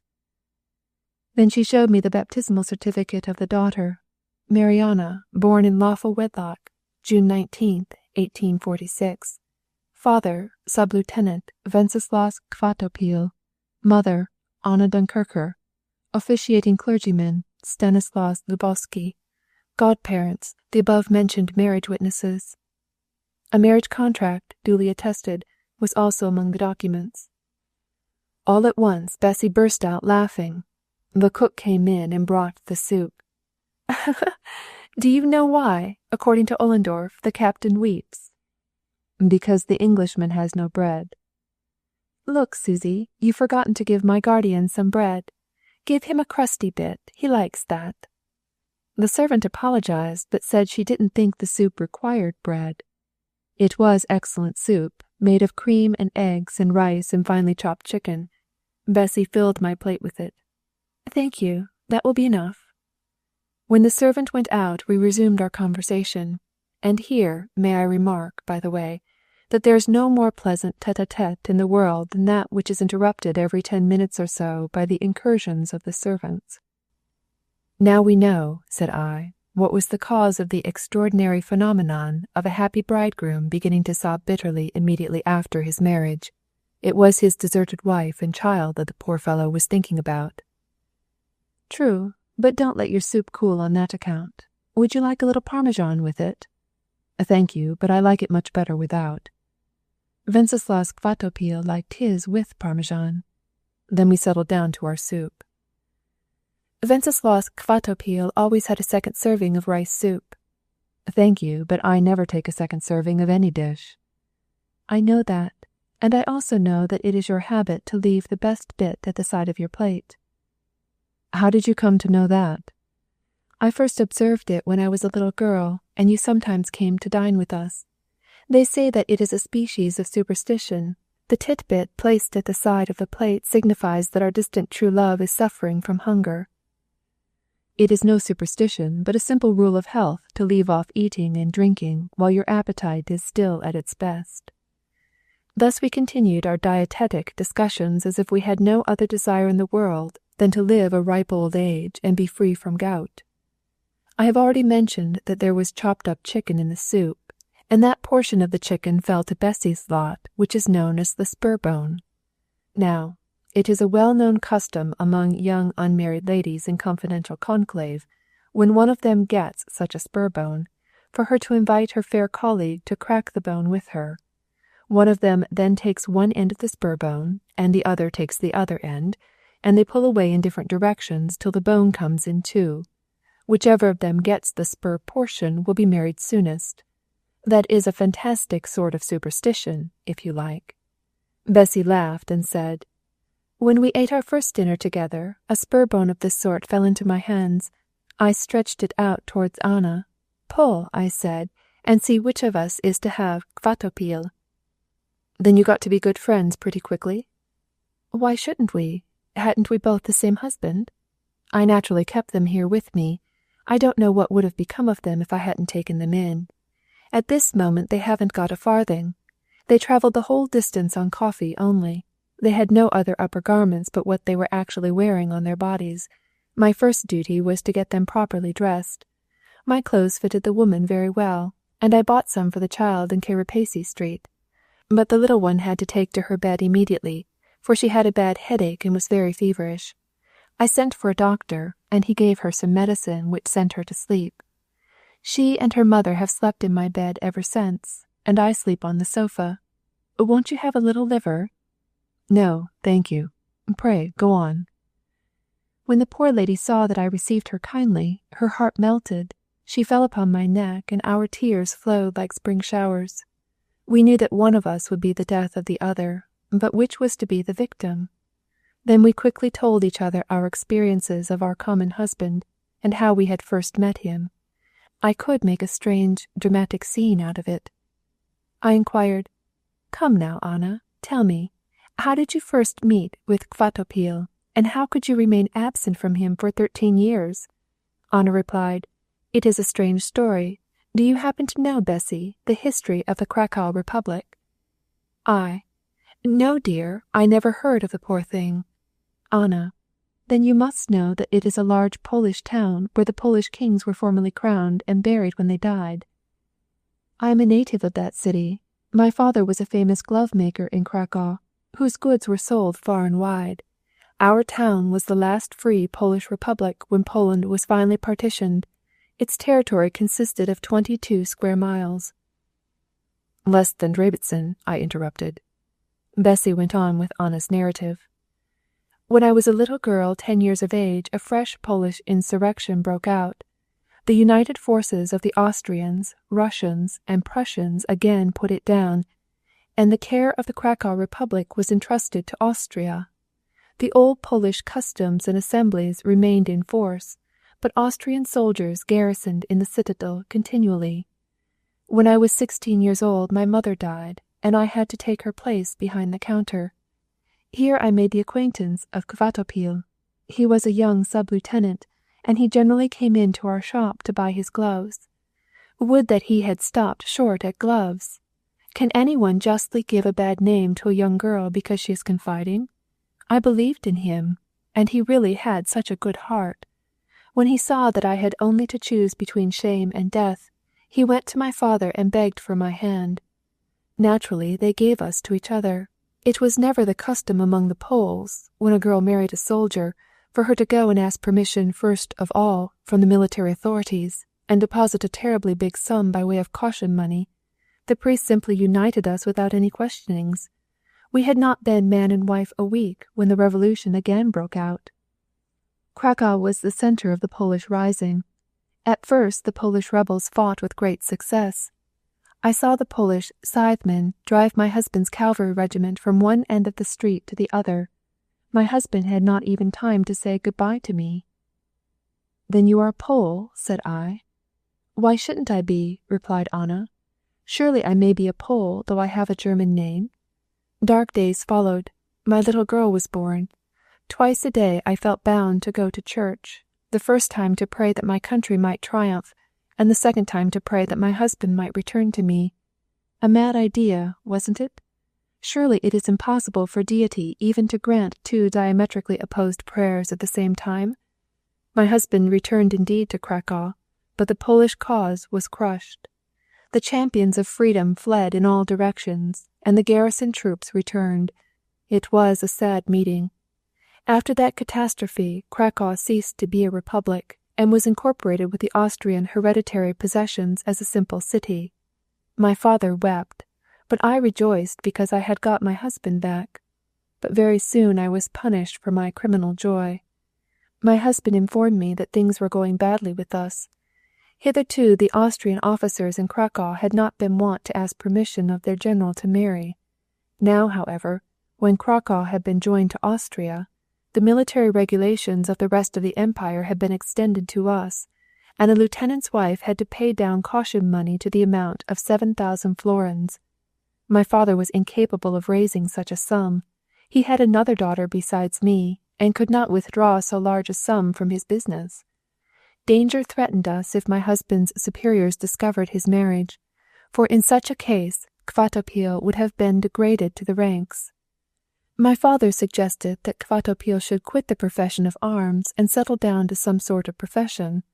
But it was an impossible idea. Who would give employment in Cracow to an Austrian officer who had taken up arms against the Poles? Just about this time, too, Kvatopil was promoted to the rank of senior lieutenant. This at once inflamed our hearts with the joyous hope that he would rapidly scale the ladder of promotion, and we knew that if once he became a major, he would not have to deposit his matrimonial caution money, and we might then fearlessly publish the fact that we were man and wife. Nobody knew of it hitherto except our friends and relations. So we agreed to keep it quiet, and immediately afterwards Kvatopil and his regiment were transferred to Hungary. Since the revolution broke out in Hungary, I have heard nothing more of Kvatopil. I know not where he is, or what has become of him, or whether he is alive or dead. No tidings of him whatever. In times of war they make a mystery of the whereabouts of this or that regiment. Once we read from a bulletin that my husband's regiment had taken part in a battle in the Bonnot. My poor father then resolved to go personally to the bonnet and inquire of the colonel whether my husband was still alive. Just as he got there, they were burying the colonel with great pomp. He had died of typhus fever. He had been the witness of our marriage, and was the only one of the officers who knew anything about it. He had kept his secret well, for his officiating as a witness at an irregular ceremony might have cost him his place also. All that the lieutenant-colonel could tell us of Kvatopil was that his company had been detached on some expedition and had not come back. Possibly the Hungarian insurgents had eaten them all up. I could thus very well put on and wear mourning, and till the end of the war I heard not a word about my husband. So far spoke Anna, but now I began to speak. You didn't hear of him because all through the campaign he was closely invested in the besieged Temesvar with his company, and no news could come out of that place till the end of the year. But why couldn't he let me hear from him when Temesvar was free again? He could at least have written that he was still alive. The cause of that is easy to find. So far as he was concerned, the whole campaign was sterile of glory. As a cavalry officer he was unable to be of any service to the besieged city. At the end of the campaign he still remained a senior lieutenant, whilst all the others had reached the rank of captain. Bitter disappointment was all that remained to him. An officer who is passed over is worse off than if he were dead. He cannot even say, "Thank God, I am still alive." But subsequently, in all these latter years, why didn't he write to me all these 3 or 4 years, if but a line to say he was still alive and thinking of me and of the child whom he loved so much? I can tell you the reason for that also, I said. To save a frivolous comrade he got into debt, and fell into the hands of unmerciful usurers, who immediately dragged him deeper into the mire. An officer in such a vexatious position is certainly not very much inclined to fetter himself with a wife and child as well. It is now not only the want of caution money which separates him from you, but also the nasty bog called debt. This bog he cannot wade through. If under such circumstances he thinks of his wife and child, that only increases his despair. If he wrote you a letter at all, it would only contain these lines. By the time you read these lines, I shall have ceased to exist. Anna was curious to know how far into debt Kvatopil had actually got. I immediately mentioned the neat little sum it amounted to. You should have seen what a long face my friend pulled. She asked me in consternation whether this immense load of debt still remained upon him. The situation was so droll that, despite all its bitterness, I couldn't help laughing. I could read from the poor simple creature's face that if I were to say to her, "My dear, sweet friend, debt is the one thing in this earth which the tooth of time never nibbles. Kvatopil's bills still live." This was quite true, but they were living in my strong-box. She would have been capable, poor unhappy lady, of taking her little girl by the hand and walking all the way back to Cracow. But I was sorry for the poor thing. I told her the pure naked truth. 4 years long her husband had told her nothing of his goings-on because of his creditors, but after that time because of me. I made his acquaintance. I did not know that he was married. I fell in love with him and offered him my hand. I was bound to acknowledge that he had hesitated to accept it. He made all sorts of excuses except the unexceptionable one that he had a wife already. But as he was already up to his eyes in hot water, he had no choice but to blow his brains out or commit bigamy. Apparently, he regarded the latter alternative as the less unpleasant one. Anna herself admitted that it was very much wiser of Kvatopil to have chosen the latter course. What a good, affectionate creature the woman was! I then satisfied her that I had paid off worthy Kvatopil's debts before his marriage. I even showed her the bills preserved in my strong-box, explaining to her besides that they had now expired, but that I did not mean to proceed against Kvatopil for the amount in spite of our altered relations. At this the good soul fell down at my feet, shedding tears of gratitude. She even kissed my knees and assured me that she would bless my memory to the very day of her death. Ever since this comforting reassurance on my part, her tender inclination for the beloved Kvatopil was perfectly re-established.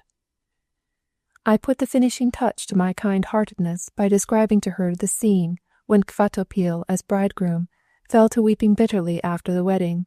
There could be no doubt that those bitter tears were shed on account of his forsaken wife and daughter. This quite overcame poor Anna. "Look now, what a good heart poor Kvatopil has," said she. Then we began quoting to each other the various noble traits that we had mutually discovered in Kvatopil's character. "Well, did you find the pig's ears with beans to your liking, sir?" inquired the cook of me at that moment, as she came in to change the dishes. "On my word of honour as a poet, I have never tasted such pig's ears and beans," I replied. An apricot pasty followed, of which, I confess it freely, I am also fond. Bessy then continued her story. "I went to my lawyer, put my case before him, and asked him what he advised me to do in my situation. I applied to him first, a dry, prosaic man with his mental vision bounded by the law.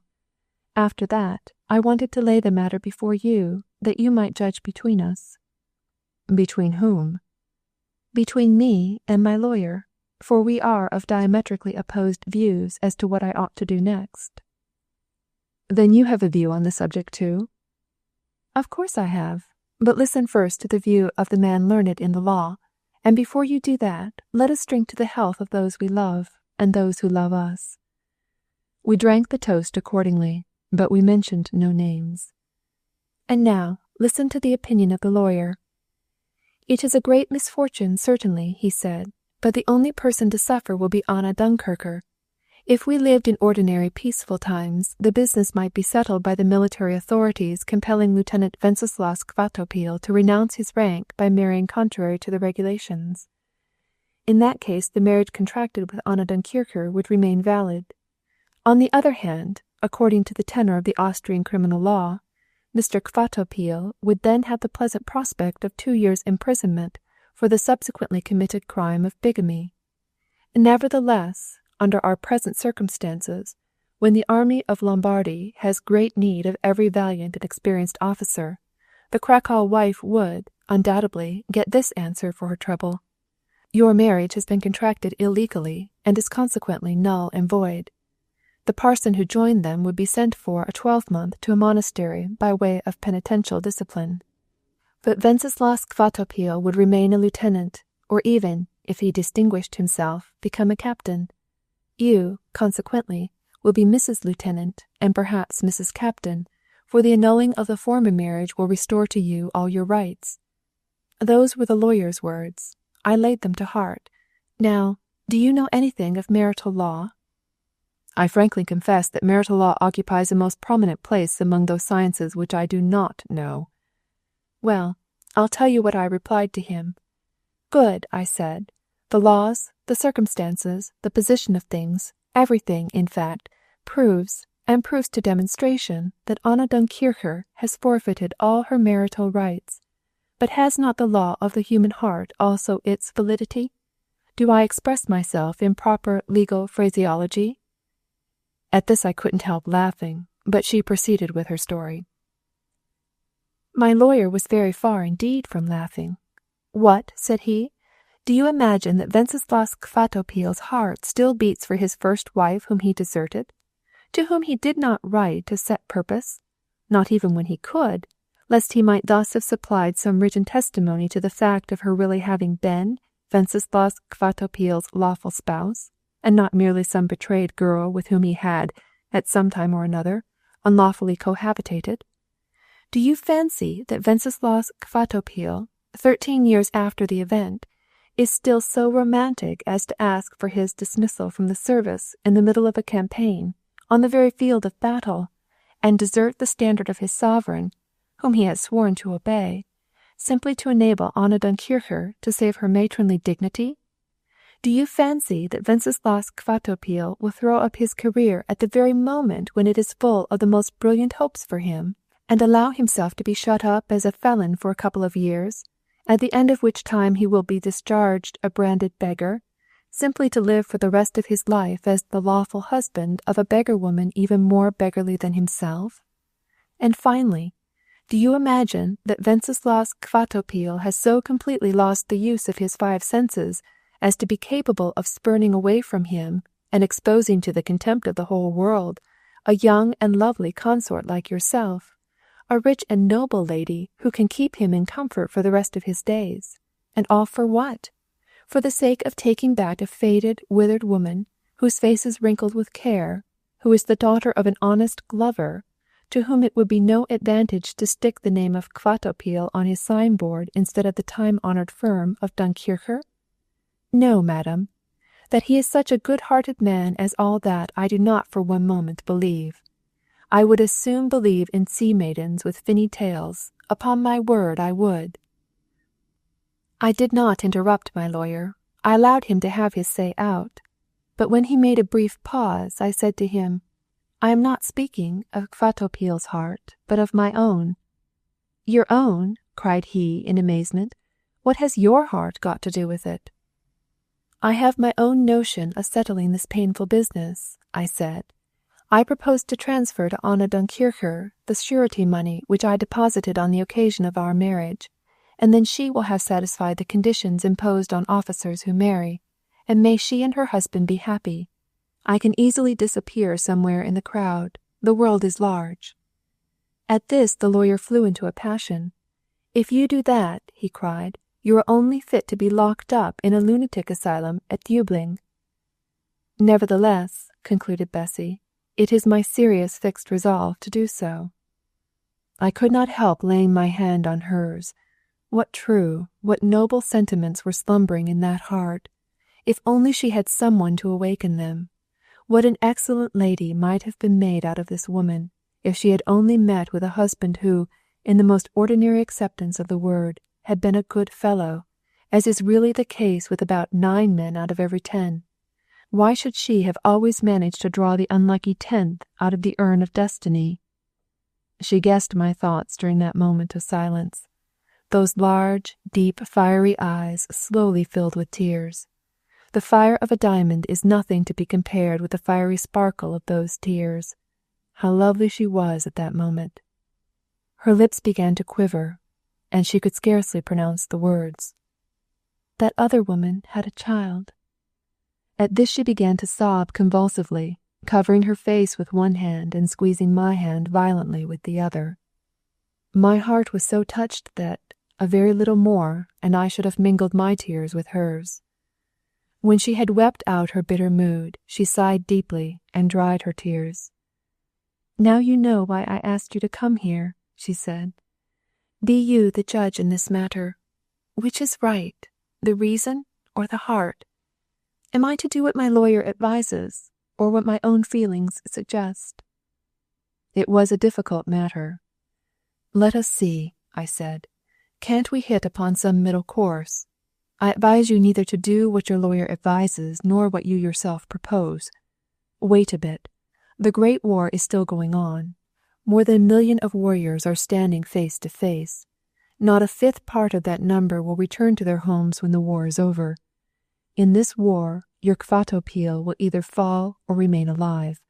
If he falls, you can both go into mourning. You need not quarrel about the widow's veil. If, however, Kvatopil survives the end of the war, a brave and ambitious officer like him will undoubtedly have mounted higher on the ladder of promotion. The battlefield is the forcing-house of advancement. He will have become a major, and as a major he will not be required to deposit any matrimonial caution money. He can then take his Anna Dunkircher, and you will have no need to surrender your guarantee money, which you want very much yourself." "I thank you," said the lady. "'Tis every bit as simple as the egg of Columbus. Then we'll wait, Anna and I, till the war is over, and till then we'll make one family."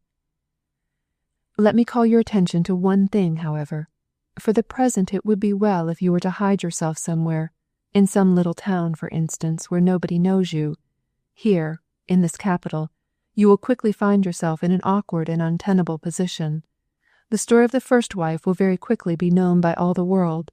The title of straw widow would do pretty well, perhaps, but the title of straw wife won't do at all. Pack up your traps, I say. Go straight off to the country tomorrow, and take your guests along with you." "I'll do so." We had scarcely finished speaking when the doctor knocked at the door. When there's sickness in the house, one cannot deny oneself to the doctor. The doctor, too, was an old acquaintance of mine. He had a very extensive practice, and he was a homeopathist. I could take it as absolutely certain that when he went his rounds among his patients on the morrow, he would let them have, in addition to their nux vomica, or whatever else it might be, the very latest bit of scandal, to wit, that he had found me closeted with the pretty lady, and both of us in our cups, teacups, of course. I waited till he came back from his little patient. He satisfied us that there was no danger, and that she might leave her bed. Bessy asked whether the girl might be taken into the country. Yes, it will do her good. The doctor and I left at the same time. I had no sooner got out of the door than I again stumbled upon Tony Soggy. Corpo de Bacco, and have you been sitting all this time with that pretty young lady? And you have been walking all this time in front of the door, eh? The window of the house opposite was full of inquisitive female faces. I rushed into a coach and had myself driven to the railway station. The same evening I was at Szeged. There I remained for 3 days, and stayed with my wife till her provincial engagement was over. On every one of those 3 days 1 or 2 anonymous letters reached my wife from Budapest of the following import. My poor dear friend, your husband passes whole nights and days with his former love-lady, the lieutenant's wife. Our hearts bleed for you. The whole town knows all about it. How we did laugh at these letters! But what if I had not traversed the intentions of our dear friends? Chapter 19. It fared with Wenceslas Kvatopil as I had predicted. I am very sorry, but I really can't help it. Willingly would I bring him back a full major if it depended on me, but it was written in the book of fate that the worthy officer was to end his heroic career on the battlefield. He had at least the consolation of falling in a famous battle. While MacMahon at Solferino broke through the mass of Schlick's forces, Benedek on the right wing pressed victoriously forwards and drove the Piedmontese army under Victor Emmanuel as far back as San Martino. And there it was that a mortal bullet struck Captain Kvatopil through the heart. Yet I am able to say that at that moment the kisses of his lovely wife pressed the lips of nobody but his own deserted daughter. The 2 widows could now share the widow's veil between them in peace. The bigamy became known, but of course they could not bring an action for it against a dead man. The events of those great days quickly obliterated all recollection of the petty scandal. Both Anna and Bessy could now assume the title of Widow Kvatopil, and nobody could have a word to say against it. There was this little difference, however, that while the one might style herself Mrs. Captain Kvatopil, the other only the right to Mrs. Lieutenant. By the intervention of her lawyer, and with my consent as her guardian, Bessy recovered her deposited caution money. 1,000 florins of it she gave as a gift to Anna, who returned with it to Cracow, to her father's. The rest of the money Bessy invested in a pretty little house in the village where she was stopping, surrounded by a pleasant garden. I was now quite easy in my mind as to her subsequent fate.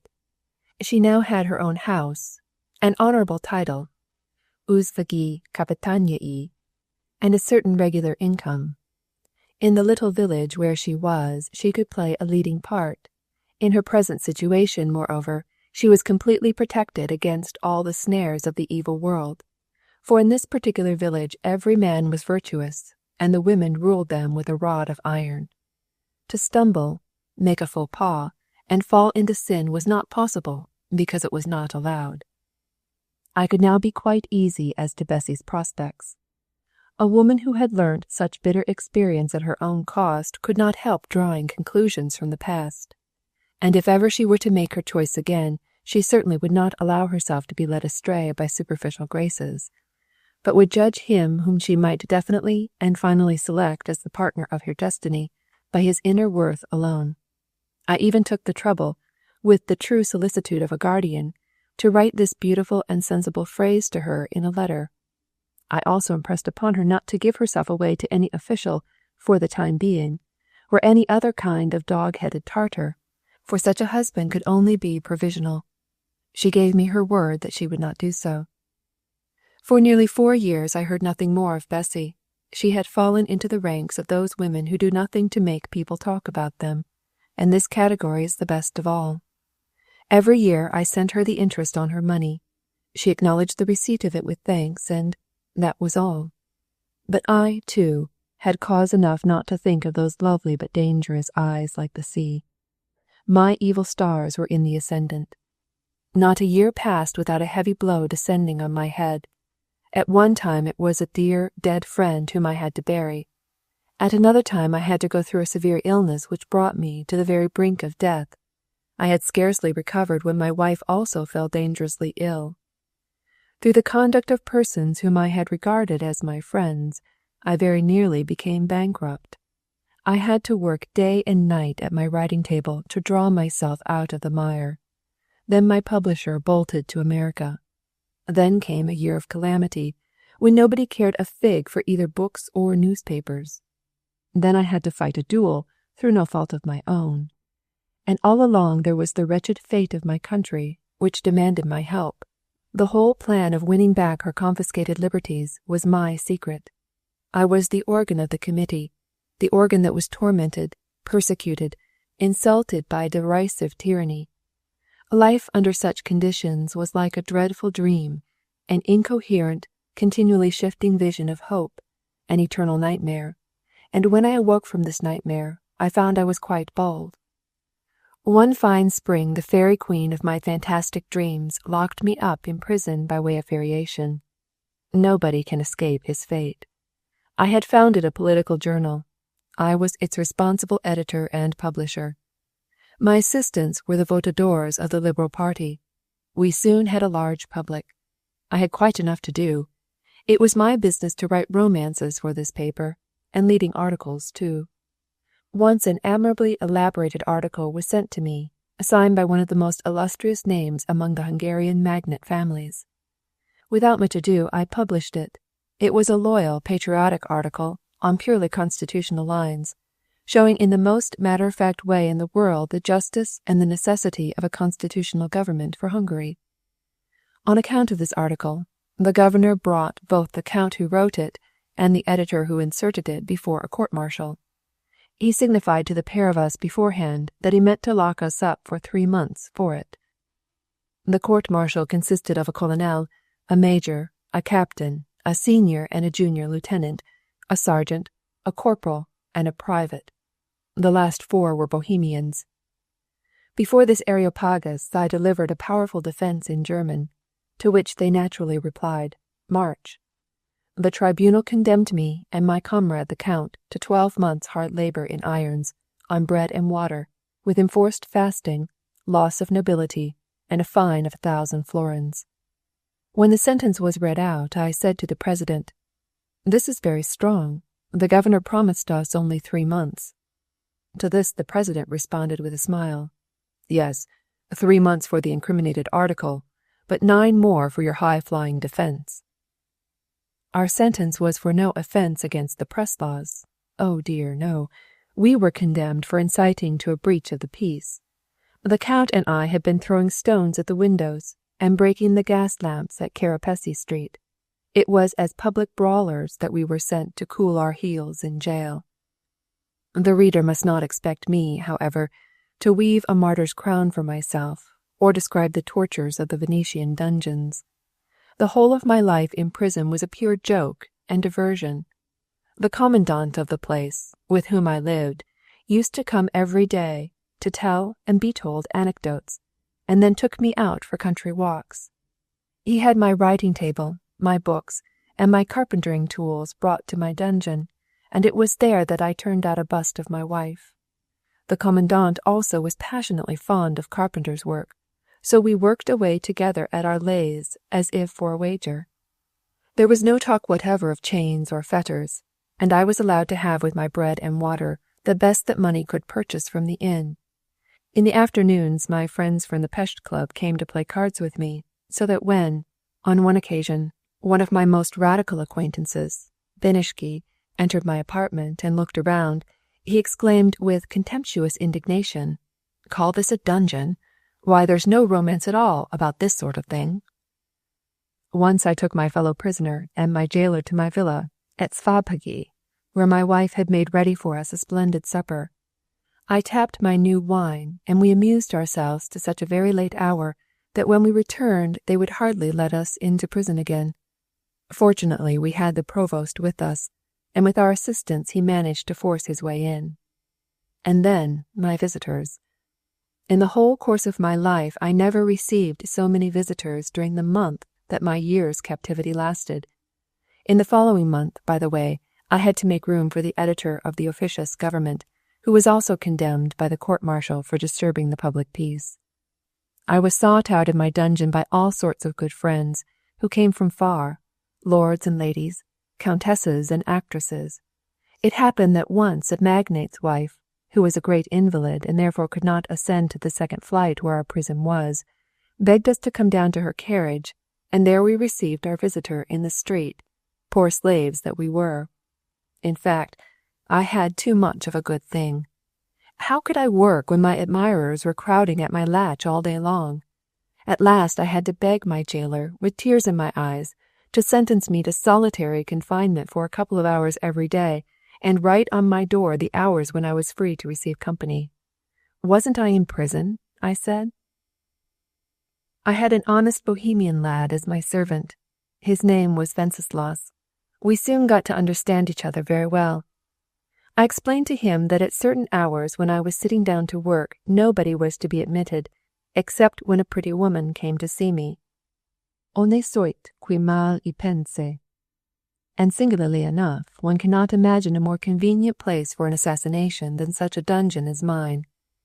I only wonder that our bon viveurs have not grasped the fact. And what a capital place for an afternoon nap such a locality really is.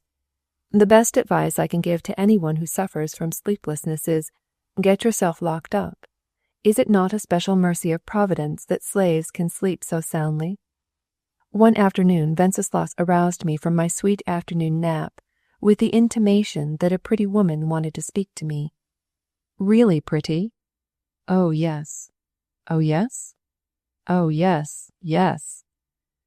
It was, indeed, oh, yes, for it was Bessie. She was dressed in complete mourning, with a black silk veil over her head. I saw from her eyes that she was in mourning for my fate. I anticipated her by making her a compliment. "Why, how very nice you look, my dear ward. The country air seems to agree with you." With this I put a stop to her tearful anxiety on my account. "I see that the air of a dungeon has not done you much harm, either." "And how did you get in here?" "Not very easily, I can tell you. They would hardly let me in. They said that the prisoner was confined to his room. I thought of giving the warder a box on the ears, and then perhaps they would have shut me up along with you by way of punishment." "That would have, indeed, been a heavy chain to bear." She laughed. "I understand the illusion. My figure has become a little sturdy, I know. What else has a person to do in a little country town but grow fat?" "It is a sign of peace of mind," I said. I offered her my armchair, and in this act of politeness she read another illusion. "It has strong legs, I hope," said she as she sat down in it. I must candidly admit that her figure had grown pronouncedly rotund, but this by no means injured her beauty. She really looked quite appetizing. I was glad, too, to see her again. "Don't take my remarks amiss," I said. "It is so good for the poor slave when a smiling lady's face lights up the gloom of his dungeon. A sweet, melodious woman's voice sounds so consolingly amidst the clanking of his fetters.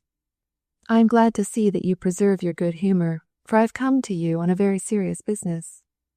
"What? Then it was not tender sympathy for the poor captive that brought you hither?" "That also, I may even say principally. Every day I read in the Fovarosi Lapak how many and what sort of visitors you receive, noble ladies, pretty actresses, and what not. Well, thought I, if they may go and see him, it is only my duty to go too. At the same time, there are other circumstances which have brought me here."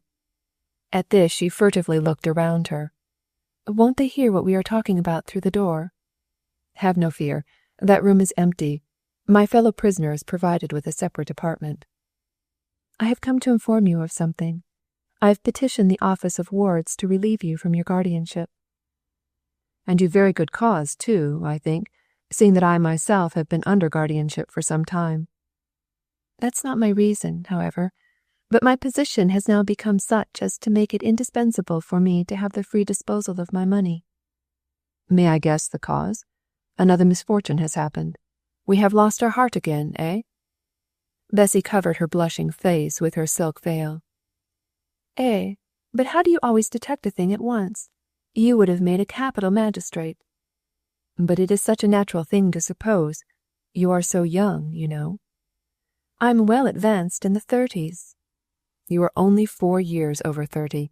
I ought to know, for I was at your christening. Then you have once more discovered your ideal? This time I most solemnly believe that I really have found him. But no provisional person, I hope. Don't insult me, please. I am above such a thing, but as your guardian, I would not have given my consent to it, so I was bound to suppose that that was why you wanted to be freed from my guardianship. Not at all. In the future I also mean to take your advice as though it came from my own father. Scold me as much as you like when you catch me tripping. I will continue to be your obedient ward if only you don't shut the door in my face. All I want is my money.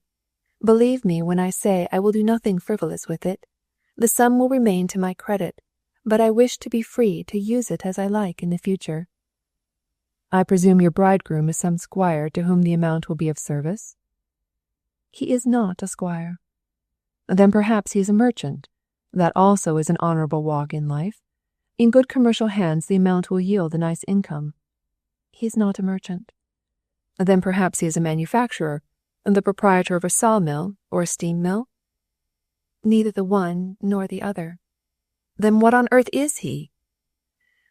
My bridegroom is a worthy and eminent schoolmaster, whose name is Esaias Medvési. Esaias Medvési? But what the deuce does a village schoolmaster want with 25,000 florins? I'll tell you presently, but I must go a little farther back first. Have you the time to listen to my story? Of course I have. I remain home all day. Will no one interrupt us? My servant is a very sensible fellow. He knows the rules of the place. But they won't lock the door of the prison behind me? An ordinary person would have replied to this question that it would have been no great harm if they did. But I pulled out the drawer of my writing table and showed the fair lady that I had my own key for opening my prison door. At this she laughed and seemed quite satisfied. Well, I'll begin telling you how I made his acquaintance. What, your Ezzy? I beg your pardon, but you must always pronounce the name in full, or you will aggravate its owner. He is very particular about giving to everyone his full name and corresponding titles. He never breaks that rule himself, and constantly addresses me as worthy Dame Captain. It is in vain to call me Madam in his presence, for he roundly maintains that such a title belongs to the consort of the Prince of Transylvania only. His motto is suum cuique. Oh, I've learned such a lot of Latin since I made his acquaintance. Oh, then you've been taking Latin lessons from him, and so the acquaintance began?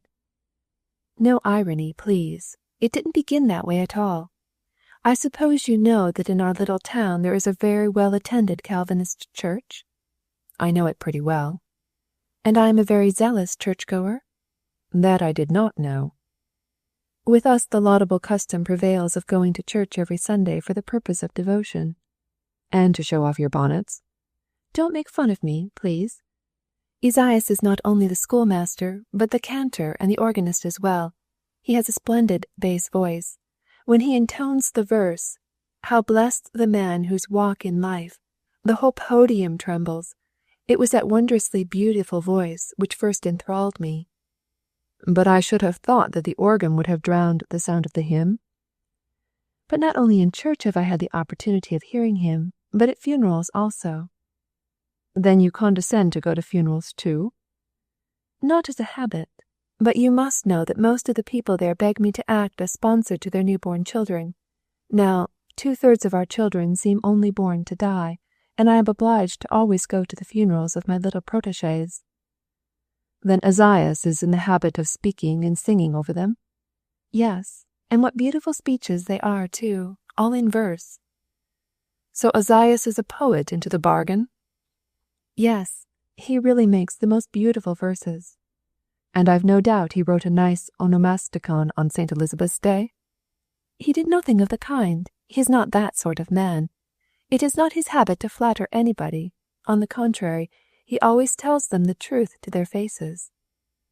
"That is generally the distinguishing characteristic of all Calvinist schoolmasters." "Well, but let us keep to the point. I left off at the funerals, I think. I was struck by the frequent mortality among our little ones, and set in movement a project among the ladies of the town for starting a crèche. The idea found zealous partisans. We soon found a large meeting room. The ladies supplied linen in large quantities. Milk and other necessary aliments were provided by public subscription. Money we resolved to collect in the usual way." "By a charitable concert?" "I see that you are a practical man. A charitable concert was indeed arranged, and a committee of 7 appointed to manage it. The sessions of this committee were held in my house.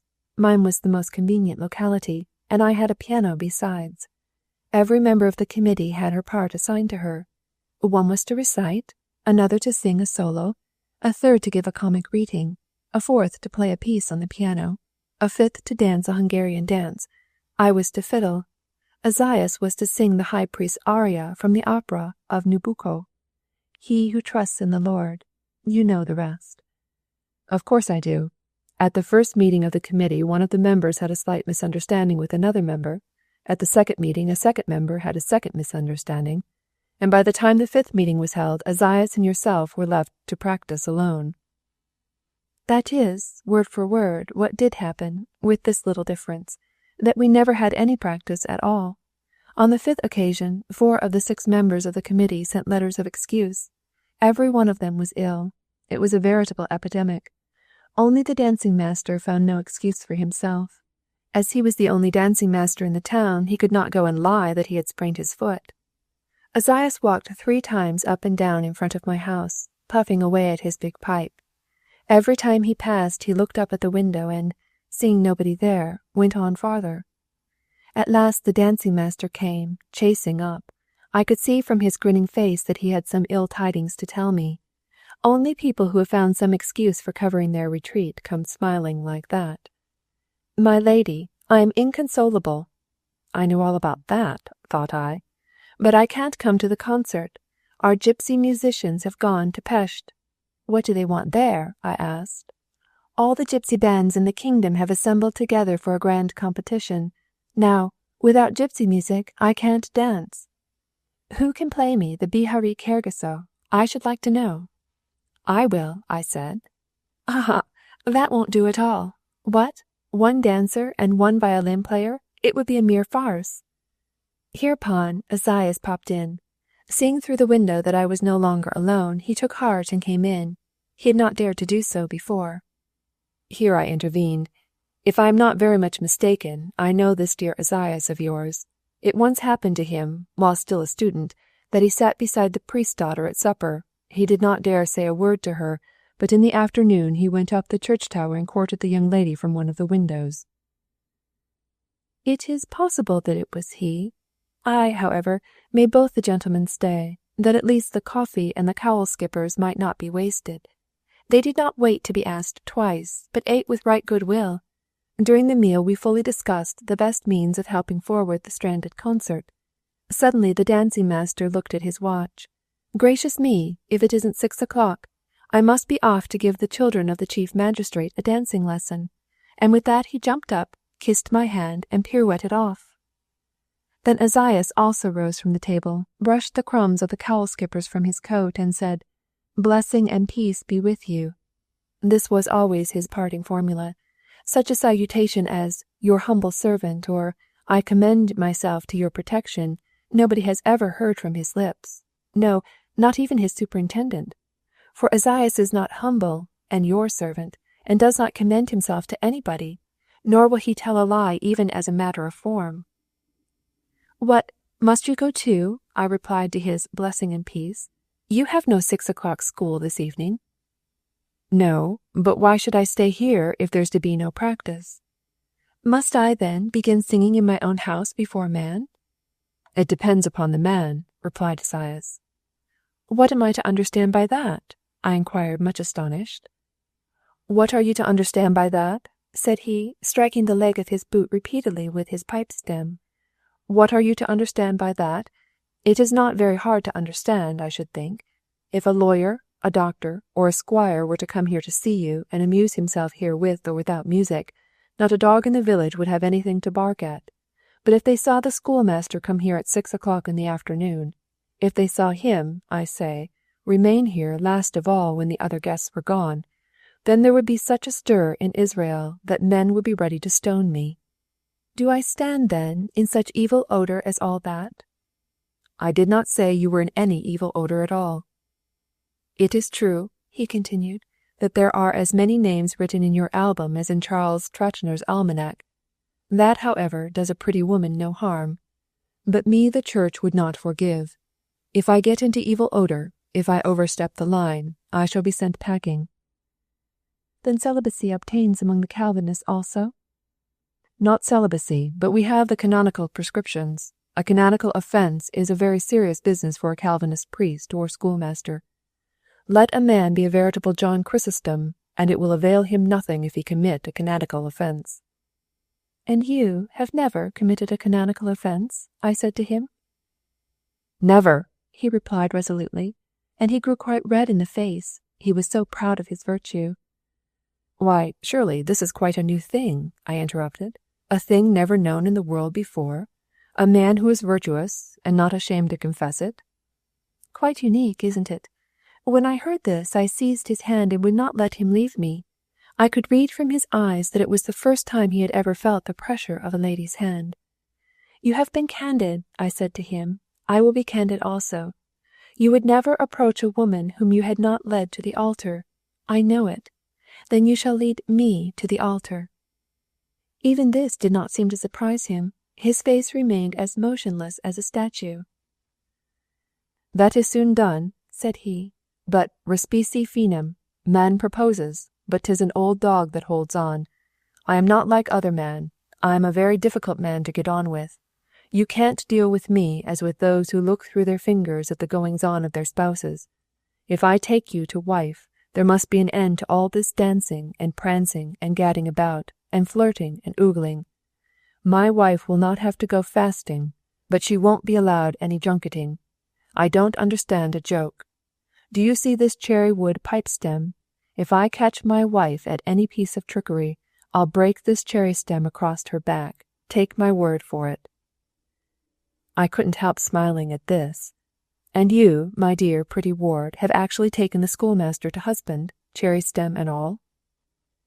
I should like to have taken him, but he didn't surrender himself so easily. I assured him that I would submit myself to the most stringent discipline of virtue, and if I transgressed against him, I should not mind his beating me. But even that did not vanquish him. By no means whatever could he be brought to sit down beside me on the sofa. He even pushed back the chair on which he was sitting, when he saw that I was besieging him. At last he brought his big guns to bear upon me. Look now, my dear dame, I know very well that humorous habit of yours of never remaining long in one nest. You deal with your sweethearts on a sort of give-and-take system. You are here today and off tomorrow. Supposing now that in the exercise of my marital authority I were to inflict an edifying chastisement upon you for your flightiness, you might easily take it into your head to bolt, and there should I be left in the lurch for the finger of scorn to point at. A Calvinist schoolmaster cannot submit to the fate of an ordinary man. If my wife were to leave me, I should be expelled from the church with contumely. Then I should have to flee. I should be as good as excluded from human society. Now, I am very well satisfied with my present condition. I have a fixed salary of 600 florins in good hard cash, and my perquisites amount to about as much again. I live honourably, you see, and I cannot afford to stake everything on a throw of the dice. Then I talked big also. Listen to me, I said.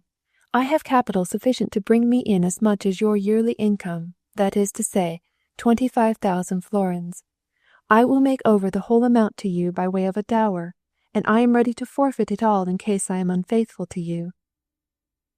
And didn't your Esaias capitulate even then? I inquired of Bessy. He asked for 3 days to think about it. I immediately hastened to you to signify my desire that your guardianship might cease." "Then Esaias has still 2 days' grace," I said. "I hope and trust he will be inwardly illuminated to say no."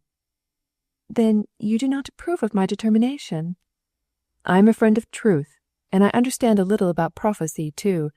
It doesn't matter to me if you surrender all your capital as a sort of shrift money, and your house as well." "Such a man as he is worthy of it." "I'll take your word for it. You are something of an expert in such matters. But one thing I strongly advise you to do: keep the garden attached to the house at your own disposition." "Why?" "That you may have it planted full of cherry trees. I know the natural history of the Calvinist schoolmaster species. I know that once he has promised he always performs. I also know the natural history of the lady with the eyes like the sea, and it is my belief that you will frequently give occasion for the employment of cherry-tree stems." At this the fair lady sprang from her chair, boiling over with rage. "What a gross monster it is! Poet indeed! A pedantic lout is what I call you. They've done very well to lock you up. This is the last time we shall ever talk to each other." And with that she went, or rather flounced, away. But I gave a great sigh of relief. "May she keep her word and never, never come back again," I said. One of the first things I saw on my release from prison was the announcement in the newspapers of the solemnization of the marriage. The bank also informed me by letter that the amount there standing to the credit of my ward had been transferred to her husband's name. Well, at last Bessy had got the ne plus ultra of husbands. For, really, the man who has reached his 32nd year without sinning against the canonical prescriptions must indeed be a superlative treasure in the eyes of a lady who knows how to appreciate the value of such renunciation. Chapter 20. Well, the long and short of it is, confess I must, that I have a sweetheart for whose sake I have been unfaithful, not only to my wife, but to my muse also. A sweetheart who has enmeshed me in her spider's web, and sucked my heart's blood dry, who has appropriated my best ideas, made me scamper after her from one end of the kingdom to the other, and whose slave I was, and still am. Often I have wasted half my fortune upon her, and rushed blindly into misfortune to please her. For her I have patiently endured insult, ridicule, and reprobation. For her sake I have staked life and liberty. Sometimes, when I have felt the pinch of her tyranny, I have tried to escape from her, but she has enticed me back again, and would not let me go. Now, if she had been some pretty young damsel, there might have been some excuse for me, but she was a nasty, old, painted figurehead of a bedlam, a flirting, faithless, fickle, foul-mouthed, scandal-mongering old liar, whom the world courts, who makes fools of all her wooers, and changes her lovers as often as she changes her dress. Her name is Politica, and may the plague take her. There was one particular year in which I was over head and ears in love with her, and did absolutely everything she wanted. On her account I fell out with a very good friend of mine who was the very right hand of my newspaper. I fought, also on her account, a duel with pistols with another good friend of mine, who had no more offended me than I had ever offended him. In fact, we had always respected each other most highly. But Politica insisted upon it, and so we banged away at each other. And then she hounded me on against a third good friend of mine, who was an excellent fellow, and a Hungarian minister of state to boot, and induced me to endeavour to thwart his election. And I actually did make this excellent fellow's election fall through, this good friend whom I respected, loved, and honoured. Politica demanded it. What a parade she made when she dragged me along after her triumphal car! She actually made me believe that I was now the most famous man in the whole kingdom, and she made me pay for her precious favours too. What petit souper for 500 men at a time! What hundreds of carriages! What toilettes! But in those days I was quite wrapped up in her. After my great triumph, a torrent of congratulatory letters and telegrams showered down upon me. I had actually upset a cabinet minister. That was a triumph. Everyone who, at any time or under any circumstances, had been acquainted with me, called upon me after my brilliant success. Old schoolfellows with whom I had formerly fought in the playground now recollected me. There was a brisk demand for my autograph. I was proud of it all. I was not even surprised, therefore, when one afternoon they brought me in a visiting card with the name Mrs. Elias Medvesi upon it. It was very natural that she also should visit me. The sunbeams of my glory had melted the ice of her displeasure. 6 years had now passed since I had seen her. I could imagine how she had filled out in the meantime. Well taken care of, with no vexations to worry her, harassed by no passions, what other fate could possibly await my fair ideal than to grow fat? All the more startled was I, therefore, when I did see her. She had grown quite gaunt. Her old-fashioned dress, which had been made to fit fuller forms, hung loosely about her. Her face, once so rosy and gay, was now lean and haggard. Sombre wrinkles, which met together beneath her chin, had taken the place of her roguish dimples. Only by her eyes could I recognize her. They were still the eyes of yore. When she saw me, she forced a smile, but I could see how much it cost her. I have never thought it a proper question to ask anyone whose face has altered a good deal, "Are you ill?" but she herself led up to it. "I've changed greatly, haven't I? 'Tis a wonder that you would recognize me. I've been very ill. I have just come from the doctor. I've been suffering from a quartan ague, which our country doctors could not drive away." "But otherwise you are all right, I trust?" "No, I am not. I fancy that my physical ailment is only as stubborn as it is, because my mind also is not as it should be." I asked her what was the matter. "I have come on purpose to tell you. You always gave me good advice, and I never took it. It may be that I wouldn't take it even now, but at least it would relieve my mind to tell you all about it. I have a secret desire which is destroying my whole soul. I go to sleep with it, and I wake up with it." "What desire can it be?" "If you but look at my face, you can easily see that it is no sinful affection." "And yet it must be kept secret." "Yes, for I go about day and night with the thought of becoming a Catholic."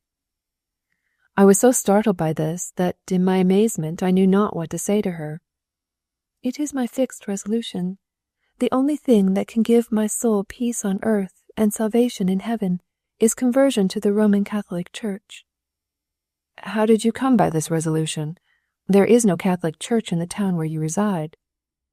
"But there is a monastery quite close to it, a sweet, quiet, pleasant place.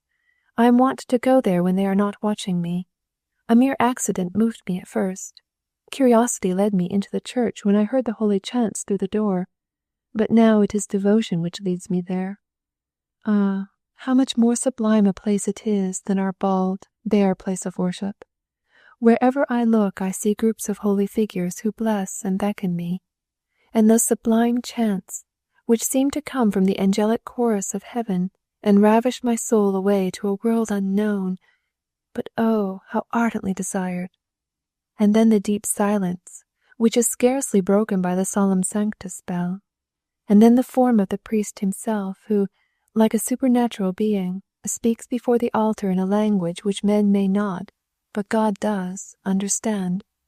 When I come out of such a church, it seems to me as if I have been speaking to God." I began thinking what would be the end of it all. The lady became insistent.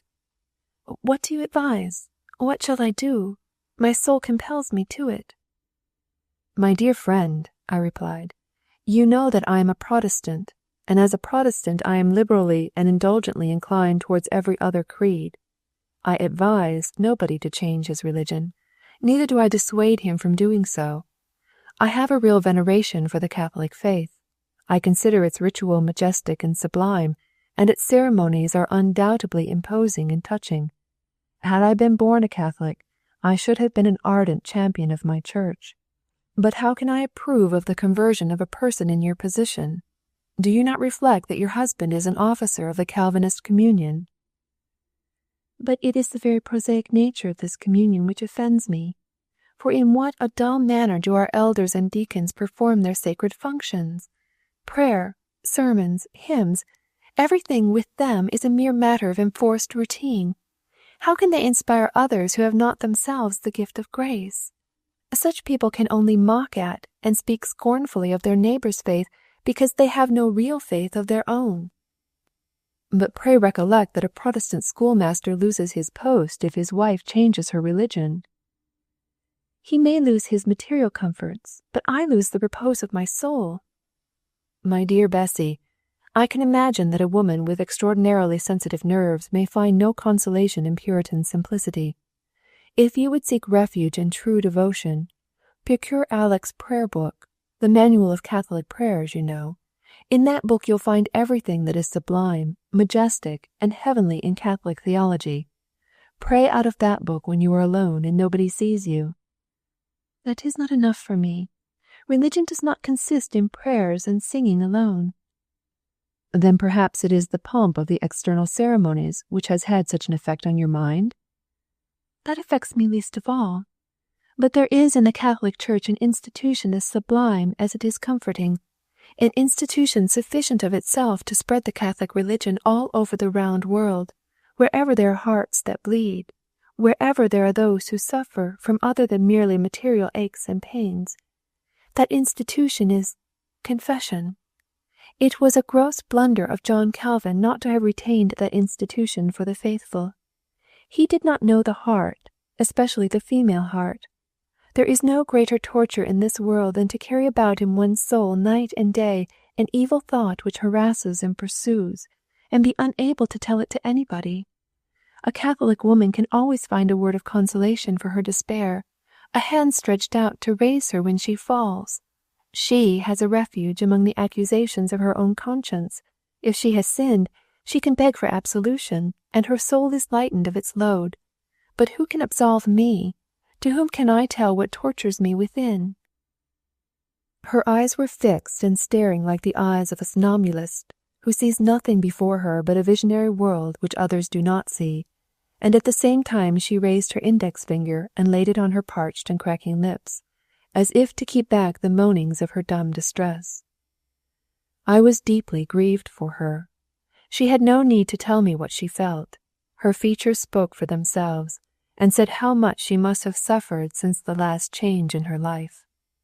"My dear friend," I said at last, "you have now known me for a long time, and you know that I have always been your well-wisher. If you have any bitter thought which oppresses you, confess it to me.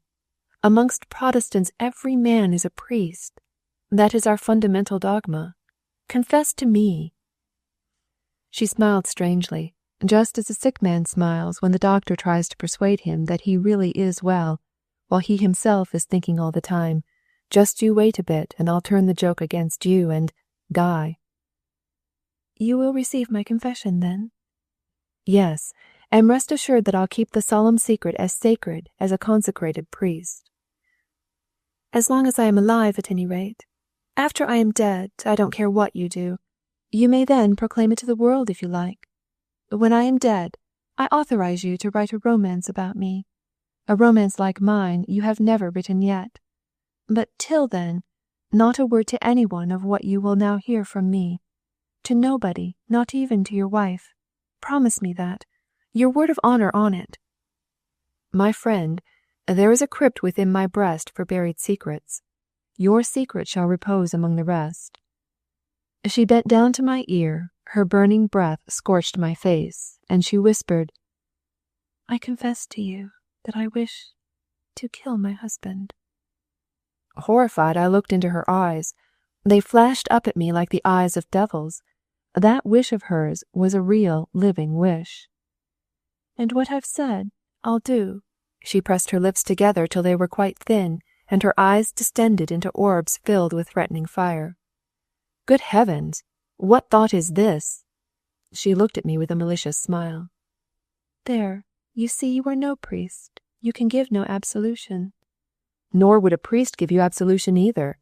A priest can impose penance for sin repented of, but he cannot give indulgence beforehand for a meditated crime. A priest could only say to you what I say now, fly to God and cleanse your soul from this dark thought. How could you ever have suffered it to enter your soul?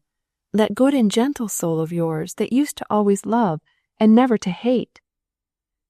"Yes, such I ever was I not? I was indeed a loving fool. You once wrote a tale which I remember reading when a child. In this tale a distracted heart relates how many ways there are of extinguishing life. Amongst other things written there is this, that if honey is allowed to stand till it rots, it turns into the deadliest venom. This is quite true as to the honey with which the heart of a poor credulous woman is full, but it is not true with regard to the honey of the field. I have tried and found that it is not true." "Believe me, neither case is true. In married life there is no such sea of bitterness as cannot be made sweet again by a single drop of love." "Alas, what I suffer exceeds even the power of your imagination. Contempt, degradation is my daily bread. Insult follows upon every step I take. When I speak, my words are misinterpreted. When I am silent, I am chided. When I weep, I am bullied and browbeaten." "Do you think that perhaps your husband suspects your intention of changing your faith?" "So much he knows, that I frequently visit the monastery and often have talks with one of the monks. I solemnly swear that I have talked to him about nothing but religion and holy things. He, however, accuses me of the nastiest things. Then when we sit together at table, he poisons every dish I eat by singing the most derisive songs he can think of about those women who rave about cowls and cassocks. In fact, he is always singing such songs in my presence." "But, my dear friend, you take these things too tragically. These derisive songs have been sung time out of mind. Your husband has not invented them for your special aggravation. Laugh at him to his face, and he'll hold his tongue." "Very well, then. Let what he does to ridicule me be forgiven. But ever since he has begun to suspect my spiritual condition, he leaves no stone unturned to disturb my devotions. If in the afternoon or evening, when the chiming of the cloister bell is wafted over us, I involuntarily join my hands together, he laughs at me. 'Ha ha, they are ringing the bells to call you to prayer, are they?' Now, the Calvinists do not ring for evening prayers, neither do they sound the Angelus, and this is a great grief to me. It is like rolling my bread in the mud and then making me eat it. This continual ridiculing clings to me like tar. It chokes, it nauseates. I feel just as if I were swimming in a sea of glue. He relates to me the most villainous anecdotes about the holy images. Last Saturday it rained the whole morning, and I could not go to town. He saw my impatience, and said to me derisively, 'Never mind, thou female, it will clear up this afternoon, for the Virgin Mary wants to dry her son's little shirt for Sunday.' It was well for him that he left the room that instant, for I was very near driving my knife into his heart." I tried to quiet the excited creature by saying that though this was no very reverent jest, yet it was not an invention of Esaias's. This jest about the breaking out of the sunshine on Saturday afternoon was a common saying among the Hungarian country folk, and, taken seriously, had nothing really impious about it, representing, indeed, that sacred figure whom all of us are bound to reverence as a provident mother from the homely, rustic point of view. "I don't like to hear that name on his lips. Why, I sent away an old servant of mine called Marxa for no other reason than because her master was always calling her Maria, and every such time it was as if a dagger were piercing my heart." I saw that the woman was really suffering. It was a case where a heroic remedy was required. "My dear friend," I said, "I cannot blame your husband. Your religious extravagance, which has been not a little stimulated by the irritability of your nerves and the nostrums which the provincial doctors have made you drink, is a question of to be or not to be for your husband. If you cling to the saints, poor Esaias will feel the earth giving way beneath him. You are bound to one another, remember. If you go and seek heaven in another church, you will only install hell in your own house. Believe me, if your husband discovers your design, he will fly into fury and tear you to pieces. If I were you, I should go to some medicinal watering place and get your nerves braced up a bit." I see. You do not understand what is the matter with me. You think it is a mere feminine ailment, which is, generally, half affectation. Look at that recipe. The most famous doctor in the capital prescribed it for me. I went to him. He diagnosed me. He said that the country doctors had not treated my case properly. They had stuffed me full of quinine, he said, and it was not the medicament that I wanted. So he prescribed me another. Read it." I looked at the prescription and saw that it was arsenic. The doctor prescribed 6 drops for the first day, and a drop more every other day up to 20 drops, then back by single drops to 6 again. Then my fever will return no more. But he cautioned me to keep most strictly to his prescription, as the remedy was a very dangerous one. Is that so? "It is." "I have had it made up in the Josifaros dispensary." And with that she drew out the flask from her pocket and showed it to me. "That will do for me. I will now go with this prescription to all the 10 apothecaries in the town and have it made up by every one of them. 10 times the strength will certainly do for him." Horrified, I seized her hand. "Miserable woman, what wouldst thou do? Surely not commit murder. Wouldst thou poison my husband's body and my soul? Every time I have thought of thee, I have seen thee before me in the idealized form of my pure love of early days. And wilt thou now put horror and aversion in the place of it? Give me that prescription." With terrified, staring eyes and trembling in every nerve, the woman fell down on her knees before me, and when I said to her, "Hitherto thou hast always had a place in my prayers. Dost thou wish me to cast thee forth from my remembrance with curses?" she began to smile. "'Tis the first time in your life that you have thou'd me. Let me then return the compliment. But no, I cannot thou thee. The word thou cannot come out of my mouth. Don't lift me up. Let me kneel before you. I fain would only weep, but no tears will flow. Here is the prescription. Destroy it if you like. I was mad. I knew not what I said. 'Tis true. If life be grievous to me, 'tis I who ought to die." "What you say now is also a sin.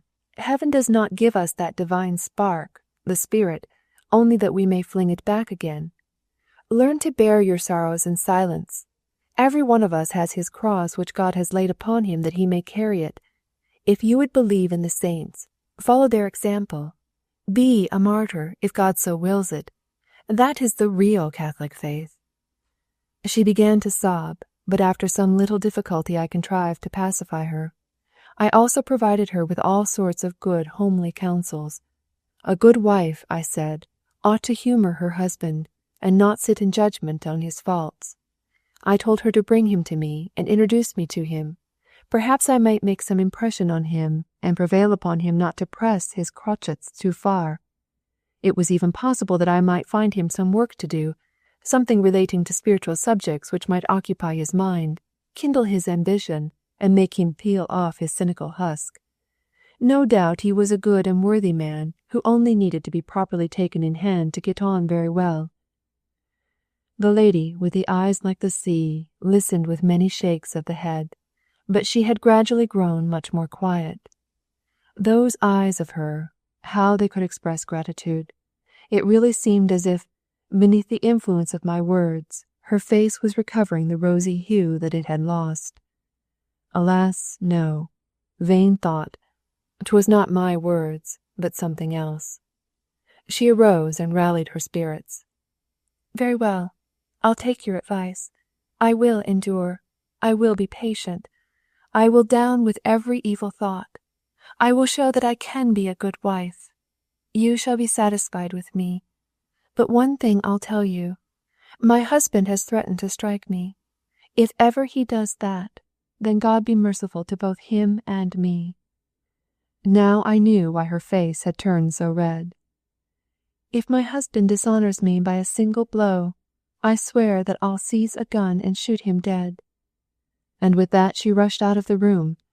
I felt as if I ought to call after her, "Don't go home, wretched woman." It was too late. She was already outside the door. She had vanished like a vision of the night. Chapter 21. Ah, What an ocean of time has passed since this happened. It must be 20 years at least. It makes me giddy when I look back upon it. But how many evil years there were, how many days that I do not love to think about. How many have been torn from my side to whom life was a joy, and on whom the future smiled. And I still remain. Only here and there, now and again, perhaps, do I encounter a grey-headed shape like myself, a relic from that brilliant time, and what a joy it then is to look back upon those old days and say, it is not so good now as it was then. Some years ago I was on a visit of inspection among our large national state prisons. I happened to be at Ska-Moysovar and Ilava, where the aristocracy of crime is collected together, persons condemned to a term of imprisonment exceeding 10 years, all of them criminals once under sentence of death, but reprieved by an act of grace. Here were interesting studies of the night side of human nature. I also visited the Maria Nostra. Here the female criminals resided, and nuns were the warders. This house of correction can only be visited by special permission of the ministry. There the discipline is strict, but the prisoners are very well treated. Last of all we visited the day room, where the prisoners were at work. They all sat in a long room and were sewing. Those who could do the finer sort of work were at little tables of their own. I stopped before one of such tables. A woman was sewing some sort of child's garment. It is the rule that when a visitor stops before a table of one of the felons, she shall immediately rise from her seat and, whether asked or unasked, say what her crime is and how long her term of imprisonment. She arose when I stood before her table. Her hair was as white as autumn gossamers, but her eyes still flashed with their old varying fires. They were still, as of old, the flaming eyes like the sea. In a dull monotone she told me her crime and her sentence. I killed my husband. I am condemned to imprisonment for life. For life, and life so long. Can I not use my interest in your favor? I thank you, but it is well with me here. I wish for nothing more in this world. And with that she returned to her place and went on with her work. Poor little Bessie. Last year I received a letter announcing her death. It was her last wish that I, but nobody else, should be informed of it. End of Eyes Like the Sea by Mór Jókai, translated by R. Nisbet Bain.